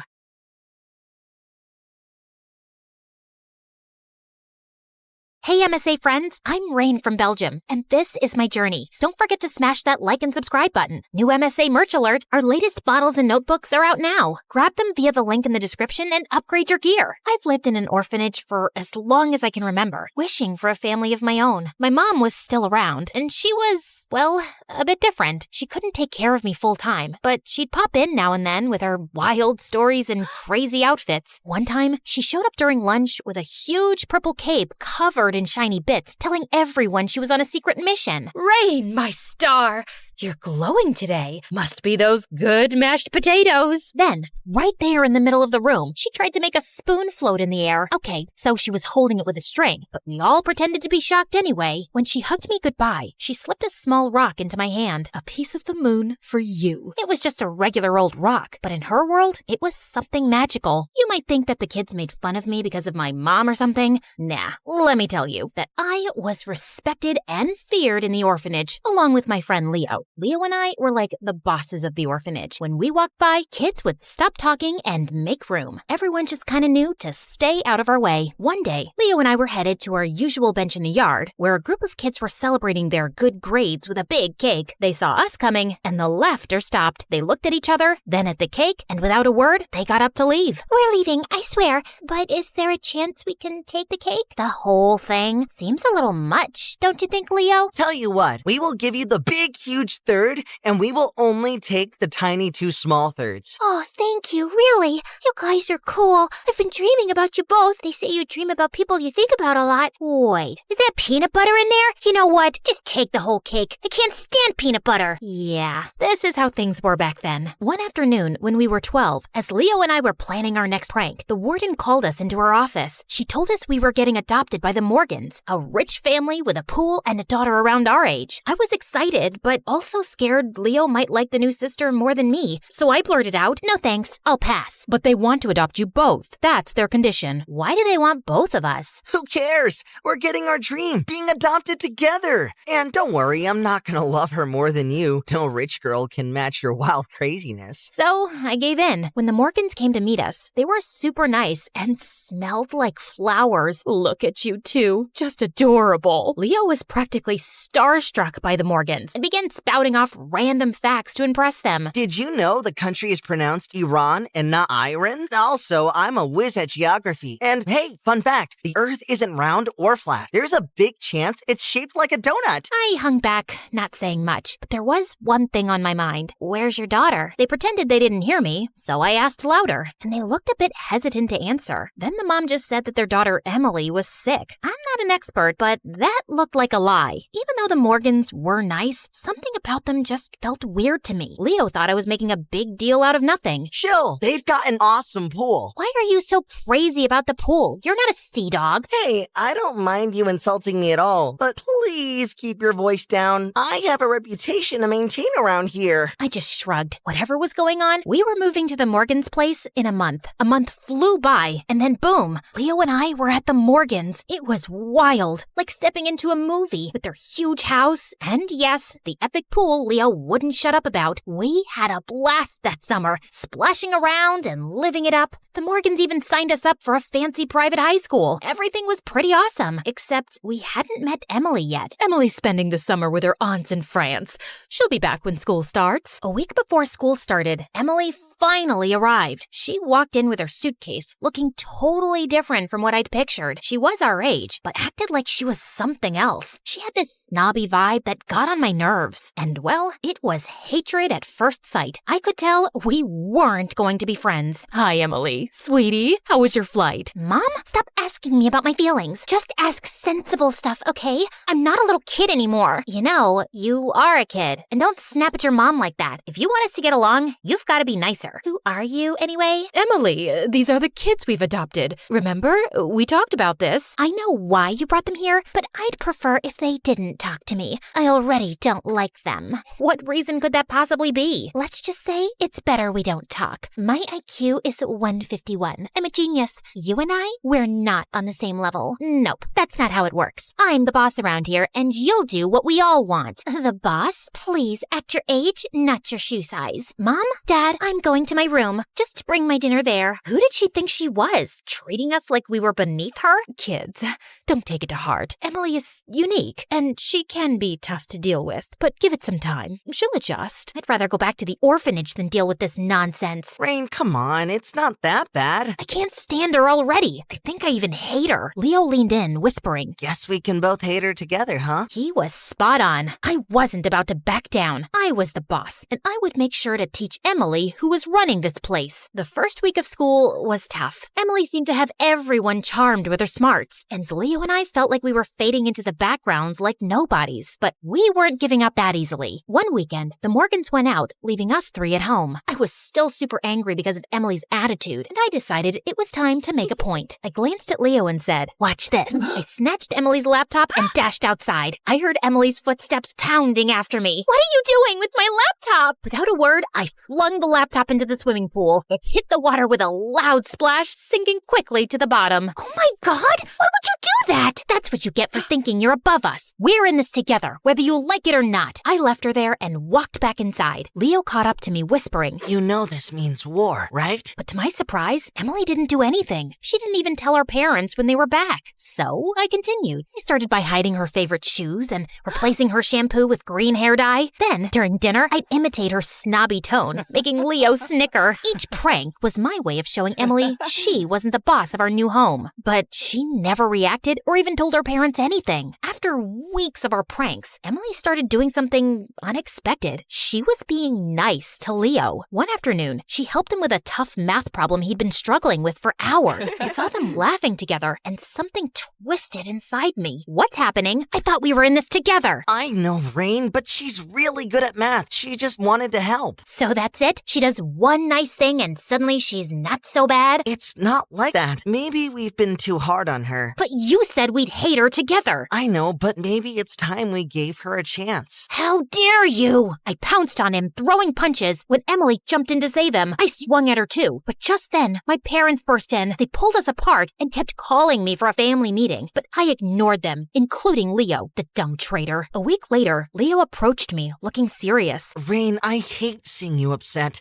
Tell me what you want me to do and I'll do it. Anything to make things right. Fine. You want to make it up to me? Then wreck her precious science project. project. She needs it for the competition tomorrow. And without it, she can kiss her chance to go to NASA for summer camp goodbye. Rain, that's extreme. She worked so hard on this. That's exactly why. I'd do it myself, but it's too heavy and I don't want to hurt my back. Reluctantly, Leo agreed and sabotaged the project. The next morning, when Emily discovered it, she was in a panic, but only for about a minute. Then, she calmed down and started to repair the project, hardly showing any frustration. And yes, you guessed it, she didn't tell our parents about this either. Turns out, Leo didn't do a good job of destroying it. Emily managed to fix it in just half an hour. I was convinced he did it on purpose, so I swore I'd never speak to him again, even though he kept saying sorry. Just go hang out with your new sister. She's all you need, right? Rain, come on. We were a team at the orphanage, cool and respected, but now you're going too far. I didn't listen to him and just walked away. A few days later, Emily won her scholarship, and the Morgans planned a huge celebration. But Emily, in her usual snobby way, insisted that I go to bed early and not attend the party. It was so arrogant of her, and it made my blood boil. The night of the party sounded amazing from my room. I could hear the laughter and voices, with Leo out there having a blast, that idiot. Then I had a brilliant idea. I called Mom and told her we needed her show for the party. She arrived 20 minutes later. I was expecting her to ruin the party with her silly acts, but then Leo sent me a photo on Instagram. To my surprise, everyone was actually enjoying Mom's performance. Ugh! That night, I decided to try a new tactic. I'd be nice. My plan was to get close to Emily, understand her better, and then, as her friend, I could easily manipulate her to become her boss. The next morning, I prepared breakfast and took it to Emily's room. Everyone was shocked. Did you put poison in this? Want Leo to taste it first? Leo showed up from behind her door. Obviously, he was eavesdropping. No thanks. I want to stay alive. To my surprise, Emily said the breakfast was delicious. From that day, I was nicer to her. I even tricked Leo into keeping Emily busy so I could set up a birthday surprise in her room. In reality, I wanted to snoop through her things for answers, but I found nothing. Weeks passed, and I was getting along better with Emily. I was secretly messing with her, though, like turning off her alarm so she'd miss her weekend lessons and hiding her homework, but I was done with petty pranks now. So one morning before school, I came down crying frantically. I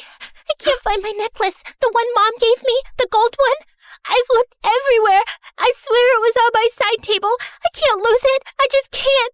It's the only thing my mom's ever given to me. Everyone in the family comforted me and helped me look, but obviously no one found it. I cried some more on my way to school and kept crying in class too. Yeah, it's a talent I have. I can make myself cry whenever I want. Leo and Emily looked really worried, and as we were heading out for recess, I decided to put the second part of the plan into action. I reached for the gold necklace that was in my pocket all along and pretended to trip over my shoelace. As I tried to break my fall, I grabbed Emily's open bag and it came tumbling to the floor with all its contents spilling out, and in the chaos, I purposely dropped the necklace too. I slowly crept to the necklace and picked it up, and Emily's eyes went wide with shock. This fell out of your bag. You stole it? How could you do this to me? Rain, hold on. Maybe we should talk about this later? No, Emily, you are the biggest witch I've ever met. You have everything, your fancy parents and your fancy braid and your fancy house, and you just can't share all that with anyone, can you?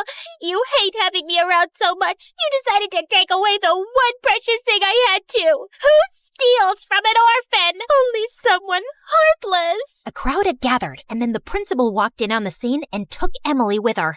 Ha! Miss High and Mighty would surely get suspended now. But when I got home, I found the entire family gathered in the hallway, standing next to my packed bags. My biological mom was waiting too. Sweetie, I'm so happy you can live with me now. I'm doing so much better with my new med, so I can take care of you. You're moving out. Rain, I know what you've been doing. I tried to make you feel like family, but you need to leave. You have problems. What? I didn't do anything. We know everything, sweetheart. This has to end. Oh, great. So living with my crazy mom will fix everything? That's not a nice thing to say. Maybe if you were a better mom, I wouldn't act like this. And you guys, you're no better. You let Emily boss us around. No, Rain. Emily was fine. I mean, not the greatest, but also not evil. You need help. Help? You all think I'm crazy?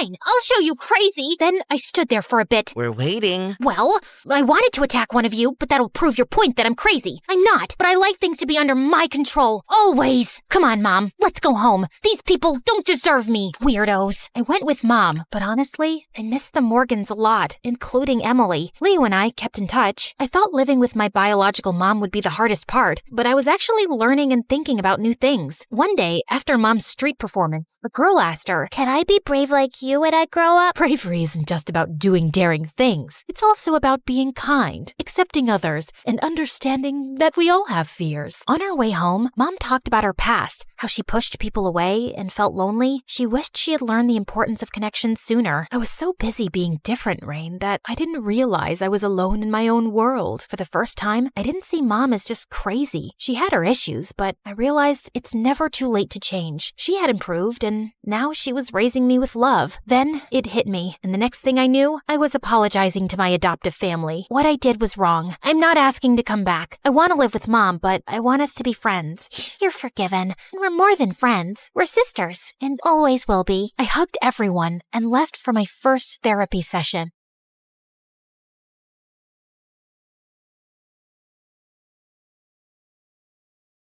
Hey guys, how's it going? Okay, you're probably wondering why I only have one half of an eyebrow. It's just that I was waxing my eyebrows and I had a little accident. But no biggie, your girl's gonna pencil them in just as soon as I find my brow pencil. Ruby, you're gonna be late for school. Again. What am I supposed to use? Lipstick? Ugh! Oh, magic marker. Guys, please don't give me that judgy look. I can't go to school without eyebrows. Oh, wait, sorry. I meant to introduce myself. I'm Ruby, and I live in Montana with my parents as an only child. Oh, before I continue, would y'all mind hitting that like and subscribe button? Sorry, my director will fire me if I don't tell you guys that. Anyway, I live with my parents, but I'm not really close to them, and I don't relate to them either. It's not that Mom and Dad are bad parents, it's just that they're possibly the most boring people on the planet. Oh, let's face it, you won't ever be a normal, responsible adult, you silly thing. You probably wouldn't even notice if your own head fell off. Whoa, rude. Also, I'm only 13, Mom. I don't want to think about marriage. But Mom disagreed. In fact, she wanted to get me engaged right now. Okay, maybe I'm exaggerating. She just wanted me to meet my potential fiancé, hoping he'd fall in love with me and propose after high school. So in 8th grade, she introduced me to her friend's son, Grayson, who was a couple of years older than me, and a triple package. Handsome, smart, and planning on starting his own company one day. So, Gremlin, Grayson. Totally.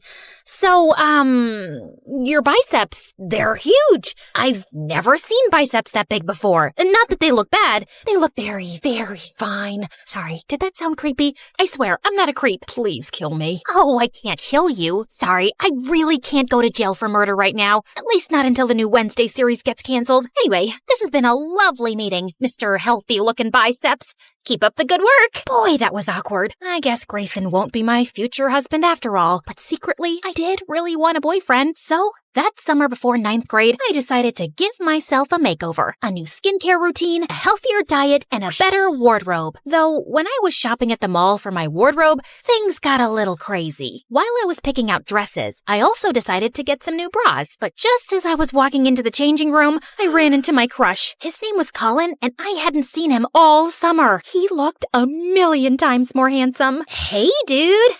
Fancy seeing you here.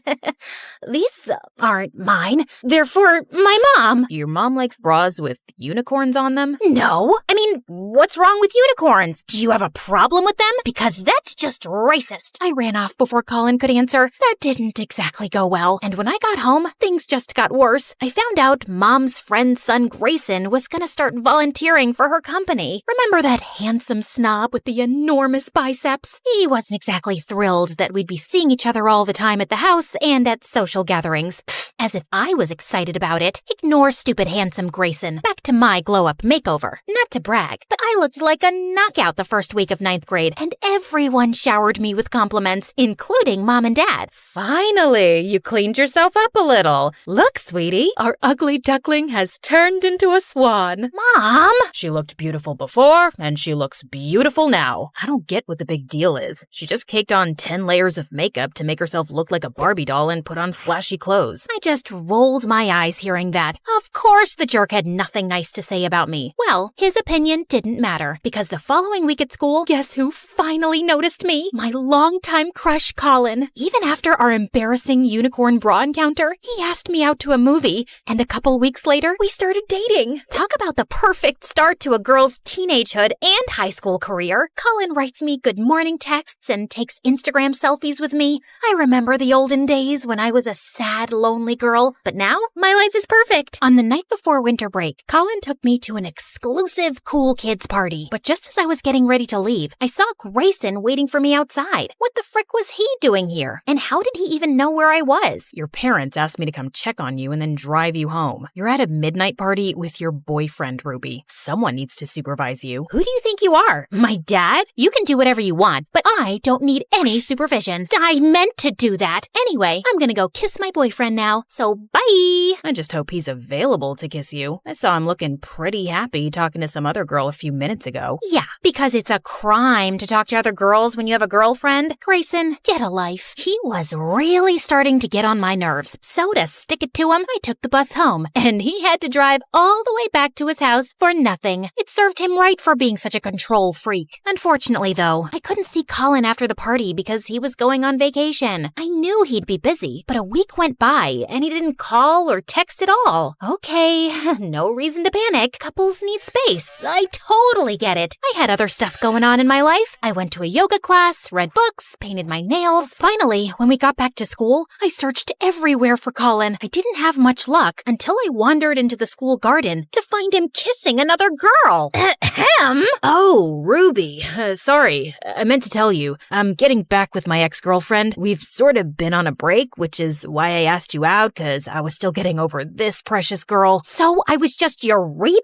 You are such a jerk! How could you use someone like that? I'm sorry. You're really great and all, but I just wasn't feeling those magical sparks between us, you know? I just smacked him across the face and told him we were done. And then to really stick it to him, I texted Colin, "We're done," 3 more times over text message. The truth was, though, I felt really depressed about my breakup. I mean, yeah, I was mad at Colin for what he did, but I was more mad at myself for believing he'd actually cared about me. I distracted myself the next few days by hanging out at the pet shelter and keeping the kittens company. It was exactly the heartbreak therapy I needed. I was even starting to feel better until Dad called me, begging me to come home and help him prepare for a fancy work dinner. But when I arrived at the house, Grayson was already in the kitchen with his sleeves rolled up. Ugh, I just knew my parents had told him about my breakup, and he was waiting to rub it in my face. I asked Grayson over to help us cook since your mom isn't home yet. Yeah, and also, because your dad told me you don't know how to cook. Did you seriously start a fire trying to deep fry ice cream? First of all, the fried ice cream disaster wasn't my fault. I just happened to forget to watch the tutorial first. And second, I've had a really hard couple of days, and I don't have the energy to handle you right now. So just go away and don't talk to me for the rest of the night. But you can hang out in my room if you want and use my computer if you're bored. May I recommend MSA videos? Watch them on YouTube, though, not TikTok, because TikTok's bad for your attention span. But anyway, see ya. Unfortunately, Dad didn't let me get rid of the idiot that easily. And as expected, Grayson took full advantage of getting to boss me around and talk to me like I was an idiot. Go salt the water. Don't put sugar, put salt. You're not allowed to touch the knife. I don't trust you around a knife. I felt just about ready to punch him until Grayson came up behind me and guided my hands in rolling the dough with his big, strong arms. It even made my heart rate go fast. I guess it was a good form of cardio exercise. Nice job. You know, you actually don't suck at this. Mom was quite late, but when she finally came, she was with her boss, and his arm was around her. What was that about? Then at the dinner table, Mom and Dad's boss made an announcement. Excuse me, may I have everyone's attention? I would like to introduce my new co-owner of the company. Audrey, darling, congratulations. That also brings me to my other news. The two of us have decided to restart our business in Australia, and we'll be moving there in a month. What do you mean? We're gonna be moving in a month? No, I'll be moving. Actually, I'm divorcing you. I'm just not happy with our life here, and I need a change. I hope you'll understand. My heart stopped as I saw Dad's stunned face and all the guests staring at us. Many of them were strangers I barely knew. The whole thing was just this surreal, unexpected mess. And fast forward 2 months later, Mom was gone, Dad was a wreck, and I was still numb with shock. I didn't exactly have time to cry and grieve, though, because I had to take over the house since Dad wouldn't leave his bedroom. 3 guesses how that went. Yeah, I broke our dishwasher, also our oven, and killed all our houseplants because I forgot to water them. Not that I was surprised. It was like Mom said, I was just too dumb to ever be able to take care of myself. myself, let alone Dad too. One day, I just couldn't take the stress anymore and literally fell asleep on the kitchen floor. When I opened my eyes, Grayson was staring down at me, and for some reason, it made me feel relieved. Ruby, are you okay? No, I'm not. You know, you don't have to do this all by yourself. I can help you. I'm here for you. I don't want your help. You don't have to suddenly be nice to me now just because you feel sorry for me. I know you hate me. Who said I hated you? I don't hate you at all. All those times I insulted you, I was just teasing. But I'm sorry. I guess I just don't know how to act around a girl I think is cute. Wait, Grayson thought I was cute? No, that wasn't possible. Perfect, handsome, and smart guys like him don't think girls like me were cute. Well, okay, with my glow up, I'm a little bit cute, like Ariana Grande, K-pop cute, but my cuteness was all I had going for me. I didn't have any other good qualities. So yeah, I didn't believe Grayson's words for a second. But for some reason, he stuck around for several days after that and basically forced me to rest and take care of myself. One night, I was even having cramps and he made me tea. Thanks for all this. I really appreciate it. Just one follow-up question. You said I was cute the other day, right? Yeah, what about it? What do you see in me, man? I mean, I know I kinda got pretty after my makeover. Again, with you and your dumb makeover that I never even cared for. Ruby, you're funny, you're charming, you're interesting, and hands down, the kindest person I've ever met. Why isn't that enough for you? How come you don't believe in yourself? Grayson's words really caught me off guard. I didn't really have an answer for him. Well, actually, I kinda did. The truth is, it's hard to have confidence in yourself when you're always bumping into walls, losing your stuff, and eating soap. Okay, calm down. I've only eaten soap once, and it was an accident. Basically, I was in some fancy hotel, and they had some tiny soap bars in the bathroom that looked like candy, so I ate one. I don't actually eat soap on a daily basis, but you get my point, right? Animator, show the reference scene of 14-year-old me making myself over that summer. Remember when I felt super confident after my major glow-up? Yeah, that wasn't real confidence. Real confidence isn't based on stuff like outside beauty and high IQ. Real confidence comes from loving yourself no matter what. So I guess now it's time for makeover number 2, feeling good on the inside. And a few months later, I did start to feel a lot better. And apparently, confidence is a lot more attractive than looks anyway, because one morning, freaking Colin showed up at my doorstep begging me to take him back. Which do you want? A bouquet of roses or lilies? Or would you prefer chocolates? A life-size teddy bear? What do you want from me? I'd like for you to get off my porch. Also, I don't like either of these bouquets. I'm just not feeling a magical spark. I was about to throw the flowers in the loser's face when suddenly Grayson showed up behind me because he was already over at my house. We'd gotten super close over the last few months, and between you and me, I've developed major feelings for him. I guess that explains why I was happy when he sprung onto Colin and tackled him to the ground. The boys were like animals, full on rolling into the bushes, and I certainly didn't mind watching the spectacle. Come on, ladies, admit it. Who doesn't love it when boys fight over you? Finally, though, Colin ended up leaving, and Grayson pulled me into a very pleasant hug. So, when do we get to have our first kiss? Maybe we can have a beach date tonight? Because I really don't want to kiss you next to loud traffic. Animator! Hey, me again. Can Grayson and I maybe have a nicer setting for our first kiss? Yeah, keep going. This is supposed to be my romantic moment, dude. Oh, yeah, I like the sunset. Perfect. Thanks. Anyway, I hope y'all enjoyed hearing my insane drama. If you want more stories in this style, make sure to comment below. Ruby, our craziest MSA character.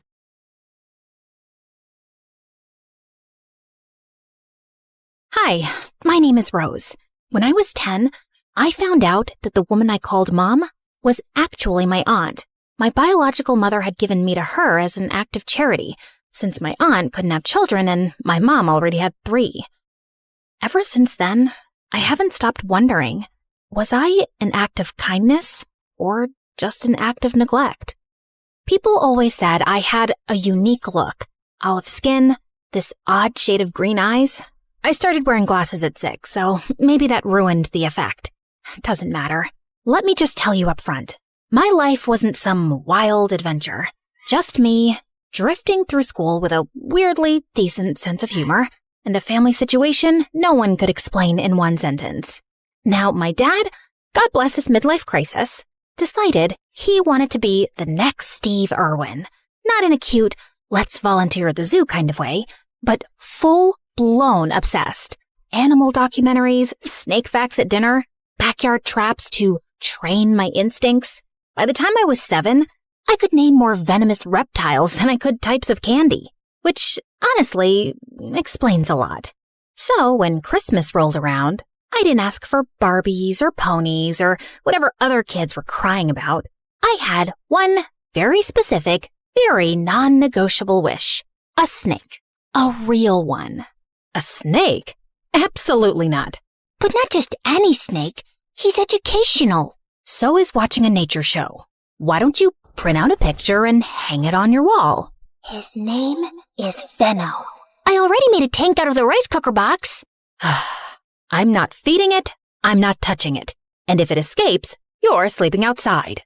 I was that weird kid in school, obsessed with snakes, reptiles, and obscure animal facts. So no, I didn't have many friends. And honestly, I was fine with that. Apparently, not everyone else was.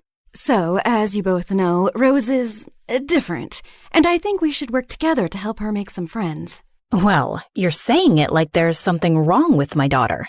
Maybe all her classmates are just weird and stupid, and she doesn't want to be their friend. Honey. Mrs. McGill, I understand your frustration, but your daughter brought a snake to school, and she threw it at another student. Do you understand how dangerous that is? She threw it at Jessica, the little bully brat you should have suspended years ago? But no, let's go after the quiet, weird kid who minds her business and likes snakes. Look, I get what you're saying. I do. But this is our daughter. She'll stay like this until she grows out of it, hopefully. So please, don't call us in for these Dr. Phil meetings again. Come on, honey. That night, I did the only logical thing a lonely, misunderstood 11-year-old could do. I sneaked out to get a tattoo of Venno. But the guy at the shop called my parents before the needle even touched my skin. And yes, I got an earful the entire way home. Things stayed the same until I turned 17. And then, everything changed. I stumbled across this online ad for something called the Reptile Lovers Retreat. It was this once-a-year, deep in the jungle kind of event, a snake nerd paradise where people from all over the world camped out and swapped stories about their pet snakes and lizards. Next thing I knew, I was on a private jet for the first time in my life. Turns out, the whole retreat was organized by Matthew, a teenage billionaire with a thing for snakes, drama, and 5-star everything. He was the kind of guy who could throw a party mid-air like it was just another Saturday, and somehow make everyone feel like they belonged there. Nice tattoo. Thanks, bro. Got it last week. Finally. Been trying to get it for years. You look familiar. Have we met before? Oh, come on. Are guys still using that line? Is that, still a thing? What? You've been eyeing me since the party started. Well, yeah. You looked familiar. Haha, see? Classic move. Old but gold. Babe, what's so funny? Jessica? What the heck are you doing here? Existing? I'm here on a trip with my boyfriend. I'm not some weirdo snake girl who flies across the world just to hang out with reptiles. Take it easy, babe. Anyway, nice to meet you. Sir. Roser? She means loser. But yeah, that's me. I barely had time to process what was happening before the world tilted sideways. Literally. We were falling. Fast. Then crash. Everything went black. Where am I? The world around me was buzzing, but somehow we all survived. We were bruised, shaken, and freaked out for sure, but no one was seriously hurt. Just a lot of stunned faces and a growing sense that we were officially in the middle of nowhere. My vision was a blur without my glasses, but I tried to keep my head in the game. Come on! Where's the signal? I don't think there's any service out here. What do you mean no service, you stupid losers? How are we supposed to? All right. First things first. We need water. I'll look for a stream or anything nearby. Just stay here, don't panic, and for the love of snakes, don't wander off. We need to keep track of everyone and conserve energy until we know what we're dealing with. I'll come with you. Babe, it's so humid out here. You mean dangerous, yeah? Fine. I'll come with you. No way I'm letting you wander off alone with that ogre. I rolled my eyes, and the three of us started walking. My eyes started itching, and Matthew told me they looked red. For hours, Jessica kept making snide comments whenever she could squeeze them in, but I was too focused to give her the reaction she wanted. It's so humid. I swear I just felt a bug crawl into my shoe. Welcome to the wilderness, babe. Why are you even on this trip, Matthew? You look like someone who's never even been outside a spa. Excuse you? I'm very outdoorsy. My family made me do survival camps every summer. You know, learn grit. Apparently being born rich means you have to earn your personality. Hey, Rose, remember in 5th grade when you brought that snake to school? You were running to the bathroom and it got out of your bag and you turned around to grab it, then peed your pants? I'm sure that didn't happen. Come on, Jess. Yes, it did. I remember because it was my 12th birthday that day. Wait, why were you 12 in 5th grade? Were you held back? I saw your passport. You're older than us. She wasn't held back. Some people just start school later than others. Why are you defending her? Because she's a helpless little weirdo who will jump at any chance to be my friend. And fine, yes, I was held back. There, I said it. What now? You gonna break up with me? No, babe, I was just... Save it. I'd rather walk alone and get eaten by a wolf than spend another second with you and that snake perv. Whoa! Just then, Jessica fell into a trap. A rope whipped around her ankle and yanked her up, leaving her dangling upside down midair. Help! Help! What are you two idiots doing? Oh, sorry, babe. Not you. Her! Say sorry to Rose first. Matthew, listen. The fact that there's a trap here suggests there might be hunters nearby. Maybe we finally found someone. Wait, I hear footsteps. I'll be with you, Rose, after Jessica apologizes. Come on, Jess. I heard the footsteps getting closer, fast, so I climbed up a fallen tree trunk, crawled along the branch hanging above Jessica, and started cutting the rope, bare-handed, then with my teeth. Matthew, behind you! I looked up. A group of people stood there, dressed in what looked like traditional tribal gear. They were watching us. Their leader, a tall, stone-faced man, stepped forward. Everyone went silent. I awkwardly bit the rope one last time, and Jessica fell, head first, onto the ground with a thud. Ouch! And who are these people? Are they gonna save us or eat us for dinner? They didn't speak any English, and while Matthew tried to communicate with them, I noticed their leader staring at me. Then he took a step closer, and just like that, the whole group went still. Soboki Nina Ayame. He's looking at my snake tattoo. Then he turned to his people and said something in a language I didn't recognize. Suddenly, they bowed to me, like full-on prostrated. The leader gave a signal. 2 of them came over, lifted me onto their shoulders, and started chanting something as they carried me away. Matthew and Jessica followed in shocked silence. What are they saying? Shikboko mayon koslaki fi. I think he said, I like the cut of your jib, kid. You got guts.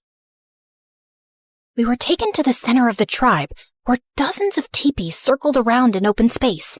The leader climbed onto a rock and gave what felt like a heartwarming speech. I mean, it sounded heartwarming. Then again, I had no idea what he was actually saying.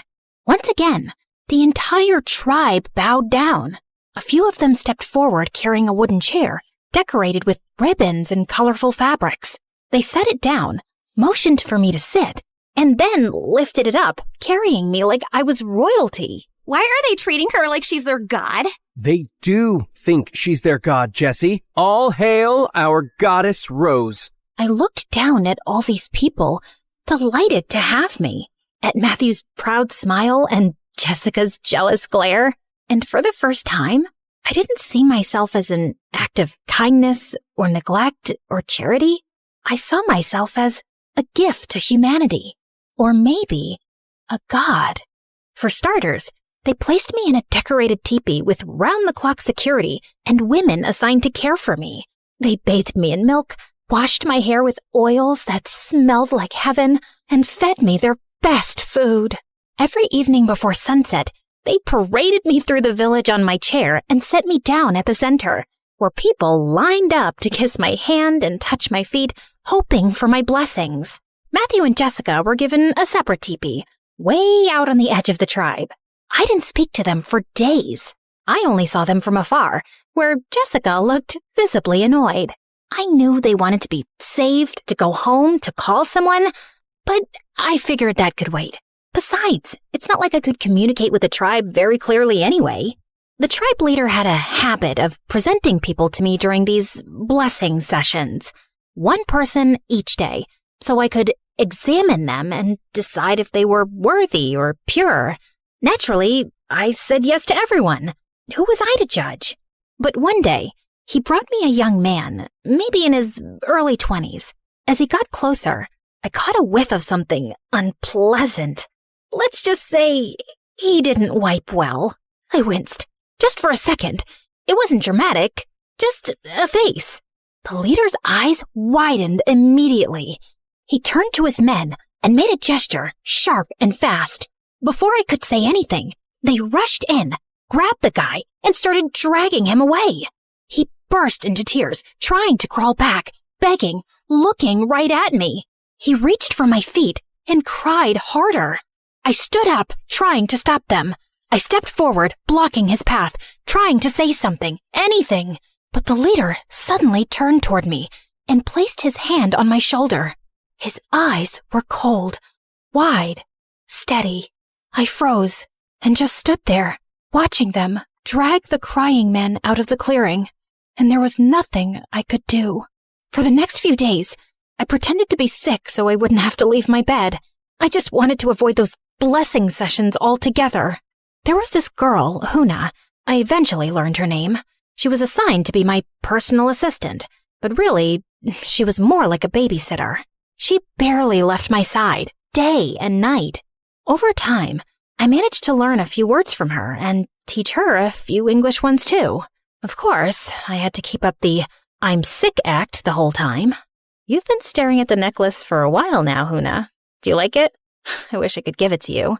It's from my mom. My biological mom, actually. She gave it to me when I was 6, and even though I was too young to understand it back then, I remember thinking it was strange that my aunt would give me something so expensive. Oh, sorry, that's confusing. She was my aunt back then. When I turned 10, I found out she was actually my biological mother. She'd given me to her sister, my aunt, because she was poor and already had 3 kids, and her sister couldn't have any. I was angry and confused that day, but somehow I ended up pulling this necklace out of the drawer and putting it on. And ever since then, I haven't taken it off.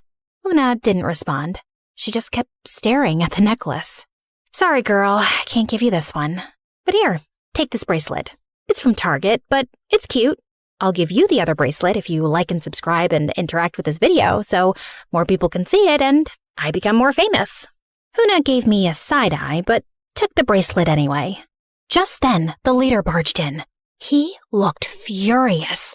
Without saying a word, he grabbed Huna and pulled her to her feet. He started scolding her and pointing at me. My guess was that he figured out I was faking being sick and that Huna was covering for me. He tried to drag her out. I panicked. I didn't want her to get in trouble, especially not for me. I jumped up to stop him. The moment he saw me on my feet, his eyes widened. He shouted even louder at Huna. And I don't know what came over me, but I slapped him. He froze, stunned. For a few seconds, no one moved. Then he just turned around and walked out. Huna, I'll give you the necklace, but you've got to help me with something. Eventually, I managed to explain, at least partly, that I needed her to sneak Matthew and Jessica over to me. She looked hesitant, but after I gave her the necklace and pleaded for what felt like hours, she finally reluctantly agreed. That night, just before dawn, she stuffed them into the giant bags they usually use to carry firewood and placed the cart near my teepee's entrance. Matthew and Jessica snuck in quietly, You better get us out of here before I kick your butt, you little miserable smackhead. I wouldn't use miserable here, Jess. In case you haven't noticed, she's literally a god here. She's still a stupid loser to me, and don't you ever defend her again. You did it before, and you're doing it now. I'm warning you, Matthew. What are you gonna do, Jessica? We're stuck in the middle of some weird cult tribe, and this is what you're focused on? Belittling Rose? What has she ever actually done to you? It's okay, Matthew. Thanks, but let's just focus. We need to figure out how we're getting out of here. Oh, now you care about us? Do you have any idea what we've been through? We wake up at dawn, get sent to the mountains to hunt, whatever that means, and then we're out in the fields all afternoon. All we get to eat is plain rice and dry corn, while you're here eating fish and meat and bathing in milk like some freaking goddess. You're letting this whole thing get to your head, maybe because deep down you know how worthless and dirty you are. Just a smug little snake-loving mutt. Jessica, enough! Cut it out, all right? Huna sensed something was wrong. She stepped in, trying to gesture for Jessica to calm down. Oh, what do you want now? Instead of standing there like some useless statue, why don't you go fetch us something decent to eat, huh? Food, stomach, hunger, food. You hear that? She shoved Huna toward the entrance. Matthew rushed to stop her. I'm tired. I want to go home. I miss my bed so bad. It's okay. Calm down. Rose will help us figure this out. She's an idiot. She never does anything right. She killed my brother. Yeah, she did. You didn't know that, huh?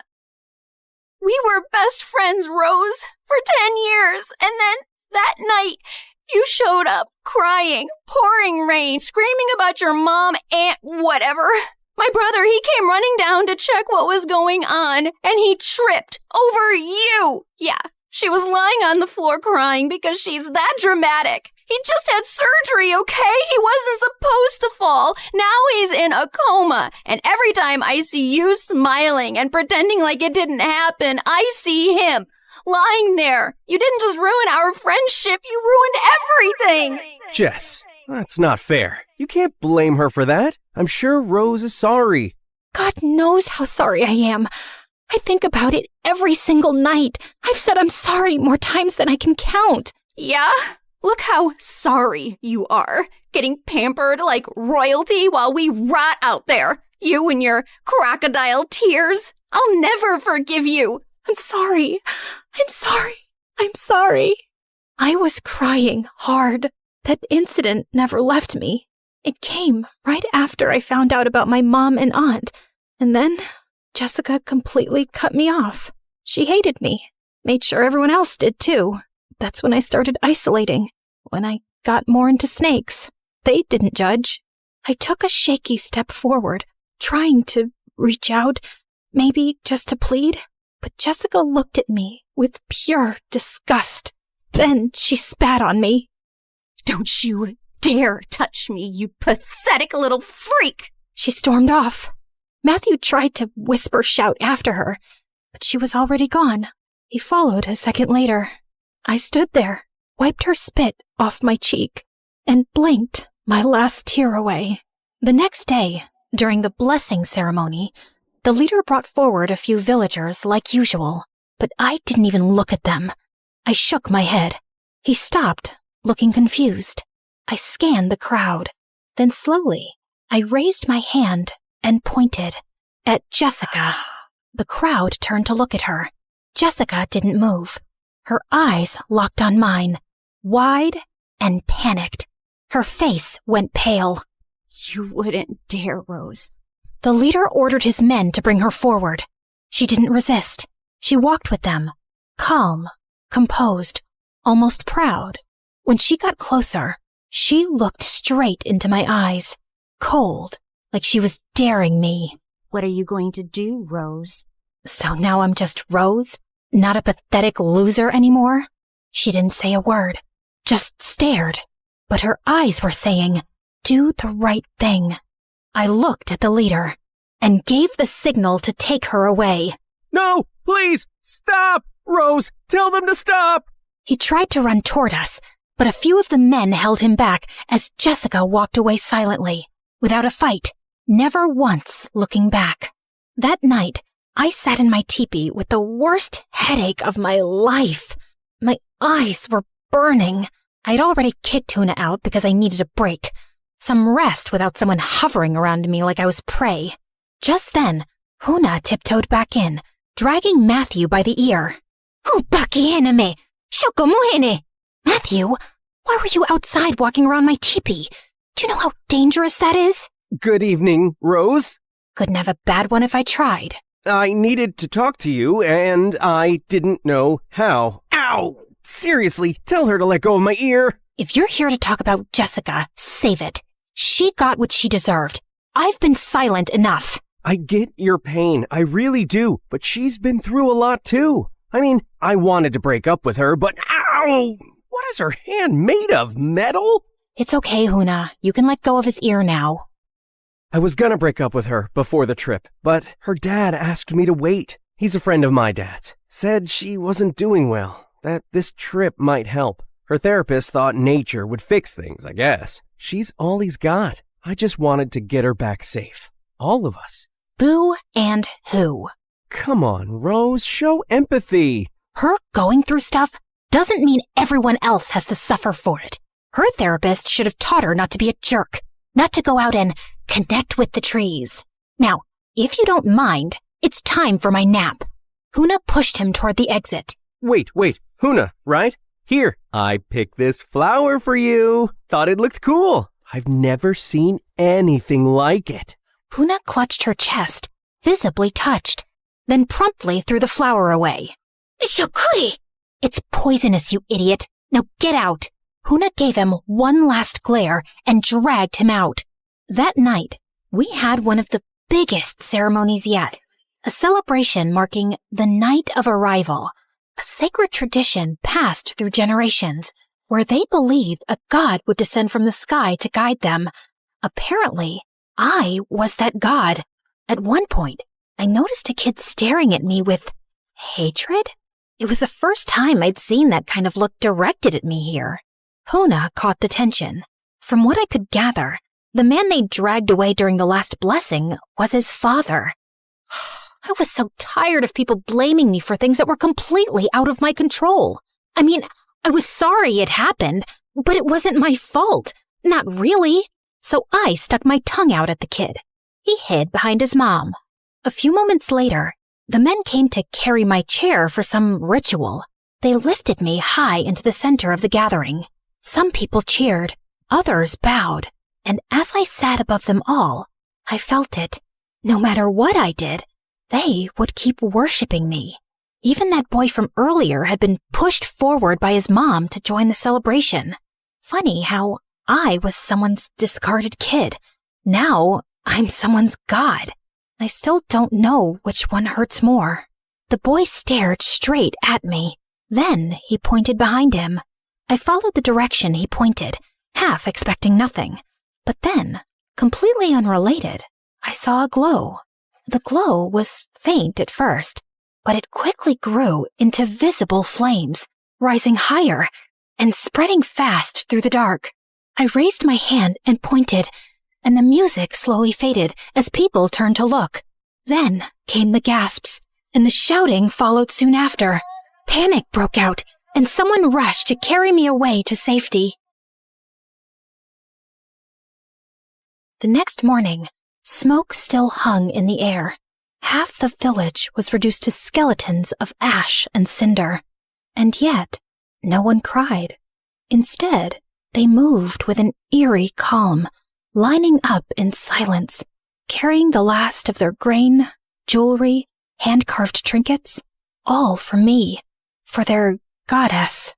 Children clutched burned dolls. Old women limped barefoot across blackened earth, as if none of it mattered. As long as I was safe, they would have done anything I asked. Anything. And for a second, I didn't hate that. That scared me more than the fire. How can I be a goddess if I can't even help them? I'm just an idiot, like Jessica always says. I attract chaos everywhere I go. The leader had dragged me away the moment he saw the flames. While others burned, he made sure I was untouched. Untouched and adored. Now he stood beside me, perfectly clean, arms folded, like nothing had happened. Why isn't anyone upset? Just then, the leader spotted a woman near the back of the line, clutching something under her clothing. His face darkened. He barked something in his language and pointed at her. She froze, then slowly stepped forward, shaking. From beneath her clothing, she pulled out a small bundle of dried herbs and placed it at my feet.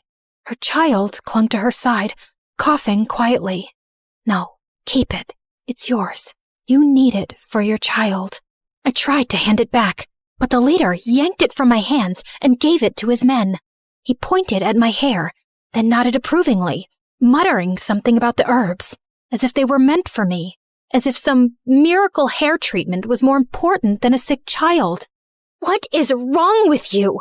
These people lost everything, and all you care about is them giving me things? What am I going to do with all this stuff? What kind of leader are you? Just then, I spotted Jessica in the crowd and ran to her. Are you okay? Why do you care?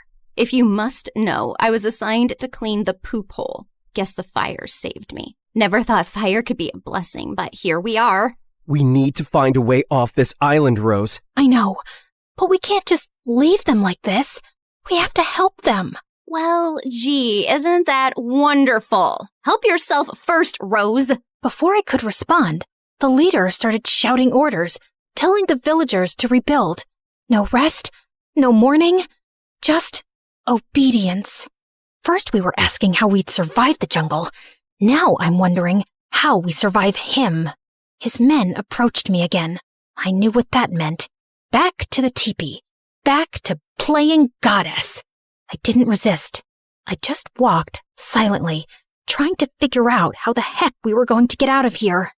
That night, I sat in my teepee, waiting for Huna to sneak in Matthew and Jessica. But just then, I heard voices outside. I peeked through the fabric and saw the leader and several villagers gathered, tense and angry. In the center was Huna. The leader was holding my mom's necklace. They must have found out she had it and assumed she stole it. But why wouldn't they ask me first? Why jump to punishment? That was it. I stormed out and pushed through the crowd. I grabbed the leader by the horned band on his head and stared down at him. Everyone, he's not pure. I don't give him my blessing. Take him away. Why are you looking at me like that? I said, take him. But no one moved.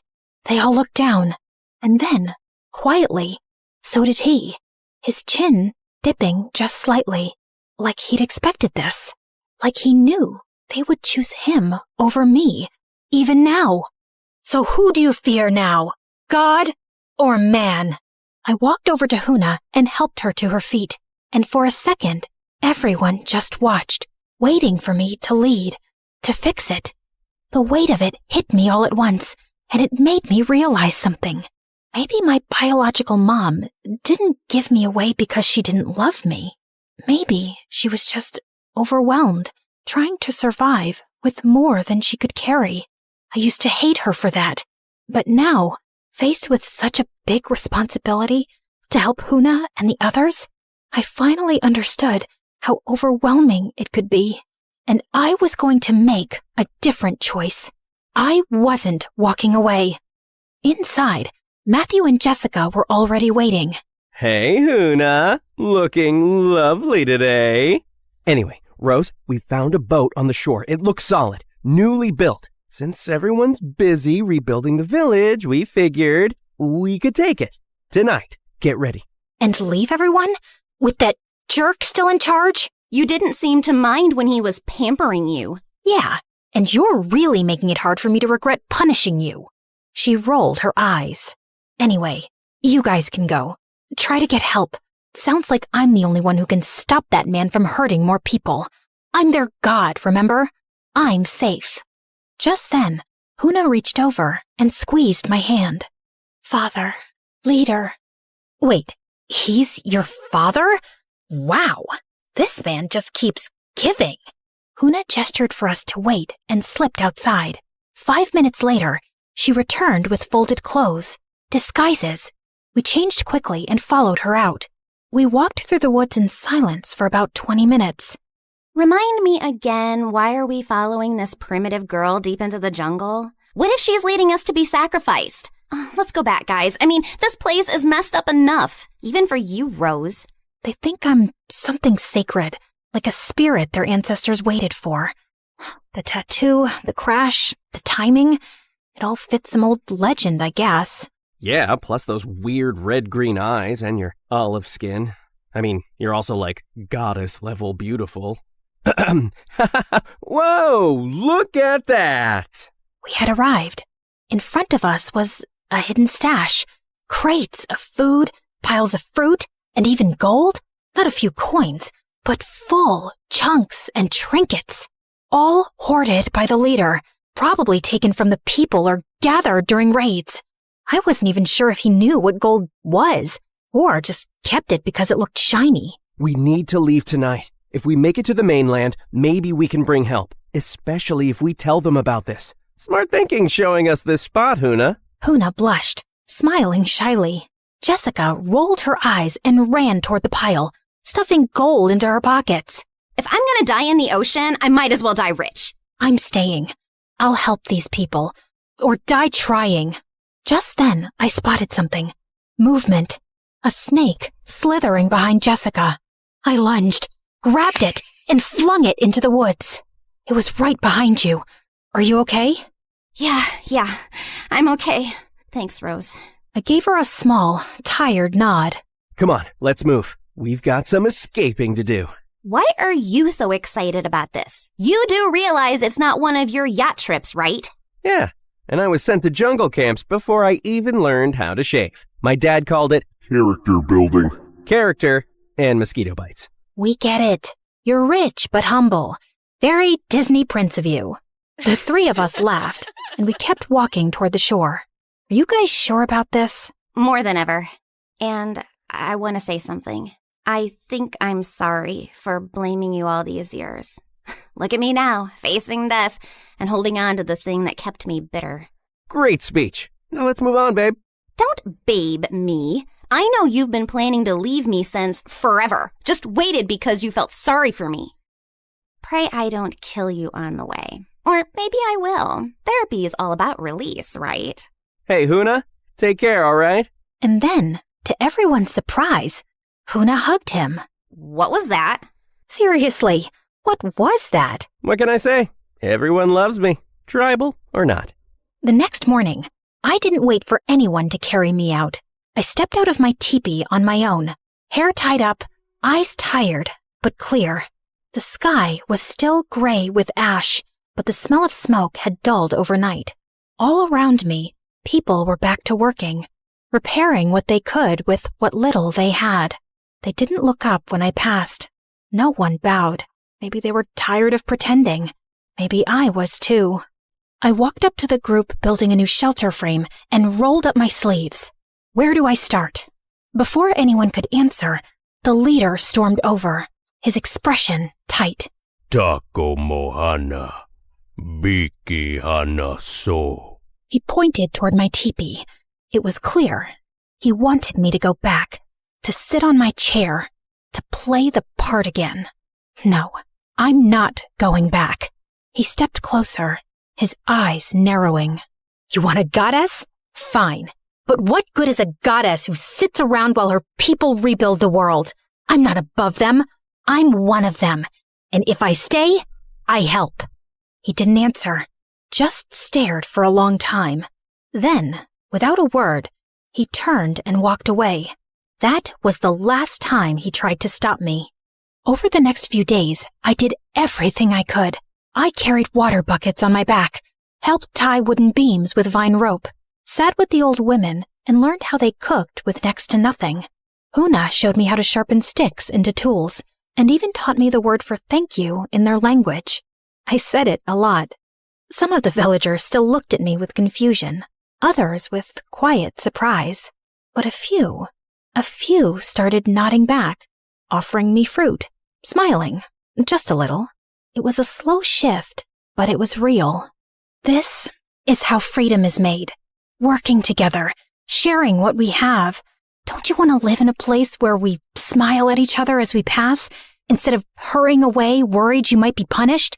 Where you get to choose your leaders, not fear them?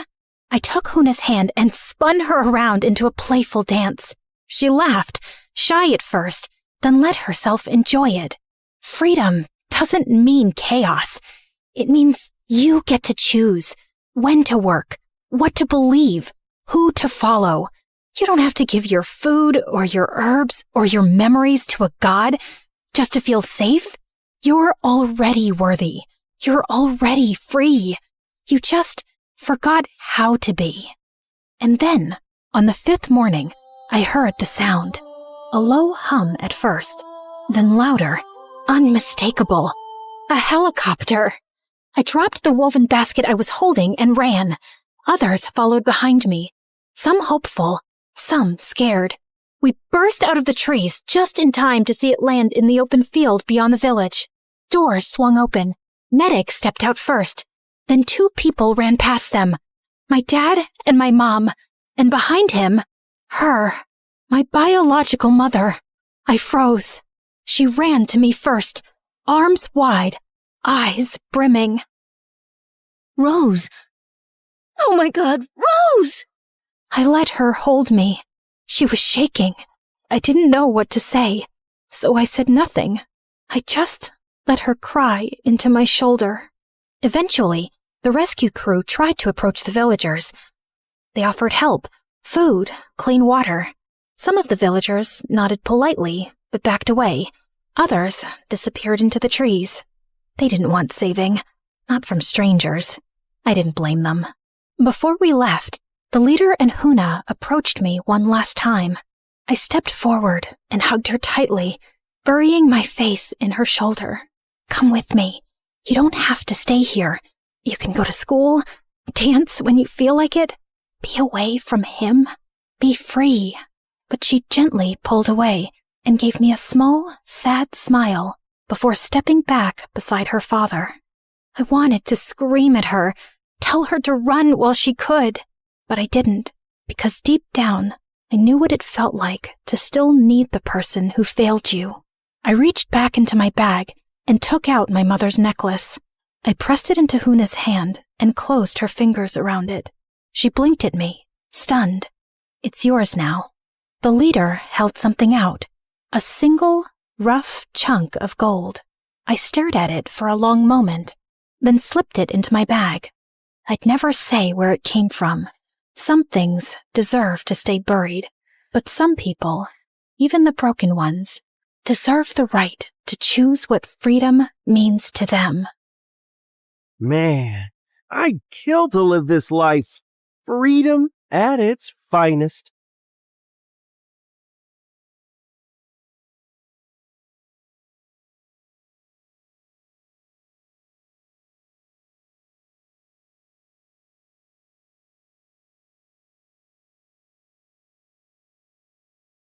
I was born to parents who treated me like I was their world. We'd have endless fun days out in the sun, running around and laughing. Hi, everyone. I'm Amisa from Tokyo. Like and subscribe if your life's ever been turned totally upside down. Growing up, I loved everything about science, all thanks to my dad, who was a huge science geek. He'd let me do experiments, and it was always so fun. From creating our own miniature volcanoes to mixing up different chemicals, I was always so excited to see what we'd come up with. But my world changed when my sister Moriko was born. She had a rare allergy that made it hard for her to be in the sun. Even a few minutes out in it would give her a nasty rash. At first, little Moriko was like a vampire at home, except totally adorable. So every day after school, I'd spend my time playing with her. I want to suck your blood. Blah, blah, blah. No, no, no! Should we be stopping this? But as she got older, her longing to feel the sun's warmth on her skin increased. What's the sun like, Amisa?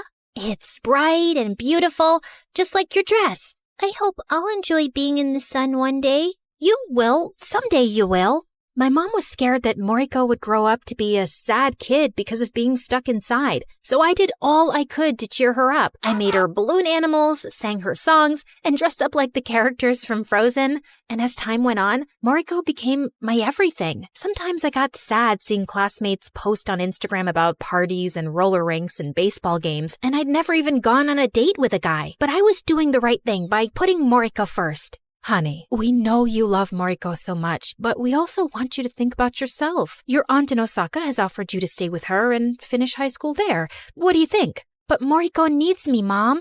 We're here to take care of Moriko, and she wants you to go. I was going to refuse, but I instantly changed my mind when I saw the school's brochure. One of the best science laboratories in the world. Wait, I could actually do something about Moriko's allergy. The day I left for the new school, I hugged Moriko tight. As I jumped on the bullet train to Osaka, I was filled with determination to find a cure for her disease at the school's AI lab. Suddenly, I was yanked out of my thoughts when I realized I had sat on someone's lap. Oh my God, I'm so sorry. I didn't see you there. Wow, that's a fresh way to get a guy's attention. Move, now. Come on, Kaori. It was a mistake. You can sit here. No, she can go sit in the seat she paid for. That's okay. I don't mind moving. Oh, this is my seat. Awkward. So, are you a transfer student? Yeah, I start tomorrow. It's not a place for everyone. This is one of the top schools in the country. Only geniuses get admission, right? How do you think I got here? Can I get you something to eat or drink? We'll take 3 of everything. Maybe she wasn't a witch after all. Nope, I was right the first time. Here, I'm not that hungry. I'm Tomi, by the way, and this is Kaori. His girlfriend. Gosh, I had no idea why the girl was being so extra for no reason. When I got to my aunt's, I completely forgot about it. It was a friggin' castle, like something out of a fairy tale. Hello? Whoa. Oh, you're here. Welcome. Welcome. Aunt Hina, I always wanted to meet you and your family. Well, your cousins moved out years ago, but that's a long story, so it's just me. Oh, I didn't know that, but it's us now. I promise, Auntie, we're gonna have a blast together. My aunt smiled just like my mom. I really felt at home. The next day, I arrived at my new school, feeling a bit nervous. The campus was spotless and shiny, and I was determined to make a good first impression. Just then, my phone vibrated. It was a text from Moriko. Good luck, Amisa. As I walked down the hall, I spotted Tomi. I didn't want to catch his eye because our train meeting had been awkward enough. But he saw me and came right over. Amisa, right? How's your first day going? I could show you around if you want. Could you show me to the science lab? When we got to the lab, my hopes soared. I'd never seen such advanced equipment. Tomi asked me why I was so interested to see the school's lab, and I told him about Moriko's allergy. Tomi was still giving me a tour when Kaori came out of nowhere. Babe, are you serious? You're not a tour guide. I was just showing Amisa the lab. She's really into science, like me. It's her first day at a new school. She'll say anything to get your attention. I know girls like her. Wow, Kaori always made things awkward. After that, Tomi asked me to join him and his friends for lunch a couple of times, but I was always hesitant because I knew Kaori didn't want me there. It made the whole first week at school so uncomfortable. One day, I got home exhausted and heard loud noises and saw my 5 cousins talking to Aunt Hina very rudely. Why can't you just sell this stuff? Yes, these paintings must be worth— Who's that? I didn't know you hired a maid. She didn't. I'm Amisa. I guess it's been a while. That's great. Thank you, Amelia. Can you do the dishes? I'm not the maid. I'm your cousin. They stared at me like I'd sprouted horns on my head. So I did what my mom taught me. I killed their bad vibes with kindness. Let's all go out to dinner, guys. I'm paying. We went to a traditional tea house where we sat on comfy cushions. It did cost me almost all my pocket money, but I wanted to make a good impression. Yet my cousins didn't talk to me. They kept arguing with Aunt Hina about selling her paintings. Look, I don't know how much they can be sold for. I just know that they're valuable to me. I'm sorry, but I can't. That's not fair. As they all bickered, I zoned out and my gaze shifted to Kaori, who was sitting at another table with a guy. Wait, that isn't Tomi. It's none of your business, Amisa. Besides, maybe they're friends. Hey, was that a kiss? That wasn't very friendly. The next day at school, Tomi invited me to eat lunch again, but I declined. I didn't want to be the bearer of bad news to my only friend. But later, Tomi found me in the hall. Amisa, how about we continue your science lab tour? Come on, the professor made me TA for the rest of the year, so I got access to some really awesome stuff. In the lab, I decided to tell Tomi what I'd seen. Hey, I wanted to. You go first. There's something I wanted to tell you all day. When I was little, I got super sick. I was in the hospital for months. Seeing the doctors and nurses every day convinced me that if I ever wanted to get better, I wanted to help cure people. Your story about finding a cure for your sister reminded me why I got into science in the first place. If I can help you in any way, I will. So what were you going to say? I'm really glad we met. Turns out, Tomi and I made a great research team. We spent every day in the lab after school experimenting. I could tell Kaori was mad, but I was done worrying about her. Tomi and I were just friends anyway. I settled into a nice routine. Research with Tomi, dinners with Aunt Hina, and FaceTimes with Moriko before bed. Occasionally, Kaori interrupted our research. She'd accidentally drop by. And I mean drop by. Oh, sorry, Amisa. That stuff didn't look important. Hey, babe, I missed you. But I just carried on working. I was doing this all for Moriko after all. While things were fine at school, matters at home weren't. Aunt Hina seemed to be worried all the time because of her greedy kids. Your cousins forced me to sell all of my art so that they could split the money between them. They were angry because I refused to sell the house. But it's been in our family for generations. How can I just sell it? I totally understand, Auntie. Money isn't everything. After that, I tried to always make Aunt Hina feel happy. I cooked her favorite mushroom dumplings, went shopping, and watched amazing movies with her to cheer her up. All the while, Tomi and I had been working hard to find a cure for Moriko's allergy. After months and months of researching, we knew we needed to call in the experts. So we put together a proposal to get some of the best scientists on board. But the school rejected our idea because it required a huge chunk of the research funds. I was heartbroken. I was sad for weeks. And to brighten up my mood, one time Tomi got ice cream for me. Thanks, but I'm not hungry. Does this smell funny to you? Hey! You have an ice cream mustache. Really? So do you! Tomi and I laughed like crazy, but then Kaori walked in and killed the good vibes. Babe, I have this really bad stomach boo-boo, and I missed you so much. Take me to the mall. You know shopping helps me. Jeez, I wish they sold Life at the mall so she could go there and buy one. On the subway back to Aunt Hina's house, I felt so annoyed. I needed to tell Tomi about what a cheat Kaori was, but what if he thinks I'm making this up? What if he thinks I'm interfering in his relationship? Weirdly, Kaori was waiting for me outside Aunt Hina's. Are you trying to steal my boyfriend? Why is he with you all of the frickin' time? No, we're just friends, and I guess you're insecure 'cause you like to kiss other boys. I saw you at the tea room, you know. I thought she was going to hit me, but then she laughed.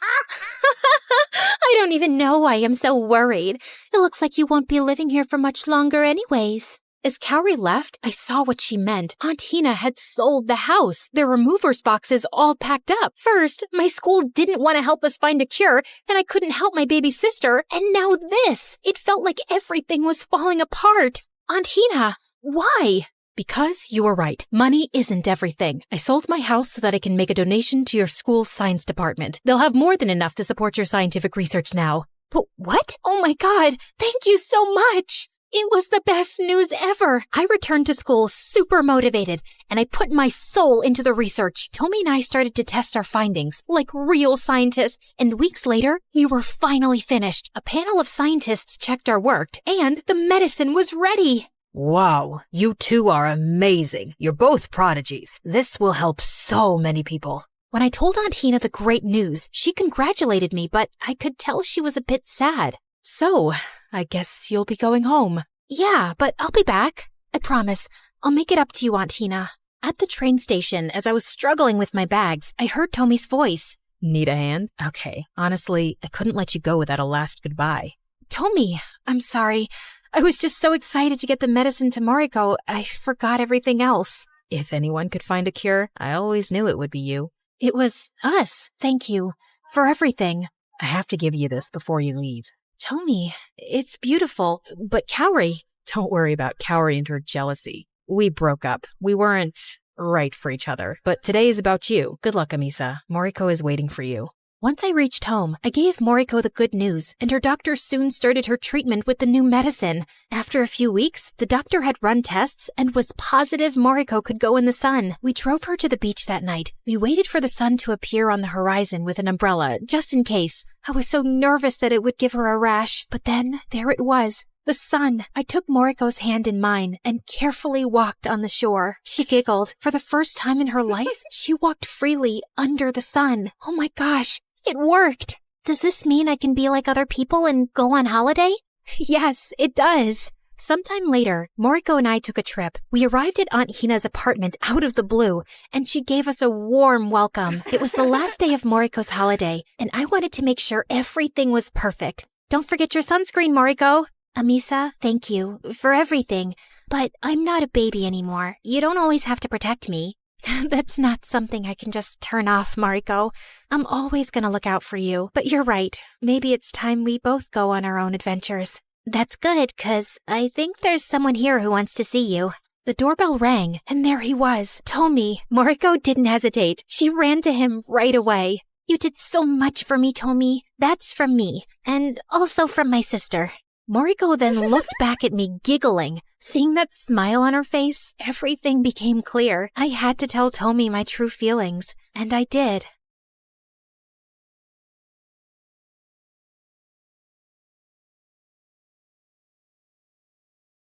Hi, I'm Sasha from Florida. Please don't forget to like and subscribe. My mom always told me that when I was born, I came like a ray of sunshine in their lives. My parents were struggling financially and were the poorest in their families, but I was a special kid. They could tell from the start that I was super bright, and I could read and count when I was only 3. This made them so proud, especially since my brother Damien, who was 2 years older than me, was just a troublemaker. Once when I was 5, Damien and I were playing baseball in our small yard, and I told him not to throw so far, but he wouldn't listen. Relax, Sasha. Don't be such a nagging baby. But Damien, the neighbors... He threw it again, and this time it broke the neighbor's window, which my parents had to pay for. Damien, you're not getting a Christmas gift this year after that stunt. You're always getting into trouble and costing us money we can't afford. I told him not to throw so high, Mom. Of course you did, baby. I wish your brother was smart like you. Damien looked at me with pure hatred. And ever since then, we fought like cats and dogs, and there was no peace in the house with us around. I kept excelling at school, and with time, my parents' struggles also started getting easier. Dad got a job in the city planning department, and he had a good salary now. The only one getting worse was Damien. He failed 10th grade twice, and now we were in the same class. If you fail another year, you'll have to find a part-time job and pay for your own school fees. I am not spending my hard-earned money on your failures. Sasha, why don't you help Damien with his math? Heck no, I don't want any help from Little Miss Perfect. It's not like I'm dying to teach you, but this is just getting embarrassing, bro. Take my help if you ever want to leave high school. I tried my best to help Damien, but he was such a thick-headed student. How could someone's IQ be this low? One day, while we were sitting at the local ice cream shop going through his homework, this fancy, overdressed girl sitting at a table opposite us started yelling at the waiter for accidentally spilling a milkshake on her. You stupid fool! Look at what you did to my Gucci top! Even though the waiter apologized 10 times, the girl kept being a jerk and told him she wasn't paying for her food. She started walking out, and just as she was passing by our table, her shoe's heel broke and she tripped. But Damien moved at some lightning speed and caught her just before she fell. It was like watching a Bollywood movie in slow motion. The two were staring deep into each other's eyes till I interrupted. Hey, Superman. These algebra exercises won't solve themselves. Thank you so much. You really are my Superman. You saved my life. I'm Chanel. Watching Dumb and Dumber making gaga eyes at each other was making me nauseous. So I left them and took the bus home. But I was surprised to see Damien and Chanel already there. How did you get here so fast? Chanel drives a Lamborghini. Didn't you see it parked outside? What surprised me even more was that my parents were smiling from ear to ear at her. Her father is actually one of the richest people in town. Yes, and your brother and Chanel are dating now. Isn't that amazing? Dating? They just met. I had no idea what this girl saw in my brother or what she wanted from him. So when she was leaving, I caught up with her. Excuse me, Chanel, right? Yes, and you're Sasha. Your parents tell me you're so smart. Yeah, and I love my family very much. And even though my brother's dumb, I don't want to see him get hurt. So what's your deal? What do you mean? I just like him, and I'm going to ask my daddy to transfer him to my school. I didn't think Chanel was serious. But a month later, Damien was going to her school, and she was coming over to our house for Sunday lunches. My parents started giving Damien all their attention, and I stopped existing. Damien, my darling, we're so proud of you. We always knew that there was something special about you. Hey guys, I got selected to participate in the international math competition. Oh, that's nice, dear. Oh, and Chanel, thank you for speaking to your father. Because of you, I now have a good job at the bank. But Mom, you don't even have any banking qualifications.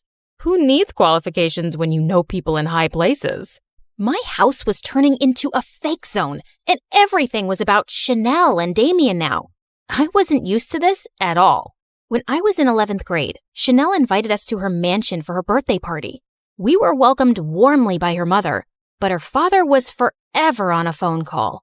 While my family were busy mingling with the rich, I found a quiet place on a balcony. Just then, this tall Superman-type guy appeared beside me, and I immediately felt nervous. The view is beautiful from here. I'm Clinton, by the way. I haven't seen you at any of Chanel's parties before. I'm her boyfriend's sister, not really a close friend. How are you related? Oh, I'm her ex-boyfriend. Why would you come to her party? Her father and I are very close, and he still wants me and his daughter back together. What? But she's with my brother. Chanel's father has helped me and my family a lot, so I'd do anything to help him out. Like, break up my brother and Chanel? Is that what her dad wants? And you'd do it? That's just crazy. They've been together for a year now, and they're in love. That's what you think. Sasha, what are you doing here with this jerk? He's obsessed with Chanel and keeps asking me to break up with her because he wants her back. You are such a fool. I'm just trying to help you, dude. Damien lunged forward to punch Clinton, who pushed him away roughly to defend himself. Just then, Damien tripped on a rug and landed hard on the floor. Damien! He was unconscious, and we quickly called an ambulance. While my parents and I sat in the hospital waiting room, I went to get some water when I found Chanel in Clinton's arms. You lying, cheating snake! My brother's seriously hurt, and you're here playing makeup with your stupid ex. You can't talk to me like that, Sasha. Oh, drop the act, you witch.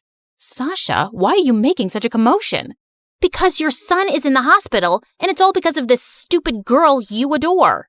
Just then, I spotted Grandma's pearl necklace around Chanel's neck. Hey, what are you doing with that necklace?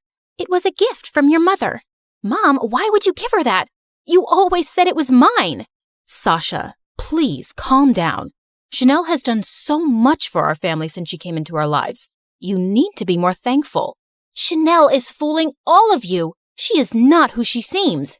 Enough of your jealousy. Not everything is about you, Sasha. After my dad said that, I suddenly lost it and pulled the pearls off Chanel's neck, sending them flying everywhere. I ran away before my blind, foolish family could say more.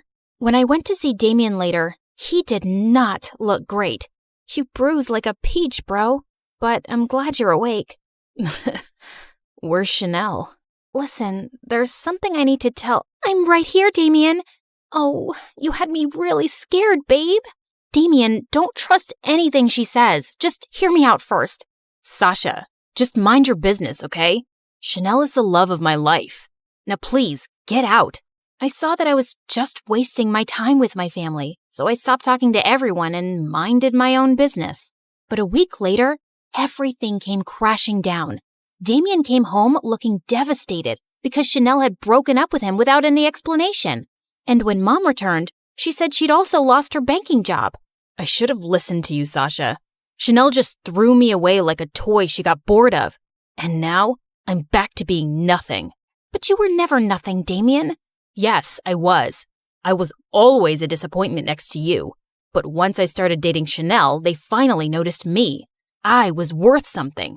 It was true. I'd enjoyed all their attention without ever thinking about how he felt. And for the first time, I hugged him. Just then, Dad appeared, looking frantic. Chanel is a bigger traitor than we could have imagined. She stole some important work documents from my study, which proved that our entire neighborhood was built on some illegal land decades ago. Her father has those documents now, and he's planning to demolish the whole neighborhood to set up his factory here. Son, I think this is why she was dating you all along. And now we'll lose our house, and I'll definitely lose my job. I couldn't believe how far Chanel had gone to deceive us all, and I had to do something.